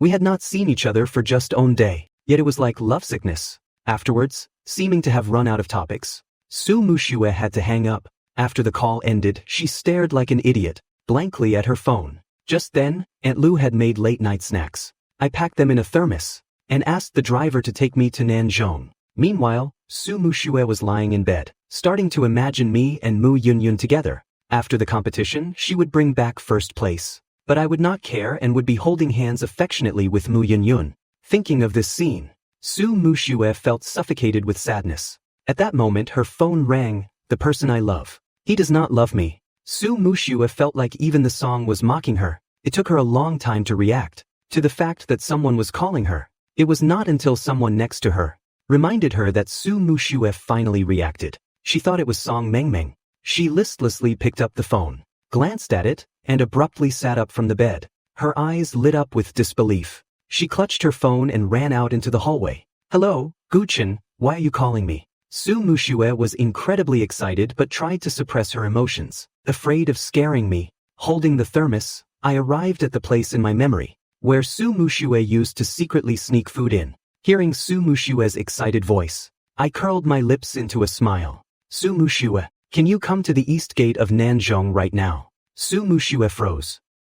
What did that mean? She was not sure and dared not to hope, but her heart could not stop secretly rejoicing. With an excited and trembling voice, she said, I can come over. I chuckled softly and whispered, I will wait for you here. Su Mushue did not dare to hang up. She sprinted madly downstairs, but when she saw my silhouette her steps slowed down. Hearing footsteps from behind the gate, I was sure it was Su Mushue. I turned around in surprise, and quickly walked up to the iron gate. We looked at each other through the iron bars. I could still hear her soft panting. Seeing her slightly damp bangs, I guess she had run all the way here. The soft spot in my heart was touched. I took a tissue, passed it through the iron bars, and held it in front of Su Mushue, wiping the sweat from her forehead. She looked down at the tissue in her palm, slowly took it from me, but did not immediately wipe her sweat. She just gripped the tissue and looked at me. It is so late, why did you come over? I smiled and lifted the thermos in my hand. Today is your first day away. I was worried you would not be used to the food, so I brought you some late-night snacks Aunt Lu made. Su Mushue's throat felt dry. She hesitated, saying, brought them. For me, Su Mushue's eyes grew hot. Every little thing I did moved her deeply. Su Mushue knew she had completely fallen into the net. Not knowing where she got the courage, Su Mushue suddenly leaned in, cupped my face with both hands, pulled me toward the iron bars, stood on her tiptoes and kissed my lips. I wanted to step back, but I was too late. Yet, the expected sensation did not come. Su Mushue held my face with both hands, but her two thumbs were pressed right against my lips. She had actually kissed her own thumbs. I was completely stunned. Under the moonlight, I saw the resolute gaze of the young girl, Su Mushue. Before I could react, she pulled back in time. Guchen, wait for me to come back, and let us talk. I knew that her talk meant she was going to confess her feelings. She took a deep breath, and said slowly, you do not need to rush to reject me right now. Just give me a chance to prove myself. If you still hate me then, I won't bother you or cause you any more trouble. These words took all the courage Su Mushue had in her life. She did not even dare to keep looking at me. She said goodbye on her own, and ran back as if fleeing the scene. It was not until her silhouette disappeared that I snapped out of my shock over Su Mushue kissing me. My fingers carefully touched my lips. I could not hold back the smile reaching my eyes. You coward, why run? I brought you late-night snacks for nothing. You did not even take them before running back. But the fact that Su Mushue could take such a step really surprised me. I smiled happily, got into the car, and headed home. Su Mushue sprinted back even faster than she came, feeling far more nervous. She ran all the way to her dorm in own breath and locked herself in the bathroom. Drained of energy, she leaned against the door, panting heavily. The weather in the capital was getting colder and colder. I started wearing a puffer jacket. Su Mushue still had not returned. Day by day. Since that day, Su Mushue had not contacted me, but I occasionally posted on social media to let her know what I was up to. There were selfies of me, as well as interesting things happening lately. As for Su Mushue, every day after training, when she returned to the dorm, the first thing she did was take out her phone, scroll through social media, save my photos, and experience my happy moments. Right before the competition, Su Mushue received a message from me. Good luck.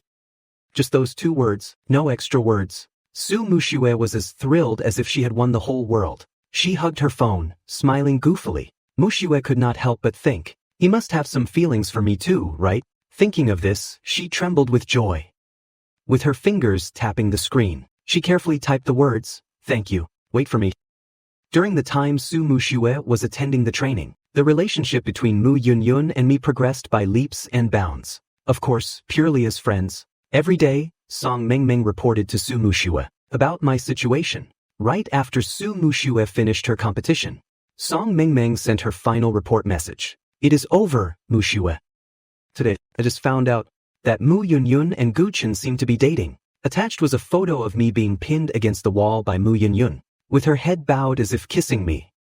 The truth was an old friend accidentally took it and posted it on the forum, but the actual situation was that Mu Yunyun asked me to help deliver a gift to Meng Bing, and someone happened to take a photo from behind. Because of the photographer's angle, it looked like we were hugging and almost kissing. After finishing the exam, Su Mushue excitedly ran all the way home, wanting to see me as soon as possible. Upon arriving home, she took out her phone and finally saw the photo Song Mengmeng sent. Su Mushue felt as if she had been struck by lightning. The sweetness in her heart was ruthlessly pierced and shattered in a second. Looking at that photo, Su Mushue had no reaction. There was no expression of agony, nor was there a look of pain in her eyes. Only her tears, fighting a losing battle, fell onto the phone screen, with no warning that her tears were falling. Suddenly seeing the tears on the phone screen, Su Mushue even pulled out a tissue to wipe it clean. No, there must be some misunderstanding. Su Mushue did not want to believe it.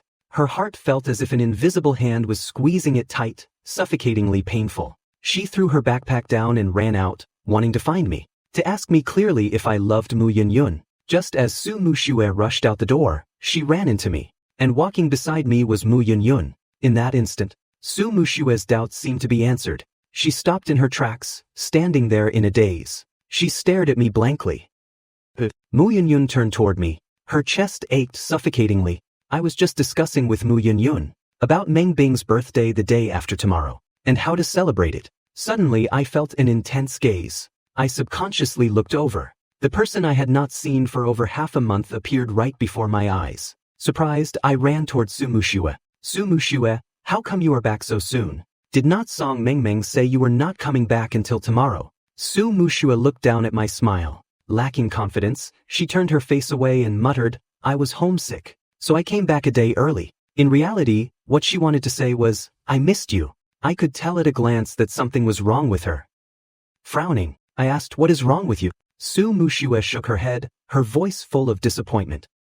"Nothing." Mu Yunyun saw that Su Mushue and I seemed to have something to talk about, so she took the initiative and said, "Gu Chen, I will head back first. We will talk about that via text." Prioritizing romance over friendship, I smiled and replied, "Sure, I will text you tonight." Su Mushue did not know what we were going to talk about. She only knew that we had a secret, and that she was acting like an outsider. Su Mushue felt downhearted, dragging her body back like a walking corpse, to her room.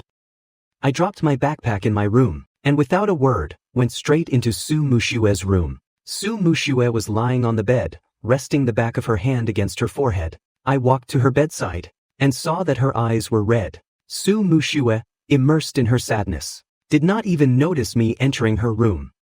When our eyes met, she could not hide the emotions in her eyes in time.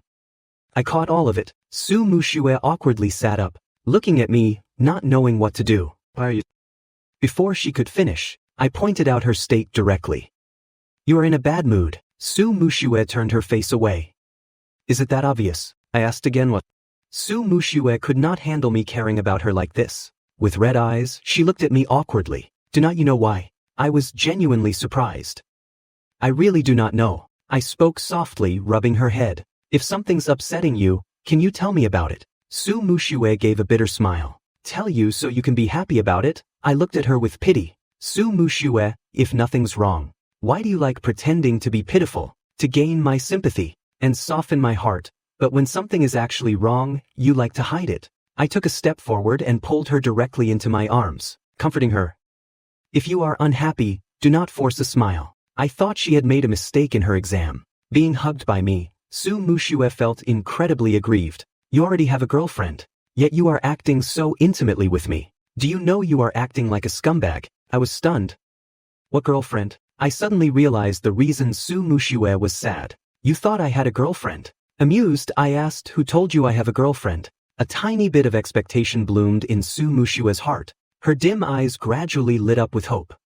You do not. I laughed in exasperation. Of course I do not. Who has been talking nonsense to you? Getting an affirmative answer. Su Mushue's eyes regained their sparkle. She laughed out loud excitedly. So you and Mu Yunyun are not dating. You do not like her either, and you definitely did not kiss her. Right after saying that, without waiting for my reply, she excitedly hugged me tight. I felt completely lost in the clouds. But one thing was certain, Su Mushue had misunderstood. That Mu Yunyun and I were dating. Originally, I wanted to scold her a little, but seeing her so happy, in the end, I could not bear to scold her. I reached out and stroked her face gently. No, I do not like Mu Yunyun. As for who I do like, I am not saying. Su Mushue's mood today was like riding a roller coaster, fluctuating wildly up and down. Finally, she realized she had been hugging me this whole time. She did not want to let go. She buried her head in my chest.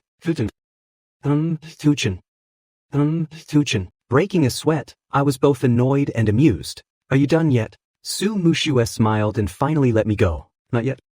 Are you free tomorrow? Guessing she was about to confess, I deliberately teased her. Maybe I am free, maybe not.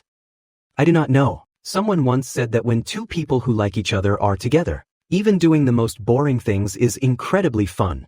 Su Mushue and I lay on our stomachs on the bed, doing homework together. We did not communicate much during the whole process, but it was still very enjoyable. Su Mushue would sneak glances at me from time to time. Thinking I did not notice, she kept looking, nonchalantly resting her chin on her hand, staring intently at me. When she leaned close to me again, I looked up helplessly. What are you looking at? Su Mushue sheepishly rubbed the tip of her nose, leaning back. Nothing. She quickly lowered her head to continue her work, unable to keep staring at me. In her free time, Su Mushue remembered the photo of Mu Yunyun and me. That looked like we were kissing. Song Mengmeng had said someone secretly took it and posted it on the forum. Since I said it did not happen, then it definitely did not happen. She suddenly made up her mind that she could not let those photos spread indiscriminately, taking advantage of me focusing on my test paper. Su Mushue took out her phone and texted Song Mengmeng, asking her about the forum post with that photo. Song Mengmeng finally replied to Su Mushue's message. Thinking Su Mushue was heartbroken and upset, she sent a voice message wanting to comfort her. Thinking it was a link being sent over, Mushue quickly tapped to open it. Song Mengmeng's sympathetic voice instantly echoed throughout the room. Mushue, I know you are sad and upset. It is okay, you still have this. Who knows? Maybe Gu Chen and Mu Yunyun are just a passing phase. Soon enough, he will realize how great you are. Dump Mu Yunyun and be with you. Su Mushue panicked, scrambling for half a day to turn off the audio. Hearing it, I looked over in amusement. Su Mushue looked straight into my eyes, her gaze filled with complex emotions. She felt flustered, as if her deepest thoughts had been seen through, along with an indescribable embarrassment, but mostly frustration. She had not prepared herself yet, and Song Mengmeng had just exposed her feelings on her own. Blushing, she stammered, I. No, it is that Mengmeng. She is talking nonsense.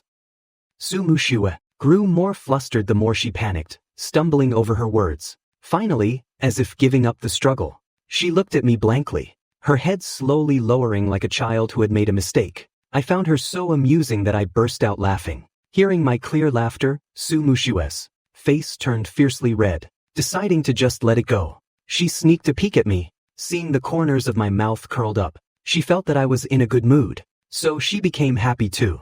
It was not until I went back to my room that Song Mengmeng finally sent the forum link to Su Mushue. She narrowed her eyes, reading the comments below. Gu Chen and this pretty girl look like a good match. So Gu Chen dumped our school beauty. The comments made Su Mushue's eyes hurt. Furious, she contacted the admin to delete the post. Su Mushue wanted to see if any other posts slipped through the net. Suddenly, she was attracted by the title of a post, discussing the epic romance of the campus god and the school beauty. The corners of Su Mushue's mouth curled up slightly. Epic romance. Not bad. She happily clicked in and read line by line. Seeing that all the classmates were shipping her and me, the smile on Su Mushue's face grew wider and wider, almost reaching her ears. Just as Su Mushue was about to exit the forum, she suddenly saw a candid photo from the day of the competition. It was a side profile shot of her and me. In the photo, I was looking at her with a smile on my face, my eyes full of indulgence. Su Mushue had an intuition. That was a smile reserved only for someone you like. Su Mushue's heart pounded wildly. An answer was about to burst out of her heart. She was so eager that her hands trembled. Is it like what I think? Does he like me too?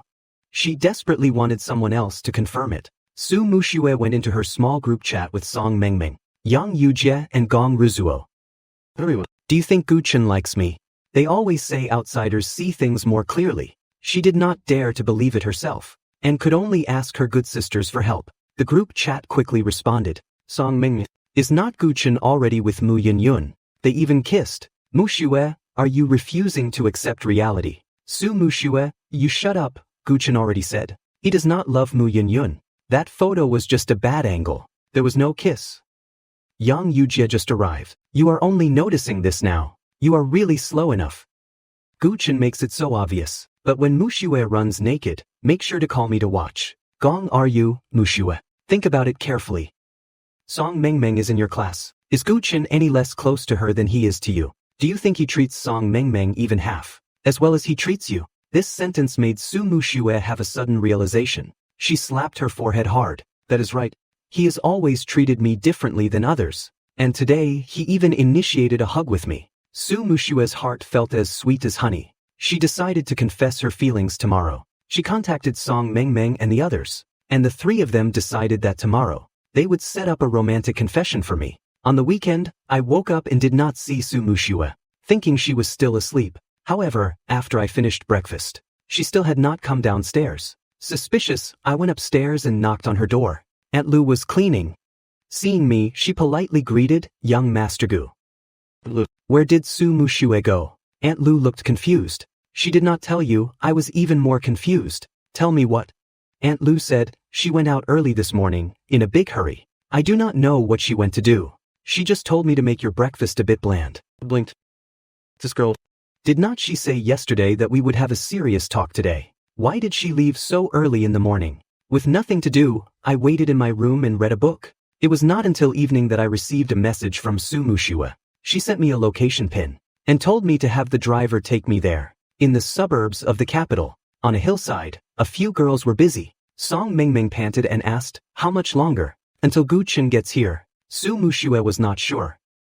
She stood at the edge of the hillside, holding binoculars, looking down at the foot of the mountain pitch black. Nothing to see. When I arrived at the foot of the mountain, it was pitch black all around. I even doubted whether I had come to the wrong place. I called Su Mushue. Song Mengmeng nudged Su Mushue, who was holding her phone. Hearing the phone ring, she excitedly whispered, call him, Mushue? Mushue, it is Gu Chen's call. Su Mushue quickly ran over. When she answered the phone, her heart raced uncontrollably. Hello, Gu Chen. Are you here? I held the phone looking around. I'm here. Where are you? Hearing this, Mushue immediately sat on the ground, trying hard to calm her excitement. She looked towards the light source through the binoculars. Do you see the hillside ahead? Turn left and walk about 50 meters. That is the path up the mountain. Following her directions, I found the small path leading up the mountain. The moment my foot stepped onto the first step, a snapping sound came from the phone. Instantly, starting from beneath my feet, both sides of the steps began to glow with a warm yellow light, gradually spreading upwards. Only then did I notice that a row of blue roses was planted on both sides of the path, clearly just transplanted there. I was amazed by the beautiful sight before me, staring at the colored lights that were still extending upwards. I did not expect her to put in so much effort. Through the earpiece I could hear the wind. along with Su Mushue's faint, light breathing. She was very nervous, speaking somewhat haltingly. Guchen, I am waiting for you at the top of the mountain. Do you want to come up? Her voice carried a mix of caution and hope. I curled my lips into a smile. Since I am already here, is there anywhere I would not go? I stepped firmly onto the hillside path. Yang Yujit, waiting at the first checkpoint, saw me coming and immediately set off the fireworks. Suddenly I heard the sound of fireworks shooting into the sky from ahead. Subconsciously, I looked up at the sky. The fireworks bloomed at that moment. The timing was perfect. As the fireworks here finished blooming, the words Guchen, hello appeared in the night sky. The fireworks only made own sound. After that explosion, there was nothing more. What was Su Mushue planning? Carrying my doubts, I continued up the hillside. Gong Ryu was guarding the second checkpoint. A familiar sound rang out. In my bright eyes, the words formed by the blooming fireworks reflected, I am Su Mushue. Then it disconnected again. Connecting them meant, Guchen, Tho, I am Su Mushue. I pursed my lips, smiled slightly, and kept walking up the hillside. When I stepped onto the final step, countless fireworks shot up from all around the hillside. Afraid of missing Su Mushue's confession, I immediately looked up. Brilliant, colorful fireworks bloomed overhead, vying for beauty, illuminating the whole sky and lighting up the dark night. I opened my mouth in surprise. The fireworks continued to explode continuously for several minutes. Just as the surrounding fireworks faded, fireworks shot up from the center position once again. It was Su Mushue's confession, I like you. The previous two phrases popped into my head. Connected together, Guchen, hello, I am Su Mushue. Like you. The sweet voice of the young girl almost perfectly overlapped with the words in my head. Guchen, I like you. Suddenly, there was a loud shout from behind me. I turned around sharply. The previously pitch-black hillside was now illuminated by a ring of colored lights. In the center was a heart made of rose petals. Su Mushue stood in the middle of the heart, holding a megaphone, shouting at the top of her lungs towards me, Guchen, I like you. She shouted so loudly, as if she had used all her strength. Her face was flushed red, and her eyes looked at me unblinkingly, brimming with affection. In my previous life, I had chased Su Mushue for many years. Although Su Mushue was very good to me, we were used to gentleness, used to the mundane everyday. Su Mushue had never given me any romance, but I knew she had actually liked me for a long time, because she enjoyed the feeling of me chasing her. She let me chase her for 5 years. At this moment, all my stubbornness vanished into the wind. I walked step by step towards Su Mushue. When I was less than a meter away from her, I stopped. Su Mushue took a deep breath, closed her eyes, opened them again, and looked at me intently. She gathered all her courage and said, Guchen, I like you. I want to be your girlfriend. Are you willing?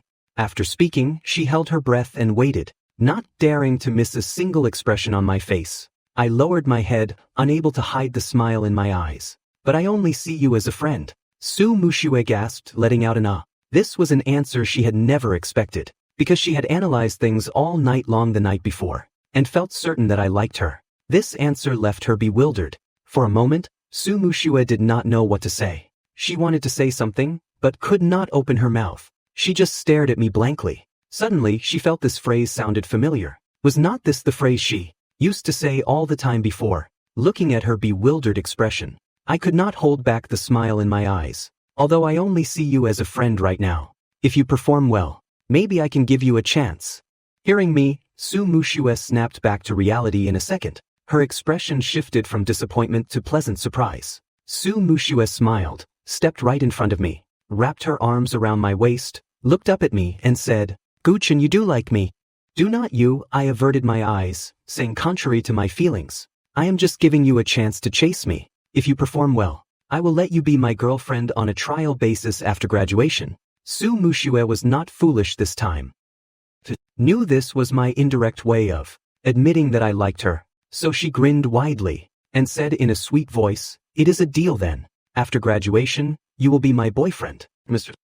Gu, just wait for my performance. So, Mingming and the others saw us hugging, thought it was a success and giggled, as they ran out to congratulate us. I denied it. Hold your congratulations. I have not agreed to her yet. Everyone looked thoroughly confused, not knowing what the situation was. Only Su Mushue's face was brimming with a happy smile. On the way back, Su Mushue and I sat in the back seat. She secretly rested her head on my shoulder. I gently pushed her head away, smiling as I insincerely rejected her. Student Su Mushue, please pay attention to boundaries. If you do not perform well, points will be deducted. Su Mushue, whose face had been full of smiles, immediately sat up straight upon hearing this. Points can be deducted too. I nodded seriously. Of course. Did not I say I would only be your boyfriend if you perform well? If you do not perform well, then I definitely won't be. Su Mushue got frustrated. Puffing out her cheeks, she said annoyedly, do not you like me? Even if I do not perform well, I am still the person you like. Are not you going to reconsider? I was neither angry nor upset. Who said I like you? I never admitted that.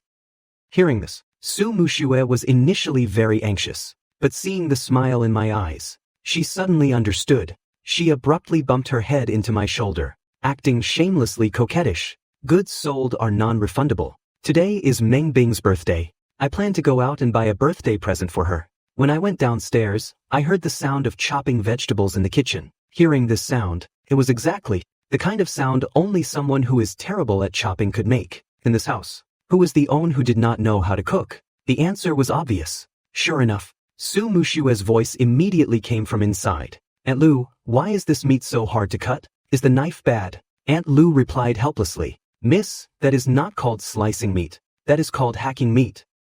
With a piece that big, if you just hack at it haphazardly with the knife, of course you won't be able to cut it. Let me do it. Su Mushue refused. I have to make breakfast for Guchen. Aunt Lu looked at the disastrous kitchen, and finally held her tongue. I stood on the stairs, resting my chin on my hand. After waiting a while, I saw Su Mushue bring the dishes out. By this time I was sitting on the sofa, holding my phone, calling Meng Bing. Su Mushue brought the food to the table, and only then came to call me. She tiptoed softly behind me and patted me. I made breakfast for you. Do me a favor and eat some. I smiled and said, since you are inviting me so sincerely, I will reluctantly have a little. Su Mushue introduced the dishes. This is egg drop soup, Buddha jumps over the wall, Taiwanese 3-cup chicken, and your favorite stir-fried kidneys. It looked decent. I tasted each dish.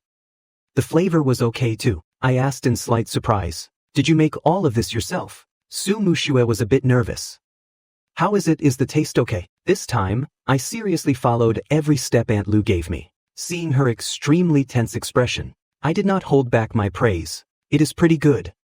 Receiving my compliment, the tension in Su Mushue's eyes was replaced by joy. She cupped her face with both hands, happily watching me eat. Being constantly stared at while eating made me somewhat uncomfortable. Why are not you eating? She kept staring straight at me. I am watching you eat. Since she was so enthusiastic, I quickly finished the breakfast and was about to head out. Just as I stood up, Su Mushue called out to me. Wait a minute. I turned to look at her. What is wrong? Su Mushue coughed lightly. Do you think my performance was good enough? Seeing her face full of expectation, I smiled and said it was passable. Su Mushue asked, what a pity. Do you like me a little bit more now? I shook my head seriously. I never said I liked you, so there is no such thing as liking you more. Su Mushue was completely flustered. She quickly walked around the dining table and grabbed my arm. You did not reject me yesterday, did you? How could you not like me? Looking at her anxious expression, I felt a sense of satisfaction. Who told her to be so arrogant to me before? Mushue blinked, looking at me innocently. I said nonchalantly, I did reject you yesterday. I said I only see you as a friend. Su Mushue pouted, looking like she was about to cry. I almost burst out laughing, but held it in. I already said I am giving you a chance to chase me. The topic was back to square one. For a moment, Su Mushue did not know what to say. Anxiously she asked me, so, do you not like me even a little bit? Seeing things were going well, I accepted it as a gesture of goodwill. Su Mushue's eyes lit up brightly. Before she could say anything, I covered her mouth. However, I remember you saying that the future is very important, that we have to study hard, so let us focus on studying well first. Things about the future. We will talk about them in the future. Those were the exact words Su Mushue had said to me before. Now, using them to shut her up, left Su Mushue completely speechless. She was basically dropping a rock on her own foot. Yesterday's confession ended up feeling so lonely. Seeing me about to go out, Su Mushue quickly took off her apron and chased after me. Where are you going? I am coming with you. When we arrived at the shopping mall, Su Mushue finally realized that I was there to buy a birthday present for Meng Bing. She gloomily trailed behind me the whole way. Whatever item I looked at, she would make a less than friendly comment about it. I picked up a mug. She stood beside me, disparaging it. What is so great about a mug? It is not classy enough.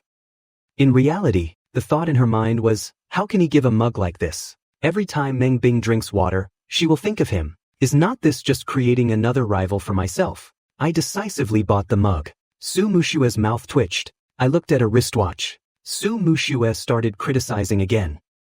Are you planning to give her a bracelet? These bracelets all look so ugly. I paid for the bracelet. Su Mushue's eyes turned red with jealousy. For a boy to give a girl a bracelet meant he wanted to tie her to him for life. No way, absolutely not. Su Mushue was so agitated that her voice cracked.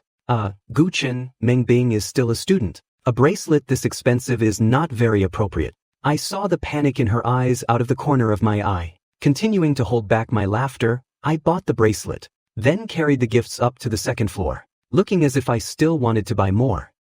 Su Mushue could not help but remember the gifts that were popular among couples recently, gifts representing every year from age 0 to 18, symbolizing making up for the years of regret I was absent from. She thought I might actually go that far. For Meng Bing, her eyes red with jealousy. She followed behind me with a deeply hurt expression. Several times I looked at her, I almost laughed. After getting in the car, we sat next to each other in the back seat. I took out the mug and the bracelet and pushed them in front of her.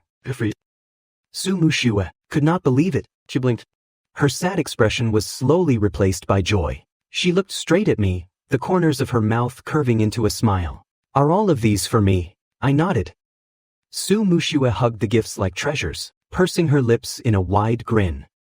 With a tone of indulgence, I teased, silly little idiot. Su Mushue suddenly leaned close to me, her warm breath gently blowing past my ear, making my heart itch. She said, Guchen, admit it. You do like me. Her voice was too alluring. Combined with how close she was, my heart uncontrollably raced. I unhappily grabbed her shoulders, pushed her away, and said, contrary to my feelings, it is just because I felt bad for you. That is why I bought them for you. Su Mushue did not believe it. Curiously she asked, did not you say you were buying a birthday present for Meng Bing? Where is the present? Have not bought it yet? Or already prepared own? She could not help but be curious, even secretly developing a sense of comparison, because last time Su Mushue had also helped Meng Bing. This time Meng Bing invited Su Mushue as well. That evening, Su Mushue and I arrived at Meng Bing's house on time. Su Mushue purposely wore the bracelet I gave her. Meng Bing was waiting at the door. Seeing me and Su Mushue, she walked towards us with a bright smile. Meng Bing had heard me tell the story of Su Mushue confessing to me. Wickedly, she grabbed my arm and deliberately said in a coquettish tone, Guchen, later on I have something I want to give you. For a moment, Meng Bing felt the air turn cold. She looked up and, unsurprisingly, met Su Mushue's dark, gloomy gaze. In a freezing tone, Su Mushue said, I want to go to the restroom. As the host, should not you lead the way? Amused, Meng Bing let go of my arm. Let us go. After Su Mushue and Meng Bing walked away, I curled my hand into a fist against my mouth and burst into hearty laughter. How could a jealous Su Mushue be this cute? Teasing her was simply something I could not stop doing. On the other side, Meng Bing and Su Mushue reached the restroom door. Su Mushue stopped walking, deliberately used the hand wearing the bracelet to brush her hair a few times, and said with a hint of pride, see this? This is the bracelet Guchen gave me. Holding back a laugh, Meng Bing replied, Ugh. Then she frowned and asked, what are you trying to show off? Su Mushue patted her shoulder. Guchen likes me, you should have seen that by now. Anyway, men and women are different. Even if you guys are friends, you should pay attention to how it looks in the future. Hiding in the corner, I heard their entire conversation, trying my hardest not to laugh out loud. After the birthday party started, Su Mushue saw the birthday present I gave Meng Bing. It was a belt. Su Mushue was utterly shocked. Looking at Meng Bing again, her hostility vanished without a trace. So Meng Bing liked this kind of style. But she was completely relieved. I definitely would not like this type of tomboy. At most, we could only be bros. But soon after, she saw a scene that shocked her even more. Mu Yunyun confessing to Meng Bing. This earth-shattering news was so huge that the water cup in her hand almost flew out in shock. She did not discriminate against this kind of love. But when this kind of love happened to acquaintances around her, She felt like a country dog entering the city, her eyes wide with bizarre astonishment. Mu Yunyun did not confess to Meng Bing in front of everyone, but in the backyard of Meng Bing's house. Su Muxue just happened to stumble upon it. Holding her cup, she was about to sneak away, but turned around and bumped into. Afraid that Su Muxue would make a noise, I immediately covered her mouth, pushing her behind a sweet osmanthus tree to hide in the dark night. With the wind howling, pressed so close to the boy she liked, Su Muxue's face quickly flushed red. I was facing her, covering her mouth, my gaze looking over her head, secretly watching Mu Yunyun, confessing to Meng Bing. I completely did not realize that the distance between us was getting closer and closer. Su Muxue's ears turned completely red, leaning her body back. On the other side, Mu Yunyun looked at Meng Bing nervously. Meng Bing, can you give me a clear answer? Meng Bing's expression was cold, her eyebrows slightly raised. I refuse. I gritted my teeth in frustration, my hand on Su Muxue's shoulder pinching hard. Su Muxue instantly gasped in pain. I still wanted to watch the drama unfold, my body continuing to lean forward. Su Muxue grabbed my waist and whispered, "Guchen lighter." My attention was entirely focused on Meng Bing and Mu Yunyun. Not hearing a word she said. Meng Bing say contrary to her feelings, already have someone I like. I squeezed my hands harder. Su Muxue rolled her eyes in pain, but she was in pain yet happy, because she had finally solved two love rivals at once. Once Mu Yunyun and Meng Bing left, Su Muxue breathed a sigh of relief. She returned to her normal volume and called out, "Guchen." Hearing her, I looked down, realizing our posture was way too intimate. Startled, I quickly backed away. Su Muxue looked at me resentfully. "It hurt so much, you grabbed me really hard just now." Worried, I immediately wanted to check. I apologized and asked, "Can I take a look?" Blushing, Su Muxue nodded. I slowly pulled her collar back, revealing her fragrant shoulder. Su Muxue's skin was porcelain white, making the red marks on her shoulder very prominent. Apologetically, I asked, "Does it hurt under the dim light?" Su Muxue lowered her head, clearly seeing the heartache in my eyes. Su Muxue thought proudly, "Did not you say you do not like me? Then why the heartache mocking me in her heart?" The corners of her mouth tried to curl up into a smile. She forced the corners of her mouth down and said weakly, "It hurts a lot." After saying that, she even pretended to sniffle. In her heart, she was sweetly thinking about why I was feeling heartache for her. Before the smile could fully bloom on her face, suddenly a cool breeze brushed over the injury. Cool and gentle, the expression on Su Muxue's face froze. Her gaze uncontrollably looked down at me. I was lowering my head, gently blowing on her shoulder, so close I was almost kissing it. At this moment, Su Muxue's heart went out of control, beating wildly. Her cheeks also flushed an unnatural pink. Feeling embarrassed, she turned her face to the side. "You dare look at me?" I looked up, seeing Su Muxue looking like a shy new bride, her face burning red as she leaned towards me, as if saying, "Ravage me as you please, I like it." Seeing her like this, a playful urge arose in me. In a hoarse voice, I called her, "Su Muxue." That voice sounded like lovers whispering. In this setting, this environment, pitch black, how could Su Muxue not let her imagination run wild? Her ears turned even redder, and she stuttered, what? Just own sentence seemed to exhaust all her strength. I lowered my head and leaned close, my warm breath spraying against her ear. Su Muxue realized what I was about to do. Nervous, her heart rate spiked. I subconsciously swallowed, whispering coquettishly in her ear, softly saying, "Why is your face so red?" At first, Su Muxue did not understand.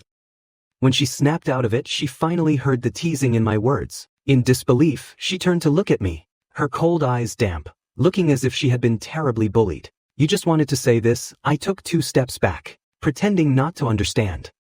"If not this, what should I say? Your face looks really red. Do you have a fever?" Faced with my innocent gaze, Su Muxue was both embarrassed and angry, so angry she could not speak. She held it in for a long time before her rationality came back online. "Then why were you so close to me?" I said seriously. "If I was not close, I was afraid you would not hear me. Were not you looking totally distracted just now?" I could not hide the sly smile in my eyes. Su Muxue understood. I was teasing her. She narrowed her eyes slightly, exuding a hint of danger. Unaware, I continued to tease her. "You have not answered me yet. Why is your face so red? Do you have a fever?" Suddenly, Su Muxue grabbed my hand and pulled me in front of her. "Do I have a fever? Touch it and you will know." Su Mushue held my hand and pressed it against her forehead. It was burning hot. I did not expect that the innocent Su Mushue could actually counterattack. I looked at her in surprise. Su Mushue wrapped both arms around my neck, slowly standing on her tiptoes to lean in. Her movements were very slow until our breaths mingled. My heart skipped a beat. Su Mushue, I called her name. Su Mushue looked into my eyes, her gaze brimming with affection. She softly hummed an M, her voice deep and alluring. I swallowed hard. What do you want to do? Su Mushue sensed my nervousness. For a moment, she felt secretly thrilled, feeling like she had regained the upper hand. She continued to feign calmness, her nose close to mine. What do you think I want to do? I was originally very nervous, but accidentally saw Su Mushue's ears, which were red to the point of bleeding. I instantly woke up, regaining my composure in a second. I deliberately pretended to be nervous and asked her, "Do you want to kiss me?" Hearing such a blunt question, Su Mushue's heart was about to explode. Suppressing her nervousness, she looked straight at me and said coquettishly, "What if I do?" I gave a soft mm and suddenly lowered my head. Su Mushue immediately chickened out and wanted to pull back. I reached out to grab her waist and directly kissed Su Mushue's lips. A soft sensation, a brief touch, and then separation. Su Mushue had not even had time to react. Her eyes widened as she took 2 steps back, the corners of her mouth curling up. Taking long strides, I walked away. Su Mushue looked at my back in disbelief. When her brain finally processed the information that I had just taken the initiative to kiss her, she grinned foolishly. I went to Meng Bing's room. Meng Bing stood by her desk, staring blankly at the gift box on it.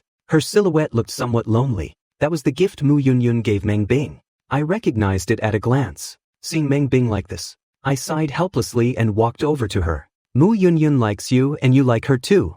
Why not try to accept her? Meng Bing looked up, a self-deprecating smile on her face. I do not have a good family, nor do I have a complete set of parents. Mu Yunyun is so good. I can't drag her into my filthy world.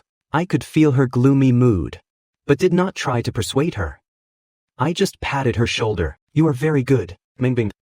Do not weigh yourself down with chains that you should not have to bear. Outside the door, Mu Yunyun leaned against the wall. She lowered her head and smiled gently. Su Mushue looked for me for a while but could not find me, so she simply got into the car to wait for her. Resting her chin on her hand, she looked out the window. Uncle Lee, do not you think the moon and stars are beautiful tonight? Uncle Lee looked up at the pitch-black sky. There are no stars, and I do not see the moon either. How are the moon and stars beautiful? Uncle Lee shook his head. Because I had initiated a kiss with her, Su Mushue was in an incredibly good mood. She took out her phone to share it with her sisters, showing off the gifts I gave her. The car door was pulled open from the outside, and I got in. Su Mushue put her phone away and asked, "Are you done talking with Meng Bing?" Thinking of the kiss just now, Su Mushue was still a bit shy, intentionally looking for another topic to talk about. I nodded, with no intention of continuing the conversation. On the way home, Su Mushue kept fidgeting, always wanting to get closer to me. I deliberately leaned away and looked out the window, pretending not to want to pay attention to her. In reality, I was secretly laughing. After we got home, Su Mushue could not hold it in anymore. She directly blocked my path, looking at me with watery eyes. I deliberately asked, "What is wrong?" Su Mushue muttered, "Guchen, kissed me." Her tone sounded a bit aggrieved. I smiled and looked at her.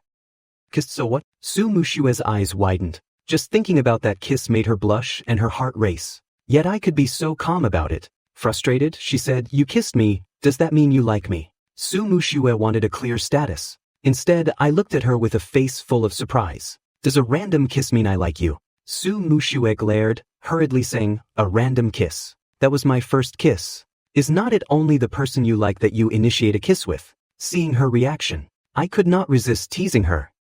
"Theoretically, but not me.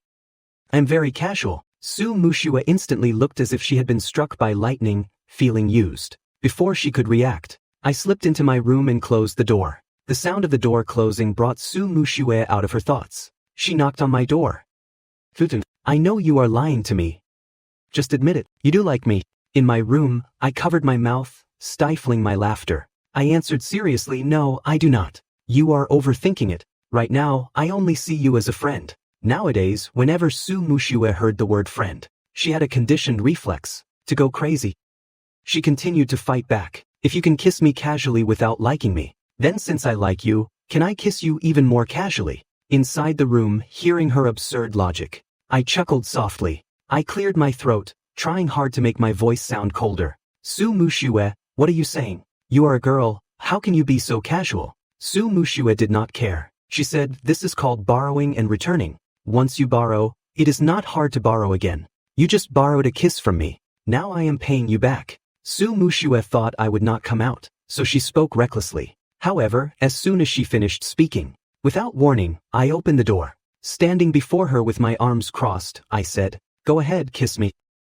The moment she saw my face, Su Mushue's previous bravado was punctured in a second. Blushing, she explained quietly I was just joking. She lowered her head, looking shy and not daring to look at me. So cute.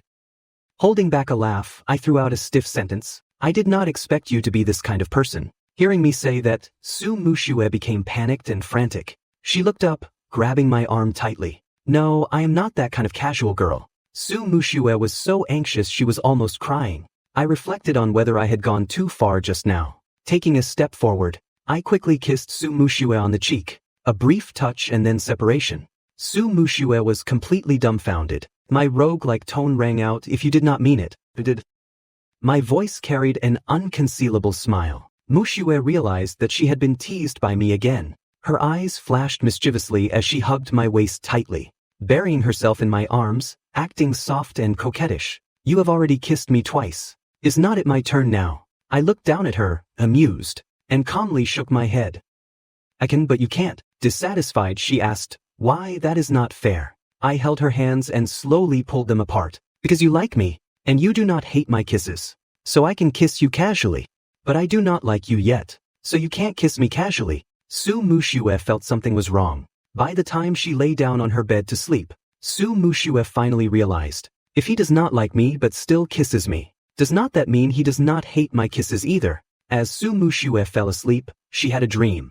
She dreamed that she pinned me down and kissed me 200 times. Waking up and realizing it was just a dream, she was so frustrated she rolled around on the bed. In the following days, I immersed myself in a sea of studies every day. After the final exams ended, I had to go home for the holidays. I called my mom to tell her when I would be home. Hearing this, Su Mushue felt a sudden emptiness in her heart. She wanted to ask if I could stay and not go back, but she knew that was impossible. On the day I left, Su Mushue stood at the door with her suitcase. I vaguely guessed what she was up to. Where are you going? Su Mushue lifted her chin and said proudly. It is none of your business. I replied nonchalantly, then I won't mind. Then I grabbed my luggage, bypassed her, and headed for the door. Su Mushue hurriedly chased after me and grabbed my wrist. Are not you going to ask a few more questions? I glanced at her.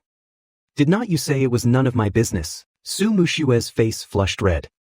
1. I was just being shy. I gave a soft "oh" and said, then I will ask a bit more. Do not be shy anymore. Let go of my hand, I have to go home. Su Mushue finally gave up the struggle. She asked me in a small voice, can I go home with you? I decisively refused. Su Mushue did not expect me to refuse so flatly. Why not? She started acting unreasonable.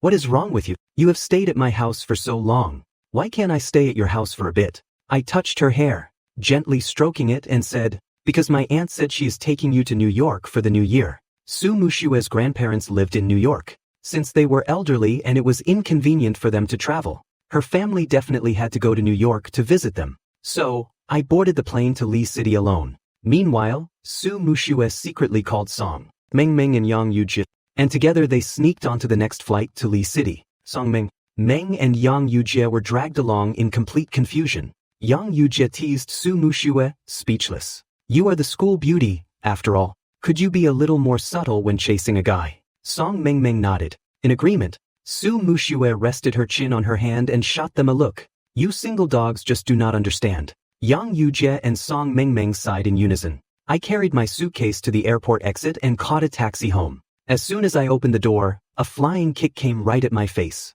I reacted quickly, leaning sideways to dodge. With a thud, I stepped back twice and raised my leg to block. Our legs clashed with a dull thud. I looked up at the attacker. You have gotten rusty. Gu Shouting grinned broadly. It is you. You are such a freak.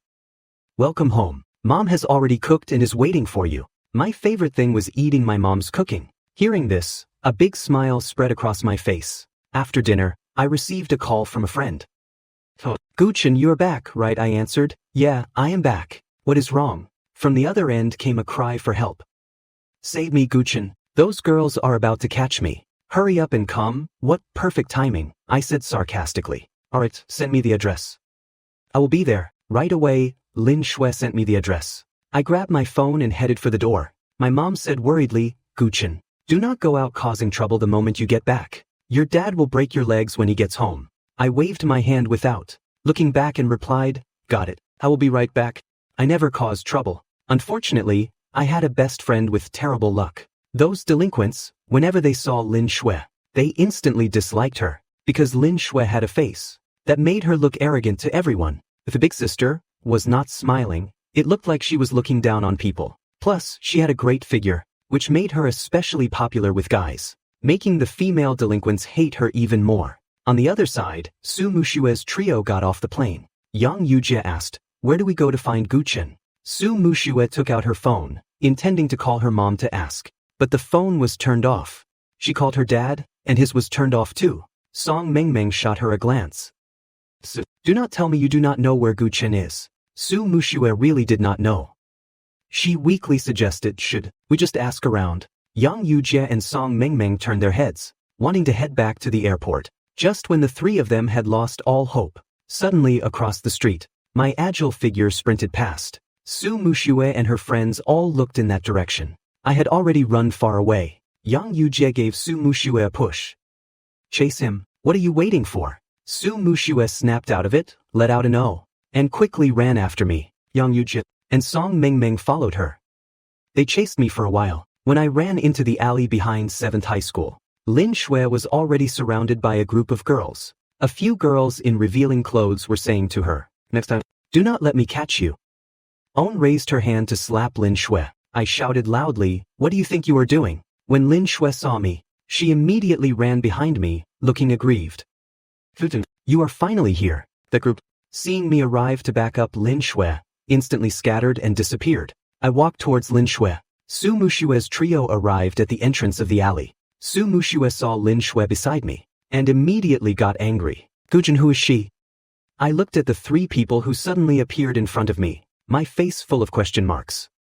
"Why are you guys here?" Lin Shui also looked at the three of them, with a curious face. After a standoff, I broke the silence, introducing everyone to each other, then asked with a cold smile, "But why are you guys here?" The three of them stammered. I sighed helplessly. "Whatever, since you are already here, come hang out at my house. Tomorrow I will show you around Li City." After taking Lin Shui home, we caught a taxi and went back to my house together. Along the way, the four of us each had our own thoughts. I took out my phone and secretly texted Gu Shouting, telling her to pass a message to our parents that Su Mushue was coming over as a guest, and told them they absolutely had to give me some face. Dad had already found a rattan cane at home, ready to beat me later. The unfilial son who went out causing trouble the moment he got home. Mom was happily arranging flowers. Gu Shouting, who was playing a game, saw my text, quickly took off her headphones, and rushed to the living room to report to our parents. "Su Mushue is coming to our house." Mom and Dad looked confused. Gu Shouting said, "Speechless, did you two forget about my brother's fiancée?" Dad finally remembered. "Oh, old Su's daughter." I was very nervous the whole ride, worried that Gu Shouting had not seen the message. Luckily, before reaching the front door, Gu Shouting sent an okay emoji. I regained my smile in a second. Su Mushue and the others followed me into the house. Su Mushue suddenly realized she forgot to buy a gift. My parents and Gu Shouting all stood at the door, personally welcoming them. "Mom, Dad, these are my friends. This is Su Mushue, Yang Yujie, and Song Mengmeng." I spoke weakly, receiving a warning glare from my dad, knowing he was not happy that I went out causing trouble right after coming home. I kept a low profile. Su Mushue saw this, and felt a pang of heartache for me. She felt that it was because I lived under the heavy pressure of my dad that I was always bullied by others, not knowing how to fight back, which was why when I went to school, I was initially bullied by Lin Haotian. Yang Yujie and Song Mengmeng also had similar thoughts in their minds. Su Mushue took the initiative to greet them. "Uncle Annie, how are you?" "I am Su Mushue."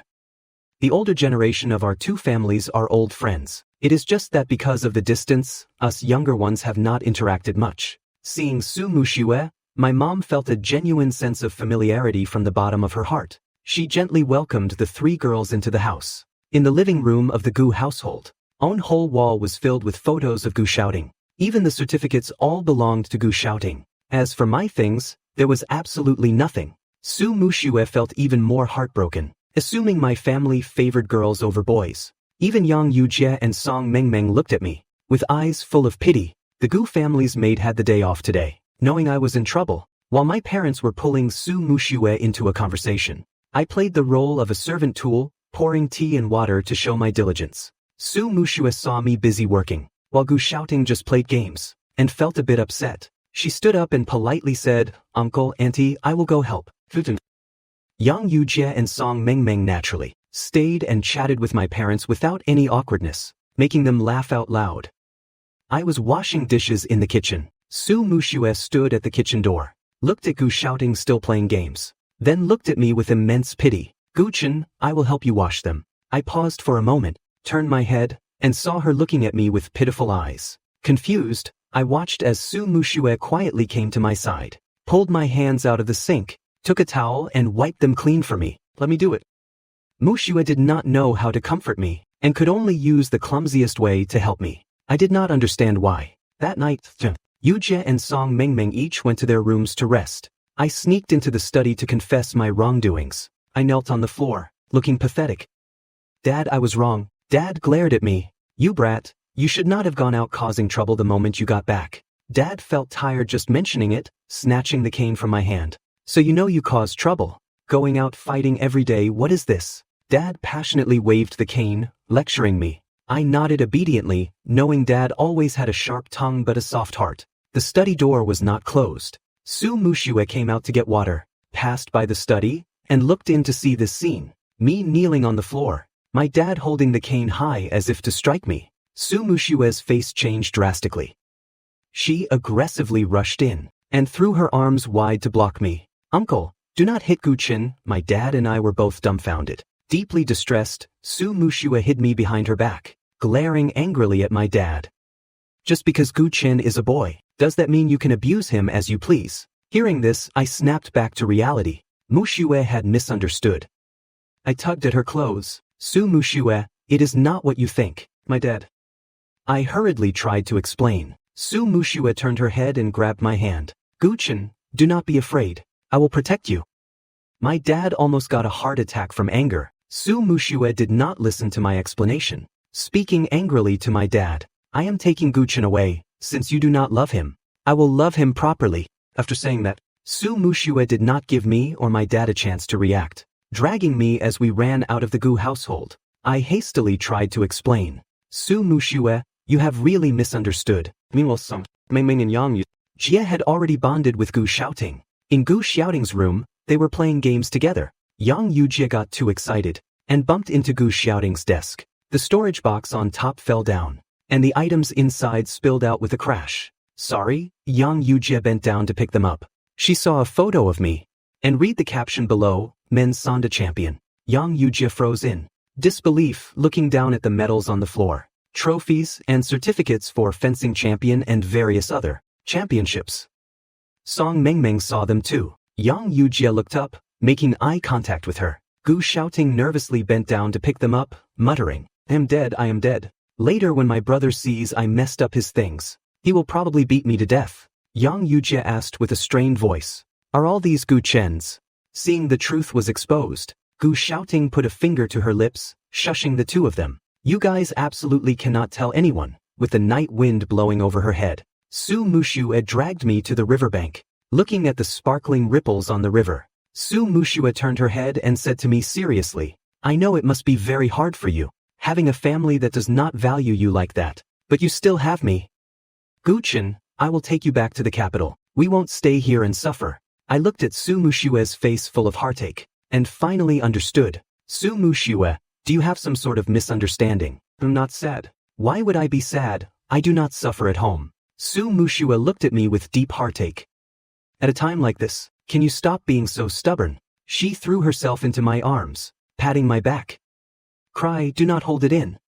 I was totally bewildered. Blinking, I gently pushed her away, looked seriously straight into her eyes and said, Su Mushua, you really misunderstood my dad. He was not going to hit me just now. It is because I made a mistake as soon as I got back, so I went to confess to him myself. Su Mushua did not believe me. Do not lie to me. I know you are sad. Your dad favors girls over boys. Seeing her serious expression, I asked suspiciously, what makes you feel my dad favors girls over boys? Su Mushua said angrily, your house only has goose shoutings things in it. They even made you do chores the moment you got back, while your sister just sat there playing games, not having to do anything. I looked at Su Mushua's deeply pained and earnest eyes, trembling in the wind. I did not know whether to laugh or cry. I held my head and sighed, Su Mushua, you really did misunderstand.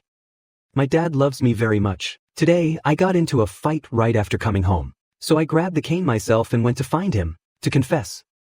Su Mushua did not want to believe it. Thought, is your house filled with goose shoutings things everywhere, while there is nothing of yours? I sheepishly scratched my head, feeling ashamed as I lied. I have been weak and lazy since I was young, and did not like entering competitions. Su Mushua's face showed shock. You mean, today I offended your dad? I misunderstood him. I was already feeling guilty, but seeing Su Mushua look so silly, I could not help but laugh out loud. Probably offended him. Su Mushua felt as if she had been struck by lightning. Exhausted, she asked, is your dad a petty person? I nodded, amused. My dad is quite magnanimous. He won't hold it against you. Su Mushua breathed a sigh of relief. I reached out and took her hand. It is late, let us go home. Su Mushua looked down at me, holding her hand, and in a second, a smile bloomed. I have an idea. Why do not I tell your dad we are already boyfriend and girlfriend? That way, since we are family adults, won't hold grudges against the younger generation. Su Mushua praised her own brilliance. I lowered my head and chuckled softly. You have got it all figured out, have not you? Su Mushua followed me home. I opened the door, poking my head in to look around. The lights were all off, including the study. It seemed Dad had already gone to rest. Behind me, Su Mushua asked in a small voice, Guchin, is your dad still awake? Her voice was cautious. I turned my head and lightly tapped her head. My dad is not dead. Of course he is still there. We each went back to our rooms to rest. Su Mushua overthought all night, finally falling asleep at 4 a.m. By the time she woke up, it was already 12 p.m. At this time, Mom was preparing to cook a meal herself. Dad had already gone to the company. So, Meng and Yang Yujie were playing games with Gu shouting. I was helping Mom. Mom held back a smile and asked me, Guchin, are you and Mushua together yet? Being suddenly asked this question by my mom, I awkwardly lowered my head. Mom found it amusing. Covering her mouth with a wide grin, she asked, since you like Mushua, does Mushua like you back? I coughed once. Mom, do not meddle in kids' business. Mom was stunned. Oh my, you are shy. Then Su Mushua woke up and received my mom's affectionate care. Mushua, you are up, perfect timing, hurry and wash your face. And come eat. Su Mushua politely said, yes, thank you, Auntie. Her eyes darted around, but she did not see my dad. She instantly breathed a sigh of relief. At the dining table, Mom occasionally put food in Su Mushua's bowl, trying to force her to eat more. Su Mushua was pleasantly surprised, continuously thanking her. Suddenly Mom said, you and Guchin have an engagement. You kids are all grown up now. How about getting married right after graduation? What do you think? I almost sprayed the soup in my mouth. I quickly turned my head, covered my mouth, and coughed while saying, Mom, why would you say that? Su Mushua's face also turned bright red. Auntie, do not rush.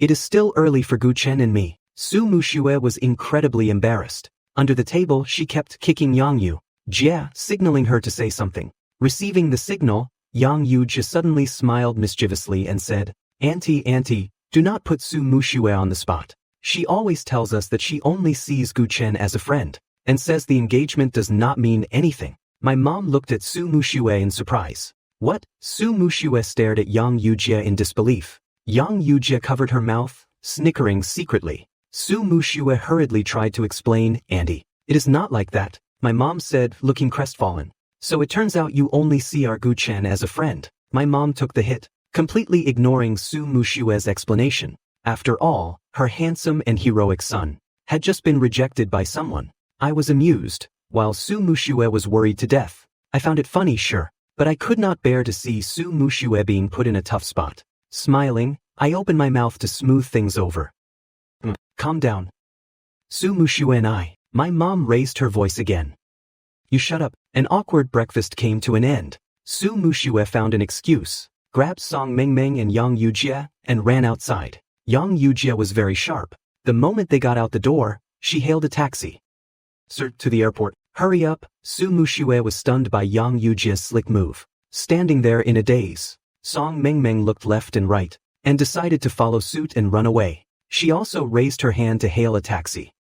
Sir, to the airport. As the car brushed past Su Mushue, Song Mengmeng stuck her head out. Mushue, you are on your own. The car shot off like an arrow from a bow. With a vroom, it sped away, leaving Su Mushue with a face full of exhaust fumes. In a single day, she offended her future parents-in-law, and even her best sisters ran away. Su Mushue's heart suddenly went cold. I followed Su Mushue outside, and saw her being continuously abandoned. The girl stood by the side of the road with her head bowed. Just as Su Mushue was feeling sad, a pair of white sneakers suddenly appeared in front of her. A red rose was presented before her eyes.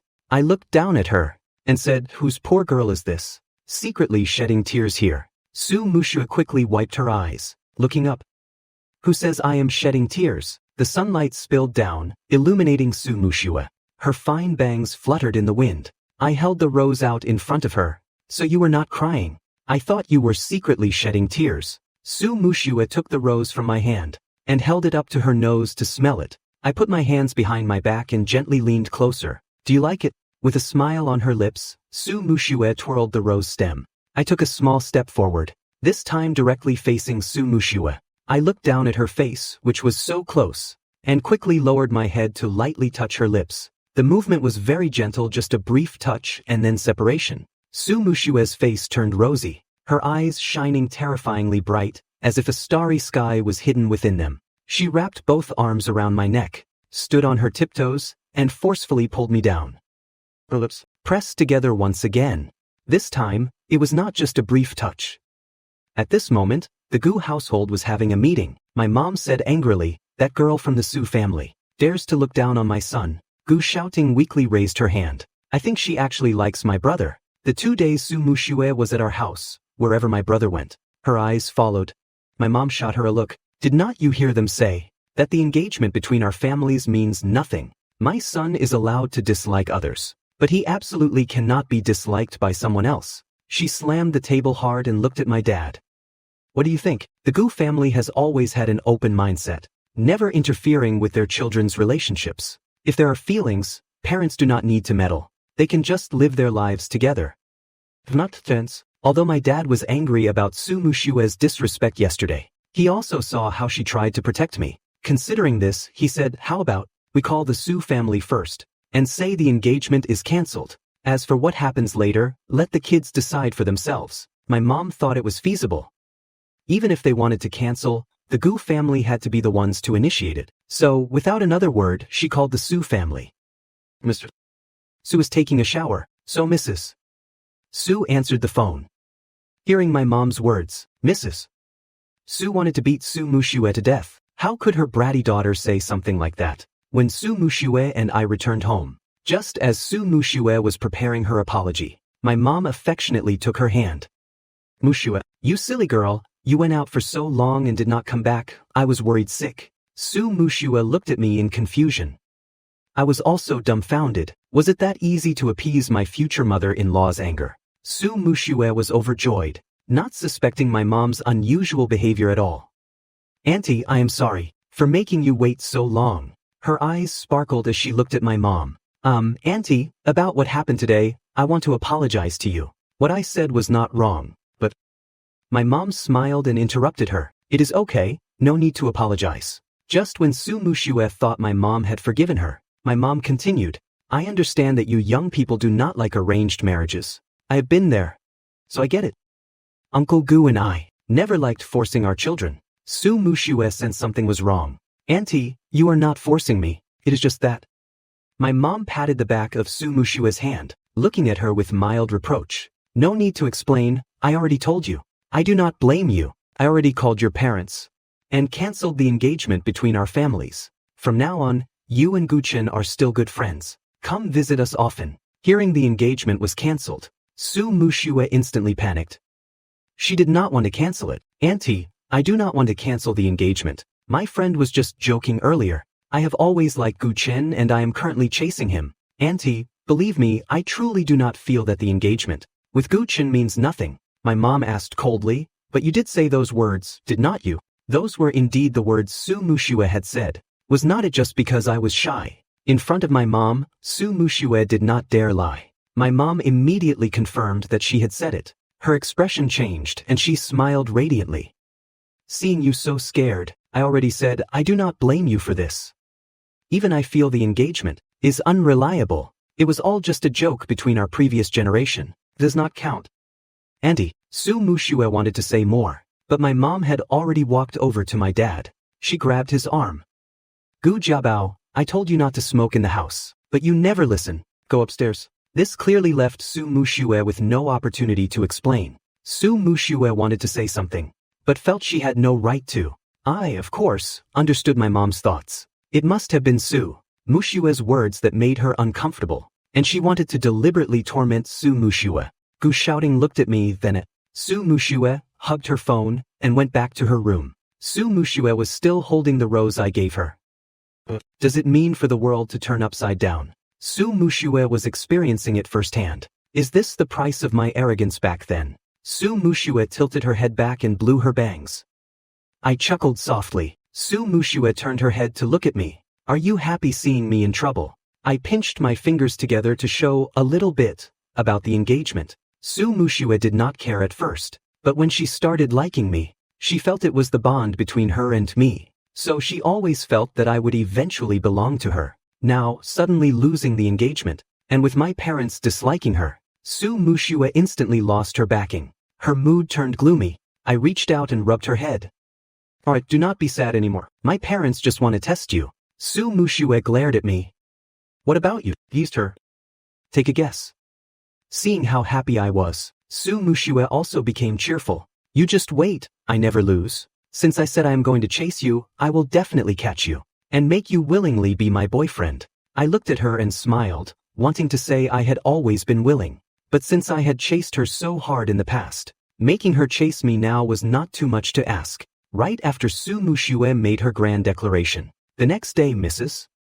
Su personally came to take her back to the capital. The two of us were completely separated. I had so much fun that I completely forgot about Su Mushue. Su Mushue glanced at the message she sent me. It had been a whole day, and I still had not replied to her. Mushue suddenly lost her confidence. She worried that because of the lost engagement, I would not like her anymore. She could not sit still or stand in peace and called me. The phone was turned off. Su Mushue remembered she had added Gu shouting on WeChat.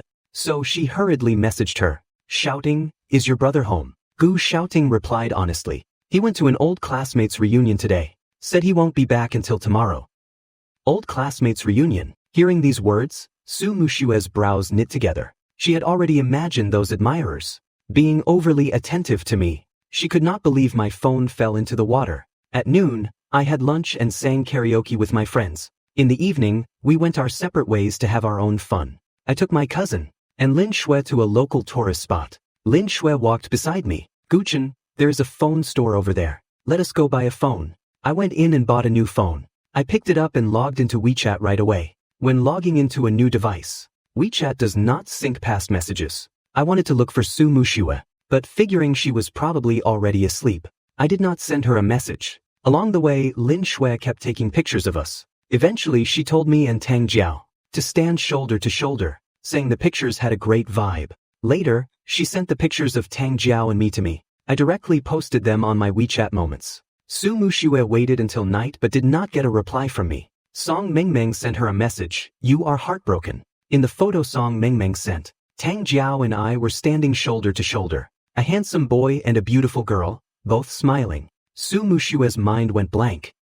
For a moment she stared in shock. For a long time, taking a while to snap out of it. She thought this was a misunderstanding. But Song Mengmeng sent her many more photos. Su Mushue looked through them. Each photo was crystal clear. That girl was hugging my arm in every single one. Su Mushue felt like she had been punched in the gut. She stared at the photos. telling herself not to overthink. But with trembling hands, she sent me a message. At this time, it was midnight. I was already asleep. Su Mushue waited all night but still did not get a reply from me. It was almost New Year's Eve. Mr. and Mrs. Su were ready to take her to New York. Su Mushue, with red eyes, said in a hoarse voice, "Mom, I want to go to Lee City." Mrs. Su hesitated, then nodded. "Go ahead." Given permission, Su Mushue grabbed her ID and immediately went to the airport. I woke up at 10:30 am. I took the phone from under my pillow to check the time, and found that Su Mushue had sent 2 messages. "Where you, Guchin? I want to come find you." Su Mushue wanted to come find me. Was not she supposed to go to New York to spend New Year's with her grandparents? I replied to her, "What are you thinking? I will be back in the capital after the New Year. You go spend the New Year with your grandparents first." At this time, Su Mushue was already on the plane. Her phone was turned off, so she did not receive my message. Getting off the plane, she could not wait to turn on her phone, seeing a message notification. Excitedly, Su Mushue tapped to open it. It was a message from the person she longed for, but it meant he did not want her to come find him. Su Mushue's mood sank. She frustratedly ran her hands through her hair, even wondering if she was being too clingy by coming. Su Mushue got into a car and headed to my house. With the new year approaching, Tang Jiao was going back to her maternal grandparents' house with her parents. Our family would not visit them until after the new year. Jiao did not want to let me go. "Guchin, I hate this. We just reunited, and now we have to separate again." Tang Jiao had been clingy with me since we were little. Amused, I patted her head. All right, we will see each other after the new year. It is only a few days." Tang Jiao finally let go of me. Su Mushue sat in the car, looking at this scene in shock. As if sensing something, I looked towards the side of the road, and clearly saw the person in the car. I was utterly shocked. "Su Mushue, why did she come here?" My shocked expression, in Su Mushue's eyes, looked like the panic of being caught cheating. Su Mushue was not angry, only feeling aggrieved and heartbroken. Her throat tightened. Unlike in the movies where she would immediately drive away, she got out of the car. With a hint of awkwardness, she asked, "Am I bothering you?" These past few days I had been going out to play every day, precisely because I missed Su Mushue so much. Suddenly seeing the person I longed for appear right before my eyes, I grinned widely. "You really came?" Su Mushue licked her lips out of sadness. She lowered her head, not seeing the joy in my eyes. She softly replied, "Echem, I wanted to come see you." Tang Jiao was very curious, but I dismissively waved her away. She had to carry her bags and head back. When I stood in front of Su Mushue, I finally noticed her hair was messy, and her complexion was not good. I assumed Su Mushue had an argument with her parents. Being considerate, I did not ask for the reason, and just said, "It is so cold out. Why are you wearing so few clothes? Hurry, follow me inside." I grabbed Su Mushue's hand and pulled her towards the house. Su Mushue followed me with complex emotions. She wanted to confront me, yet could not bear to pull away from my closeness. I led her to the guest room, planning to get fresh bed sheets to change for her. Suddenly, she hugged me from behind. Su Mushue said in a choked voice, "Let me hug you for a bit." I had already noticed she was acting abnormal. Earlier, I did not ask because I was worried she fought with her parents, so it would not be good to abruptly ask. But now, seeing her in this miserable state, I could not help but ask, "Su Mushue, what is wrong? Are you unhappy about something?" Su Mushue hugged me from behind. Hearing my gentle voice, her chest felt as if someone was squeezing it tightly. Yes, she was unhappy, but she did not dare to ask. "It is nothing, just let me hug you for a bit." She did not want to be too humiliating, much less question the relationship between me and that girl. The thought of having to give me up suffocated Su Mushue. I knew she was very sad right now. I turned around and pulled her into my arms, asking in a gentle voice, "Do you really not want to share it with me?" Su Mushue shook her head. "I do not want to." Feeling deeply wronged, Su Mushue said in a fiercely hoarse voice, "How do you expect me to share? You already have someone else. Why do you still care if I am happy or sad?" I was stunned, pushing her away to create some distance between us. This action of mine instantly made Su Mushue's heart feel empty. When I bring up that girl, does he not want to be close to me anymore? Her eyes turned bloodshot. For a moment, I did not know whether to laugh or cry. "Who told you I have someone else? Is this the reason you suddenly ran over to find me?" Hearing me deny it, a glimmer of hope sparked in Su Mushue's heart. Her throat felt tight. She wanted to cry but tried hard to hold it back, making even breathing difficult. Then what about those photos? I frowned, not understanding. What photos? Quickly, I remembered the photos on my WeChat moments. I smiled and asked, someone else you are talking about would not happen to be the person in the photos I took and posted on my moments, would it? The hope in Su Mushue's heart magnified. Does it not? You two were just hugging outside. Towards the end, her voice carried a hint of grievance. I sighed helplessly and took out my phone. Su Mushue thought I was angry. She felt a wave of unexplainable panic, suddenly realizing she might have misunderstood something again. Subconsciously, she tugged at my sleeve. Guchen, do not be angry. Of course I was not angry, I smiled, scrolling to the photos on my moments, and pushed the phone in front of her. Look closely. The someone else you are talking about is my younger cousin. She was slightly surprised. Having teased her enough, Su Mushua looked at me happily, her eyes sparkling. Cousin. She is just a cousin, so you are not involved with anyone else, and you did not betray our feelings. I was quite speechless, but did not forget to retort. Hold on. You and I do not have any feelings. With the misunderstanding cleared up, I took my phone and walked towards the sofa, planning to leave her hanging for a bit. Su Mushue was overwhelmed by an immense joy. Seeing me walk away, she smiled and followed, hugging my waist and acting coquettishly. Liar, you obviously like me. I turned my head to look at her, seeing her smiling like a fool. Amused, I said, why are you so childish? Crying one second, laughing the next. Su Mushue also felt a bit embarrassed. She snuggled into my arms and explained seriously, Guchen, I am only 18. This is my first time liking someone. How do you expect me to stay calm? She wanted the whole world to know she liked me. Hearing this, my heart felt warm. Su Mushue speaking sweet words at such a young age only made me happier. In my mind, Su Mushue was indeed childish. But no matter how childish she was, I still liked it. At the airport, Su Mushue nestled in my arms and asked pitifully, Guchen, can I not go? I looked at her helplessly. Your uncle and grandparents are all waiting for you in New York. Su Mushue also knew she could not be stubborn, but she did not want to be apart from me. Then after the new year, can you come back to the capital early? I will come back early too. I nodded. Su Mushue felt like she was being pampered. Her eyes sparkled with a bright light. You can't back out. I gently pushed her. Alright, hurry up and go. Su Mushue walked a distance, then turned her head. Seeing that I was still standing in the same spot, she came running back. I thought she had forgotten something. Did you forget to grab something? She nodded mysteriously. I was surprised. What is it? I will go back and get it for you. Just as I was about to take out my phone to call a car, a smile bloomed on the corners of Su Mushue's mouth. She stood on her tiptoes and secretly kissed my cheek. I stood there stunned. Su Mushue beamed at me. This is what I forgot to grab. Seeing her smile, I could not help but smile too. I have not agreed to be your boyfriend yet. Is not it a bit inappropriate for you to act like this? This time, Su Mushue kissed my lips. After one quick peck, she swiftly ran far away. As she ran, she waved at me. Even if it is inappropriate, I learned it from you. I stood frozen in place, watching Su Mushue's silhouette get further and further away. I waited until she entered the airport before calling a car to go home. An hour later, the doorbell rang. We were having dinner in the living room. Hearing the doorbell, I had a strong premonition. It was Su Mushue. I went to open the door. Sure enough, standing at the door was Su Mushue.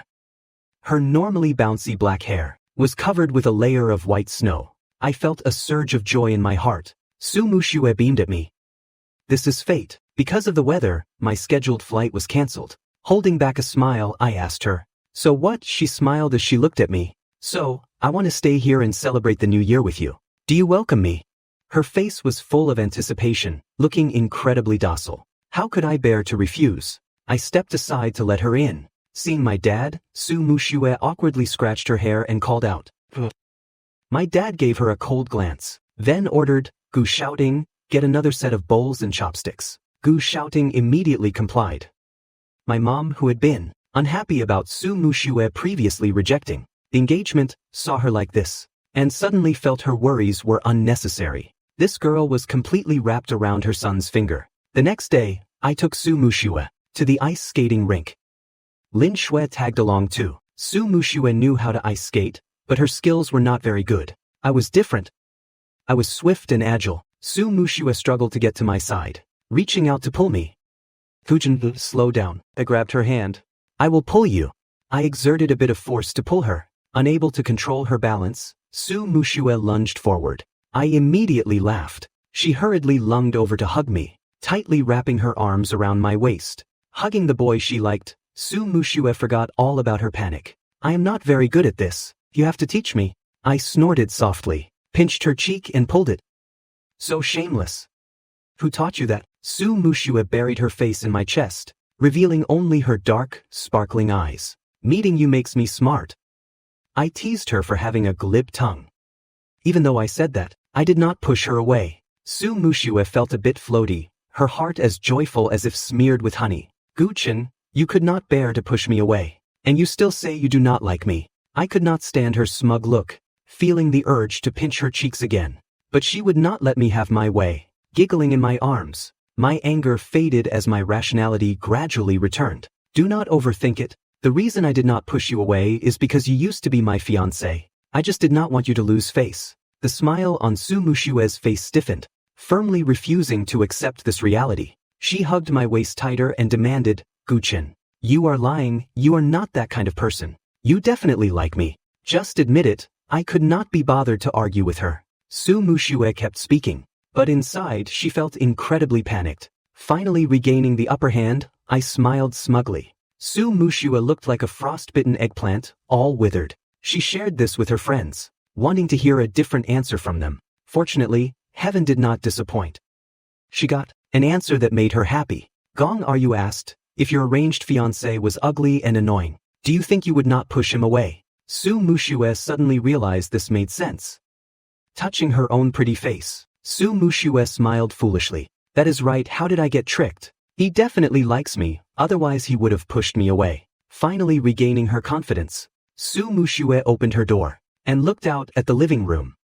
It was pitch black and no one was there. This meant everyone else in the Gu household had gone to rest. Su Mushue crouched down and scurried to the door of my room, gently knocking. I was packing my things, hearing the knock.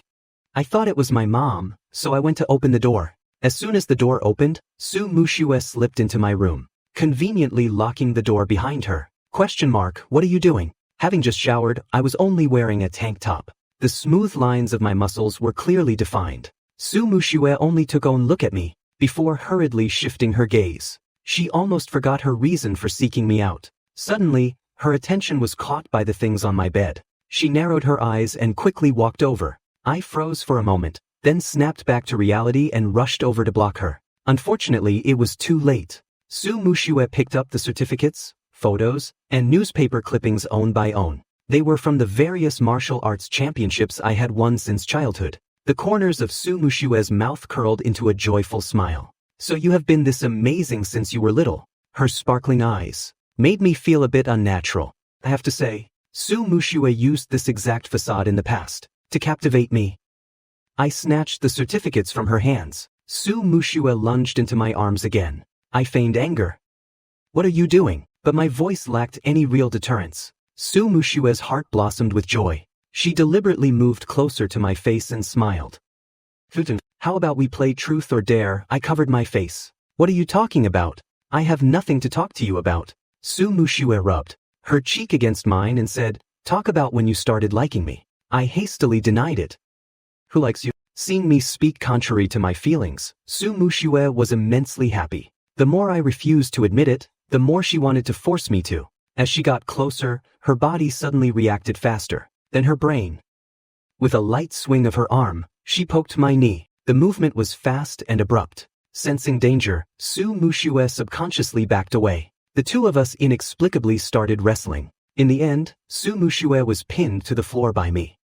Having regained the upper hand, I felt thoroughly refreshed. I pinned Su Mushue's hands above her head, grinned widely and said, you lost. Your strength is no match for mine. Do not waste your energy. Su Mushue smiled brightly. While I was rambling on, she exerted strength, lifted her head, and kissed me. My long string of teasing abruptly stopped. I stood there, frozen. Su Mushue's smile deepened as she whispered against my lips. Who says I lost? I clearly won.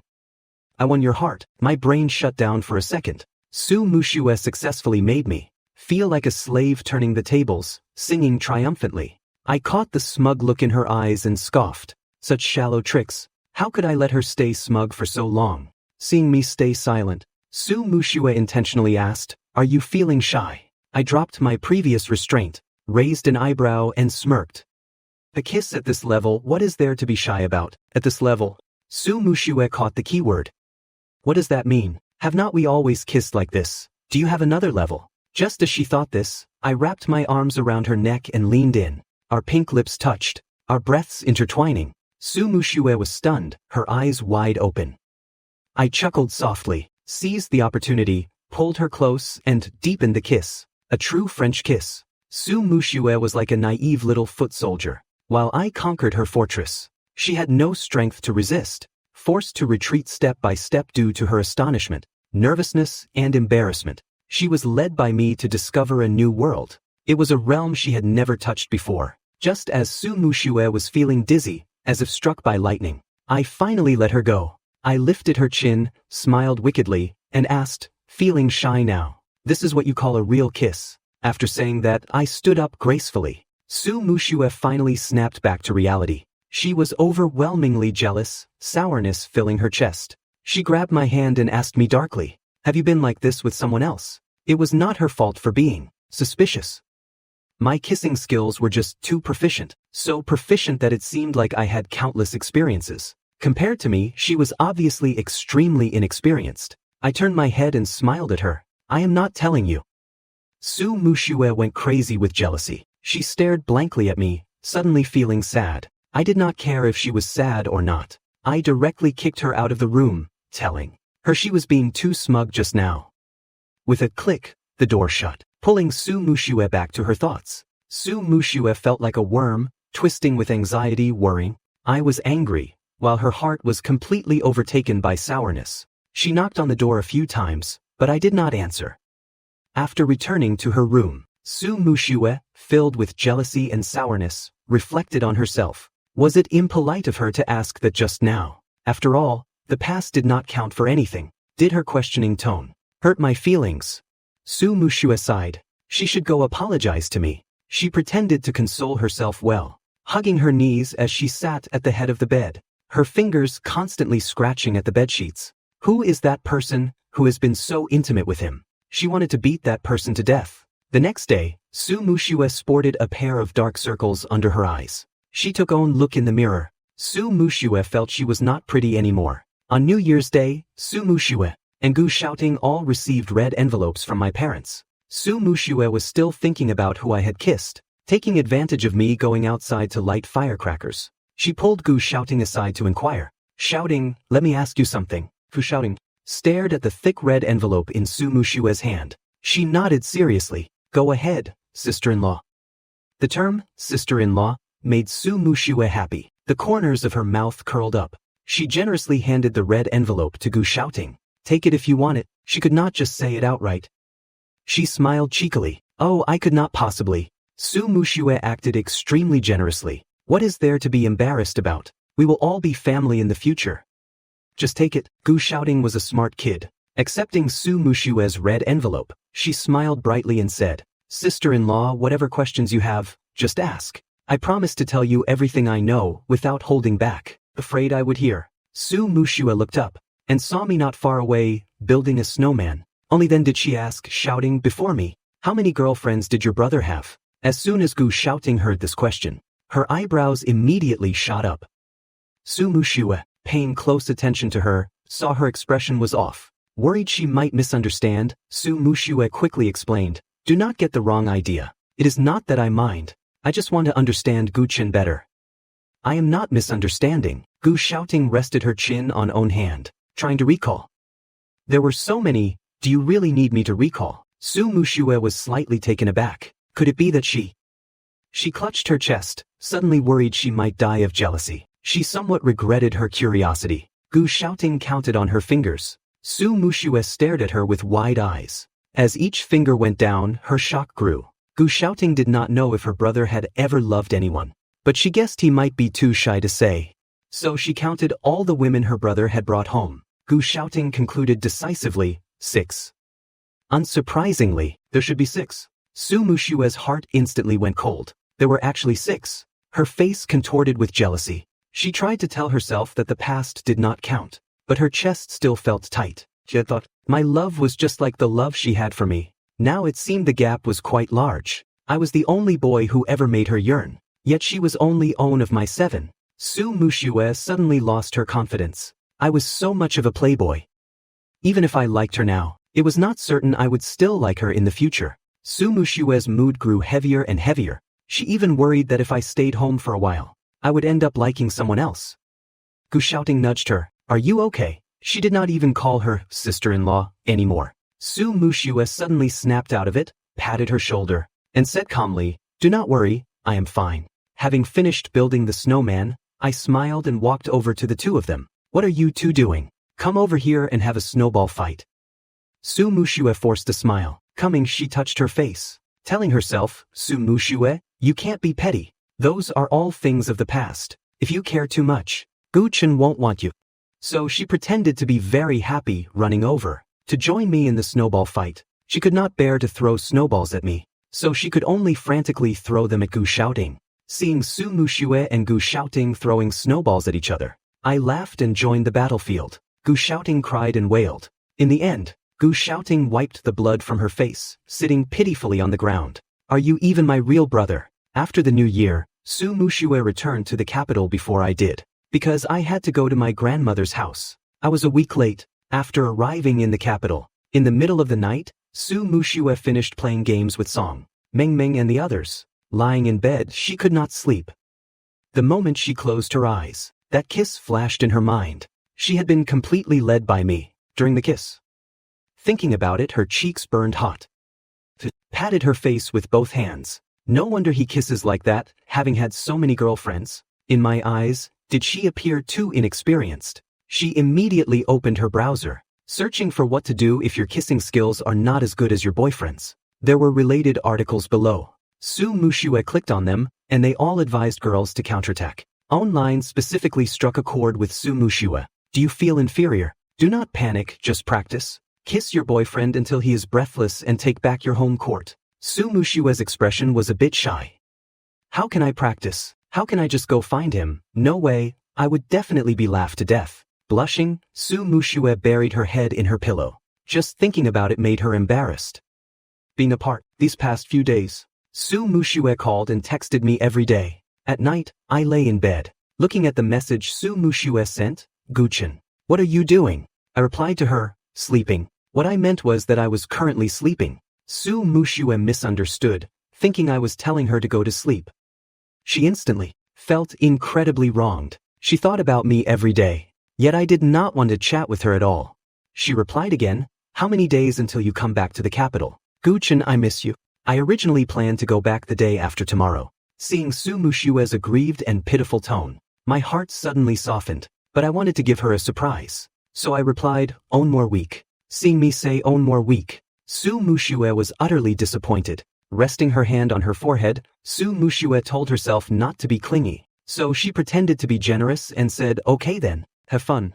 Looking at the content she sent, Own would think she did not care much. However, Su Mushue lay on her bed, the corners of her mouth turned down, feeling incredibly disappointed. The next day, I boarded a plane back to the capital. I did not tell Su Mushue, preparing to give her a surprise. Su Mushue slept until noon before waking up. Her parents had gone to the company, so she was the only one home. Being alone with too much free time, she could not help but think about the netizens' advice. Practice. Practice. If I do not have a partner to practice with, I can just watch more. She sent a message to Yang Yujie. Have you watched any movies lately, with a lot of kissing scenes? Yang Yujie received the message and instantly had a head full of question marks. What does she want with kissing scenes? Suddenly an idea struck her, and she sent a link to Su Mushue. Su Mushue clicked to open it. When I got home, I asked the maid. The maid said, Su Mushue was in her room. I secretly sneaked upstairs. Su Mushue clicked the link Yang Yujie had sent. The beginning of the movie was very normal, love story between two college students, who got together because of a photo. The story was incredibly bland, but the male and female leads had a lot of kissing scenes. Su Mushue sat on her bed watching, placing her phone on the nightstand. As she watched, Su Mushue's face turned bright red. Unnaturally, she pulled the blanket up, wrapping herself tightly with only her head exposed. How can a kiss be so? She slowly shifted from a sitting position to lying on her stomach, using the blanket to wrap herself into a cocoon, revealing only her eyes. In this scene, the female lead was drunk, and the male lead came to pick her up, then the two of them in the car. Su Mushue's face turned red to the point of exploding. You can even do it like this. Trembling, she wanted to turn off the phone. Yang Yujie, you jerk, what are you making me watch? Before her hand could reach it, she heard the sound of the door being pushed open. Smiling, I called out to her, Su Mushue. Su Mushue stiffly turned her head.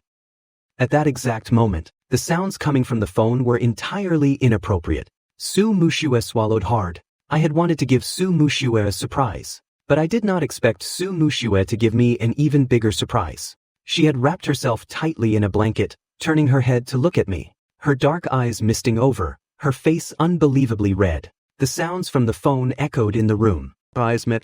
Blinked. Su Mushue also blinked. She silently sat up, pulling the blanket up a bit higher, covering half of her face, trying hard to pretend to be calm. I said, I did not know the movie had these kinds of scenes. Would you believe me? I silently backed out of the room, and thoughtfully closed the door. Through the door, said to her, I understand. Su Mushue was so embarrassed her head was smoking. She flopped face down onto the bed, twisting like a pretzel. What do you understand? You do not understand anything at all. While rolling around, she cursed Yang Yujie for being indecent. I have completely lost face. He might even be disgusted by how degenerate I am. I had not left. I leaned my back against the door, covering my burning cheeks. Why was she watching that kind of stuff? I used both hands to fan my face.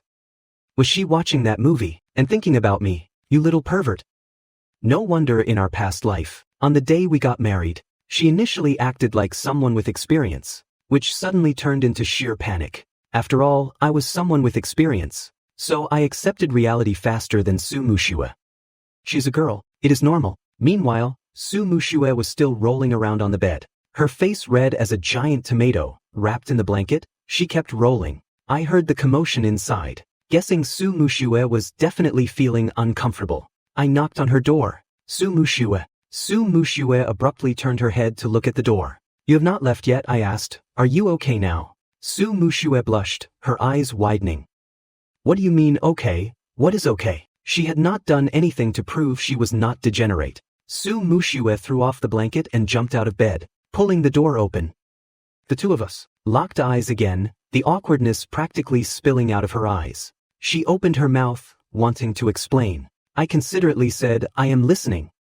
Go ahead and explain. Suddenly, Su Mushue could not say a word. How could she even explain this? Giving up, wearing her tomato head, she tried to look calm. Why did you come back so suddenly? Did not you say it would be another week? I had initially felt a bit embarrassed too, but seeing Su Mushue this embarrassed, I suddenly did not feel anything anymore. I had never seen Su Mushue like this. It was very cute and very amusing. I wanted to tease her.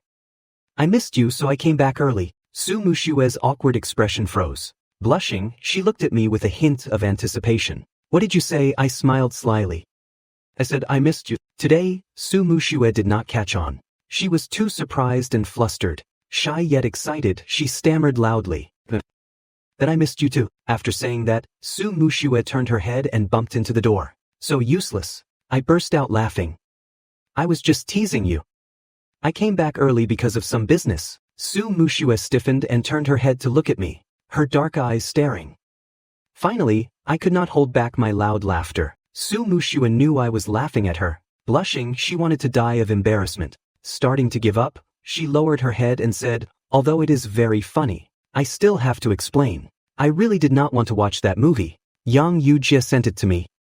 Miss Su had truly lost all face this time. I could not bear to see her aggrieved, so I reached out and lifted her face, forcing her to look up, grinning widely as I told her, compared to being funny, you are mostly just cute. My eyes were full of laughter, but it was not a mocking laugh. She thought it was a smile filled with indulgence. Su Mushue did not know if she was interpreting it right or wrong. In that moment, her joyful, longing heart fluttered. She seized the opportunity, not caring whether I wanted it or not, and threw herself into my arms. I hurriedly hugged her tight. Su Mushue, I am going to fall. She smiled, playfully punching my chin and resting on my shoulder. I am holding you, you won't fall. Were you lying just now? I played dumb. Lying about what? You came back early because you missed me, not because you had business, right? I refused to admit it. Su Mushue just assumed it was true, hugging me like that, smiling like a fool. During dinner time, I was helping Mrs.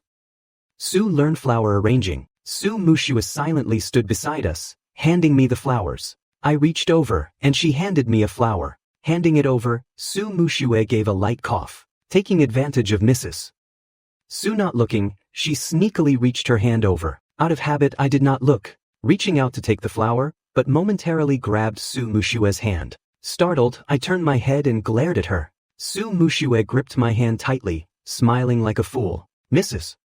Su kept her head down, arranging the flowers, but internally mocked these two love-struck fools. After the new year, my studies entered a self-forgetful mode. Every student was like this. Studying became intensely stressful for a period. The results of Su Mushue's competition were out. As she wished, she won first prize and successfully secured guaranteed admission. The timeline of my rebirth had already passed the preliminary round, so I could not participate in the competition. I could only take the most traditional route. But with my grades, getting into the same university as Su Mushue was incredibly simple. Shen Linfeng was not bad, and his grades were not bad either. But in class 1 of Linzhong, he was only at the bottom. He also did not have the time to think about Mu Yunyun, forcing Song Mengmeng to tutor him every day. The busy final months passed, and the college entrance exams arrived as scheduled.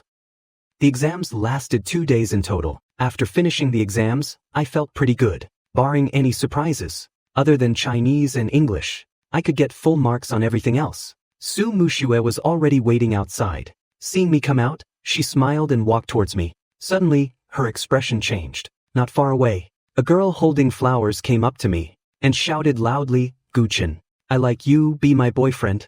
I was stunned and everyone else looked over. I felt socially dead, but calmly smiled and said, "Sorry." Su Mushue grabbed my hand, held it up in front of the girl, and waved it. "Sir, he already has a girlfriend." The girl must have gathered a lot of courage to come and confess. Hearing Su Mushue say that, she felt incredibly embarrassed. She apologized, grabbed her flowers, and ran away. I turned my head and looked at the person next to me, frowning. "Since when am I your boyfriend?" Su Mushue pointed at her own mouth. "You have kissed me so many times and you still do not want to admit it. Do you want to be a scumbag?" I reached out and brushed her aside. Grinning widely, I walked forward, throwing back a sentence. "That is not entirely out of the question." Su Mushue laughed and chased after me. Oh wait, until now, I still had not agreed to be Su Mushue's boyfriend. Su Mushue's heart was restless, worrying that since I was such a playboy and would not give her a status, maybe I was thinking of finding a backup. Meng Bing also asked me this question, asking why I still refused to agree to be Su Mushue's boyfriend while she chased after me. I said my debts were not fully paid off yet. Meng Bing did not understand at all, but in the end she did not ask further. After the exams, everyone wanted to let loose completely. Song Mengmeng invited us to dinner, along with Mu Yunyun. Su Mushue was rolling her wrists, her eyes scanning the crowd as if looking for something. Song Mengmeng bumped her arm from behind. "Mushue, have not you taken him down yet? So useless."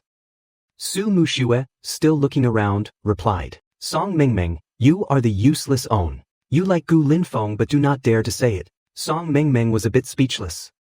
"He likes Mu Yunyun. What can I say?" Yang Yujie appeared out of nowhere, throwing an arm around one of their necks. Smiling, she said to Song Mengmeng, "Is not him liking Mu Yunyun especially good? Mu Yunyun does not want to be touched by him. Your chances are huge." Song Mengmeng kicked her without hesitation. "Why do you care? You do not even have a boyfriend." Su Mushue was still looking everywhere, but unfortunately she could not even see half of my shadow. I had not noticed that Mu Yunyun was also looking for something. Soon, Su Mushue and Mu Yunyun looked in the same direction. But she was looking at me. I was holding flowers. Su Mushue thought they were for her, and her eyes instantly lit up. I looked down at the bouquet of roses in my hands. My intuition told me that Su Mushue's gaze just now seemed to suggest a misunderstanding. I poked Meng Bing's arm. "Are you sure you want to give them to her here?" Meng Bing said unnaturally, "A promise is a promise." I was afraid Su Mushue would misunderstand, so I wanted to shove the roses into Meng Bing's arms. Meng Bing reacted as if seeing a ghost, forcefully pushing me away. I was full of question marks. You won't hold them, Meng Bing was slightly nervous. You hold them for me, give them to me later. After saying that, Meng Bing's face turned fiercely red. Help someone to the end. Escort the Buddha to the west. After dinner, Su Mushue accurately caught me in the crowd. She did not show she was sad. Did you not want to come? Seeing that Meng Bing had already walked towards Mu Yunyun, I smiled and said, I came with a friend. Su Mushue did not pay attention and asked me, what friend? She pointed at my roses. I looked at Su Mushue's eyes and knew what she was thinking. Sure enough, she misunderstood, thinking the roses were for her. I had not answered yet. Seeing Su Mushue look at me, are you getting ready to say yes to me? I pretended not to understand. Say yes to what? Su Mushue did not understand why I was always teasing her. Why did I refuse to be her boyfriend? I really was too much of a playboy. She did not deserve it. I stopped in my tracks. She still remembered that I had 6 ex-girlfriends. This had always weighed on her heart. She wanted to ask but did not dare. While she was dazed, I turned and walked away. Su Mushue snapped out of it and hurriedly chased after me. Wait for me. The days after the college entrance exams had no exam papers, no endless homework, and no pressure.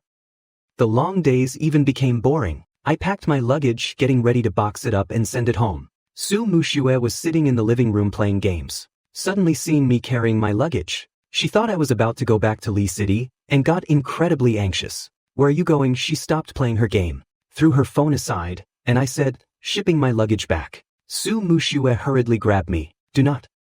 When we go to college, you will just have to move it back here. It is too much trouble.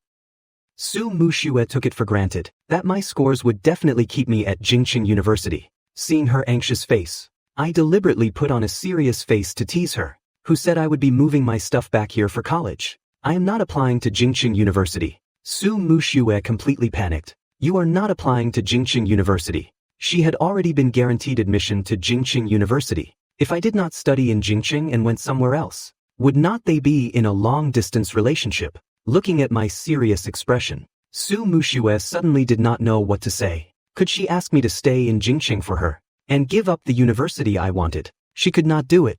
But being separated, and me being such a playboy.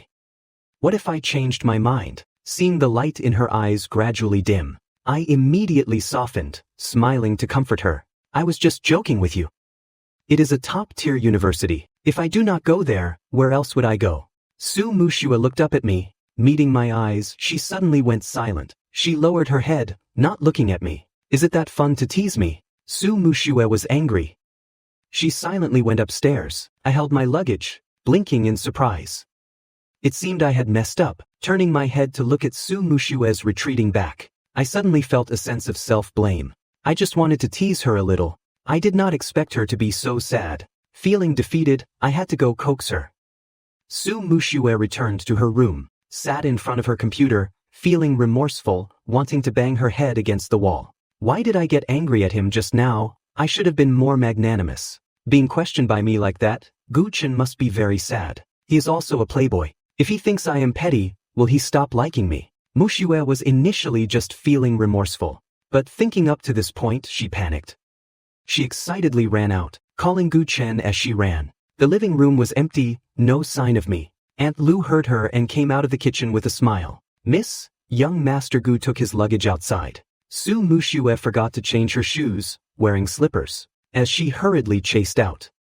The villa area was very large. Su Mushue ran for a while before seeing me standing at the gate. I was looking down, signing my name, handing my luggage to the courier. Turning my head, I saw Su Mushue not far away. I had just made her angry and was thinking of how to coax her. Seeing her appear here, I smiled and walked towards her. Su Mushue, why did you come out? Su Mushue looked at me.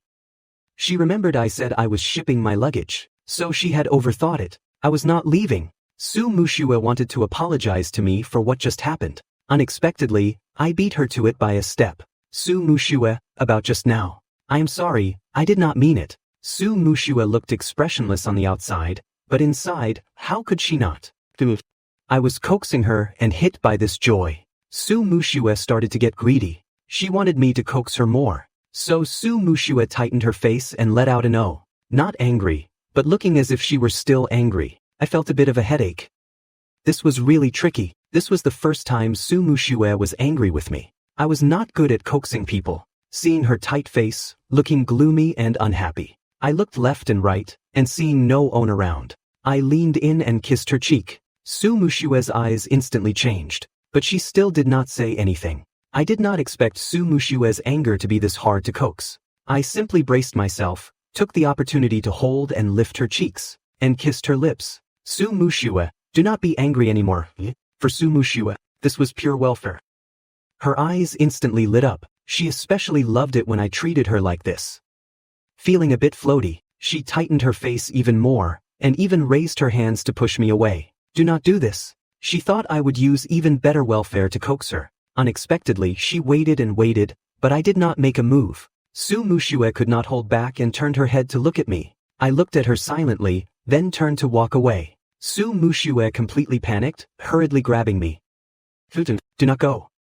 I am not angry anymore. Seeing this, I even tried to pull my hand from her grasp. She hurriedly threw herself into my arms. Guchin, I am sorry, it is all my fault. Do not go, okay, you can beat me up. I rested my chin on Su Mushue's forehead, my eyes brimming with a smile. So arrogant, and you still wanted to trick me. The first time I kissed her, I had already noticed she was not angry. I opened my mouth and without holding back, bit the tip of her ear. Su Mushue gasped in pain, but did not dare to let go, only begging me to calm down. I only used force the first time. After that, I was gentle. I pretended to be angry and said, you got angry at me again. Su Mushue's momentum weakened. I was wrong. Where were you wrong? Su Mushue should not have gotten angry at you. I was amused by her coaxing, and whispered into her ear. As my girlfriend, is not it wrong for you to be so petty? Su Mushue nodded. It is my fault. Her voice abruptly stopped here. Su Mushue suddenly let go of me, looking at me with a face full of surprised joy. What did you say, girlfriend? You agreed to be my boyfriend. She broke into a joyful smile, her bright eyes looking at me. I was made shy by her silly look and feeling awkward. I pushed her face away and said, slip of the tongue. I turned and tried to run, but was pulled back by Su Mushue. I do not care. You agreed, so who cares if it was a slip of the tongue or not? You are my boyfriend, Su Mushue's. Was obvious. I was also infected by her good mood and laughed, turning my head, pulling her ear, and walking elsewhere.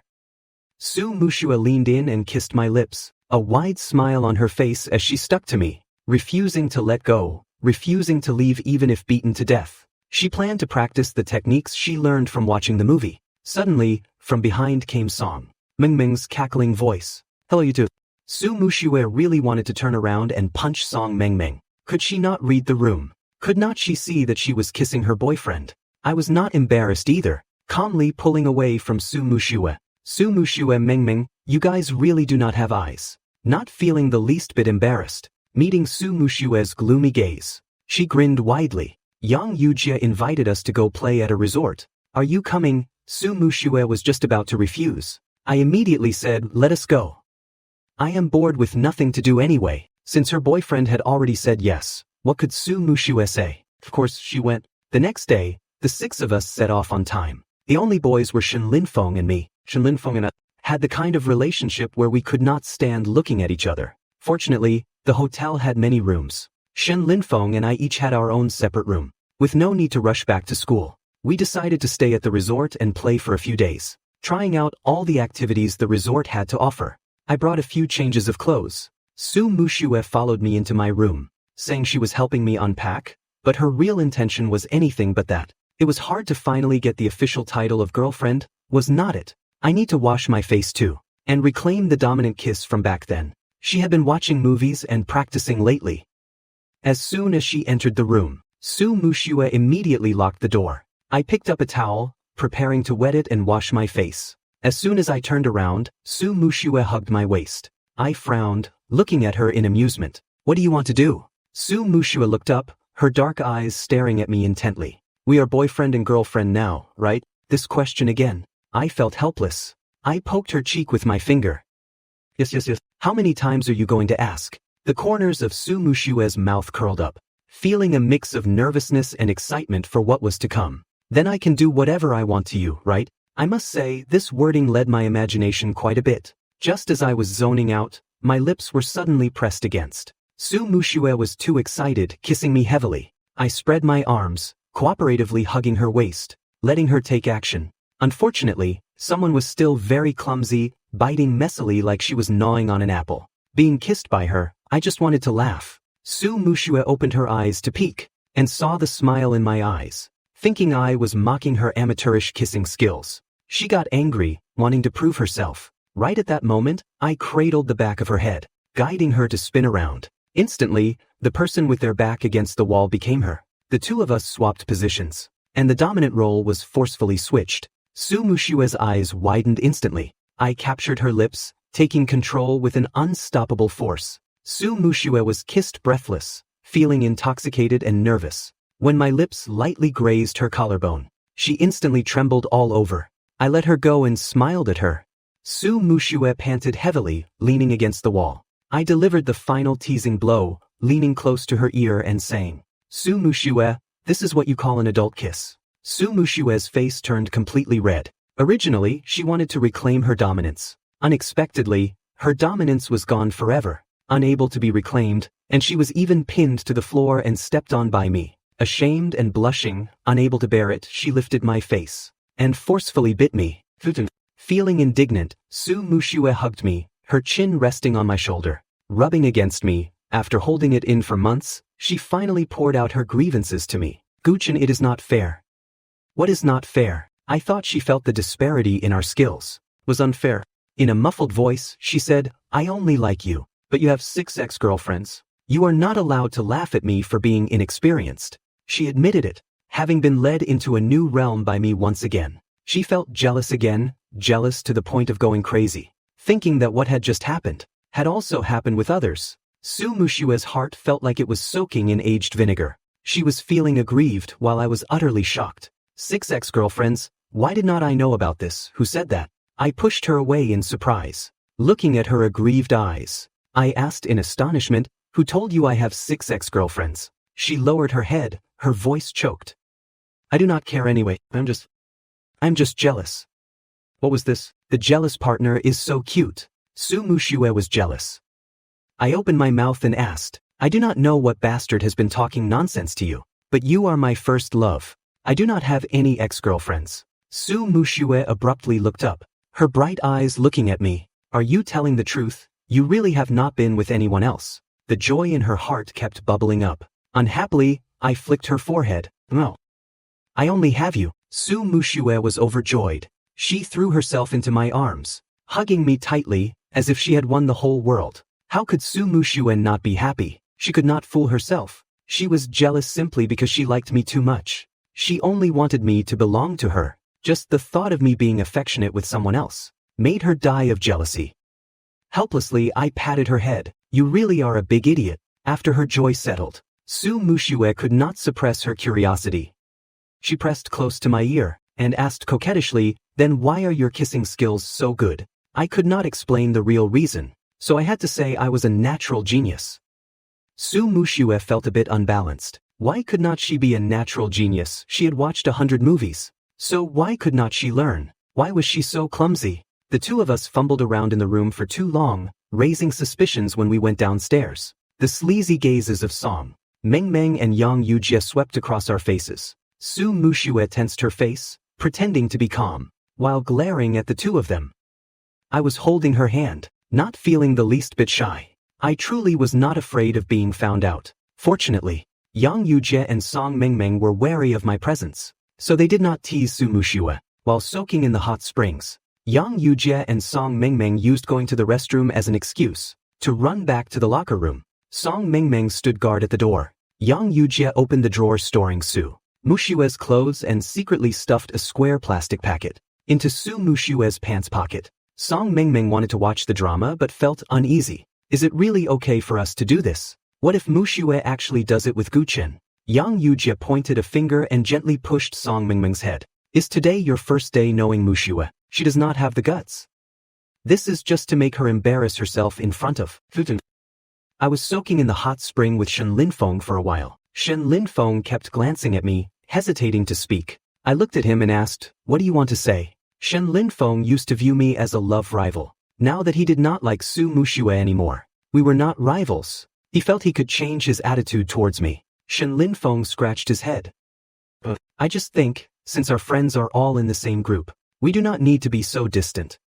I understood. He wanted something from me. I asked directly, what do you want? Shen Linfeng instantly widened his eyes. How did you know I had an ulterior motive? I thought, Shen Linfeng, my IQ simply crushes yours. It is practically written on your face. Being exposed by me, Shen Linfeng immediately grimaced. You are not cute at all. Alright, I admit it. I really do have something to ask you. You can choose not to answer. Shen Linfeng was very conflicted because of Song Mengmeng and Mu Yunyun. He thought he liked Mu Yunyun, but lately, Song Mengmeng had been very close to him. Last night, he accidentally discovered a secret. He found out that Song Mengmeng liked him. Shen Linfeng did not know how to describe his feelings at that moment. He seemed a little happy, yet a little confused, because his standard for a partner was someone like Su Mushue. But he was also afraid. If Song Mengmeng confessed and he rejected her, what if she felt sad and uncomfortable? While he was still agonizing over this, I had already gotten out of the water. He looked at me in surprise. Where are you going? I am not done asking you. I grabbed a towel to dry my hair, smiling as I said, I thought you wanted to contemplate the whole universe. After drying my hair, I sat on a lounge chair and took out my phone to look for Song Mengmeng's WeChat. Shen Linfeng agonized for a long time and finally told me his dilemma. After hearing it, I could not help but laugh. You do not need to agonize. Mu Yunyun has someone she likes, and it is not you. Shen Linfeng shouted in surprise. What? She already has someone she likes, and it is not me. Linfeng was shocked. Has not Mu Yunyun always been single? I deliberately picked at my ear and lowered my voice. Are you afraid the people next door won't hear you? The people next door were Su Mushue and the others. Scared, Shen Linfeng quickly covered his mouth. Linfeng asked me in a low voice, then what should I do? I was a bit confused. What do you mean, what should you do? Shen Linfeng pointed at himself. Mu Yunyun likes someone else, so what should I do? I shook my head helplessly. Hearing that Mu Yunyun has someone she likes, how do you feel? Shen Linfeng thought about how he felt. Disappointed, does not seem to matter much. Just suddenly feel like a failure again. I continued to drop bombs. Then what if I told you right now that Song Mengmeng already has a boyfriend? Shen Linfeng excitedly stood up from the tub, running quickly over to me. Why does she have a boyfriend? Who is it? Why do not I know about this? Impossible. Unleashing a barrage of denials, Shen Linfeng felt an indescribable emotion in his heart. Was not Song Mengmeng supposed to like him? How could she have a boyfriend? He did not believe it. Seeing his reaction, I was sure Song Mengmeng was not just an unrequited crush. Should I add fuel to the fire? Go ask her yourself and you will know. Shen Linfeng said he did not believe it, but in reality he half believed it, because I was not the type to joke around. With a dark expression, he grabbed a bathrobe from the side, wrapped it around himself, and ran out anxiously. I sent a message to Song Mengmeng. No need to thank me. Song Mengmeng did not have her phone with her. She and Yang Yujie were holding their breath, waiting for the bad moment to expose Su Mushue, so they hurried to find me. Yang Yujie signaled Song Mengmeng. Song Mengmeng smiled and approached. Giving a light cough, she said, Mushue, you have been soaking for so long. Are not you going to go ask Guchen if he is hungry? Su Mushue looked up, leaning against the edge of the tub. Beneath the hot steam, her face was flushed red. Anyone soaking in a hot spring would think her mind had wandered. She could not help but recall being pinned down and kissed by me in the room. Feeling both a flutter in her heart and contempt for herself, she thought, why is it that my boyfriend, when it comes to kissing skills, is a natural genius, while I have studied for so long and am still terrible at it? Su Mushue felt she could not just keep being pinned down like this. She had to change the status quo. Hearing Song Mengmeng's words, Su Mushue asked, do you guys want a drink? Song Mengmeng could not help but say to Yang Yujie, why does Mushue want to drink? Is she really going to get drunk courage? Yang Yujie was not sure either. After all, when drinking, who knows what someone might do? Su Mushue always felt that Yang Yujie and Song Mengmeng were holding something back. What bad things are you two whispering about? Could Yang Yujie tell her? She immediately broke into a smile. Let us go get a drink. Su Mushue thought that alcohol gives courage. Maybe she really needed to drink to perform well, because without alcohol, she was too nervous. Since someone agreed, Su Mushue said let us go. Wearing a bathrobe, she prepared to leave. Song Mengmeng grabbed Yang Yujia, leaning close to her ear and asking, "Are we really going? Are not you afraid Mushue will actually get drunk and do something inappropriate to Guchen?" Yang Yujia found it funny. "What are you thinking? Guchen is a man. How could Mushue be a match for him?" She added, "Did you forget the awards Guchen has won? Besides, they are a couple." Song Mengmeng felt a faint sense of excitement. "Then let us go watch the drama." The three of them got out of the bathtub one after another. "Are you?" pulled the towel off her face helplessly. "Is it because I am too ordinary that I am always forgotten by them?" There was a music bar in the resort. Su Mushue had already changed her clothes and sat at the bar. Su Mushue frowned. She felt something in her pocket. She never put things in her pants pocket. Was something planted there? Su Mushue reached out her hand, wanting to take it out. Song Mengmeng, sharp-eyed, forcefully pushed Su Mushue. Su Mushue slipped and nearly fell off the tall stool. "What are you doing?" Song Mengmeng pretended to apologize. "Sir." Yang Yujie understood the cue and immediately pushed a glass of wine in front of Su Mushue. "Drink up." Su Mushue crossed her arms, assessing. Song Mengmeng and Yang Yujie, "Why do I feel like you two are acting suspicious?" Hearing this, Song Mengmeng and Yang Yujie instantly tensed up. The two racked their brains for a way to divert Su Mushue's attention.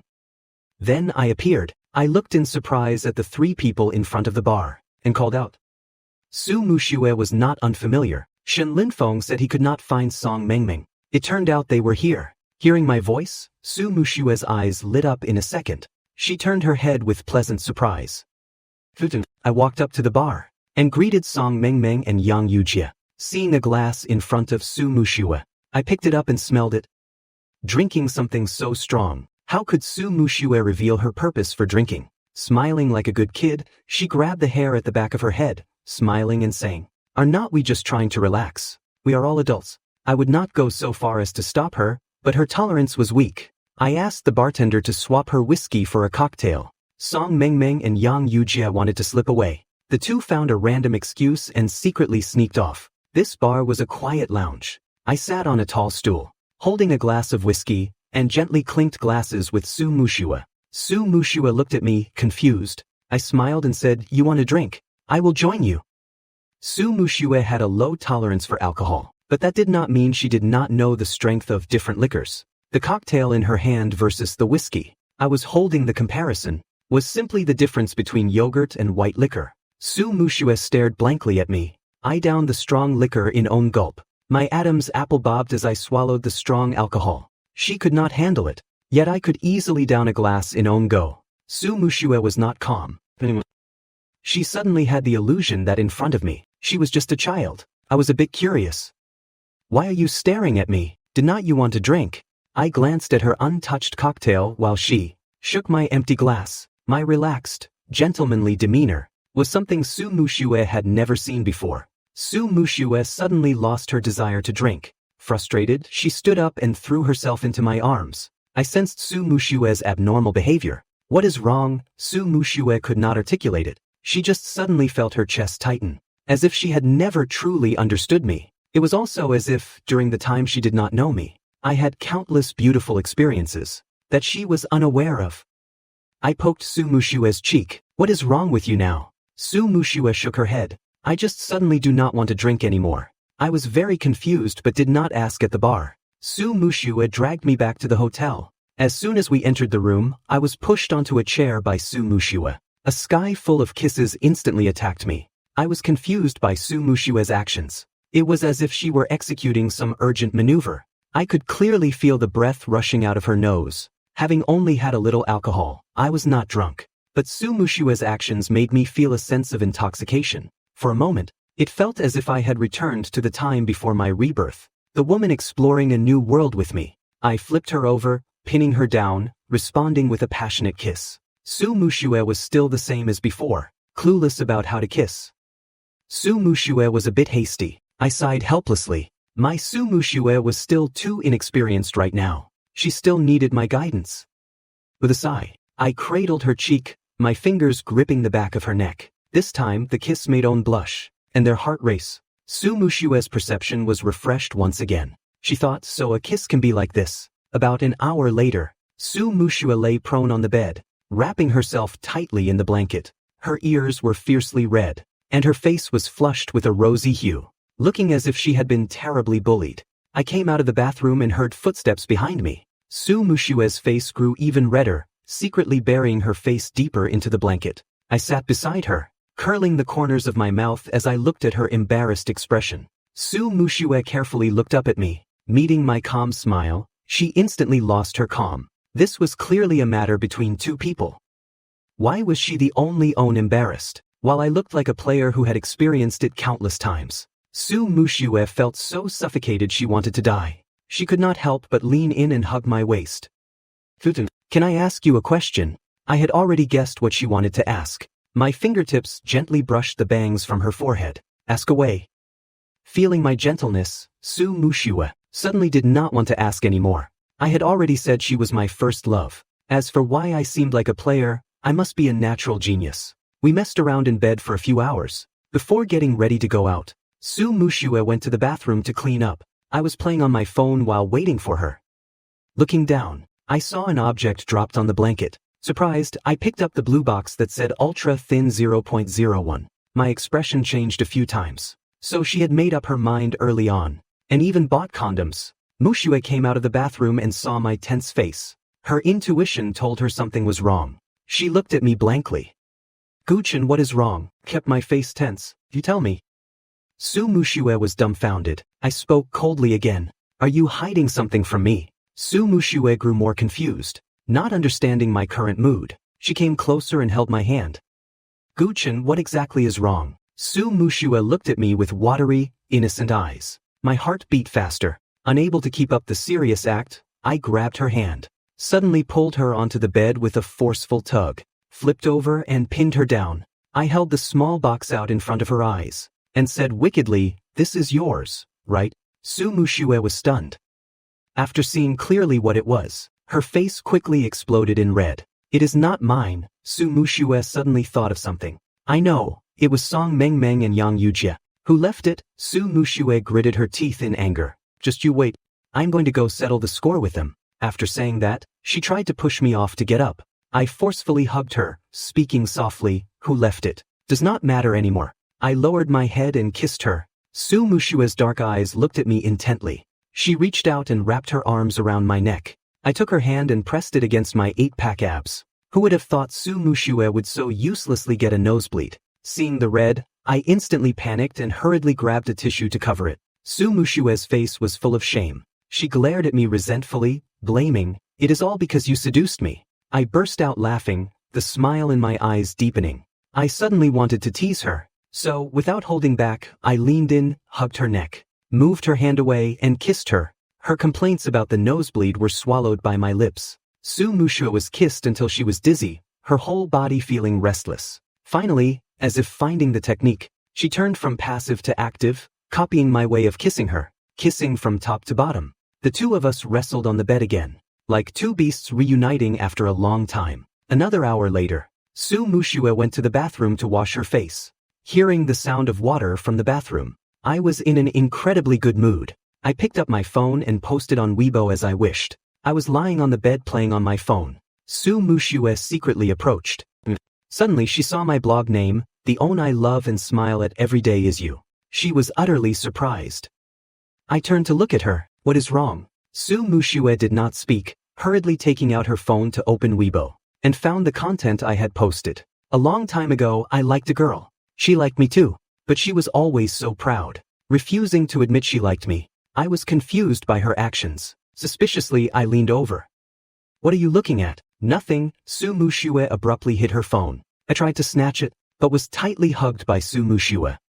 Eyes met. Before I could ask, Su Mushue kissed my lips again. So he really did like me from the very beginning. This realization made Su Mushue extremely happy. I was kissed into a daze by her, faintly seeming to hear her laughter. 4 years later, we graduated from college. Su Mushue founded her own company. Song Mengmeng and Yang Yujie both joined the company. Su Mushue also brought Gong Ryu in as a professional gamer. After socializing for business, Su Mushue came home. I was chatting on the phone with Meng Bing. Hearing the noise on my end, Meng Bing knew Su Mushue was back and found an excuse to hang up. I had just put the phone down when Su Mushue pressed against me and kissed me. I pulled Su Mushue over, making her sit on my lap. I rubbed her flushed cheeks and asked gently, "Did you drink?" Su Mushue nodded obediently. "Had a gathering with Song Meng Meng and the others." Su Mushue was a bit tipsy. Her eyes were glued to my lips. Unable to resist, she tilted her head and pressed her lips to mine again.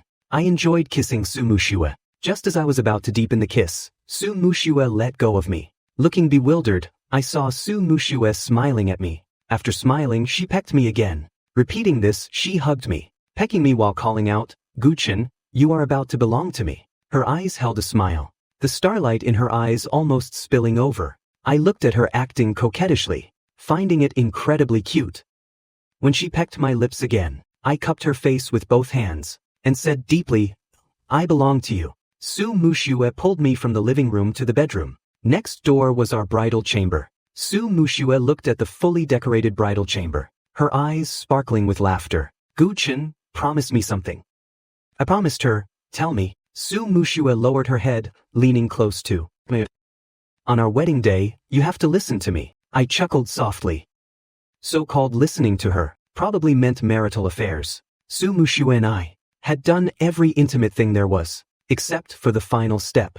I wanted to save it for our wedding night with her. The wedding arrived as scheduled. I stood on the stage in my suit, looking at Su Mushue wearing a wedding dress, holding her father's hand as she walked towards me step by step. In that moment, I only felt that this girl would be the treasure I needed to cherish and love for the rest of my life. When the priest said, "The groom may now kiss the bride," I stared blankly at Su Mushue, forgetting to react. The crowd below looked on anxiously. Even Song Meng Meng and Gong Ryu took out their phones, getting ready to take pictures. The priest called out again. I still did not move. Helplessly, Su Mushue handed the bouquet to me and grabbed my lapels. She lifted her head and kissed my lips. The sound of cameras clicking captured this moment of happiness forever.